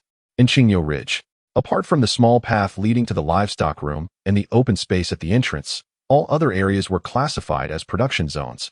Not even Feng Yu, let alone Feng Heng, would dare to intrude. Fifth junior brother, during this time, do your best to refrain from venturing outside. There are dangers lurking. Bai Zilong remarked casually to Ling Feng during dinner. Dangers? Ling Feng was momentarily taken aback, instinctively swallowing hard. The image of the black dog he had slain in the Black Dragon Gorge flashed through his mind, the taste of its flesh lingering in his memory. This, the fifth junior brother, referred to the dog spoken of by the elder brother, which was none other than Feng Heng's lackey. This time, Feng Heng had dispatched Feng Yu, ranked second on the bronze list, a formidable opponent whose strength was such that even the elder brother might struggle against him. This individual was currently stationed at the entrance, engaging in a stalemate with them. To avoid unnecessary complications, it would be prudent for you to remain indoors. Observing Ling Feng's gluttonous demeanor, Zhang Daji promptly interjected, concerned that Ling Feng might entertain inappropriate thoughts. Understood. I shall refrain from going out. Ling Feng nodded, then lowered his head to continue his meal. He had uncovered a significant secret in the mulberry garden. Utilizing the subterranean spiritual energy, he could rapidly enhance his cultivation. His thoughts were now consumed by this newfound opportunity. Feng Yu's blockade also reminded him of his encounters with Lin Bai at Camel Peak, a period he found difficult to reflect upon. After finishing his meal, Ling Feng retreated to his room, initiating the circulation of his internal true energy, striving to break through the sixth main meridian. While in the mulberry garden, his dantian had already accumulated an abundance of true energy. The following morning, Ling Feng rose early to gather mulberry leaves, tend to the silkworms, clean the silkworm house, dig a well, and practice his cultivation. Thus passed the days for Ling Feng. Meanwhile, Feng Yu and his companions were resolutely entrenched at the entrance, guarding it daily. They understood that this doorway was the sole passage for Bai Zilong and his group to descend the mountain. To leave, they must pass through this gateway. Chapter 75. The enigmatic, or 10 days later, the supplies in the livestock house were nearly depleted, particularly the salt, which had run out 2 days prior. Ling Feng gazed at the vegetables on the table, unable to suppress a frown. During this period, even the salted fish had been consumed. And they had not tasted salt for 2 days. Now, everything appeared unappetizing. To his dismay, he had not anticipated that the situation would drag on for so long. Zhang Daji gritted his teeth in frustration. Elder Bai, why don't the three of us charge out and confront that Feng Yu? Feng Tianxiang's expression was equally grim. That Feng Yu truly possesses remarkable patience. Bai Zilong's countenance darkened as well. While they could endure tasteless meals, the most pressing concern was that Guan Yunfeng's Tianyang Dan's medicinal potency was rapidly waning. They could only sustain her for another 5 days at most. After that, they must venture out to procure new Tianyang Dan, or they would be unable to suppress the cold poison within Guan Yufeng. Master brother, what shall we do? We need to find a way to get the second senior sister her medicine. Ling Feng lifted his gaze to Bai Zilong, who was equally aware of the dwindling potency of Guan Yunfeng's Tianyang Dan. Let us endure for now. We will devise a plan later. Bai Zilong clenched his teeth, understanding that Feng Yu's strength was formidable. Without a breakthrough, even if he, Zhang Daji, and Feng Tianxiang joined forces, they might not be able to overpower Feng Yu. Indeed, Ling Feng nodded and then lowered his head to continue his meal. After finishing dinner, he returned to his room as usual to cultivate. The next day, after completing his tasks, he went to the mulberry garden to summon rain. Now, when Ling Feng utilized the spirit rain technique, the cloud formation had expanded to a diameter of 300 meters, and with each rain he conjured, golden lightning descended from the sky. Under the continuous nourishment of the golden spiritual rain, the ancient mulberry tree finally sprouted new leaves. What struck Ling Feng as peculiar was that the leaves emerging from the old mulberry tree were of a myriad of colors, each leaf appearing translucent, with what seemed to be a flowing luminescence within. What kind of mulberry tree is this? Why do the leaves grow so slowly?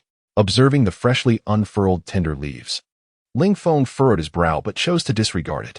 At this rate, it would take at least 5 more days before the leaves could be harvested. He descended into the well and resumed digging. He had now excavated the well to a depth of 10 meters, and the soil grew increasingly hard the deeper he went. The temperature at the bottom of the well had reached 40 degrees Celsius, and standing there, Ling Feng felt as though he was amidst a steam furnace. However, he did not waver. The fire's spiritual energy at the well's bottom was far denser than before. Cultivating there, the energy he absorbed was equivalent to half the speed of directly refining spiritual stones with the incense burner.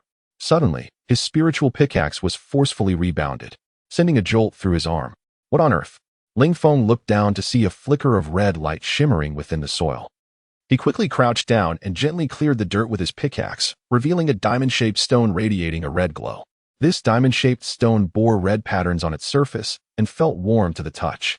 Ling Feng examined it closely, noticing that the stone's patterns were as crystalline as the veins on a mulberry leaf, with the red light emanating from these intricate designs. At that moment, he sensed a slight tremor emanating from the incense burner within his dantian. Is that so? Ling Feng was momentarily taken aback, then with a thought. The incense burner instantly appeared in his palm. He pondered whether the burner could refine this stone. With this thought in mind, Ling Feng opened the lid of the incense burner, placed the stone inside, and closed the lid. With a hiss, the incense burner transformed into a green light, diving into his palm and returning to his dantian. What? Ling Feng was startled by this sudden change. Previously, when he refined spiritual stones, the incense burner operated externally. He had never dared to store it within his dantian for refining, fearing a misstep could lead to catastrophic consequences. Yet now, after consuming the stone, the burner had returned to his dantian on its own. In shock, Ling Feng attempted to summon the burner back, but at that moment, he felt a wave of warmth manifesting within his dantian, quickly spreading through his meridians. This sensation was familiar to him, reminiscent of the heat generated after absorbing fire attribute's spiritual energy, but now it was several times more potent and continuously amplifying. Damn it! Come out! Ling Feng cursed inwardly, desperate to summon the incense burner, but it seemed unresponsive. The burner slowly rotated within his dantian, releasing wisps of red mist that streamed into his meridians. Instinctively, Ling Feng activated the nameless qi refining technique. As he did, the burner's rotation quickened, and the red mist overflowing from it became increasingly dense. This red gas, infused with rich fire attribute spiritual energy, relentlessly washed over his meridians, causing waves of searing pain to surge through him. Ling Feng gritted his teeth, letting out a roar of frustration as he fiercely refined the fire attribute spiritual energy. The energy was overwhelming. The 5 meridians he had already opened quickly filled to capacity, and he sensed them nearing the brink of bursting. He promptly directed his internal qi to impact his 6th primary meridian. As his qi surged into the 6th meridian, it felt like a flood breaching a dam, rapidly consumed by the dry expanse of a desert, providing Ling Feng with some relief. Within his dantian, the red mist continued to pour forth from the burner, and it appeared even more refined than before, with the fire attribute spiritual energy contained within becoming increasingly domineering. Ugh! Ling Feng gritted his teeth, enduring the immense agony radiating from his body, his muscles swelling, and veins bulging on his forehead as if worms squirmed beneath his skin. Drops of sweat streamed from his pores as his body trembled from the intense pain. Time passed agonizingly. After about half a stick of incense, his body began to numb. Although the red mist continued to intensify, he felt less pain, though his mind grew somewhat disoriented. I must not relax for a moment. Ling Feng gritted his teeth, focusing intently as he pushed the nameless qi refining technique to its limits, fervently refining the red mist. The mist rapidly transformed into pure qi. Chapter 76. Petals in the Flames. Ling Feng guided his vital energy, gradually refining his body. After approximately half an hour, the red mist emanating from the incense burner began to diminish, until it completely vanished after an hour. At last, it was over. Ling Feng exhaled slowly, feeling utterly fatigued, and lay weakly at the bottom of the well, closing his eyes and swiftly succumbing to slumber. During the process of refining the red mist, he had endured immense suffering, an inhumane agony that incessantly stimulated his nerves and tested his willpower. Under such circumstances, anyone's soul would easily grow weary. Ling Feng's spirit was already exhausted, leading him to quickly drift into a deep sleep, the best remedy for soul restoration. However, even as he slumbered, the nameless cultivating technique within him continued to operate smoothly. The fire attribute spiritual energy at the bottom of the well was slowly absorbed into his body, ultimately being refined into vital energy. An hour later, Ling Feng stirred awake. Opening his eyes and standing up, he twisted his neck, producing a series of crackling sounds. After stretching his body, he promptly closed his eyes again to introspect. With a flicker of thought, he attempted to summon the incense burner once more. This time, it appeared immediately. With a sigh of relief, Ling Feng gazed at the incense burner in his palm, recalling the events from the previous night, still haunted by the memory. At that moment, he had feared he would never regain control over the burner. It seemed the incense burner had slipped from his grasp only after consuming the mineral. Ling Feng mused internally as he opened the lid of the incense burner. Peering inside, he discovered the mineral he had placed there the night before was gone, replaced by a pool of red liquid at the bottom. This liquid, reminiscent of water, was not viscous. He shook the incense burner gently, causing the red liquid to ripple slightly. What purpose might this red liquid serve? Ling Feng pondered, his gaze landing on the spiritual hoe at his feet. The red liquid reminded him of the time at Hongmeng Gorge when he had placed the firebird egg given to him by Chun Sanbao into the incense burner, resulting in a similar red liquid that had formed perfect fire attribute patterns on the table. Let us experiment and see if it can generate fire attribute patterns. Ling Feng promptly seated himself and dripped a drop of the red liquid onto the spiritual hoe. Hiss! As the drop of red liquid landed on the hoe, a flash of crimson light ignited, the liquid spreading like water on cotton fabric. Wherever the red liquid spread, the dirt and rust on the hoe fell away, revealing the original patterns etched upon it. Gradually, red lines began to form on the surface of the hoe, ultimately covering it entirely with intricate crimson patterns. These red patterns shimmered like the cosmos, glimmering with a subtle luminescence, so exquisite that gazing at them for too long seemed to ensnare one's spirit. The fire attribute spiritual energy from the well began to converge towards the hoe, ultimately being absorbed by the red patterns. Ling Feng suddenly shook his head. Snapping back to reality, and could not help but burst into boisterous laughter. Ha ha ha. I have struck gold, struck gold. Previously, at Hualong Gorge, he had known that the special liquid produced by the incense burner could give rise to patterns, but he had always been unaware of what materials could refine such a liquid. Now, this red mineral, transformed by the incense burner into liquid, could indeed generate patterns. Before, the spiritual hoe in his possession was merely a first-tier, fourth-grade treasure, adorned with 4 layers of patterns, but now it had acquired 5 layers. Ling Feng gripped the hoe and infused it with his vital energy. Buzz! The patterns on the hoe illuminated instantly, and Ling Feng distinctly felt the aura emanating from the hoe was significantly stronger than before. He wielded the hoe and began to dig into the bottom of the well. Hiss! The hard bottom of the well yielded easily to the hoe, sinking about 3 inches deep. Excellent! The power had indeed increased considerably. Ling Feng's heart soared with joy as he vigorously wielded the hoe. Previously, digging to this depth had been arduous, with each additional inch proving to be a tremendous challenge. However, with the upgraded hoe in hand, his excavation speed had improved significantly. Suddenly, Ling Feng felt the hoe strike something hard, the immense recoil causing a tingle in his wrist. He quickly crouched down to inspect, discovering a flicker of red light where he had struck. He gingerly cleared the surrounding dirt with the hoe. As the earth was removed, the red glow intensified, revealing yet another red mineral, seemingly of superior quality compared to the previous one. Aha! I've hit the jackpot. Ling Feng rejoiced, his excitement causing him to dance with glee as he carefully excavated the mineral with the hoe. This mineral, about half the size of his palm, weighed nearly 2 pounds. Once he extracted this mineral, he noticed that the bottom of the pit still shimmered with red light. Upon closer inspection, he realized the area below was entirely filled with minerals clustered together like crystals. Breathless with exhilaration, Ling Feng gazed at the minerals, feeling as though he had truly struck it rich this time. Calming his racing heart, he immediately resumed digging, unearthing one mineral after another. 1, 2, 3. As he continued to extract the minerals, he felt the temperature at the bottom of the well rise rapidly. At this point, he could easily pry the minerals from the ground with just his hands, no longer needing the hoe's assistance. Layer upon layer, the deeper he dug, the smaller the minerals became, yet their purity only increased. In less than the time it takes for a stick of incense to burn, Ling Feng had unearthed over 100 minerals, stacking them at the bottom of the well. Ling Feng was not in a hurry to refine these minerals. He had become somewhat addicted to mining. After another stick of incense had burned, the temperature at the bottom of the well approached 50 degrees, and he was drenched in sweat. The minerals he had uncovered glistened like jade, devoid of any impurities. Holding them felt as smooth as warm jade, with a delicate texture. Finally, Ling Feng spotted a crystalline wall, its clarity allowing glimpses of red light flickering within, reminiscent of a roaring flame.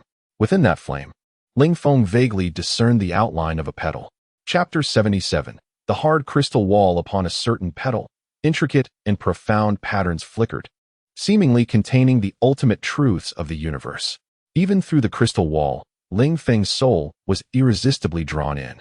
In an instant, he found himself engulfed in a sea of flames, transformed into a small vessel adrift amidst the inferno, until a colossal wave surged forth, threatening to engulf him entirely. No, Ling Feng shouted, abruptly regaining his senses, only to realize he had momentarily succumbed to an illusion. Though the duration was brief, he felt utterly drained. Staring at the crystal wall while recalling the terrifying sensation of being engulfed by flames, a wave of dread washing over him. What exactly lies within this crystal wall? Pondering this, he seized his spiritual pickaxe and struck the crystal wall. Bang! A formidable force rebounded the pickaxe, causing dozens of runes to flake off, and even warped the tool, yet the crystal wall remained unscathed. How remarkably resilient. Given my current strength, it seems impossible to breach this crystalline barrier. Ling Feng was astounded, never anticipating that this wall, as thin as an eggshell, would possess such formidable defensive capabilities. However, there was no need for haste. This place was a secret known only to him. With the abundance of ores he had gathered, once he refined them, he should be able to ascend to the 6th level of Qi refinement, at which point breaching this wall would be within his grasp.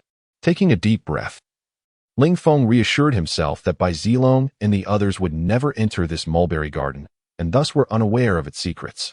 With this thought, he felt at ease, summoning the incense burner and placing 3 ores within it. The burner transformed into a streak of azure light, returning to Ling Feng's dantian. Hiss! A copious amount of crimson mist immediately overflowed from the incense burner, and Ling Feng sat cross-legged at the bottom of the well, commencing the process of refining this mist. Although these ores contained a significant amount of fire attribute spiritual energy, they were still somewhat inferior to spirit stones. Moreover, the sixth meridian's tributaries were wider and contained more impurities than the fifth, necessitating greater true energy to fully open the sixth meridian. This time, due to both the quantity and quality of the ores, the spiritual energy released by the incense burner was much denser than before. After the initial spiritual energy tempering, Ling Feng's meridians exhibited a robust resistance to the influx of fire attribute energy. His physique was inherently strong. Having consumed the 9-colored eye salamander in the caverns of Camelback Ridge, he harbored a potent life force within. This exceptional adaptability allowed him to withstand the simultaneous refining of 3 ores. An hour passed, and the 3 ores were completely refined.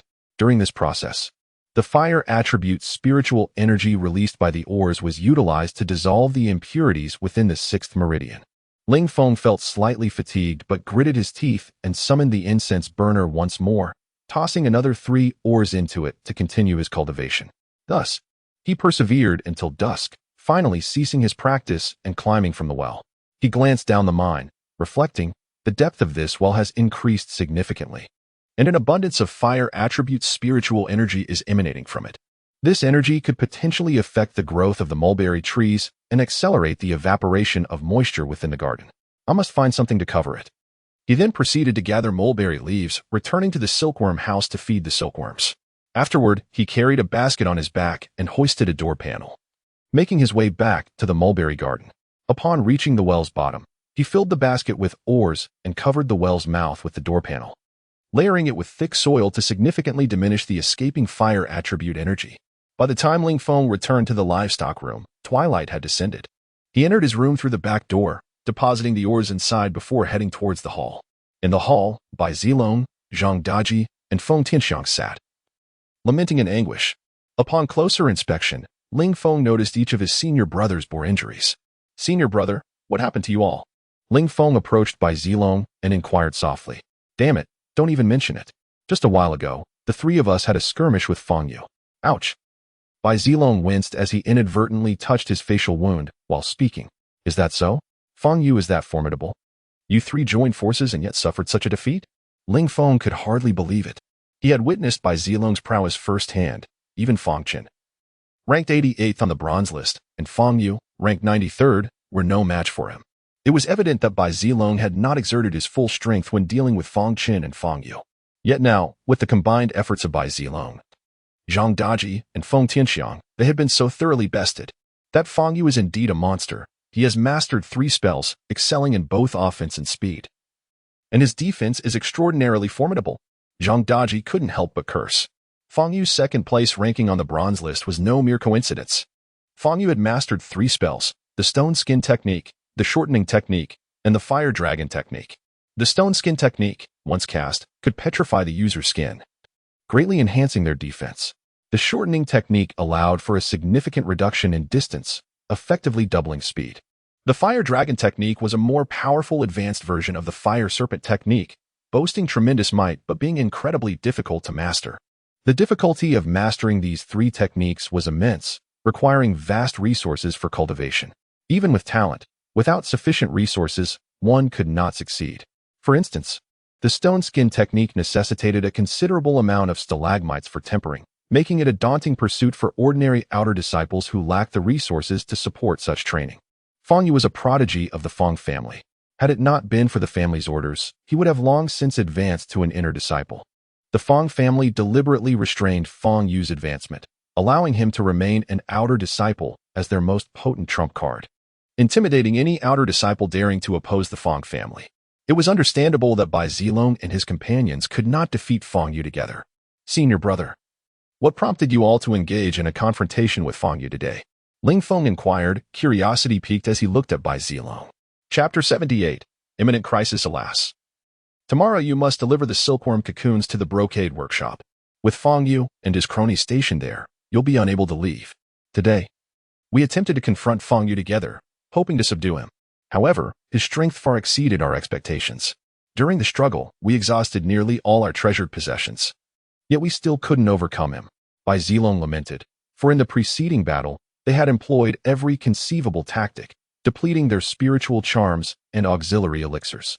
Yet, in the end, Feng Yu utterly routed them. Feng Yu's power is truly terrifying. Had Bai Zilong and the others not possessed those spiritual charms and elixirs, they would never have escaped. Moreover, during their assault, only Feng Yu engaged them, while Chao Song, Feng Chun, and Feng Yu remained idle. Presently, Bai Zilong and his companions are deeply concerned. If Ling Feng fails to deliver the silkworm cocoons to the brocade workshop on time, the sect will undoubtedly punish Guan Yunfeng. Therefore, they must devise a means to surmount this predicament. Is that so? Ling Feng's brow furrowed slightly, acknowledging the gravity of the situation. He knew that Guan Yunfeng was obligated to deliver a certain quantity of silkworm cocoons to the brocade workshop each month, a fundamental aspect of her duties. And without resolving the issue with Feng Yu, even if they managed to leave, their return would be far from assured. At present, even Bai Zilong and the others are powerless against Feng Yu, let alone Ling Feng. Ling Feng approached the entrance of the animal husbandry compound and observed Feng Yu reveling with Feng Chen, Feng Yu, and Chao Song. For the past few days, Feng Yu and his cohorts had erected a tent beneath the large tree outside the compound and even set up a small stove. The four of them were currently enjoying a hot pot, thoroughly immersed in their revelry. Each day, other outer sect disciples from the Feng family would deliver delicacies to Feng Yu and his companions. These days, Feng Yu and his group have been indulging in lavish feasts, discarding various wine jars, bones, and refuse directly at the entrance of the animal husbandry compound. Chao Song and the others even relieved themselves at the entrance, creating a foul stench. As Ling Feng opened the compound gate, a wave of putrid odor assaulted his nostrils, accompanied by a swarm of buzzing flies. Feng Yu and his companions turned their gaze towards Ling Feng. Haha, Ling Feng, what are you gawking at? Why don't you come out here if you dare? Chao Song immediately bellowed at Ling Feng. Half an hour prior, Feng Yu had thoroughly thrashed Bai Zilong, Zhang Daji, and Feng Tianxiang, much to Chao Song's delight. Chao Song, don't be so smug. If I find an opportunity, I'll make sure to teach you a lesson, Ling Feng retorted, glaring at Chao Song and Feng Yu before slamming the compound gate shut. They won't be able to hold out for much longer. Otherwise, those three fellows, Bai Zilong, wouldn't have emerged today to contend with me, Feng Yu remarked, a faint smile playing on his lips as he regarded the closed compound gate. He possessed ample time and was in no hurry. Indeed, they must be quite anxious now, Feng Yu chimed in, nodding vigorously before raising his wine cup and ingratiatingly addressing Feng Yu. Brother Feng Yu, allow me to offer you a toast. Come. Let me also propose a toast to Brother Feng Yu. It was so gratifying to witness Bai Zilong, Zhang Daji, and Feng Tianxiang howling in agony as Brother Feng Yu pummeled them. Feng Chen added with a grin, the pent-up resentment within him finding release in today's encounter, elevating his spirits. Haha, I must also toast Brother Feng Yu, Chao Song exclaimed, raising his wine cup towards Feng Yu. Feng Yu smiled, clinked his cup against those of Feng Chun and the others, and then raised it in a hearty toast. Their gleeful laughter echoed across the neighboring hills. During this period, the outer sect disciples of Azure Cloud Peak had become aware of the offense that the individuals from the Green Bull Ridge animal husbandry compound had caused to Feng Hong. Alas, Bai Zilong and his companions are finished. Indeed, Bai Zilong isn't foolish, so I wonder why he would risk offending Feng Hong for the sake of that Ling Feng. Just what is Ling Feng's background? The outer sect disciples from the surrounding hills, observing Feng Yu and his entourage at the entrance of the Green Bull Ridge animal husbandry compound, couldn't help but engage in hushed discussions, feeling a sense of pity for Bai Zilong and his companions. After all, many of them had amicable relationships with Bai Zilong and his group. However, the individual whom Bai Zilong and his companions had offended was far too formidable. Even those who were on good terms with Bai Zilong dared not extend a helping hand at this juncture. These fellows are far too arrogant, Ling Feng exclaimed upon returning to the living room, unable to suppress his anger. He turned to Bai Zilong and inquired, Senior brother, are the individuals from the law enforcement hall of the Profound Sword sect indifferent to the excessive behavior of Feng Yu and his cohorts? The law enforcement hall? Don't place any hope in them. The Profound Sword sect has never been strict in regulating disputes among disciples. While Feng Yu's actions may seem excessive to you, they are perfectly normal in the eyes of the sect's higher-ups. The cultivation world outside the Profound Sword sect is even more ruthless and incomprehensible than within. This is the reality, and no one is to blame but oneself for lacking sufficient strength. Bai Zilong scoffed, shaking his head with a helpless expression.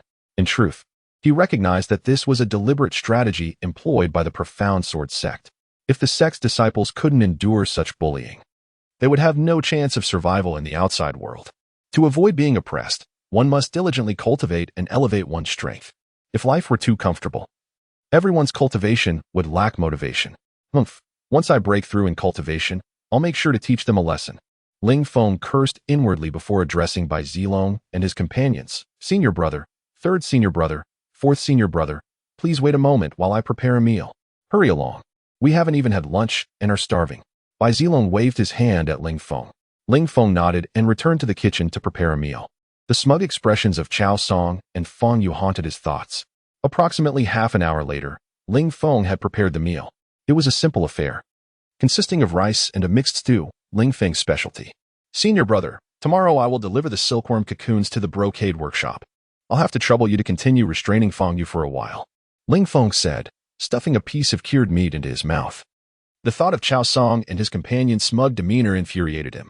No, that's too perilous. Even if the three of us exert our utmost effort, we can only restrain Feng Yu temporarily. Moreover, they also have Feng Qin and Feng Yu. You won't be able to defeat them. Bai Zilong placed his chopsticks down and looked at Ling Feng with a solemn expression. Chapter 79. The sixth level of Qi refinement. It is inconceivable that I cannot evade Feng Qin and Feng Yu. Escaping is undoubtedly within my capabilities. Ling Feng glanced at Bai Zilong and the others, a faint smile gracing his lips, as he harbored great confidence in his ability to flee. Fifth junior brother. Those individuals are ruthless. One misstep could cost us our lives, Bai Zilong remarked gravely, fully aware that Ling Feng was only at the fifth level of Qi refinement, while Feng Qin and Feng Yu had both reached the pinnacle of the sixth level. The disparity between them was monumental. Senior brother, is it truly as dire as you suggest? Would they really dare to take a life? Ling Feng furrowed his brow, cognizant that although the higher-ups of the Xianjian sect tacitly permitted internecine conflicts among disciples, they strictly forbade any incidents resulting in mortal harm. What do they have to fear? Feng Heng is backed by the Tiger Alliance and the Feng family, whose roots in Qingyun Peak run deep. Even the sect master harbors trepidation towards their clan. They have claimed the lives of many disciples over the years. Bai Zilong's face flushed with indignation. Rest assured, senior brother, my cultivation may only be at the fifth level of Qi refinement, but my ability to escape is formidable. I should be fine. If we fail to deliver the cocoons on time, the higher-ups will surely cast blame upon us. With the current situation of our senior sister, she will undoubtedly be reassigned from the livestock room, and we shall be unable to care for her. Ling Feng was genuinely concerned for Guan Yunfeng's safety. Having been in this place for quite some time, he regarded her as family, and he could not guarantee that he would recover fully upon breaking through to the foundation establishment stage. What if he could not recover at all? Or if his recovery was inadequate? Thus, to safeguard against any eventuality, he was determined to ensure Guan Yunfeng's survival. Very well, let us make another attempt tomorrow. Bai Zilong nodded slightly, recognizing that they had no other options. If Ling Feng could successfully descend Qingniu Ridge the following day, they would alleviate their immediate crisis. Indeed.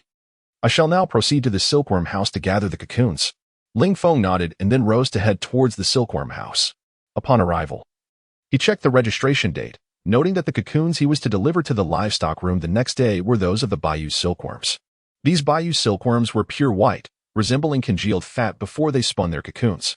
The silk they produced was as lustrous as jade, and their cocoons differed from the typical oval shape. They were spherical, resembling adorable, fluffy balls. Among this batch of Bayou cocoons, a portion was golden, the result of the silkworms consuming leaves infused with golden veins.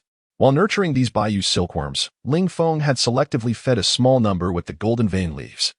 True to his expectations, these silkworms underwent a transformation, producing golden silk as a result. Ling Feng picked up a golden cocoon and tugged at the golden silk on its surface, discovering that its resilience surpassed that of the white cocoons by more than fivefold.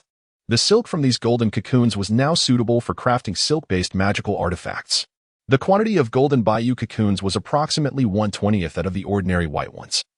As the golden leaves were scarce, and the silkworm house housed numerous other varieties of silkworms, Ling Feng had selected a small portion of each variety to feed with the golden leaves. What could be the value of these golden cocoons? Ling Feng pondered as he began to harvest the cocoons, placing them into burlap sacks. He separated the golden cocoons from the white ones and, once finished, carried them back to his room.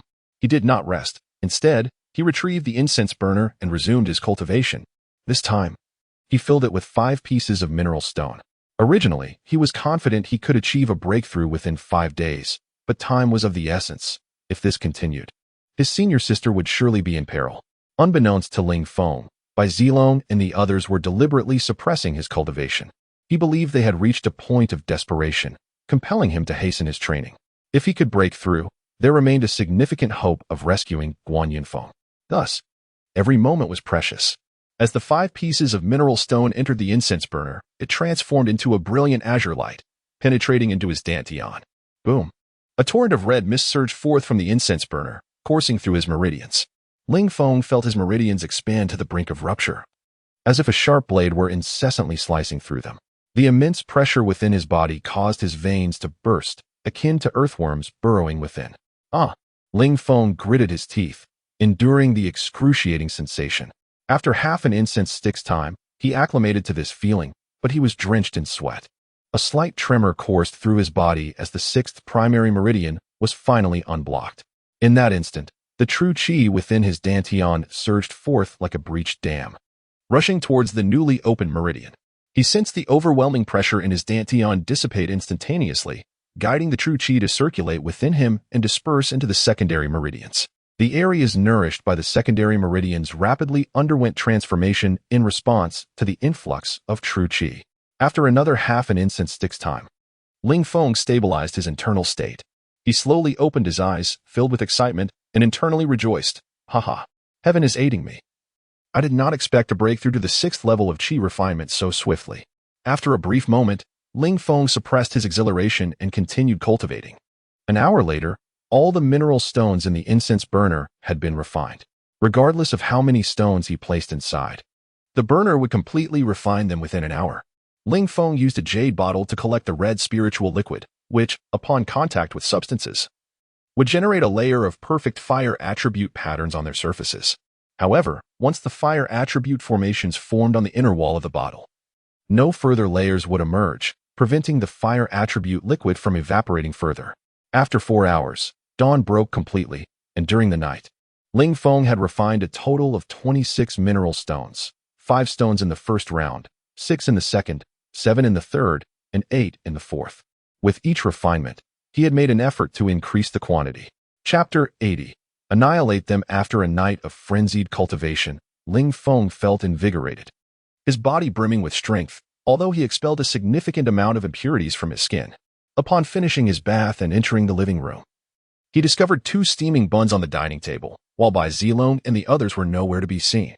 Ling Feng understood that Bai Zilong and his companions had gone to work. After all, unlike Feng Yu and his group outside, they had to toil diligently. Bai Zilong and his companions labored in the livestock house, enduring hardship, yet their monthly stipends far exceeded those of the ordinary outer disciples. Managing the livestock in the livestock house was their fundamental duty, which they had to fulfill. Failure to do so would surely attract the sect's punishment. Ling Feng picked up a bun and began to eat.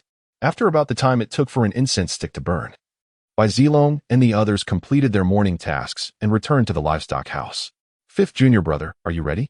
Bai Zilong asked Ling Feng, his expression solemn. Yes.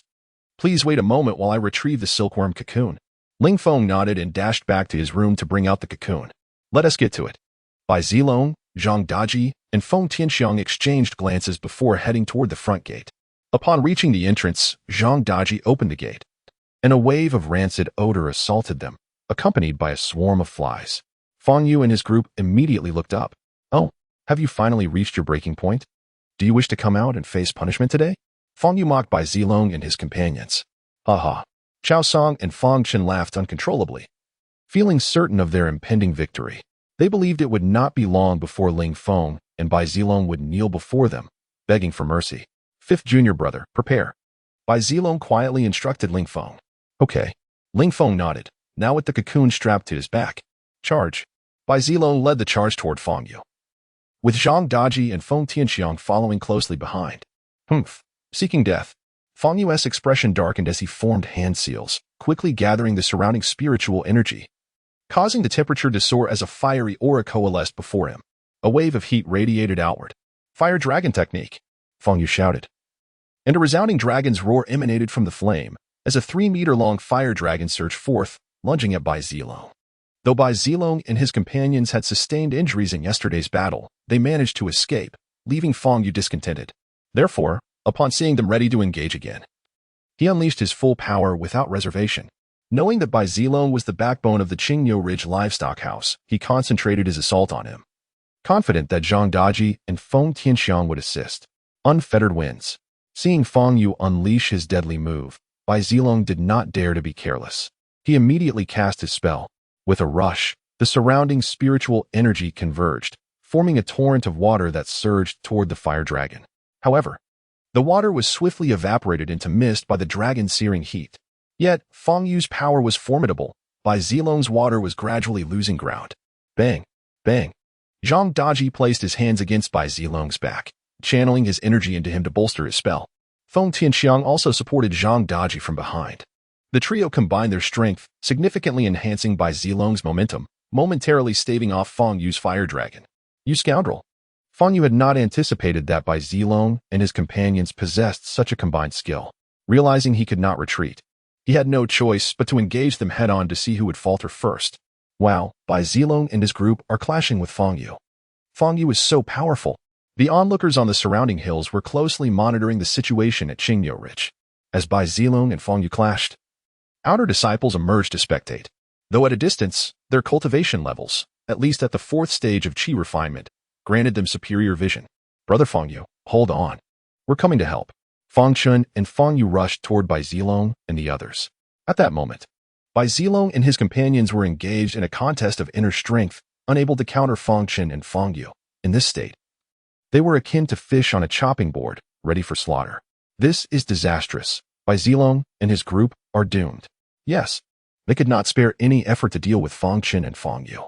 The outer disciples on the opposite hill watched in concern for Bai Zilong and his companions. Ha ha ha, Bai Zilong, prepare to meet your end. Feng Chun leaped high into the air and shouted, Earth Spike. As he descended, the ground rippled like water upon impact, sending waves radiating outward in a fan shape toward Bai Zilong and his companions. At that moment, Ling Feng's figure descended from the sky, landing beside Bai Zilong. He stomped on the ground with great force, sending a wave of dark energy spreading outward, colliding with Feng Chun's earth waves. Boom! The ground between them was uprooted by the immense power, sending a shower of dirt and stones flying. Fifth junior brother, don't worry about us. Just leave. Bai Zilong shouted at Ling Feng. Trying to escape? Not a chance. Feng Yu, seeing Ling Feng's arrival, immediately waved his hand, sending a jade vial hurtling toward Ling Feng. Ling Feng recognized the vial from when Bai Zilong and Feng Chun had battled. He knew it contained a special gas capable of instantly freezing Bai Zilong's water into ice. However, facing the vial, Ling Feng did not flinch. His expression hardened as he channeled his internal energy, enveloping his fist, and struck the vial.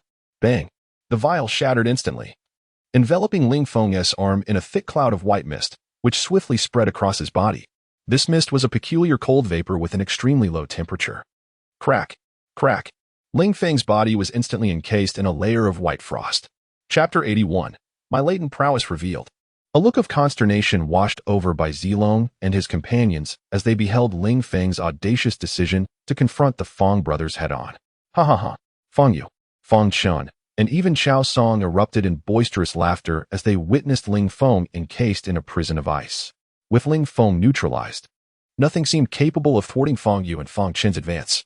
Damn it, I've got to do something, Bai Zilong muttered through gritted teeth, poised to unleash the latent power within him and transcend his current limitations. However, at that precise moment, an overwhelming aura emanated from Ling Feng, shattering the icy shackles that bound him. In the blink of an eye, Ling Feng materialized before Feng Yu, his fist aimed squarely at his chest. Having mastered only the spirit rain technique, Ling Feng was typically limited to martial arts and his incense burner in combat. Yet, reluctant to unveil his treasured artifact, he resorted to the art of fisticuffs. What? Feng Yu exclaimed in disbelief, having presumed Ling Feng utterly immobilized by his icy projectile. To his astonishment, Ling Feng appeared unscathed. Now face to face with Ling Feng, Feng Yu found himself with no recourse but to activate his protective talisman. A translucent barrier materialized, shielding Feng Yu from harm. Ling Feng's fist collided with the energy shield. Bang!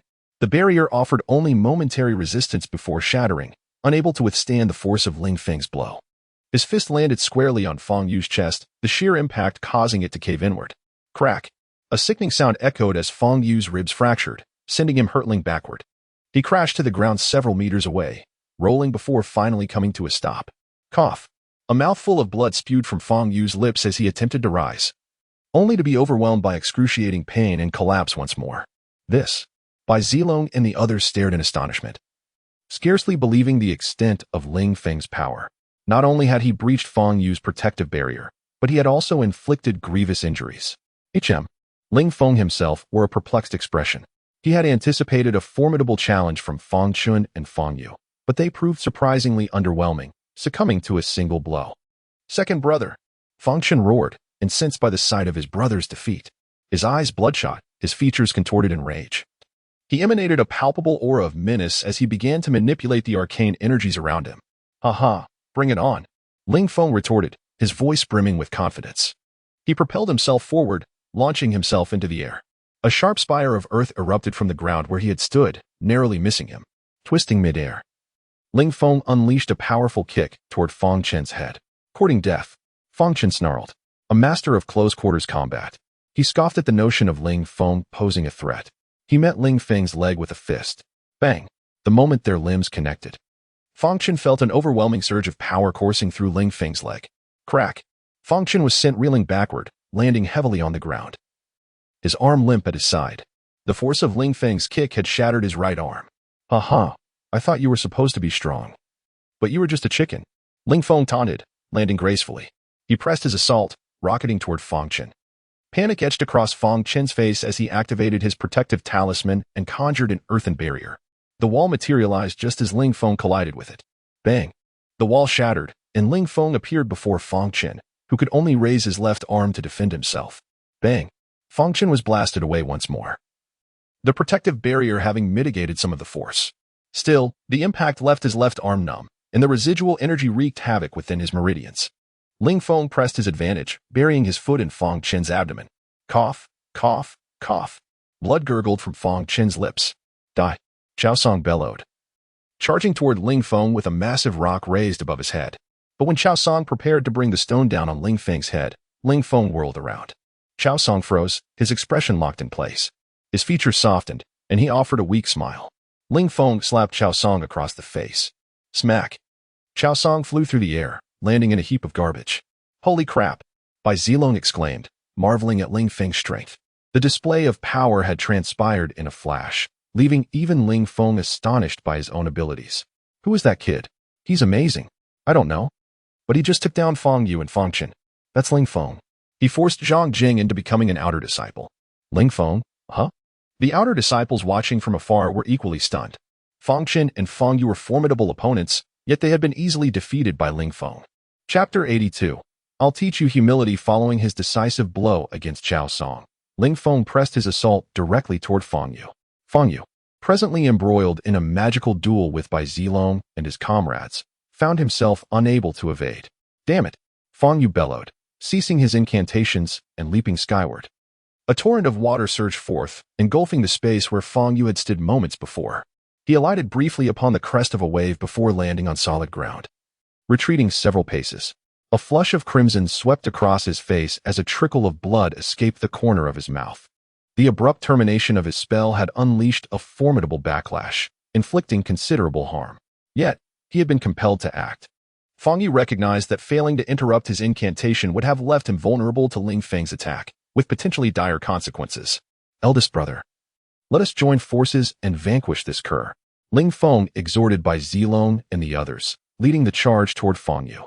Indeed, Bai Zilong and his companions, invigorated by the prospect of retribution for yesterday's brutal defeat, surged forward alongside Zhang Daji and Feng Tianxiang.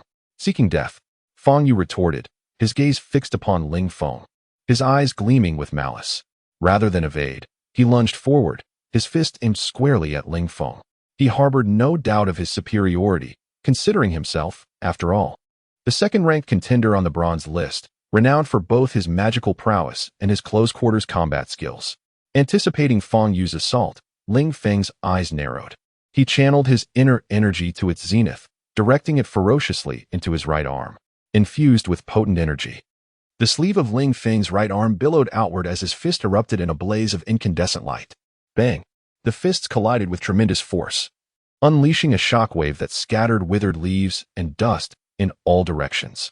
Ling Feng was hurled backward 4 or 5 meters, stumbling several steps before regaining his footing, his right arm trembling slightly. Feng Yu, too, recoiled, retreating 3 paces. At that moment, Bai Zilong and his comrades encircled Feng Yu, raining blows upon him. Feng Yu's countenance shifted as he hastily wove hand seals, bellowing, "Stone skin." Shoo! His skin shimmered with an ethereal glow, then hardened into stone. Bang, bang, bang. As Bai Zilong and the others pummeled Feng Yu, intricate patterns illuminated his petrified skin, emitting a powerful repelling force that sent Bai Zilong and his companions flying.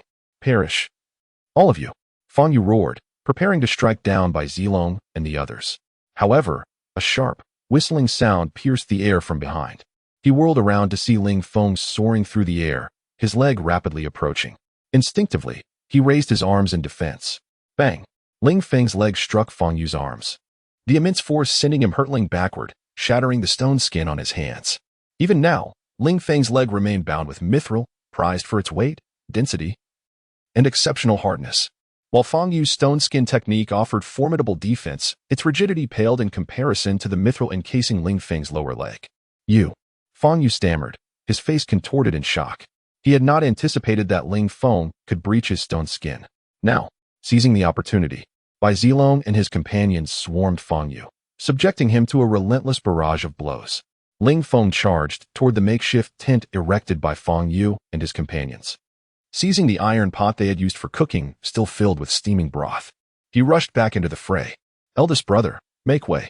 Bai Zilong and the others, spotting Ling Feng bearing down on them with the iron pot, swiftly moved aside. Feng Yu, disoriented by the onslaught from Bai Zilong and his comrades, seized the moment to catch his breath. However, as he looked up, he beheld Ling Feng brandishing the iron pot, charging directly at him. Before he could react, Ling Feng hurled the scalding broth upon him. Splash! The hot liquid engulfed Feng Yu, splattering vegetables and noodles across his face. Despite the protection of his stone skin, Feng Yu howled in agony, scalded by the boiling broth. But Ling Feng was not yet finished. He swung the iron pot, bringing it down upon Feng Yu's head. Bang! The iron pot shattered upon impact, lodging around Feng Yu's neck. Ling Feng seized the opportunity to deliver a kick to Feng Yu's abdomen, disrupting his internal energy flow. Feng Yu's stone skin crumbled instantly. "Blocking our path? I'll teach you." Ling Feng rained blows upon Feng Yu, his animosity fueled by his past experience with Lin Bai at Camelback Ridge. Bai Zilong and the others joined in the assault. "Stone skin? Feng Yu, were you not so formidable? Did you not boast yesterday that we could not harm you, no matter how we struck you?" Bai Zilong taunted as he pummeled Feng Yu. "Damn you, I'll kick you to death. Didn't you say yesterday that we couldn't even touch the hem of your garment?" Zhang Daji seethed, his blows carrying palpable force, fueled by the humiliation they had endured at Feng Yu's hands. "You trash, Feng Yu. Didn't you claim you could defeat the 3 of us with one hand? I'll show you arrogance." Feng Tianxiong roared, directing his kicks with unrestrained fury toward Feng Yu's face. Under the relentless assault of Ling Feng, Bai Zilong, and their comrades, Feng Yu's cries of agony echoed across Green Bull Ridge. Heavens, this is utterly insane. The outer sect disciples observing from the neighboring peak were utterly aghast.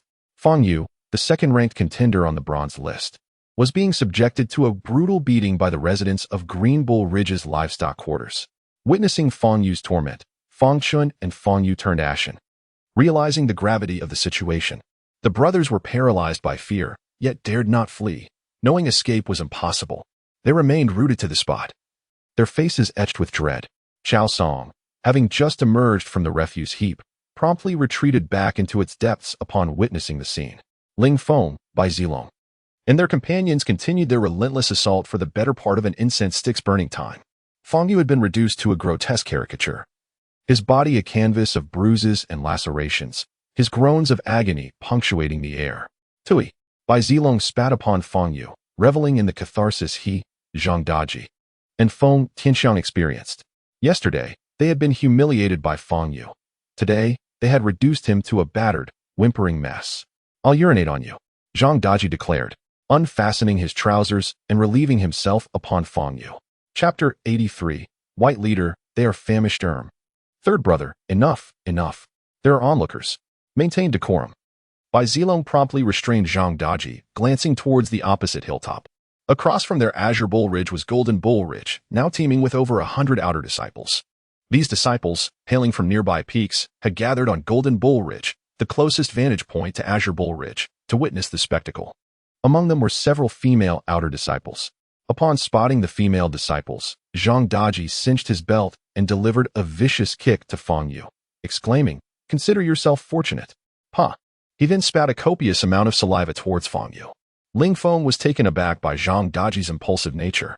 Nevertheless, he mentally noted the tactic of urinating on someone as a particularly effective means of humiliation. Pa! Feng Tianxiang echoed, adding his own spittle to the mix. Ha ha! Bai Zilong erupted in hearty laughter, his gaze settling on Ling Feng. Fifth brother, commendable. I never imagined you possessed such formidable strength. Indeed, had we known of your prowess, we would have acted last night. Your fourth brother wouldn't have had to suppress his resentment until today. Feng Tianxiang chimed in, grinning at Ling Feng. Exhilarating. Observing Feng Yu writhing on the ground, Feng Tianxiang exhaled deeply, then approached Ling Feng, draping an arm around his shoulders. I dare say, no one among the outer disciples will dare provoke us henceforth. Precisely. Who dares challenge us? Bai Zilong's eyes narrowed slightly. With the four of them, including Ling Feng, their combat prowess was unparalleled. Among the outer disciples, only Luo Yukong, the top ranked on the bronze list, could rival them. Confounded. Bai Zilong and his ilk have been concealing their strength so adeptly. That Ling Feng is remarkably formidable. He's been an outer disciple for less than 3 months. Yet he can already trounce Feng Chun and Feng Yu, and even hold his own against Feng Yu. Truly a prodigy. Indeed, Ling Feng is a veritable genius. Why do we lack such talent on Golden Bull Ridge?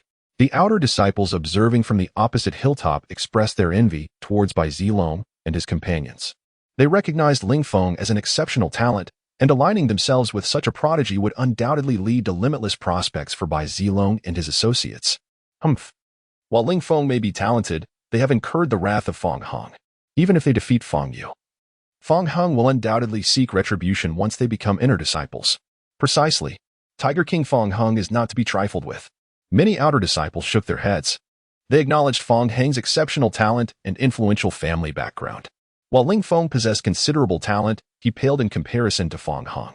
Ling Feng glanced at Feng Chun and Feng Yu before addressing Bai Zilong. Eldest brother, handle the aftermath. I shall retrieve the cocoons and proceed to the brocade workshop. Very well, proceed with caution. Bai Zilong nodded, his spirits buoyed.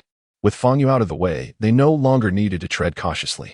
They had previously fretted over Ling Feng's safety, but it now appeared their concerns were unfounded. Ling Feng's current strength likely placed him among the top 3 on the bronze list.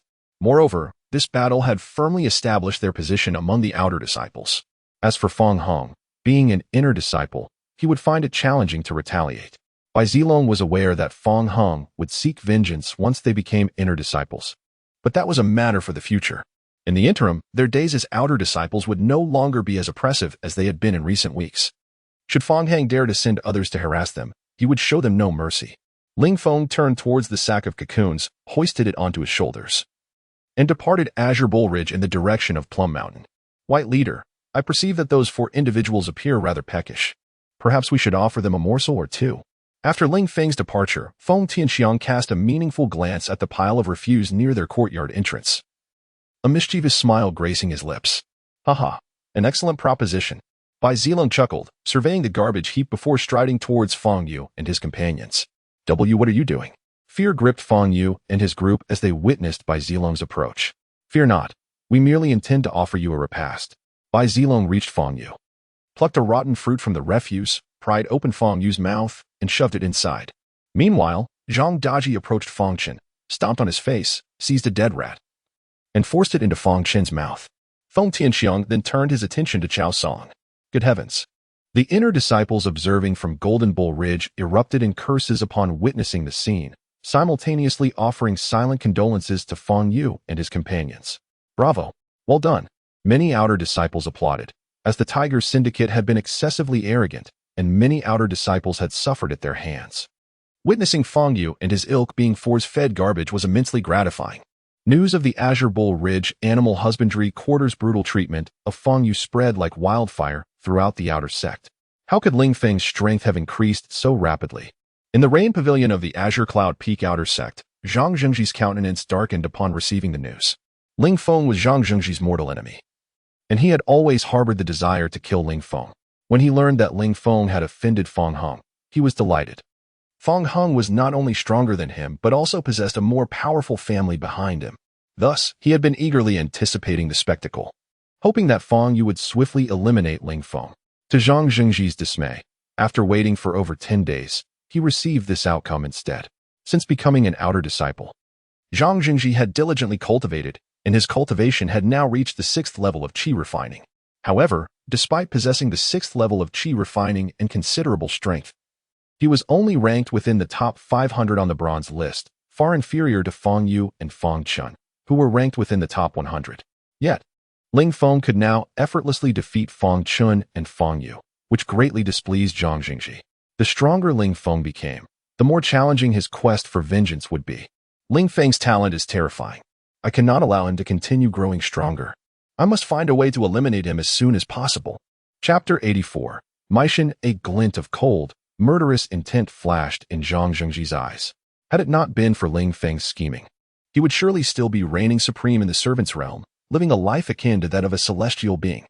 He could never forget the humiliation he suffered at Ling Feng's hands within the servant's realm, nor the deception involving the silkworm cocoons. Because of Ling Feng, Zhang Zhengji had lost face among his peers in the Zhang family, enduring ridicule and mockery every time he encountered them. Whenever his family mocked him, he would lay the blame squarely at Ling Feng's feet. The hatred Zhang Zhengji harbored would be difficult to quell as long as Ling Feng lived, and it would significantly impact his future cultivation. Thus, he was determined to find a way to deal with Ling Feng. An hour later, Ling Feng arrived at the foot of a grand mountain known as Meishan, a peak towering 2,000 meters high, upon which the fabric workshop was constructed. The slope of Meishan was not steep, and its structure was composed of sandy stones rather than solid rock. At the summit of Meishan lay a spiritual spring, the very heart of the mountain, whose waters flowed down, infused with rich spiritual power. As the water cascaded down to the foot of the mountain, spiritual energy evaporated continuously, rendering the air increasingly abundant with energy the closer one got to the peak. The unique geology and water quality of Meishan made it exceptionally suitable for cultivating plums. Plums grown here matured at least a third faster than those cultivated elsewhere, and their flavor was far superior. However, this remarkable transformation was exclusive to plums. Other fruits showed no such enhancement when planted on Meishan. Thus, due to the special soil and spring water, the disciples of the Xinjian sect had cultivated the entire mountain with plum trees, leading to its name, Meishan. Throughout the year, plums could be enjoyed at Meishan. The fabric workshop had established numerous workshops on the mountain, each with distinct roles.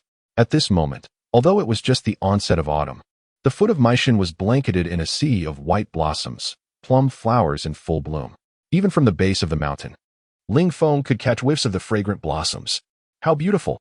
Gazing at the expanse of plum flowers, Ling Feng marveled inwardly, inhaling the sweet aroma before setting his foot on the ascent. Halt! Two young women dressed in azure gauze skirts rushed forth, blocking Ling Feng's path. They appeared to be around 18, tall and graceful, each carrying a long sword on their backs, with a silver plum blossom adorning their chests. Clang! They drew their swords, pointing them at Ling Feng, their delicate features darkening as one of them exclaimed, "Who goes there? Why do you trespass upon Meishan? Are you not aware that male disciples are forbidden from entering without permission?" Ling Feng's gaze swept over the exquisite faces and slender figures of the two women. With a smile, he replied, "Esteemed sisters, I am Ling Feng, a disciple from the Qinyo Ridge livestock room. My senior sister, Guan Yu Feng, is unavailable, so she asked me to deliver the silkworm cocoons to the fabric workshop." Upon hearing this, Ling Feng set down the burlap sack on his back and opened its mouth, revealing the silkworm cocoons within. The expressions of the two women softened slightly upon seeing the cocoons. Yet their curiosity was piqued when they noticed a small fabric pouch inside the sack. They promptly inquired, "What is contained in that pouch?" "Haha, it is, of course, more silkworm cocoons." Ling Feng chuckled, opening the pouch to reveal the golden-white jade cocoons inside. Although the color of the golden-white jade cocoons resembled that of ordinary golden silkworm cocoons, their glow was softer and more soothing, enveloped in a gentle mist. Spiritual energy? The eyes of the two guarding disciples brightened at the sight of the mist surrounding the golden-white jade cocoons. They were astonished that a mere cocoon could gather such concentrated spiritual energy. What kind of cocoon is this? They both immediately turned their gazes to Ling Feng. As disciples of the Meishan fabric workshop, their primary duty was weaving, while the guarding responsibilities were rotated among them. Thus, they recognized the extraordinary nature of the golden cocoons at a glance. This is a mutated golden-white jade cocoon, and they are quite rare. Ling Feng replied with a faint smile, producing 2 golden cocoons from the pouch and offering them to the 2 women. The disciples eagerly accepted the golden-white jade cocoons, their hands gliding over the smooth surfaces, akin to caressing a baby's tender skin. Such a soft texture. How delightful it would be to wear a pouch made from this silk. Indeed, just the thought is exhilarating. Their eyes glimmered with excitement as they held the golden cocoons. Cough, cough. Ling Feng cleared his throat, prompting the 2 disciples to snap back to reality. Remembering their earlier words, their cheeks flushed slightly, and they hastily returned the cocoons to Ling Feng. Please, esteemed sisters, consider these 2 cocoons as my gift to you. I have plenty more. How could we accept such a generous gift? The 2 disciples feigned reluctance, yet their hands clutched the cocoons tightly. Haha, there is no need for modesty. I feel a strong connection with both of you. Ling Feng laughed heartily, for these 2 cocoons were of little consequence to him. Thank you, junior brother Ling Feng. Now, please make your way up the mountain, but remember not to wander off. The 2 disciples beamed, their expressions transformed from icy to warm smiles. Thank you, sisters. Ling Feng bowed slightly to the 2 disciples before shouldering the burlap sack and heading up the mountain. Following the mapped route, he carefully navigated the path of Meishan. This is quite a trek. Thankfully, Zhang Zhengji handled the last segment. Ling Feng muttered to himself, but as thoughts of Zhang Zhengji crossed his mind, his expression darkened. That Zhang Zhengji harbored an unrelenting grudge against him, and he had nearly perished at the hands of Lin Bai, sent by Zhang Zhengji. If given the chance, he would surely rid the world of Zhang Zhengji. Ling Feng resolved silently. Chapter 85. Little junior brother, do not be shy. Half an hour later, he finally arrived at the designated area in Meishan for collecting silkworm cocoons. Throughout Qingyan Peak, there were numerous places for silkworm farming, and the Qingyo Ridge Livestock House was merely one among many. Upon entering the hall, Ling Feng noticed a considerable number of individuals queuing to submit their cocoons. Strikingly, the majority of those in line were women, with him being the sole male figure. Who is this guy? Oh my, he is indeed a man. This young man is quite handsome. In the reception area, many women were whispering and gesturing toward Ling Feng. Among them were several who appeared quite mature, most being in their 20s or 30s. At this age, these women were no longer the bashful girls of their teens. They gazed unabashedly at Ling Feng, with many casting flirtatious glances and even blowing kisses his way. Wow! Ling Feng silently cursed in his heart. Not only was he under a restriction imposed by that old man, but even without it, he wouldn't dare to engage with such audacious women. Although he wished to avoid contact with them, he had no choice but to grit his teeth and queue behind them. Seeing Ling Feng's discomfort, the women grew bolder. Several female disciples intentionally pressed closer to him, and he soon found himself engulfed in a sea of women. Amidst the crowd, some kept brushing against him, and he felt as though he was suffocating from the overwhelming attention. This is outrageous. Ling Feng scolded himself inwardly, hastily placing the sack containing the cocoons in front of him to shield his most vulnerable area. He was keenly aware that the restrictions on him had yet to be lifted. Should these women discover his inadequacies, he would be thoroughly humiliated, and if word got out, it would be impossible for him to maintain any semblance of dignity within the Xinjiang sect. Senior sister, please, not like this. Ling Feng pleaded with a hint of desperation to the women surrounding him. Little junior brother, why so shy? Oh, I didn't realize. But it seems little junior brother is quite fit. Some daring women playfully pinched Ling Feng's arms. Indeed, one can only imagine that little junior brother is equally robust in other areas. The surrounding female disciples continued to tease Ling Feng, as the tedium of waiting in line prompted them to lighten the mood with some playful banter. After what felt like an eternity, it was finally Ling Feng's turn. He stepped forward and placed his sack before 2 female disciples from Meishan. These 2 women held a large scale, responsible for weighing the cocoons, while another stood nearby to record the results. Standing within the designated area, Ling Feng let out a sigh of relief. Had this continued, he feared he might be completely stripped of his dignity by these eager women. Humph, once the restrictions on me are lifted, I shall show them my true prowess. He thought to himself, feeling a surge of excitement at the prospect of regaining his former self. My cultivation has already reached the 6th level of qi refinement. I will soon attain the foundation establishment stage. The thought of returning to normalcy filled Ling Feng with exhilaration. However, just as he was lost in his reverie, a sudden exclamation jolted him back to reality. The two women responsible for weighing the cocoon bags frowned deeply, glaring at Ling Feng with anger etched on their faces. Is there a problem, senior sisters? Ling Feng inquired softly, noticing their displeasure. You have quite the audacity to tamper with the contents of your sack. Do you take us for fools? One of the women scolded him loudly, her ample bosom heaving with indignation. At this moment, the other individuals waiting in line fell silent, their attention drawn to the scale. It became evident that the weight had exceeded the maximum capacity, yet Ling Feng's sack remained unweighed. This scale can weigh up to 150 pounds. Typically, a sack of this size, even filled with the finest white jade cocoons, would not exceed 70 pounds. Yet, this sack of yours is far heavier. To their astonishment, the women could not fathom how such a seemingly handsome young man could resort to such shameful actions. Senior sister, what do you mean by that? I assure you, I have not tampered with the contents. Ling Feng furrowed his brow, adopting an expression of innocence. You dare deny it? If you truly haven't cheated, then why is this sack so heavy? The female disciple's ire intensified, convinced that Ling Feng must have done something to manipulate the weight. Had Ling Feng admitted fault at this moment, she would have likely let the matter slide. However, his current demeanor only fueled her anger further. Senior sister, I implore you to choose your words carefully. I, Ling Feng, would never resort to dishonesty for a mere contribution point. His expression darkened, feeling unjustly accused. Do you think you can escape unscathed? You are certainly bold to try to argue. The female disciple from the Maishan fabric workshop threw down the weighing scale and stepped forward, her height barely reaching 1.6 meters, while Ling Feng towered at nearly 1.8 meters, allowing him a unique vantage point. Where are you looking? Upon noticing Ling Feng's gaze, she instinctively covered her chest, her anger flaring even more. Senior sister, I repeat, I am not arguing. I am stating the truth. If you do not believe me, you may inspect the cocoons directly. Ling Feng thought it a pity that she had covered herself, as his mind drifted back to the more enchanting times spent with Yilioli, who was far more beautiful than the woman before him. Inspect? Do you take us for fools? Should you choose to deceive, at least do it discreetly. There is no way a sack of white jade cocoons could weigh over 150 pounds. The woman retorted vehemently. What is happening? At that moment, a melodious voice wafted in from the entrance, gentle and soft like a celestial melody. Everyone immediately turned to the doorway, where a woman gracefully stepped in, her movements akin to a delicate lotus flower. Chapter 86. Lu Hanyin, the young woman, appeared to be around 18 years of age, with a statuesque figure that seemed to nearly reach 1.80 meters. She was adorned in a pale blue gauze dress, her stunning beauty strikingly apparent.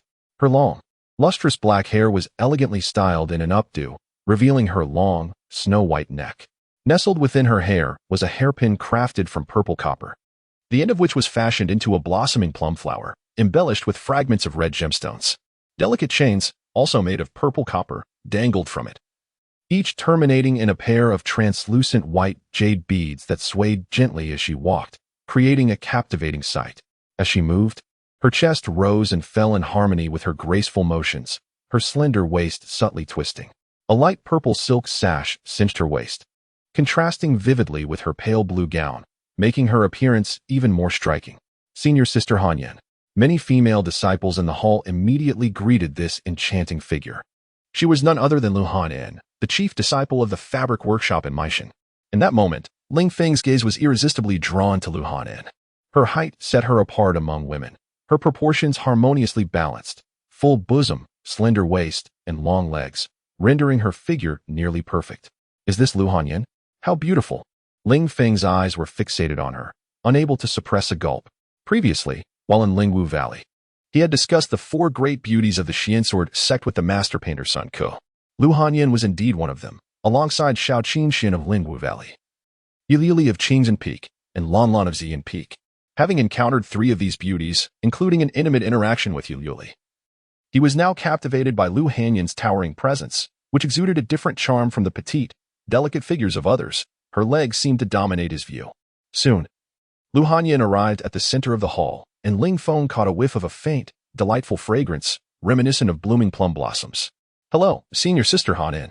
The 2 women responsible for weighing the silkworm cocoons, along with the recording disciple, immediately bowed in greeting. As the chief disciple of the fabric workshop, Lu Hanyan held a prestigious position, and her amiable nature garnered her great respect from her peers. Not only was Ling Feng entranced by Lu Hanyan, but the other female disciples in the hall were equally captivated, envious of her beauty, figure, and grace. What is the matter? Lu Hanyan's gaze briefly swept over Ling Feng before settling on a girl with a ponytail. Senior sister. This audacious fellow submitted silkworm cocoons that weigh over 3 times the normal amount. I suspect he tampered with the bags, yet he refuses to admit it. The ponytailed girl glared fiercely at Ling Feng as she spoke. Oh, Lu Hanyan's delicate brows furrowed slightly. She detested those who employed cunning tricks in such matters. And it was unexpected for such an incident to arise today. She turned her attention to Ling Feng, her ruby lips parting as she inquired, Junior brother, are you not aware that such actions violate the regulations? Senior sister, do not heed her nonsense. I have not tampered with the bags at all. I just had a discussion with her, but she refuses to believe me. You have arrived just in time. Please, senior sister, restore justice for me. Ling Feng looked at Lu Hanyan, taking a deep breath. Her commanding presence was overwhelming. Even without an overt display of authority, her stature alone exuded a powerful aura. Ah, I see you intend to cause trouble. Do you dare to challenge me?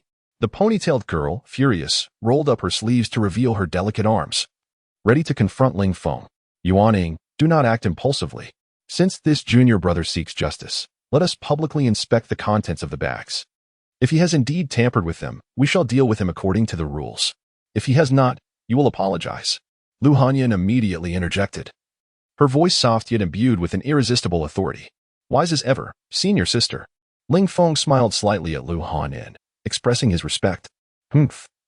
I hope you can still smile after this. The ponytailed girl huffed, and, along with her partner, began to empty the contents of Ling Feng's bag.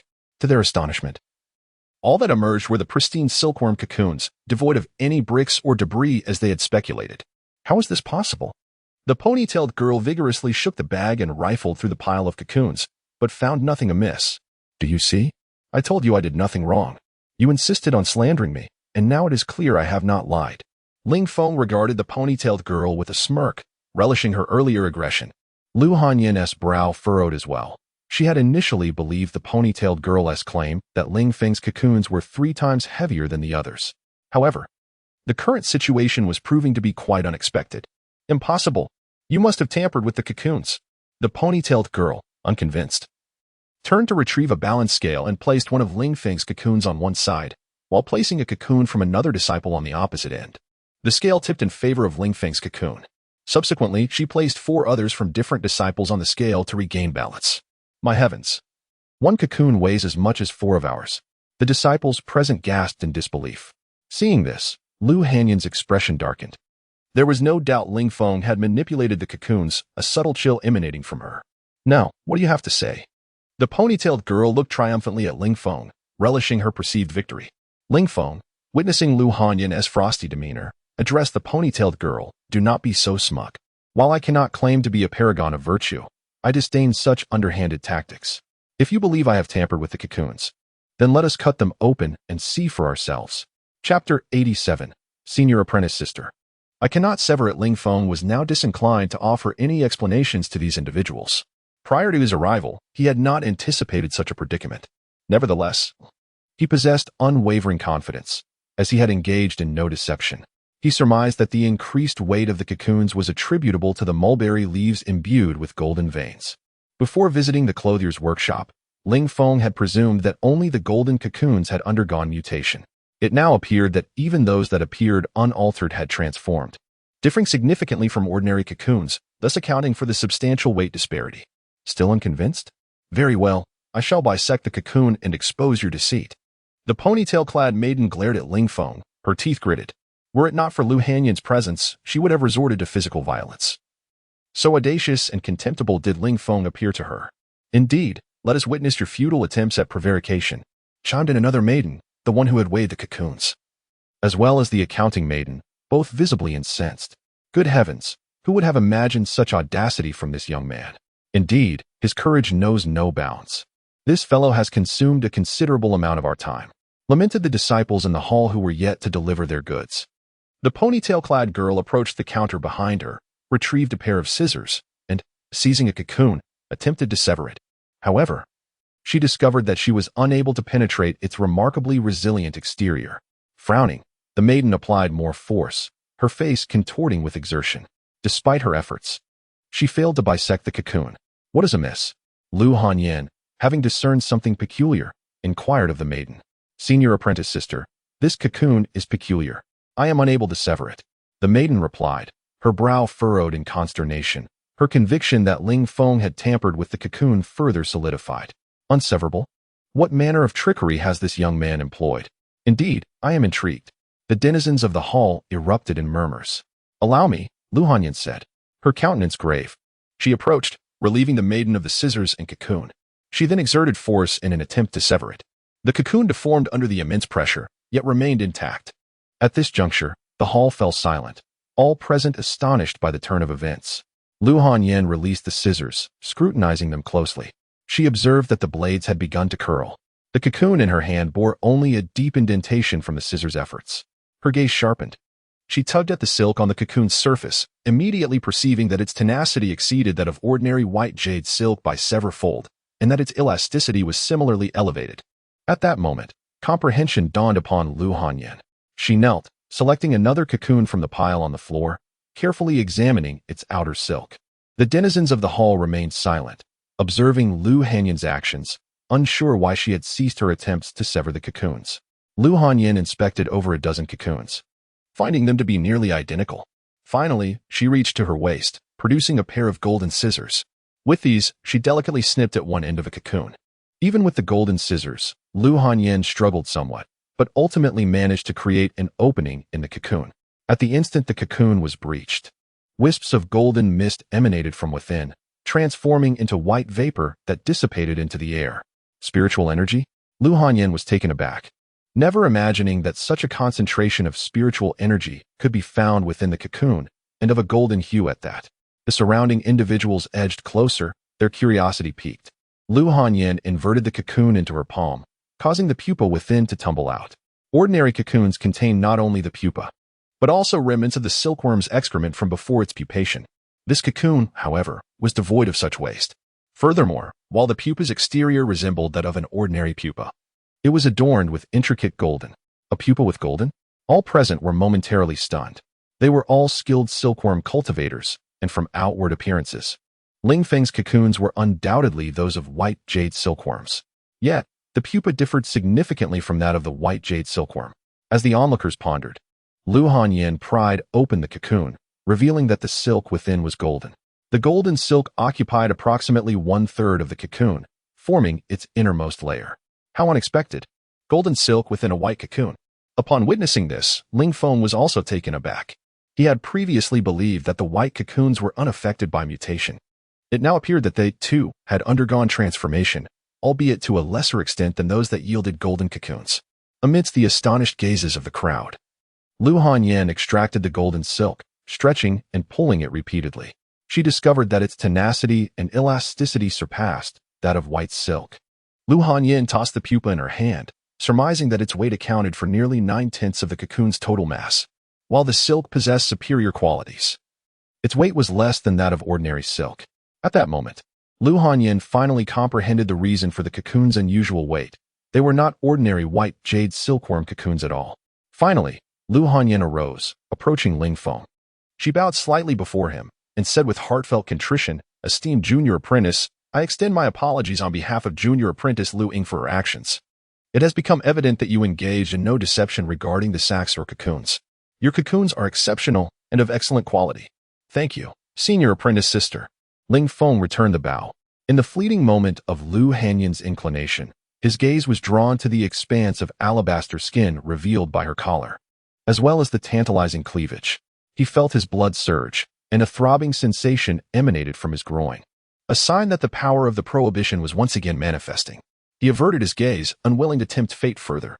The ponytail-clad maiden, now cognizant that Ling Feng's cocoons were indeed extraordinary, immediately approached Lu Hanyan, saying, "Senior apprentice sister Hanyan, how can I allow you to apologize on my behalf? I was in the wrong. I am the one who should apologize to this junior apprentice." Chapter 88, 20-fold price after speaking. The girl with the ponytail bowed her head sincerely to Ling Feng and said, "Junior brother Ling Feng, I apologize. I was reckless just now. Haha, it's nothing. I, Ling Feng, am not so petty. Ling Feng chuckled, waving his hand dismissively. He then turned to Lu Hanyan and remarked, Sister Hanyan, since there is no issue with my silkworm cocoon, please have them weigh it quickly and calculate the contribution value. I am pressed for time and need to get back to work. All right.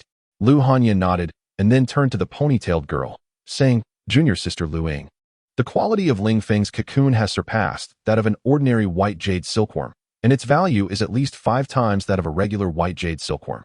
When you calculate his contribution value, please use the 5-fold price. 5-fold? The people in the hall gasped in astonishment, but recalling the unique characteristics of Ling Feng's cocoon, they found this assessment entirely reasonable. Ling Feng himself felt a surge of surprise. He had not anticipated that the silkworm he had inadvertently nurtured would yield such a high-priced cocoon. Sister Hanyan. Ling Feng called out to Lu Hanyan as she was about to leave. Is there anything else? Lu Hanyan turned to look at him. Ling Feng glanced briefly at Lu Hanyan's chest, then approached her, placing his cloth bag down and opening it. What is this? Upon seeing the golden cocoons inside the bag, Lu Hanyan's beautiful eyes widened in surprise, her rosy lips parting slightly.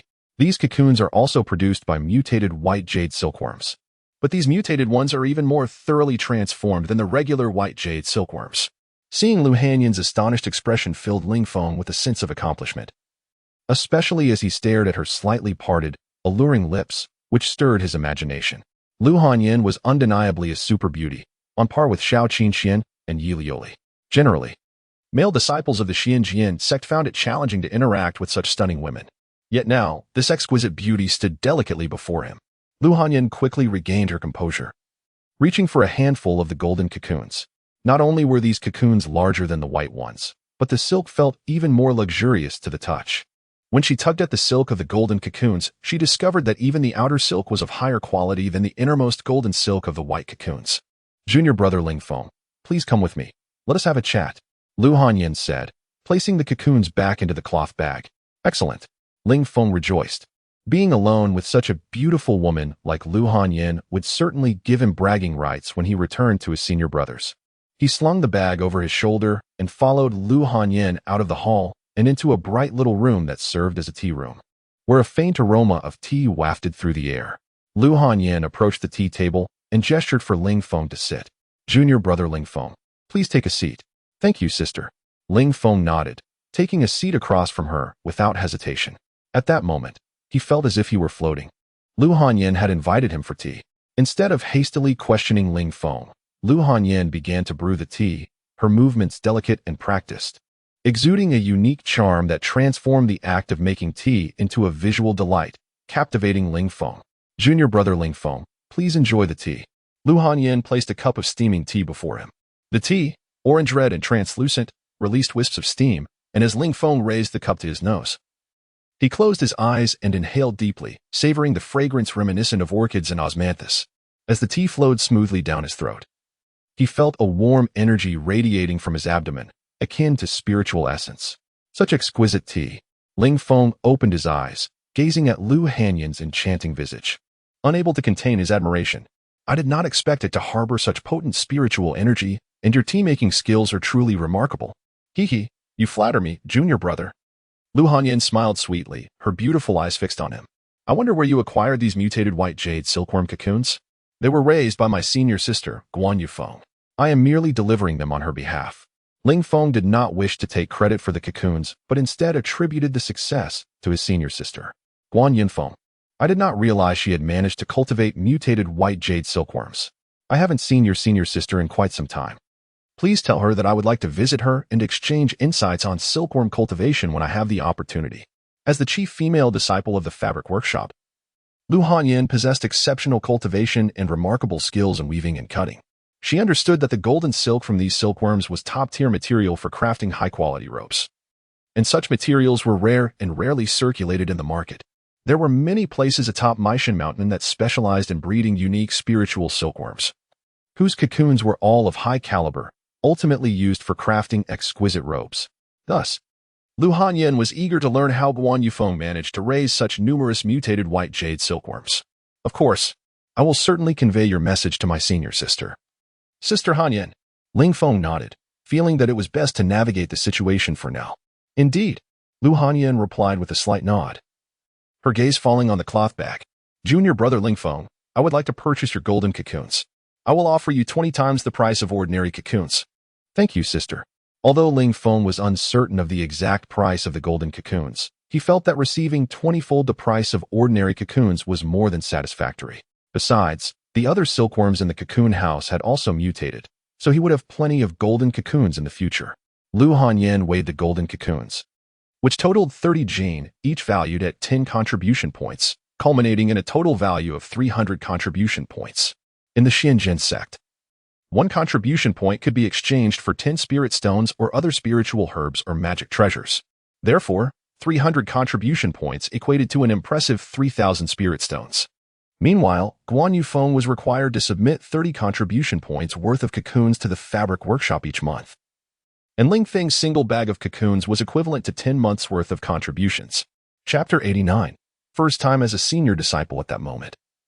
The female disciple responsible for record-keeping approached Lu Hanyan and said, Senior Sister Hanyan, we have weighed junior brother Ling Feng's silkworm cocoons. They total exactly 200 pounds, each pound valued at 1 contribution point, making it 200 contribution points in all. Ordinary white jade silkworm cocoons only fetch 1 contribution point for every 5 pounds, which translates to 10 spirit stones. After all, white jade silkworms are the most common variety. Initially, the golden silk silkworm cocoons that Guan Yunfeng had Ling Feng deliver to the cloth art workshop were produced by golden silk silkworms, which are special spiritual silkworms. From hatching to cocooning, they require 3 years, and each pound is worth 1 contribution point. In contrast, white jade silkworms can be raised in just 3 months. Although the white jade silkworms mutated after consuming mulberry leaves with golden veins, their growth cycle remained unchanged. All right, junior brother Ling Feng. Your senior sister's silkworm cocoons are worth a total of 500 contribution points this time. I will credit these contribution points to your senior sister's account. After deducting this month's basic task, there are 470 contribution points remaining. Your senior sister can either use these 470 contribution points or continue to store them in the cloth art workshop to offset future monthly basic task values. Lu Hanyan stated to Ling Feng in a composed manner. Can I exchange my senior sister's contribution points for spirit stones? Ling Feng inquired softly. Guan Yufeng was currently unconscious and required a substantial amount of spirit stones to purchase heavenly young pills, and he wished to convert the contribution points into spirit stones for immediate use.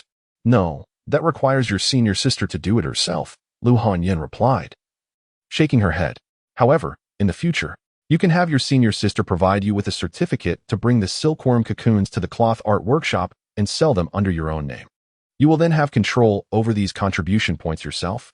I have other matters to attend to. Return and inform your senior sister that I will pay a visit in 10 days. Understood. I am grateful, senior sister Hanyan. I will certainly relay the message. Ling Feng responded promptly with a nod. Lu Hanyan gave a slight nod and then departed. Ling Feng subsequently left the cloth art workshop as well. Descending from Plum Mountain, Ling Feng's mind was filled with the charming figure of Lu Hanyan. No wonder Sun Ku favored Lu Hanyan the most among the 4 beauties of the profound sword sect's inner sect. Lu Hanyan was indeed beautiful, and her beauty was strikingly captivating. With that bust, that dairy ri, and those long legs, one truly yearned to touch them. Greetings, senior brother Ling Feng. Suddenly, a voice from the roadside brought Ling Feng back to his senses. He followed the sound and discovered 3 outer sect disciples ahead, looking at him respectfully and greeting him. If he heard correctly, these 3 outer sect disciples had addressed him as senior brother. Ever since he arrived at the profound sword sect, he had always addressed others as senior brother or senior sister, and no one had ever called him senior brother before. This was a first. The reason these 3 individuals addressed Ling Feng as senior brother was that they had heard about Ling Feng's victory over Feng Yu and were aware that Ling Feng's strength surpassed his. In the profound sword sect, menial disciples addressed outer sect disciples as senior brother or senior sister, and outer sect disciples addressed inner sect disciples as senior brother or senior sister. If individuals were of the same status, unfamiliar with each other, and not from the same hall, most would address each other based on strength. A small number would also address each other based on age and seniority. For instance, Ling Feng's current individual combat strength was likely superior to that of Zhang Daji and Feng Tianxiang, yet he would still address Zhang Daji and Feng Tianxiang as senior brother. In Ling Feng's heart, regardless of how strong he became, Zhang Daji and Feng Tianxiang would always be his senior brothers. Now, Ling Feng was suddenly being addressed as senior brother, which made him feel quite pleased. In the profound sword sect, being addressed as senior brother by others was also a manifestation of strength. Now that the news of his victory over Feng Yu had spread throughout the outer sect of Azure Cloud Peak. Although Bai Zilong and others had also participated in the confrontation with Feng Yu and the others, this did not affect others' assessment of Ling Feng's strength. After all, Feng Yu's strength ranked second on the bronze list. Along the way, Ling Feng also encountered many outer sect disciples, many of whom had heard of his exploits. However, many of these outer sect disciples, while having heard his name, had never seen Ling Feng's face, so they could not recognize him at all. Even if Ling Feng walked right in front of these individuals, they would not address him as senior brother. Only after everyone began conversing and Ling Feng deliberately revealed his identity would they suddenly realize and address him as senior brother, which made Ling Feng feel somewhat displeased. No, it seems I am not famous enough among the outer sect disciples. I need to find an opportunity to make sure everyone recognizes my face. Just like senior sister Lu Li, senior sister Qing Xian, and senior sister Han Yan. Wherever they go, a large group of people respectfully addresses them as senior sister. How impressive. Ling Feng thought to himself. Portraits of Yi Lu Li, Xiao Qing Xian, and Lu Han Yan were collected by the majority of male disciples in the profound sword sect. Although most of these male disciples had never seen them in person, they all knew what they looked like. However, Ling Feng also understood that the reason Yi Lu Li and the others were so renowned was not only because they were beautiful, but also because their status and position in the profound sword sect were higher than his. Yi Lu Li was a prominent inner sect disciple of Azure Cloud Peak. Xiao Qing Xian was the holy maiden of Spirit Mist Valley. And Lu Han Yan was the chief disciple of Plum Mountain's cloth art workshop. In every aspect, Ling Feng was currently unable to compare to them. Humph. I will make every disciple in the profound sword sect recognize me, Ling Feng. I will make every female disciple in the profound sword sect collect my portrait. Just like how male disciples collect portraits of senior sister Lu Han Yan and the others. Ling Feng made a silent resolution in his heart. After more than an hour, he finally returned to Azure Bull Ridge. At this moment, the trash in front of the livestock house at Azure Bull Ridge had been cleaned up.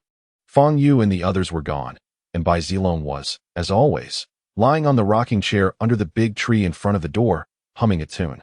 The rocking chair was new. The one that had been placed in front of the door had been smashed by Feng Yu and the others. Zhang Daji was catching lice for a cow not far away, while Feng Tianxiang was grooming the feathers of a large bird. Seeing this scene, a smile appeared on Ling Feng's face. He knew that these were the hobbies of his three senior brothers. Bai Zilong enjoyed lying in a rocking chair. Zhang Daji enjoyed catching lice, and Feng Tianxiang enjoyed grooming the feathers of birds. Initially, Ling Feng could understand Bai Zilong's hobby, but he found Zhang Daji and Feng Tianxiang's hobbies somewhat strange and unacceptable. Ling Feng asked Zhang Daji why he enjoyed catching lice. And Zhang Daji replied that catching lice could calm his mind, exercise his eyesight, and improve his speed, which greatly benefited his cultivation. Feng Tianxiang's answer was similar to Zhang Daji's, saying that he felt particularly happy when grooming the feathers of these birds, as if he were combing the hair of a beautiful woman, which could also enhance his relationship with the birds.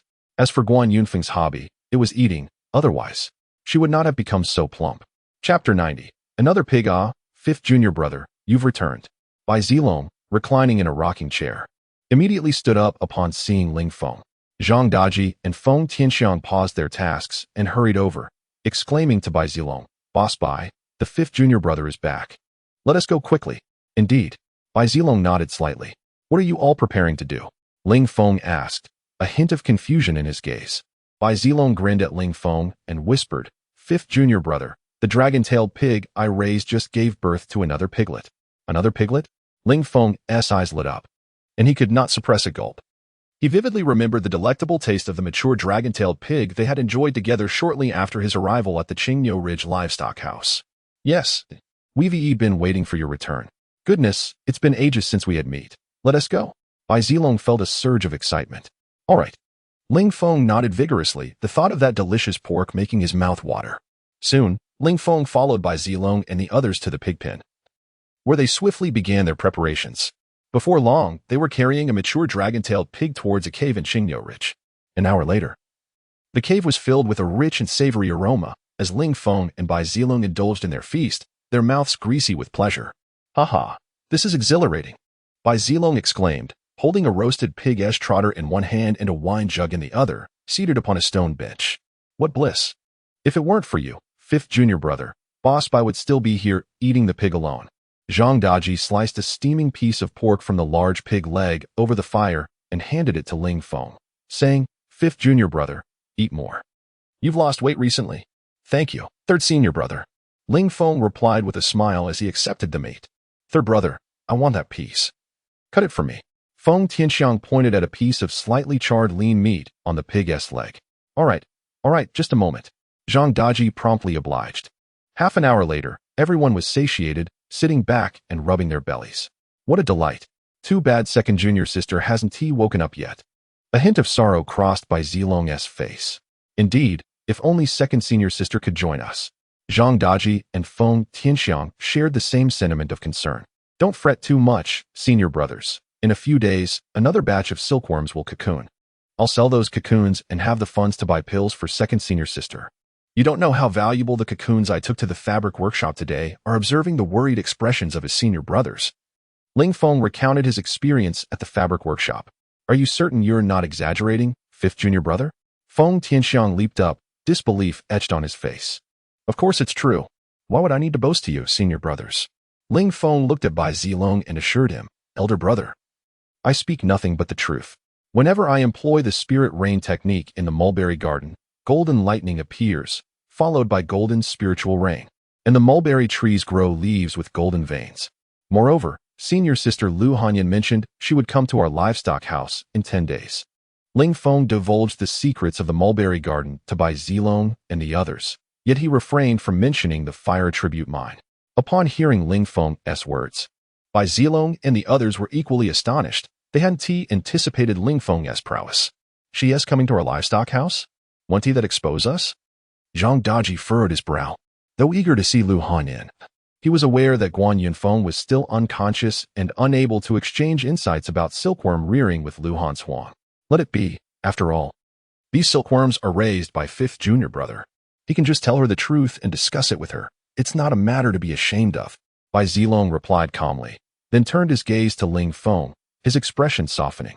Fifth junior brother, you truly are a genius. Come, let your elder brother embrace you. Elder brother, let us skip that. I'll go wash up first, and then focus on my cultivation. Ling Feng replied, promptly turning and dashing away. Upon returning to the livestock house, Ling Feng took a bath and then retreated to his room to continue his cultivation by placing the ore into the incense burner. He had successfully opened his sixth main meridian. Yet his cultivation remained at the initial stage of the sixth level of qi refinement due to many branch meridians still needing to be opened. The next morning, members of the law enforcement hall came to find Ling Feng for a cultivation assessment, subsequently taking him to the law enforcement hall to upgrade him to a senior outer disciple. The personnel from the law enforcement hall were particularly proactive because, within the Xinjian sect, higher cultivation levels entailed greater responsibilities, with monthly foundational tasks becoming increasingly challenging. After returning from the law enforcement hall, Ling Feng headed straight to the mulberry garden, sealing off the mine as he had a substantial quantity of fire attribute ores on hand and saw no need to excavate further for the time being. In the afternoon, Bai Zilong and the others found time to visit the mulberry garden. Wow, it truly has golden veins, Feng Tianxiang exclaimed, his eyes widening as he touched the golden-veined mulberry leaves. Goodness, this old mulberry tree has even sprouted leaves, and they come in 5 colors. Fifth junior brother, you are simply impressive. As they ventured deeper into the mulberry garden, Zhang Daji marveled at the tender leaves on the old tree. It was not their first visit to the mulberry garden. They knew the old tree hadn't perished, but in all these years, they had never seen it sprout leaves. Look, these mulberries even glow. Bai Zilong, noticing the fruits on the surrounding mulberry trees, plucked a few, popping them into his mouth. After chewing, his eyes brightened, and he couldn't help but exclaim, delicious. They're infused with rich spiritual energy. While they may not compare to top-tier spiritual fruits, they're far superior to ordinary mulberries. Really? Let me try? Zhang Daji and Feng Tianxiang hurried over to taste the mulberries. Elder brother, the mulberries in the garden are now ripening in abundance. When I harvest them, I'll bring some for you to feed the fish or the pigs. Also, fourth senior brother, you can take some to feed your birds. Many of them love fruits. Ling Feng surveyed the trees laden with fruits, planning to select some high-quality ones for brewing wine. Fifth junior brother, you've given mulberries to Boss Bai, and fourth brother. What about me? Zhang Daji looked up at Ling Feng, his brow furrowing. Haha, third senior brother, don't be impatient. Have you seen the weeds in the garden? They've mutated under the golden rain, brimming with spiritual energy. I'll bring you a large basket every day. Ling Feng pointed to the lush weeds in the garden. Understanding that Zhang Daji raised cattle, donkeys, horses, and sheep, all of which adored spiritual herbs. Chapter 91. Indeed. There is a conspiracy. Upon encountering the spiritual herbs in the mulberry grove, Zhang Daji could not help but smile. His attention had been captivated by the mulberry trees, neglecting the presence of the herbs within the grove. Haha, fifth junior brother. Now that I have some free time, I shall gather some mulberries myself. Kindly fetch me a bag. With that, Bai Zilong set to work plucking the fruit. I too have some spare time. Fifth junior brother, please bring me a bag as well. Feng Tianxiang exclaimed, immediately joining in the harvest. Oh, fifth junior brother, I find myself with little to do at the moment. I shall assist you in weeding, Zhang Daji declared, promptly beginning to uproot the weeds. Sighing softly, Ling Feng shook his head and dashed back to the silkworm house to retrieve bags for Bai Zilong and Feng Tianxiang, as well as a large basket for Zhang Daji. He then commenced his own task of gathering mulberry leaves. After an hour, Bai Zilong, Zhang Daji, and Feng Tianxiang exited joyfully, laden with their spoils. For the next 2 days, they continued to frequent the grove, with Bai Zilong and Feng Tianxiang gathering mulberries, while Zhang Daji harvested spiritual herbs. They arrived in the mornings, while Ling Feng descended into the mines in the afternoons, now capable of refining 40 fire-attributed ores in a single night. The spiritual energy contained within these ores was not only transformed into true qi, but also absorbed by his cellular structure. Under the refining effects of the fire-attributed spiritual energy, his bodily cells grew ever stronger. 3 days later, a new batch of silkworms began to spin their cocoons. This batch was unlike the previous one. These silkworms were known as ice silkworms, producing silk imbued with cold properties. Garments crafted from ice silkworm silk provided a refreshing sensation, making them highly sought after by cultivators during the sweltering summer months. Similar to the previous batch of white jade silkworms, this new group also contained 1/10 of its cocoons in a golden hue. Ling Feng, shouldering these cocoons, made his way once more to the fabric workshop. This time, he acquired a certificate from Bai Zilong for Guan Yunfeng, as she was not always available to sell the cocoons herself. Consequently, she entrusted several certificates to Bailey Long and the others, enabling them to assist her in selling the cocoons at the workshop when necessary. Greetings, senior sisters. Ling Feng called out, bowing slightly to the 2 women stationed at the foot of Maishan. These were the same 2 who had initially barred his path during his first visit to Maishan. Greetings, junior brother Ling Feng. What brings you back to Maishan today? As it is not a cocoon submission day, the 2 women regarded him with curiosity, their demeanor having shifted significantly since their prior encounter, as they had accepted the cocoons he had offered previously. I have brought some cocoons to sell, Ling Feng replied, opening his sack to reveal 2 golden ice silkworm cocoons. The moment these golden cocoons emerged, the surrounding moisture in the air condensed, and holding them brought forth a palpable chill. Senior sisters, these are mutated ice silkworm cocoons. 1 for each of you. Ling Feng presented the 2 cocoons to the mountain guarding disciples. Wow, golden ice silkworm cocoons. The 2 disciples gasped in astonishment, their eyes sparkling with excitement as they eagerly reached for the cocoons. What an intense chill. Upon grasping the cocoons, they exclaimed once more, delighting in their newfound treasures. Senior sisters, I must hurry. I shall head up the mountain now. Ling Feng smiled at them. Very well, be on your way. The 2 disciples, in high spirits, nodded encouragingly, though their gazes remained fixated on the golden cocoons in their hands. Ling Feng chuckled softly, shouldered his sack, and ascended the mountain. Ingwa sister, these ice silkworm cocoons are truly remarkable. I tucked one into my bosom, and it feels so refreshing. Is that so? Let me try. Wow, this feels incredible.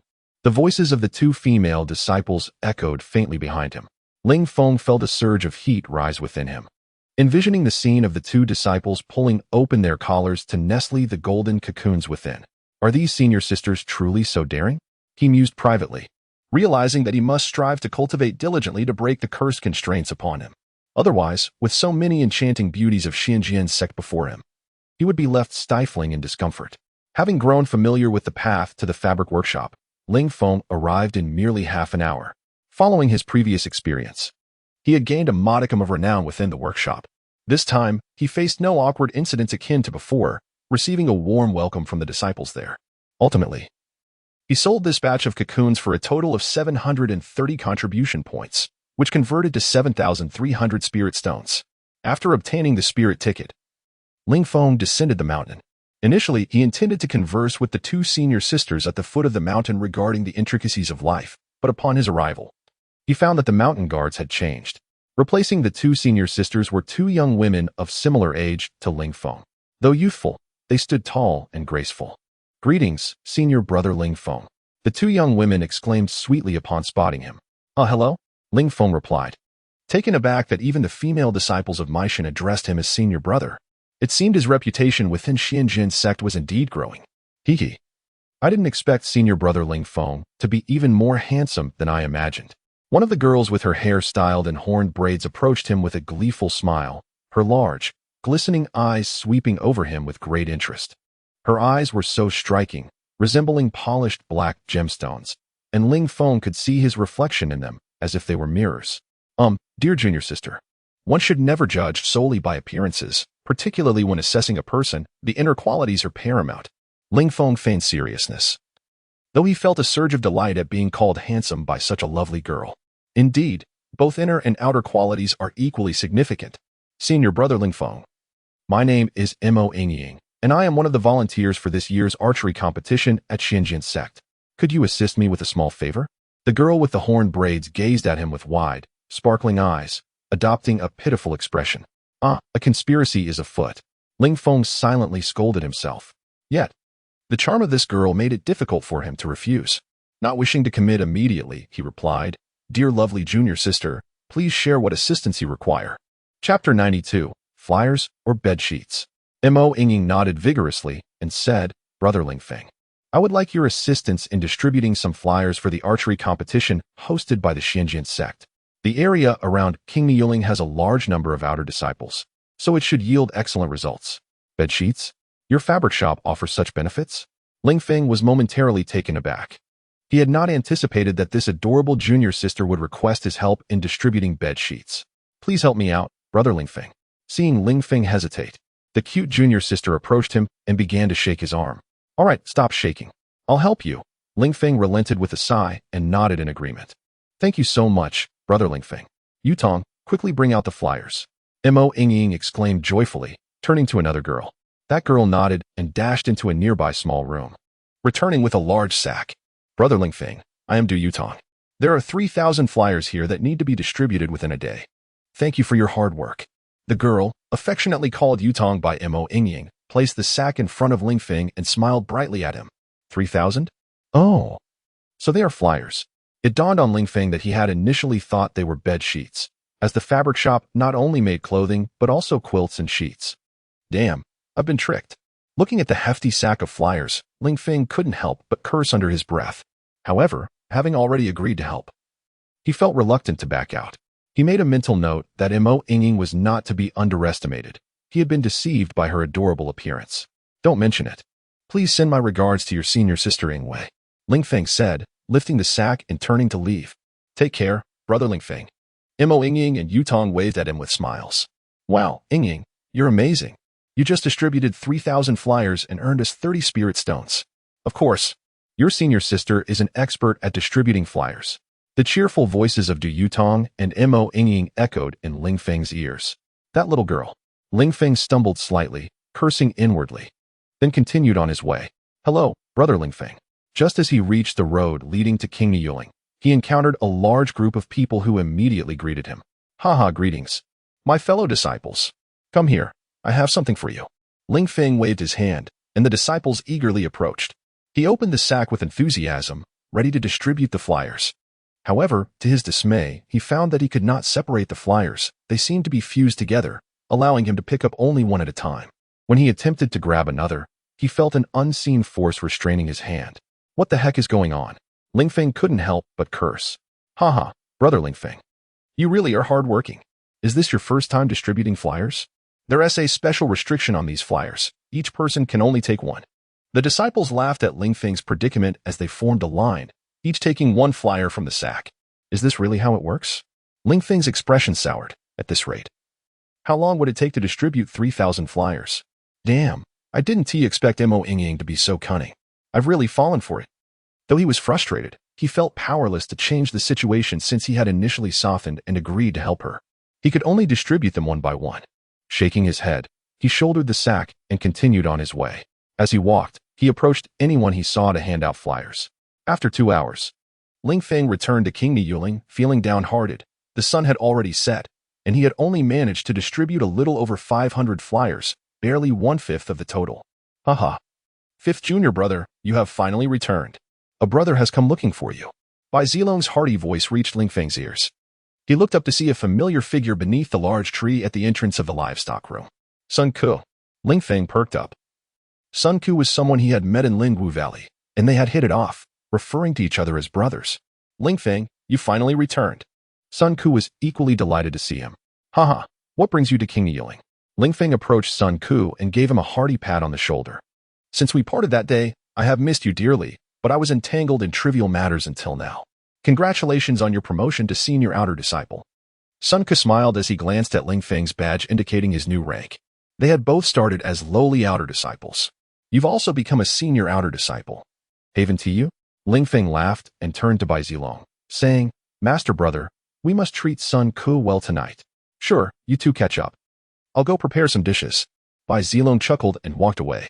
Zhang Daji and Feng Tianxiang were still busy, leaving only Ling Feng and Sun Ku. Sun Ku, have you finished the 10th volume of Sister's Cushion? Ling Feng eagerly inquired as soon as Bai Zilong departed. Of course I have. I came here as soon as I finished. Sun Ku replied with a mysterious smile, pulling out a brand new sketchbook from his chest. Ling Feng was instantly captivated by the alluring figure on the cover of the sketchbook. He did not immediately flip through it, but instead tucked it away in his robe.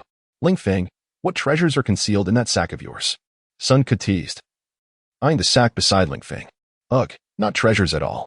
I just returned from Maishan, and a girl named Mo Yingying tricked me into distributing these flyers for the archery competition. There are still over 2,000 left.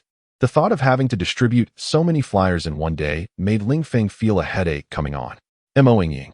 Haha, I can't believe she set her sights on you. Sun Ku laughed heartily. Do you know Mo Yingying? Ling Feng's gaze sharpened as he stared at Sun Ku. Of course. While her fame may not rival the 4 beauties of the inner sect, she has powerful backing. It is said that an inner sect elder supports her, and her quirky charm has ensnared countless followers within the Xinjian sect. Sun Ku shook his head as he spoke.